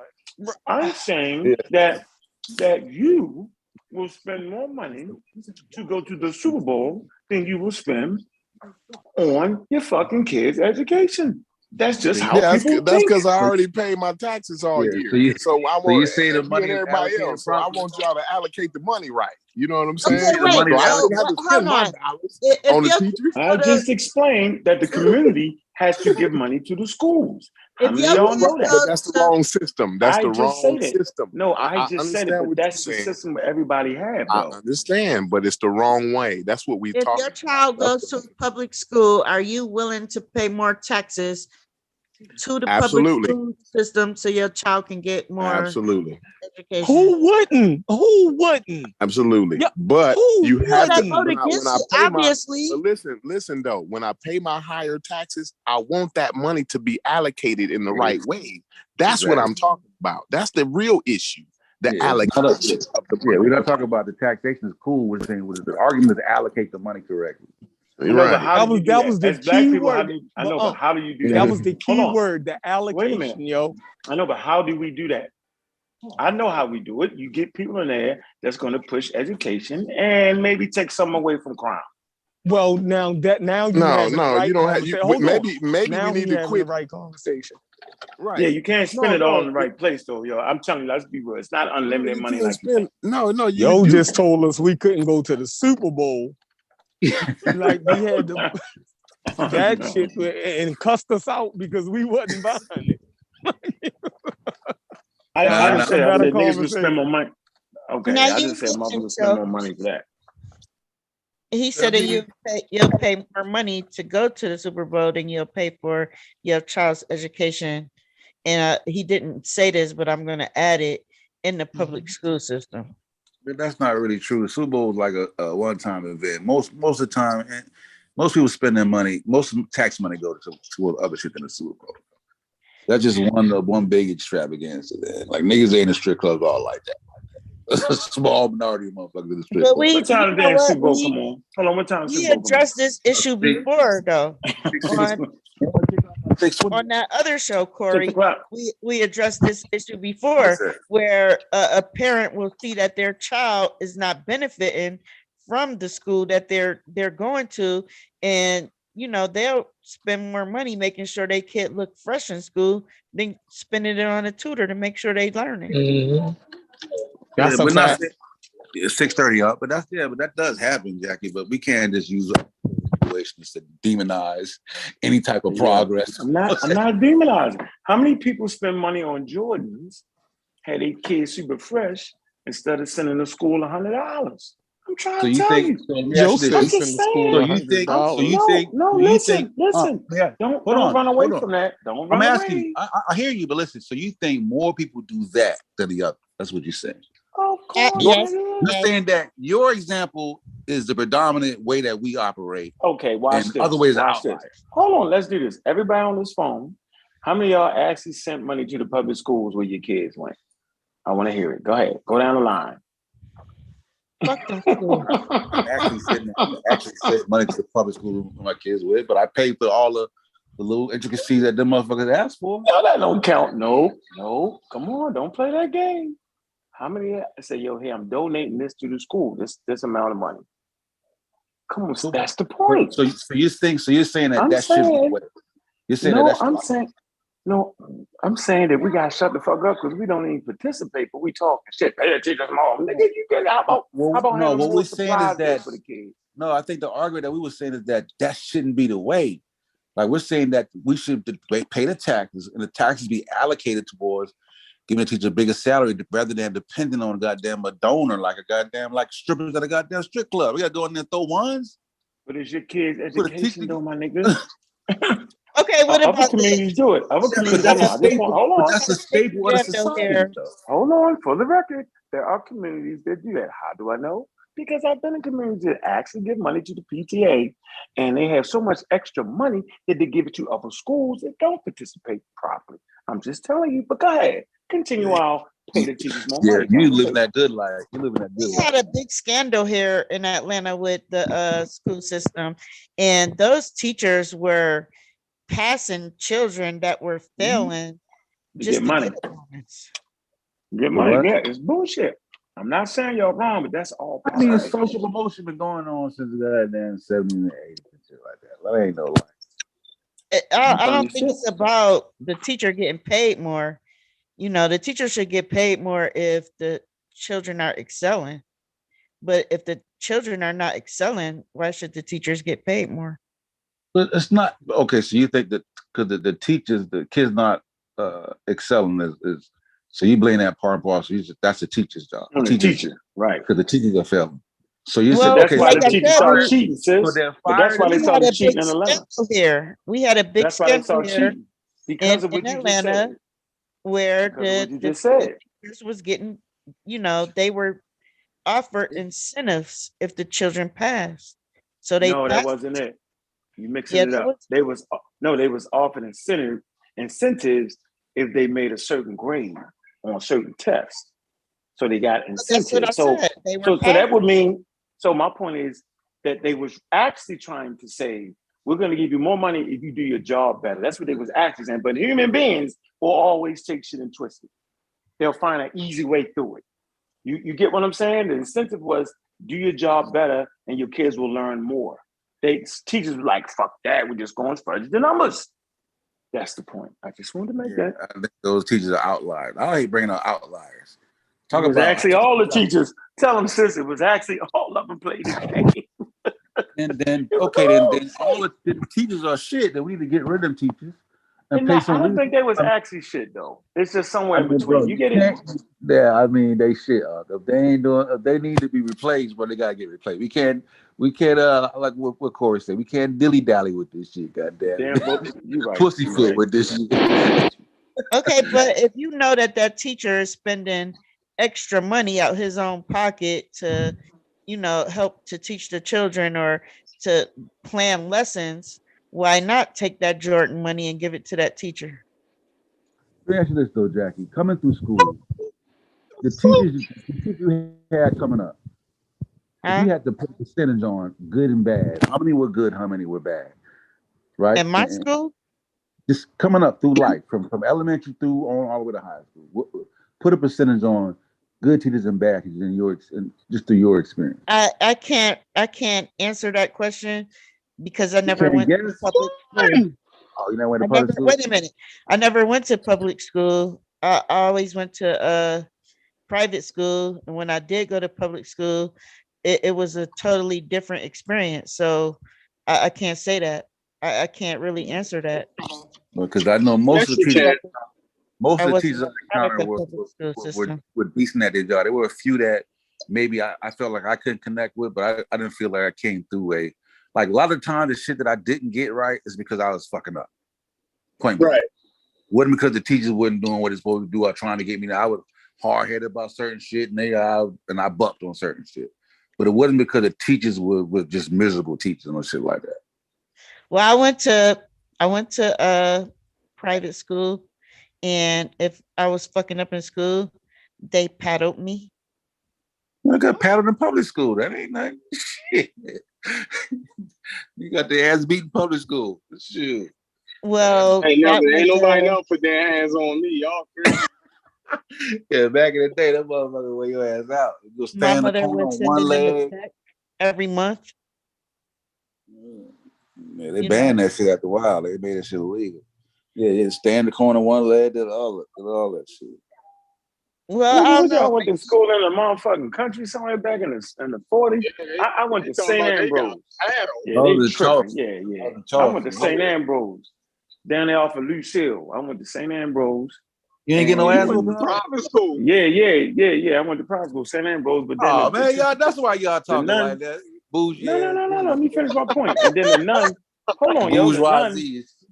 The nun actually grabbed my arm and fucked me up. I almost died. I got a blood clot and shit. Had to end up in a hospital. Got a big ass suitcase when I was little. You know what I'm saying? And that was some crazy shit. Yeah, the nuns was crazy, but they sued it. We schooled the school system.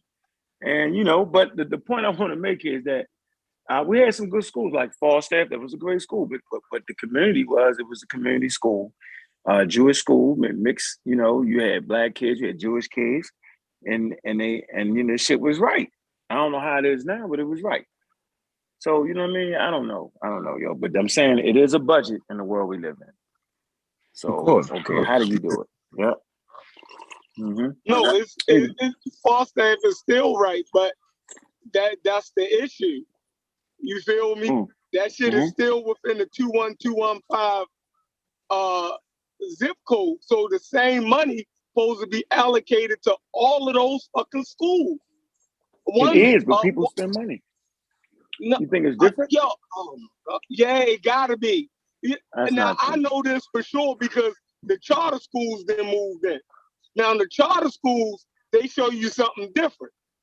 Now, a lot of teachers, when my daughter first started going to school, it was a lot of young teachers, right? Around my age that was just getting out of college. And their thing was to come in the inner city, teach in old schools for 3 years, get their fucking credentials, and then move to a better fucking county. Like, but they had to do their legwork. Yet they had to do their legwork. You feel me? And that's fucked up because they're gonna make more money, right? The good teachers are gonna make more money in other counties. So they just, you see what I'm saying? But the poor, you know what you're leaving out? You know what you're leaving out? You're leaving out. You get they student loans. When you actually go in the underprivileged area, you get a reprieve. So yeah, you're right. So add that in there. So I mean, man, this is fucking America. Nigga, gangsters built this motherfucker. Nigga, they built this shit off of killing motherfuckers, yo. That's where the argument started at. We were saying it don't supposed to be that fucking way. Now, when you see communities behind in education, it's a reason for that, and you can't blame the parents just because they brought their children Jordans. That's fucking crazy. You know, I didn't blame the parents. That is not crazy. That is not crazy. Is part of it. A motherfucker buy their kids Jordan, so it's the community fault. Nigga. Yeah, it's all our fault, yo. The schools is failing because the parents brought their kids Jordans. Yeah, that's part of it, bro. Me, yo? No. Let me say this. I'm not saying that the school is failing because a parent bought their child Jordans. What I'm saying is that if you, as a parent, know that your child cannot read, you probably need to spend that Jordan money on a tutor. Now, I can agree with that. They killed Adolf Hitler. I'm telling you now, they killed Adolf Hitler, nigga. Y'all balling down. Nigga with some Jordan. They killed Adolf Hitler. Y'all tripping. Germany was trying to they killed Adolf Hitler, World War II. They dropped the bomb on Nagasaki and Hiroshima, World War II. And nigga, the criminals built this motherfucker off of the backs of slaves. It's called fucking America, my nigga. It's the shakers and the bakers and the criminals. The fucking Kennedy nigga, his son, his father was the boot. The Kennedy was rich off of illegal alcohol. And he ended up getting into the presidency. So I'm just, man, his brother, right, was what was his brother? Robert? No, not Robert. When his brother got killed? They killed his brother too. Killed the president, killed the brother, the whole shit. This is like we in the shit. We in the shit this winter, nigga. So all that change it up. Oh no, you killing motherfuckers around here in this world. You killed niggas to get the world. They killed all the Indians. Kill the motherfucking Indians. And while the Indians was in North America, right, they was killing other tribes. And when we was in Africa, other tribes killed other tribes and killed other tribes. Then you build the empire, the Egyptians. We talk shit about we love the Egyptians, but they was straight out murdering motherfuckers. Killing the Asiatics for some fucking certain resources. So don't talk me to death. The whole world we in is called kill that nigga before he kill you, and then be a politician, but you still gonna kill you. But I'm gonna negotiate how I'm gonna kill you. This is the world we in. It's called Homo sapiens sapien, bro. So you saying I'm saying is nope. Do what I do, nigga. I'm educating my kid. No, I'm saying I'm educating my kids. I'm sending them to school. I'm telling them what the fuck to do, my nigga. If you go over here, your ass is grass. But I'm gonna take some time off for my kids. I got off of drugs, so I can ask you to do that. You got parents on drugs, not sending their kids to school. It's a fucking mess. Who fault is it? It falls on the individual, bro. And it falls on us. Hold on. Let me make my point. I'm gonna shut up. I'm saying people like us that's sober, right, and functioning, we gotta reach down and help people who not. That's what it really is, yo. Because niggas and people and everybody gonna be everybody. When I say nigga, I'm talking about humans, period. This on some bullshit. Has nothing to do with color. So those we blame the individual for systematic problems. No, you can't. No, you really can't. I get you. You don't. I get you. You're right. But we gotta help too. That's all. Right. Because I hate when we had these conversations and y'all will pick y'all pick the niggas when you're talking about. Like the nigga who ain't shit, and he saying like, come on, we're not talking about that guy. We're talking about that guy. You know what I'm saying? If he would have said that had a trap house with his kids and kids in an apartment, and he was like, no, we're not talking about that guy. We're talking about so We ain't talking about the mother that just motherfucker set her children in front of the TV and give them candy all day. And we ain't talking about that motherfucker who buy their children whatever the fuck they want. You know what I mean? Y'all said the motherfucker can't get a pair of Jordans. Oh man. Jordan fucked up the education. Jordan fucked up the education system.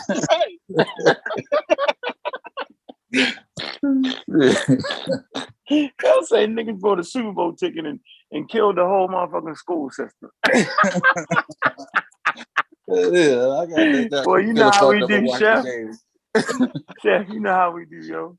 We all gotta watch that motherfucking Super Bowl tonight, though. Watch. You'll say some. Look, we'll say some crazy shit, and we ready to argue that shit. Yeah. It was the Jordans. If they hadn't bought the Jordans, nigga, shit, they'd have had $50 more. Yeah, no, I feel like something I could do better with my life than watching goddamn Super Bowl about to crank up like that. But everybody ain't gonna watch it. All right, who not gonna watch the Super Bowl, yo? Who y'all going for? How about that?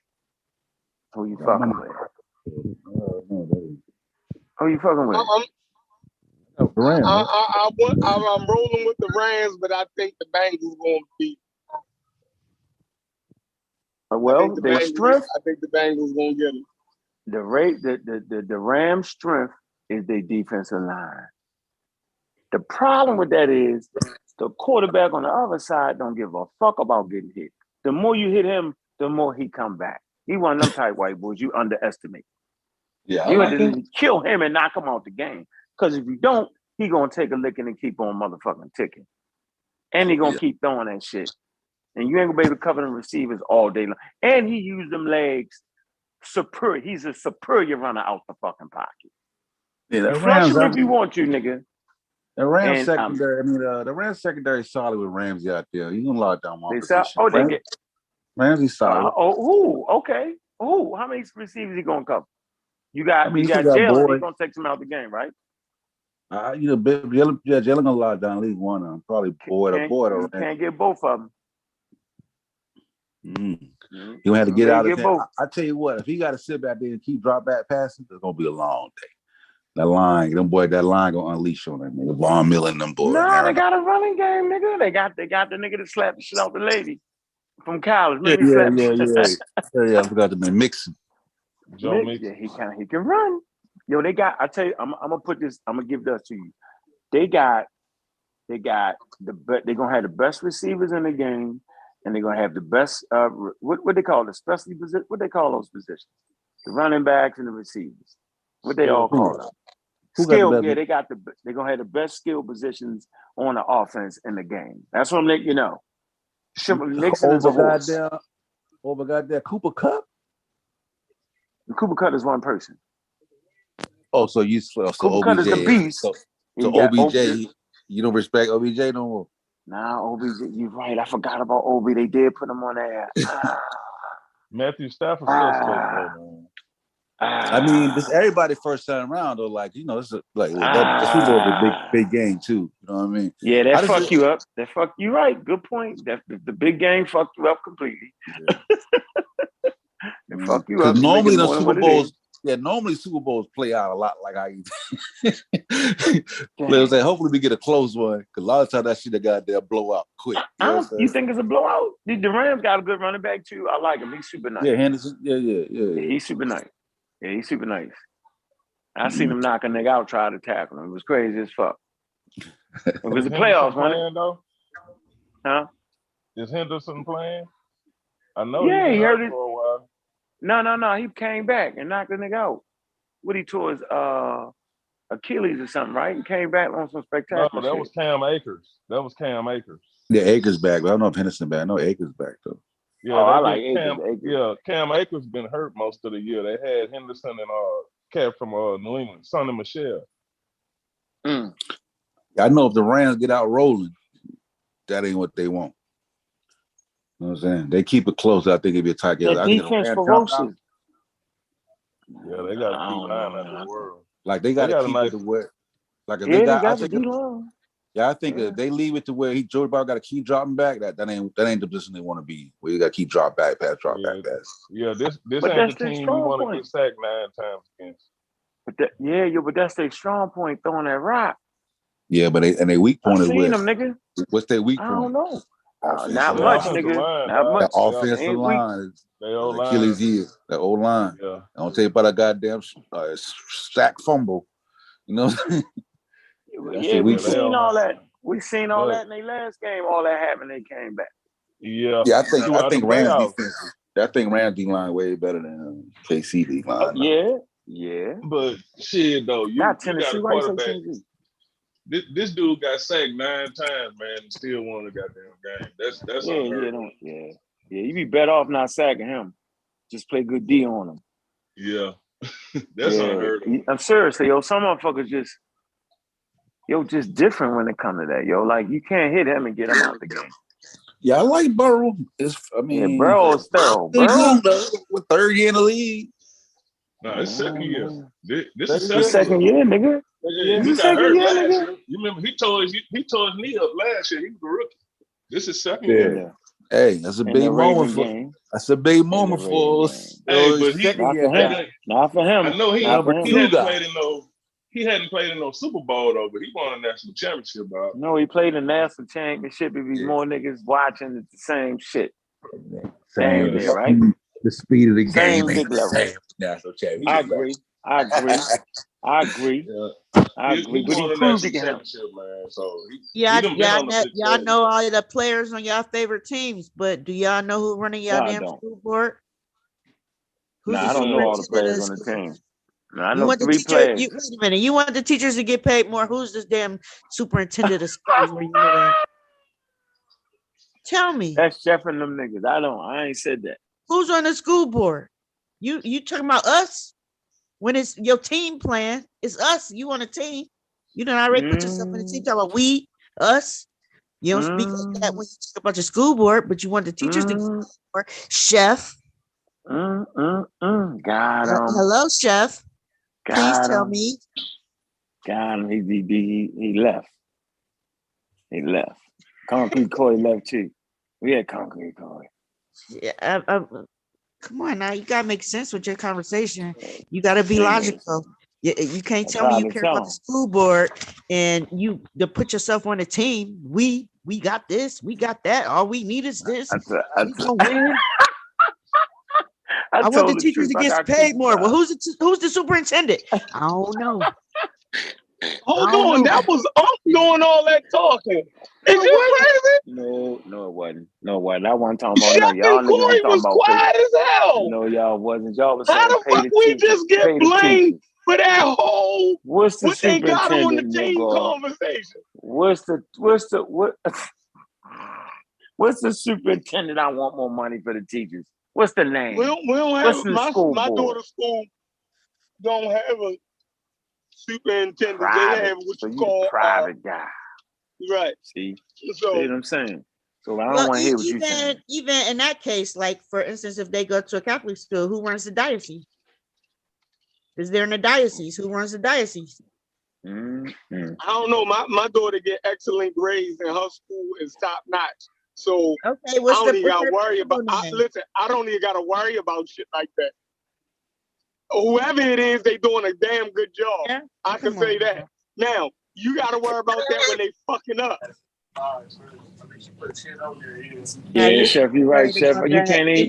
Anyway. You gotta earn your meals around my house, nigga, with good grades. If your grades is horrible, you don't eat.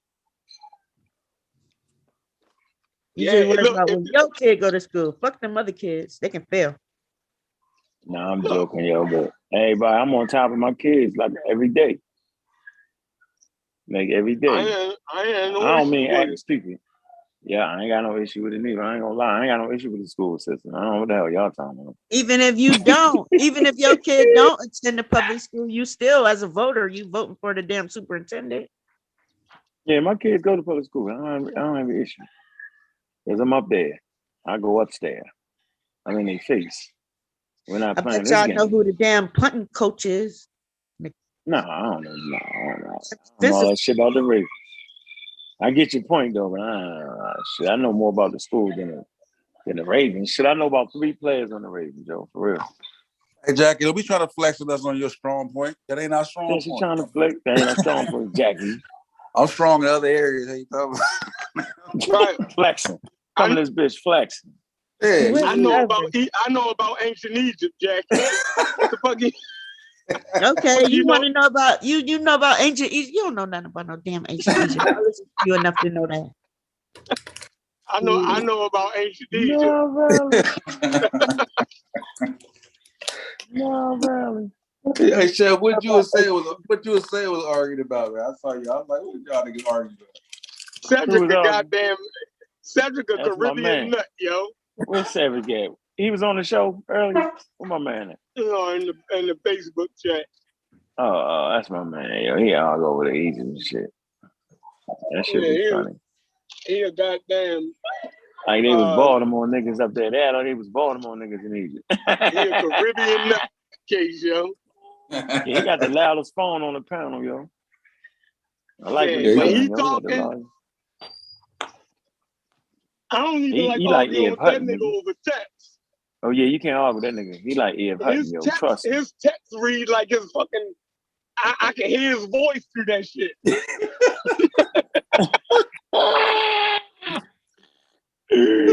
It's a straw man. It's a straw man.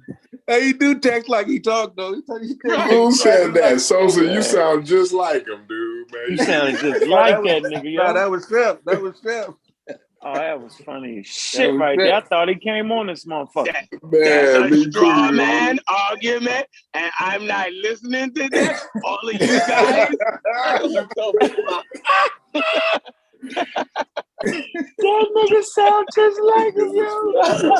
Get the fuck out of here, yo. Yeah, so they be like, that's funny as a motherfucker. Can we get 5 more subscribers for that one? Can we hit the subscribe button while you're at it? That's funny, yo. Yeah, that nigga said, dude, they text exactly like he talked. Exactly what he talked. Oh, man, yo. I'm getting off this motherfucker, man. How long we rocking this motherfucker? I'm off, yo. We done did the damn thing. It's time to watch the fucking Super Bowl, nigga. It's time to get the... I think Chef the host. Who the host? Hey, Chef, who the host, Chef? Oh, Corey the host again. When Corey, y'all you in the Corey? show, I just want to know, Corey, I don't have no information for you as far as like Facebook go, but I really would like to build with you, or either just pick your brain on why you think these people that's so fascinated with Egypt is so amazed on how the pyramids was built. That shit don't amaze me. And you dealing with concrete. Yeah, he joked out. Whatever. Anyway. You concrete. I would think that shit don't amaze you either. So I would really like to build with you on that. In private, probably. The only reason they like Egypt is because of the pyramids. I don't think that these Egyptian lovers, I don't think the Egyptian lovers would appreciate that type of conversation. I just don't find it fascinating. It just seems, something that they did. It's not fascinating to me. Yeah, that's fine. Like we could build. I don't got Facebook, but you can email me or whatever at concretecorey@gmail.com. But that's pretty much like that's what I'm saying. Like that's what we do here. Like them uncomfortable, them ones that people don't want to really, say or appreciate. Like those are the things that get said over here. You know what I mean? So I was here for the conversation. I was right. I question. I was Montoya right behind you and stuff on all of them, because I'm with y'all on that. Hold on. I always question people when they make the statement. Well, I don't know why we wasting time on that. Wait a minute. We can actually chew gum and walk at the same time. You can actually have people that talk about Egypt and have people that talk about the fucking teachers need to get paid more money. Like the whole world does this. The whole world does exactly that. They talk about their history. They talk about ancient Greece. They talk about ancient Egypt, how Asiatic it is or how North African it is. And yet they still have bustling economies and bustling communities. So I don't like that when y'all say, we just need to do that. That's a bunch of bullshit. That's my closing statement. Get us out of here, Concrete Corey. We out. I wasn't saying that to you. I just wanted to know his opinion on that as somebody who deals in concrete. That's it. You know, I already done got attacked for not being the lover of Egypt. You got good sense. That's it. Listen, them ain't your peoples. Well, you know what? Whether Ankh want to admit it or not, Ankh told me that. He told me that a while ago when I was telling him, you know, I'm studying Africa, and what I'm coming up with is these people don't even consider themselves the same. Why should I consider myself part of them, and they consider themselves part of a tribe, and I ain't part of their tribe? And Ankh told me back then, years ago, that we were our own people as Americans, Blacks and American descendants from Africa. So, I mean, I've been off the whole African train ever since then. Not saying that I don't disrespect them people or put them down or disrespect the ancient people or, you know, deny lineage or anything like that. You know, I'm American. You know, I'm more concerned about that. But, you know, I just wanted to know that from you. So I'll hit you up. Say that email again for me. concretecore@gmail.com. Yeah, I just wanted to know, and I'll just say this real quick, real quick. The reason why I'm asking you this is because I've been on YouTube watching some videos like primal builds and stuff, and I watched a damn lady build a swimming pool in a tree by herself. Yeah, that's pretty crazy. I'd like to see that video. I'd like to see that. But is that swimming pool? I'll send it to you. I mean, she's doing swimming pool all aligned kinds with of stuff. Orion's belt, though. Right. Is she aligned that swimming pool with Orion's belt? If you look at how she did this with the cement and all of that, how she made her own cement and all of that. Once I look at it from that angle, looking at the pyramids, you know, I'm like thinking, you know, why people think that they had to drag pounds of stone up and stuff like that. They didn't have to do all of that if they did it. No, that's what I said. That's exactly what I said. It was poured. It was poured. They built forms and they poured concrete basically, or what? I don't know. I guess it was the equivalent of concrete. I guess I wouldn't say, you know, concrete per se. Right. But then, you know, what was amazing is the capstone that was there. Like, you know, they say that there was stones covering what you see today, like limestone, white limestone. So, and that would have been, I mean, they wouldn't have been able to pour that. No, they wouldn't have been able to pour that. So, but it wouldn't have been that much endeavor to get those at that point, like to get those in position at that point. You know what I'm saying? Like once the structure is built, you know, now, you know, you ain't got to build, you don't, to get the capstone, to have a capstone, it don't have to be thick limestone. All they have to do is just cover it. You know what I'm saying? So it could be thin sheets of limestone, you know what I'm saying, that you could just carry or drag or whatever, however you may get the shit up there, you know what I'm saying, and place it in place. But it, like I said, it doesn't have to weigh those megatons that you see at the pyramids now. You see, you know, those blocks, you know, those was poured in place. Nobody's dragging that up there, you know, like, come on, man. You know what I mean?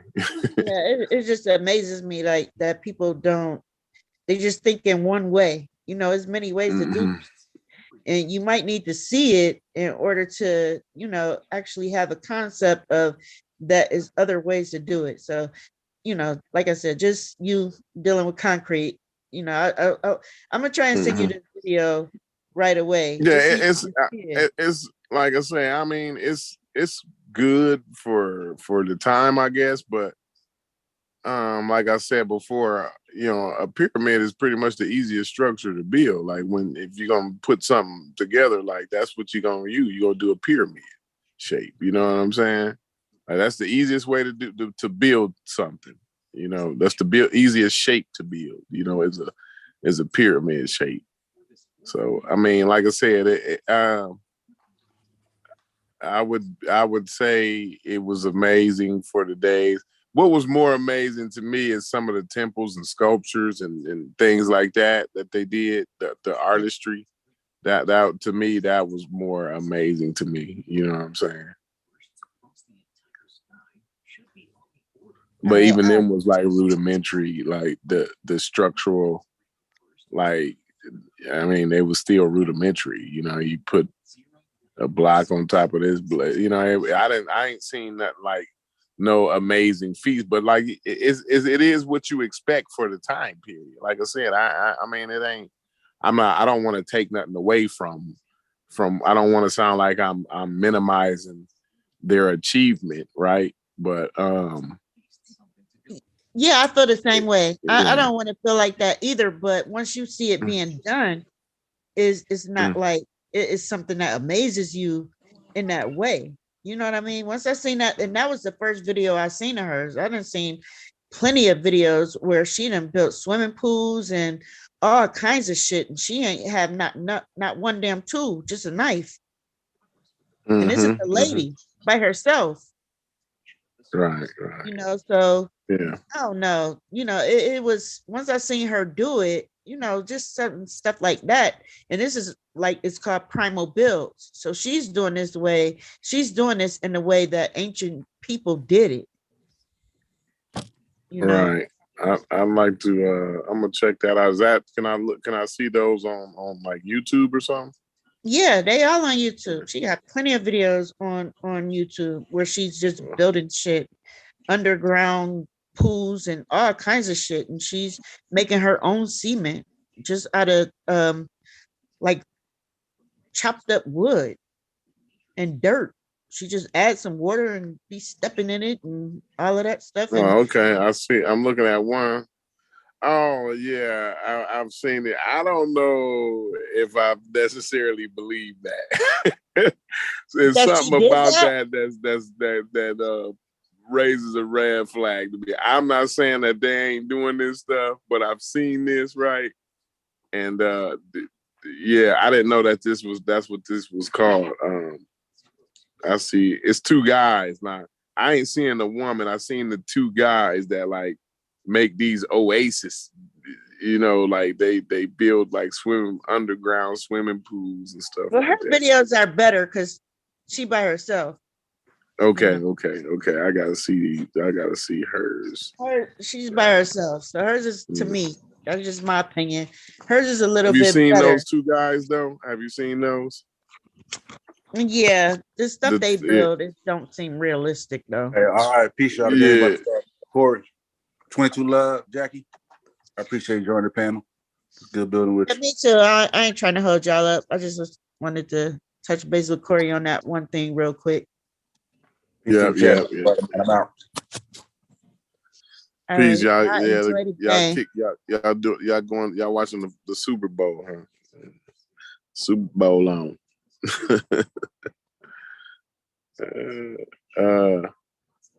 Yeah, man. I guess I just can't even get into sports. I ain't watching that shit. Yeah, I can't get interested in sports anymore, man. I'm just not into it anymore. I think I don't know. It just don't do it for me no more. I said I was gonna watch the Super Bowl. My son is he wanted me to bet on it or something. But I ain't. Yeah, I ain't watching that shit, man. Yeah. I ain't even excited about it. And neither one of my teams in there, plus the NFL, been geeking. You know what I mean, on how they been treating us. So, it's hard for me to get into it. Right. I think yeah, I just don't. I don't like to contribute to. After I see like the negative, I do the cost reward analysis on it, and once you see that the cost is a lot more than the reward, it's hard to contribute to it. You know what I'm saying? I mean, it ain't nothing wrong with it. I don't want to sound like, oh man, you know, y'all into the Super Bowl, y'all some zombies or whatever. I don't want to. I ain't getting in. I'm not watching. Yeah, I might, just, you know what I mean? I flip back and forth the channel. Whatever I see, but I ain't stopping my whole day for it. You feel me? Yeah, I'm not gonna go down to the grocery store and buy up a bunch of junk that I ain't gonna eat just because it's the Super Bowl. You know what I'm saying? Okay. Yeah, I ain't getting into it. Like you said, I ain't been right with the NFL since the Kaepernick situation. You feel me? Yeah. Like I ain't been right with them since then. So, you know, it's hard for me to get into it. You know, like the couple years after that, after the Kaepernick situation here in Baltimore, you know, we got Lamar Jackson. So, you know, we was pretty much really boycotting it. But Lamar Jackson started doing so goddamn good that people in Baltimore had to, you know, start fucking with it again just to support how good the young black quarterback was doing. You know what I mean? But that shit was a trap. You know what I mean? Yeah. That was just to get us hooked back into that shit and forget about what they did to Kaepernick. And you know what I mean? Yeah. Now they got the new scandal with the black coaches, you know what I mean? Like, so, I mean, how much? Like, niggas got to take a stance against that type shit, yo. We keep spending our money and shit, you know, and they basically treating black people like shit. You know what I mean? Even a president got in on it, telling niggas shut up and play football. You know what I mean? Like, we don't want to hear y'all complain. You know what I mean? We don't care that y'all don't like that police killing y'all, you know what I mean, in the street. You know, you should be grateful to play football. Shut up before we take that shit away from y'all. Like, that's basically how they fucking carried it. You know what I mean? And white people went along with it. Basically start telling the NFL, if black people keep kneeling, we gonna stop motherfucking paying to come to y'all stadiums. Like all kind of shit like that. Yeah. So it's like, yo, white people took a stance against us, yo. We were saying, yo, police brutality and senseless murder by police on black people is fucking wrong. And white people actually took a stance against that, yo. Like, if I see a white person get shot in the street by the police, right? And that motherfucker ain't deserved that, yo. The human thing is, I'm with yo. You feel me? Like, how the fuck do they just say is a black person, so they just need to shut the fuck up about? That's crazy, yo. Yeah, that's crazy, yo. That's the way the system built, you know, and that's definitely what happened. White people said that, if they're gonna keep kneeling and all of that, then, you know, we don't want to come to the game because that's disrespecting the flag or whatever. And you know, like the NFL, like, yo, like, no, y'all gotta cut that out. Like, you know what I'm saying? But the thing is too, this is why it all goes into the capitalistic thing. You know, the average person who's going to see a football game is a middle-aged white man. That's who buys the tickets. That's who goes and buys the tickets and then buys the beers and the hot dogs and the popcorn and all that. That's who keeps the money going. So it's all about the capitalism. You know what I'm saying? It don't have anything to do with morality at that point. You know, when you have a capitalist society, morality goes out the window. It's all about what makes money, not what makes sense or what's right or what's the human thing to do. You know what I'm saying? Yeah, it's like they don't really. It's either some racism going on, or they don't believe in their product as much. Because if you got the goods, right? If that NFL product is that good, the same way with black people, we had to get over that shit. You feel me? So them white people, if the product is that fucking good, then they would have got over the shit. You feel me? Like, but it's either the goddamn NFL is either racist, you know what I mean, and agree with that middle-aged white man, you feel me? Or, you know what I mean, they don't believe in their product. Like, which one is it? Or is it a little bit of both? You dig what I'm saying? So it could be. And then like, even the white people, they stood with us right for a minute, because you can go back to George Floyd, you see, a lot of white people standing with us. But really what they said, what they told black people was like, yo, we gonna ride with y'all, but when it come to football, nah. Y'all ain't that important. We'll burn some shit down for y'all. We'll riot. But look, don't fuck with our football. Don't fuck with that. We ain't doing that. We ain't gonna. Now y'all gone too far. Yeah. Yeah, that's the message I got out of that. That's definitely the message. They ain't sacrificing that football for us. They ain't sacrificing. But we follow the same trends as white people. That just shows you how American we really are. You dig what I'm saying? Like, their pastimes is definitely our pastimes. You know what I mean? Like, all the way around the board. You know what I mean? The fanatics. You just think the black analysts for basketball and football, you know what I mean, is the top rated ones. There's only a few white ones that's top rated, you know what I mean, reporters and analysts when it comes to those to the sports. You know what I mean? So we definitely fully invested in that shit. You know what I mean? No doubt. We definitely fully invested in it, but Nike and Budweiser and all them. I like how Nike carried it with the NFL. Nike said, man, y'all wrong. You know what I mean? We gonna back Colin Kaepernick. And they paid them. You feel me? Budweiser is a big contributor to the NFL. You dig what I'm saying? Like, they wasn't with it. They went with the white man. You feel me? Because you know who buying that Budweiser. Exactly. But Nike like, man, all them niggas buy Nike, yo. Yeah. You feel me? So you said, you got another your point again. It's capitalism, yo. You right, Corey. It's all about that dollar, baby. It's all about that dollar. Yeah, you're right. It's capitalism, yo. Dang, I ain't even think about that. Nike, like, because you seen the white people like burning their Nikes and shit on the thing. Nike, like, yo, you motherfuckers, white people buy like 2 pairs of shoes a year, right? And they buy the cheap one.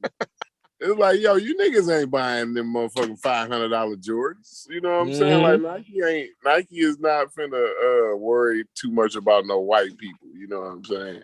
They worry about them black folks that's shooting niggas down in the streets for a pair of Jordans. You know what I'm saying? Yeah. Yeah, they definitely went with Kaepernick on that. But yeah, Budweiser, they pressed the NFL like, look, and man, if these white boys stop buying these 6-packs, we're gonna have a motherfucking problem. You know what I mean? We're gonna have a motherfucking problem. But let me ask you. Since we on here, Anthony's still on here, everybody gone. Everybody watching the Super Bowl. Let me see. This is crazy. They done left us for the Super Bowl. Yo, these niggas crazy, Corey. They fuck with PK, but not with the football. Did you catch a saw joint? Any of a saw joint today? I saw a little bit of it. I can't even hardly remember what he was talking about, really. You know what I did watch? No, I don't think I watched the saw. I watched Zion Lex. I think. Is that what I saw today?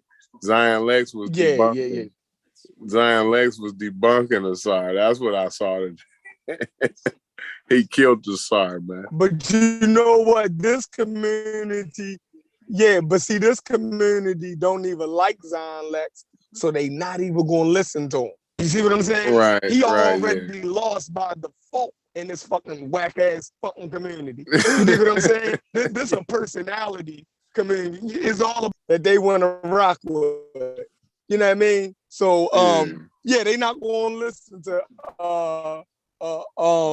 to Zion Lex and just think the argument sound crazy. Asar said that everything is Egyptian or black to Asar. You gotta know that first out the gate.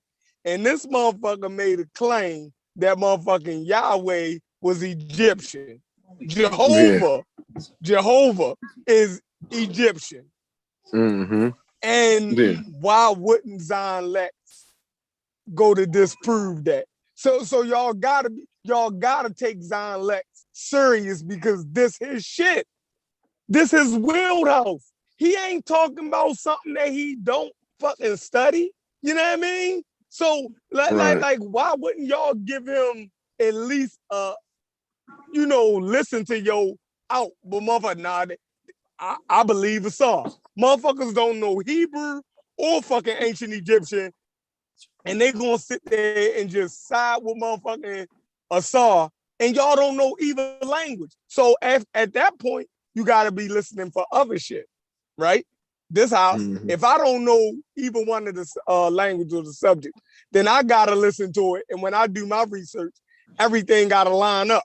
If that shit ain't lining up, what Wikipedia and Encyclopedia Britannica saying, then a motherfucker who shit ain't lining up as much with Encyclopedia Britannica and Wikipedia, because that's a quick search. You dig what I'm saying? Then more than likely they fucking wrong, yo. Yeah. You feel me? No doubt. Yeah. It's not a whole endeavor. You don't have to go down a whole endeavor to figure that out. You know what I'm saying? It's pretty surface deep. You know what I mean?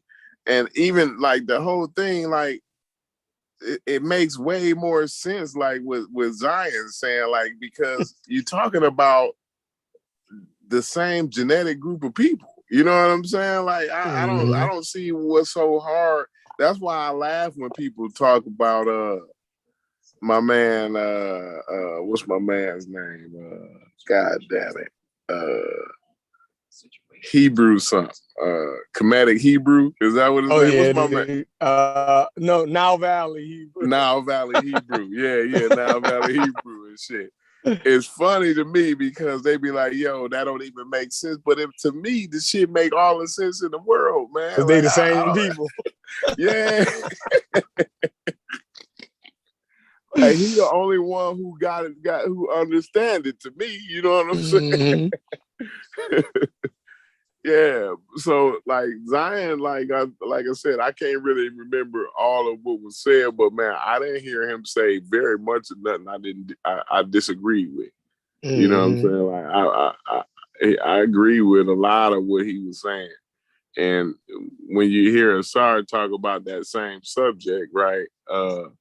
It just don't make sense. You know what I'm saying? You like bro, I don't even understand what the hell you saying. You know what I'm saying? Yeah, that shit hard, Joe. That shit hard. So now, their new thing is the Egyptians in Egypt don't know their own history. And they know the history of Egypt better than the Egyptian people. Like all that, it's nonsense. Crazy. This is the only community you get that at. Like, it's ridiculous to me, man. It's batshit crazy. You know what I'm saying? They don't know their history. They don't know who they are. They don't know that they really invaders. They don't know when they came into Egypt in 749 and all this old stupid ass shit. That's like telling you don't know about the civil rights movement. Like, y'all don't know. Exactly. Black people don't know nothing about the civil. Let me tell you. Right, y'all wasn't the ones. Y'all wasn't the ones that was in the civil rights movement. It was really the white people. Or it was the Indians. It was the Indians because they was there. They had the parent culture. You know what I'm saying? The Indians were there first. So they the ones who Martin Luther King was held. He put his shoulders. He stood on the shoulders of the Indians. You know what I'm saying? The shit is batshit crazy to me, Sheffer. You know what I mean? Yeah. Yo, that's their argument right there. Yeah. Man.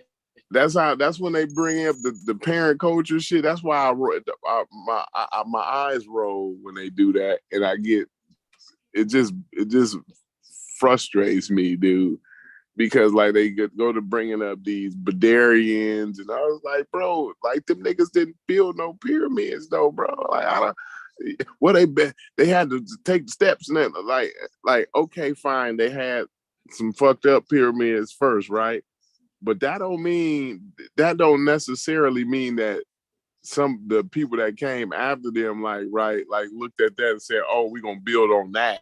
Like that's not necessarily how that happened, man. It's just a lot of crazy shit they say, and it's wild as fuck to me. Like I don't understand it, man. Like I said, it's just like them trying to take over the civil rights movement.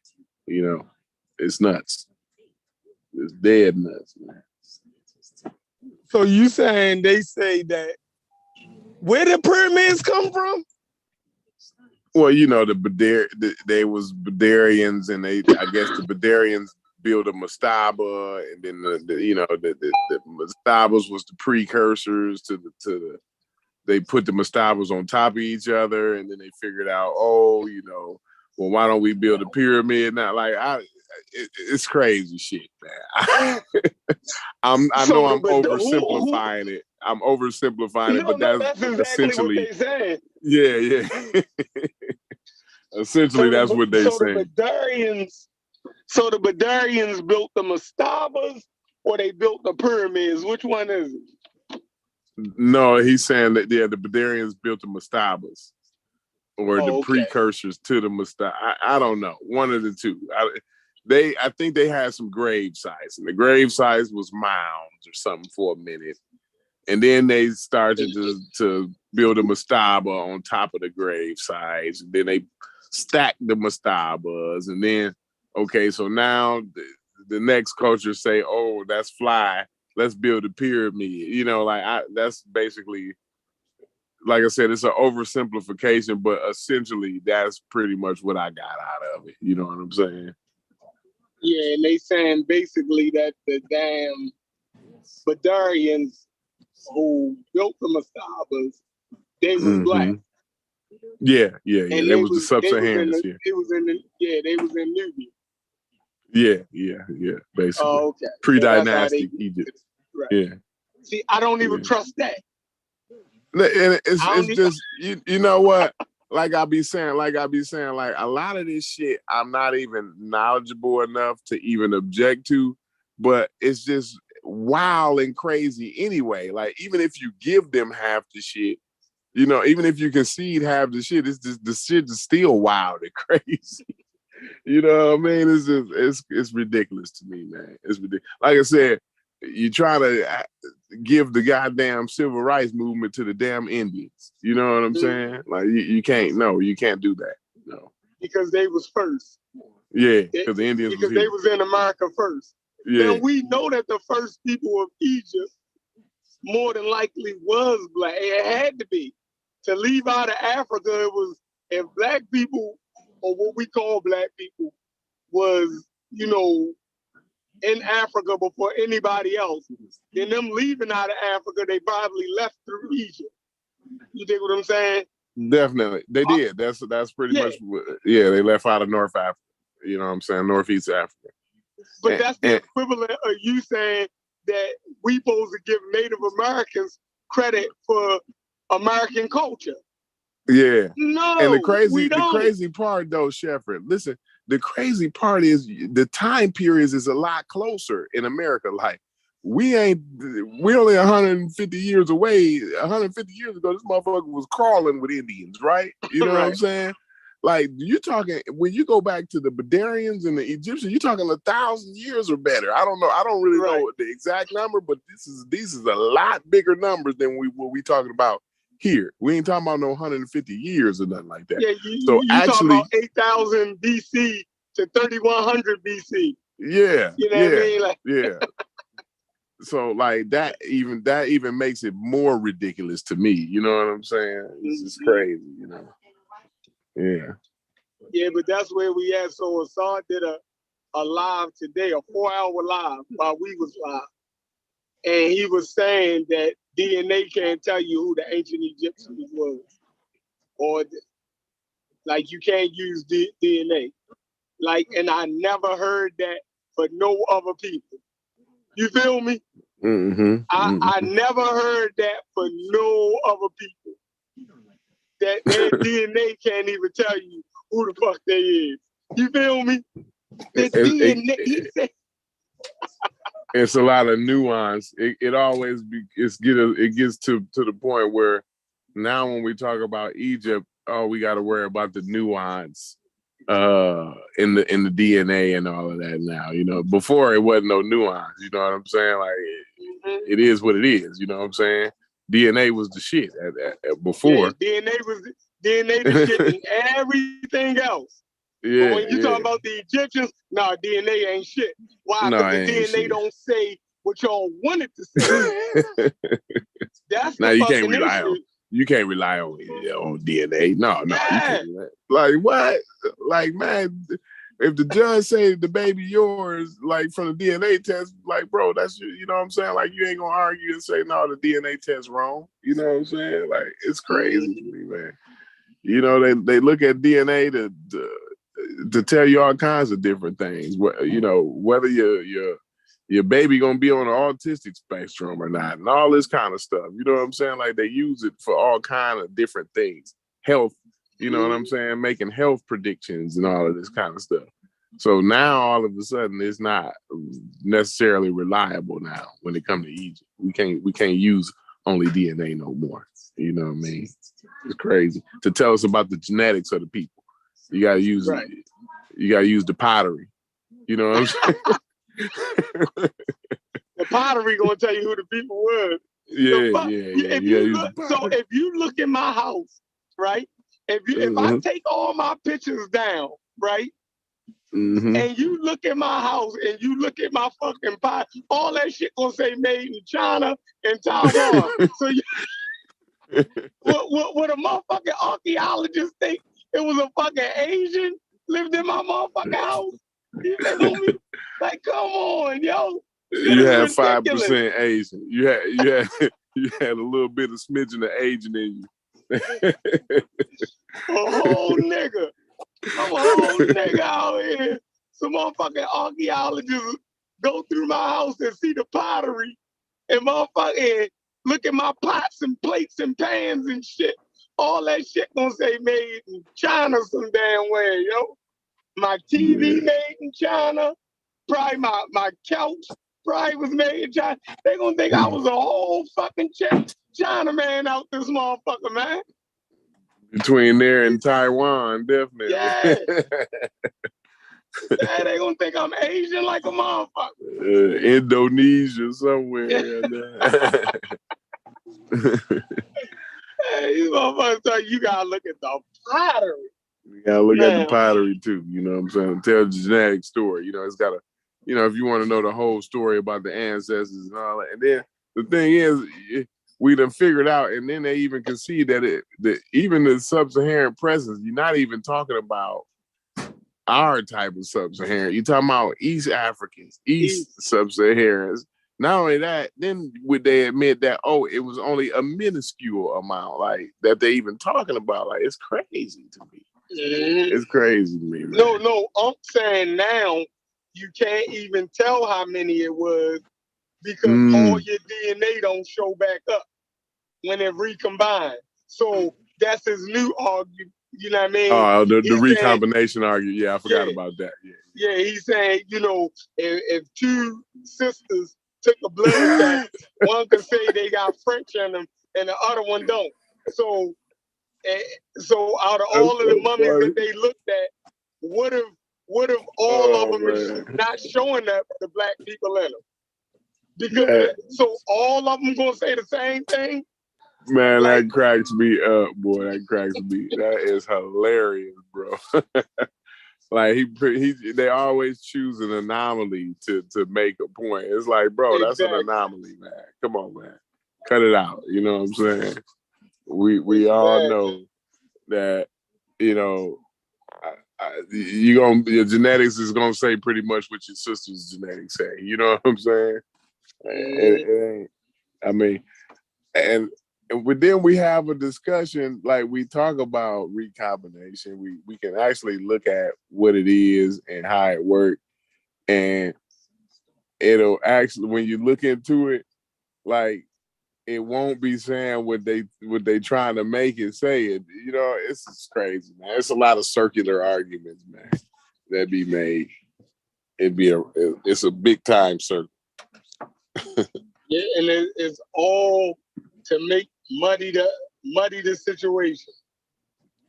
Muddy the water, just so that it can't be automatically clear, and we can still live in the muddy waters a little bit longer. You know what I'm saying? Because at this point, we hanging on to nothing hardly, really. I mean, the skin of our teeth. You know what I'm saying, with Egypt. At this point, you know. Even Ngozi kept it real. Even Ngozi kept it real. Like, no, like they ain't us.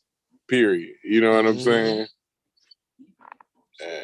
Yeah, we talked about everything when it came to Egypt. The back migrations, you know what I mean? The Middle Nile, everything you could possibly say about Egypt, we done said it. The Green Sahara. You know what I mean? We done went back 9,000 years, you know what I'm saying? Just to say that these people was the parent culture. Like, come on, man. If we can't say the Indians was the foundation to the civil rights movement, ain't no way we gonna make a 9,000 year difference, the precursor, you know what I'm saying, to building the pyramids. Like, it's ridiculous. You're talking about the wavy line pottery. How old is that? How old is the wavy line pottery? Like, you talking about the Green Sahara? No, how long does it take a whole desert to dry up? You know what I mean? It's ridiculous, man. It's ridiculous. But anyway, it looked like my man Chef done cut out. He done bailed on me. Well, look at talking about Corey Banana. Watch the game, old man. Watch the game. Shout out to everybody, man, for coming out on Super Bowl Sunday to talk shit in the barbershop with the pseudo killers. We got Deshareb, we got Hutch, we got Obi, we got Decent CK. What up, CK? Pseudo killer in the building, damn it. 504 top level. And Nusha, what up, sis? I ain't seen you in a while in here. I ain't seen you in a while, man. D-Zion, the Don. What up, brother? What up, brother? Peace to everybody. Miss Tiffany. Stacy Betts. Man. Y'all was in the building tonight. Y'all was in the building. Asar Soyo. Definitely, man. I appreciate everybody and their viewership, man. Like we always say around here, man, a lie make it halfway around the world before the truth get out of bed and get his pants on. So let's keep coming together in our small community that we got here and trying to put that truth out. You know what I'm saying? Tuck my eye. What up with you, brother? And Brendan, hey, stay away from Sosa, Brendan. He a bad influence on you. Don't let Sosa take you down with him, brother. Stay up here with me, man.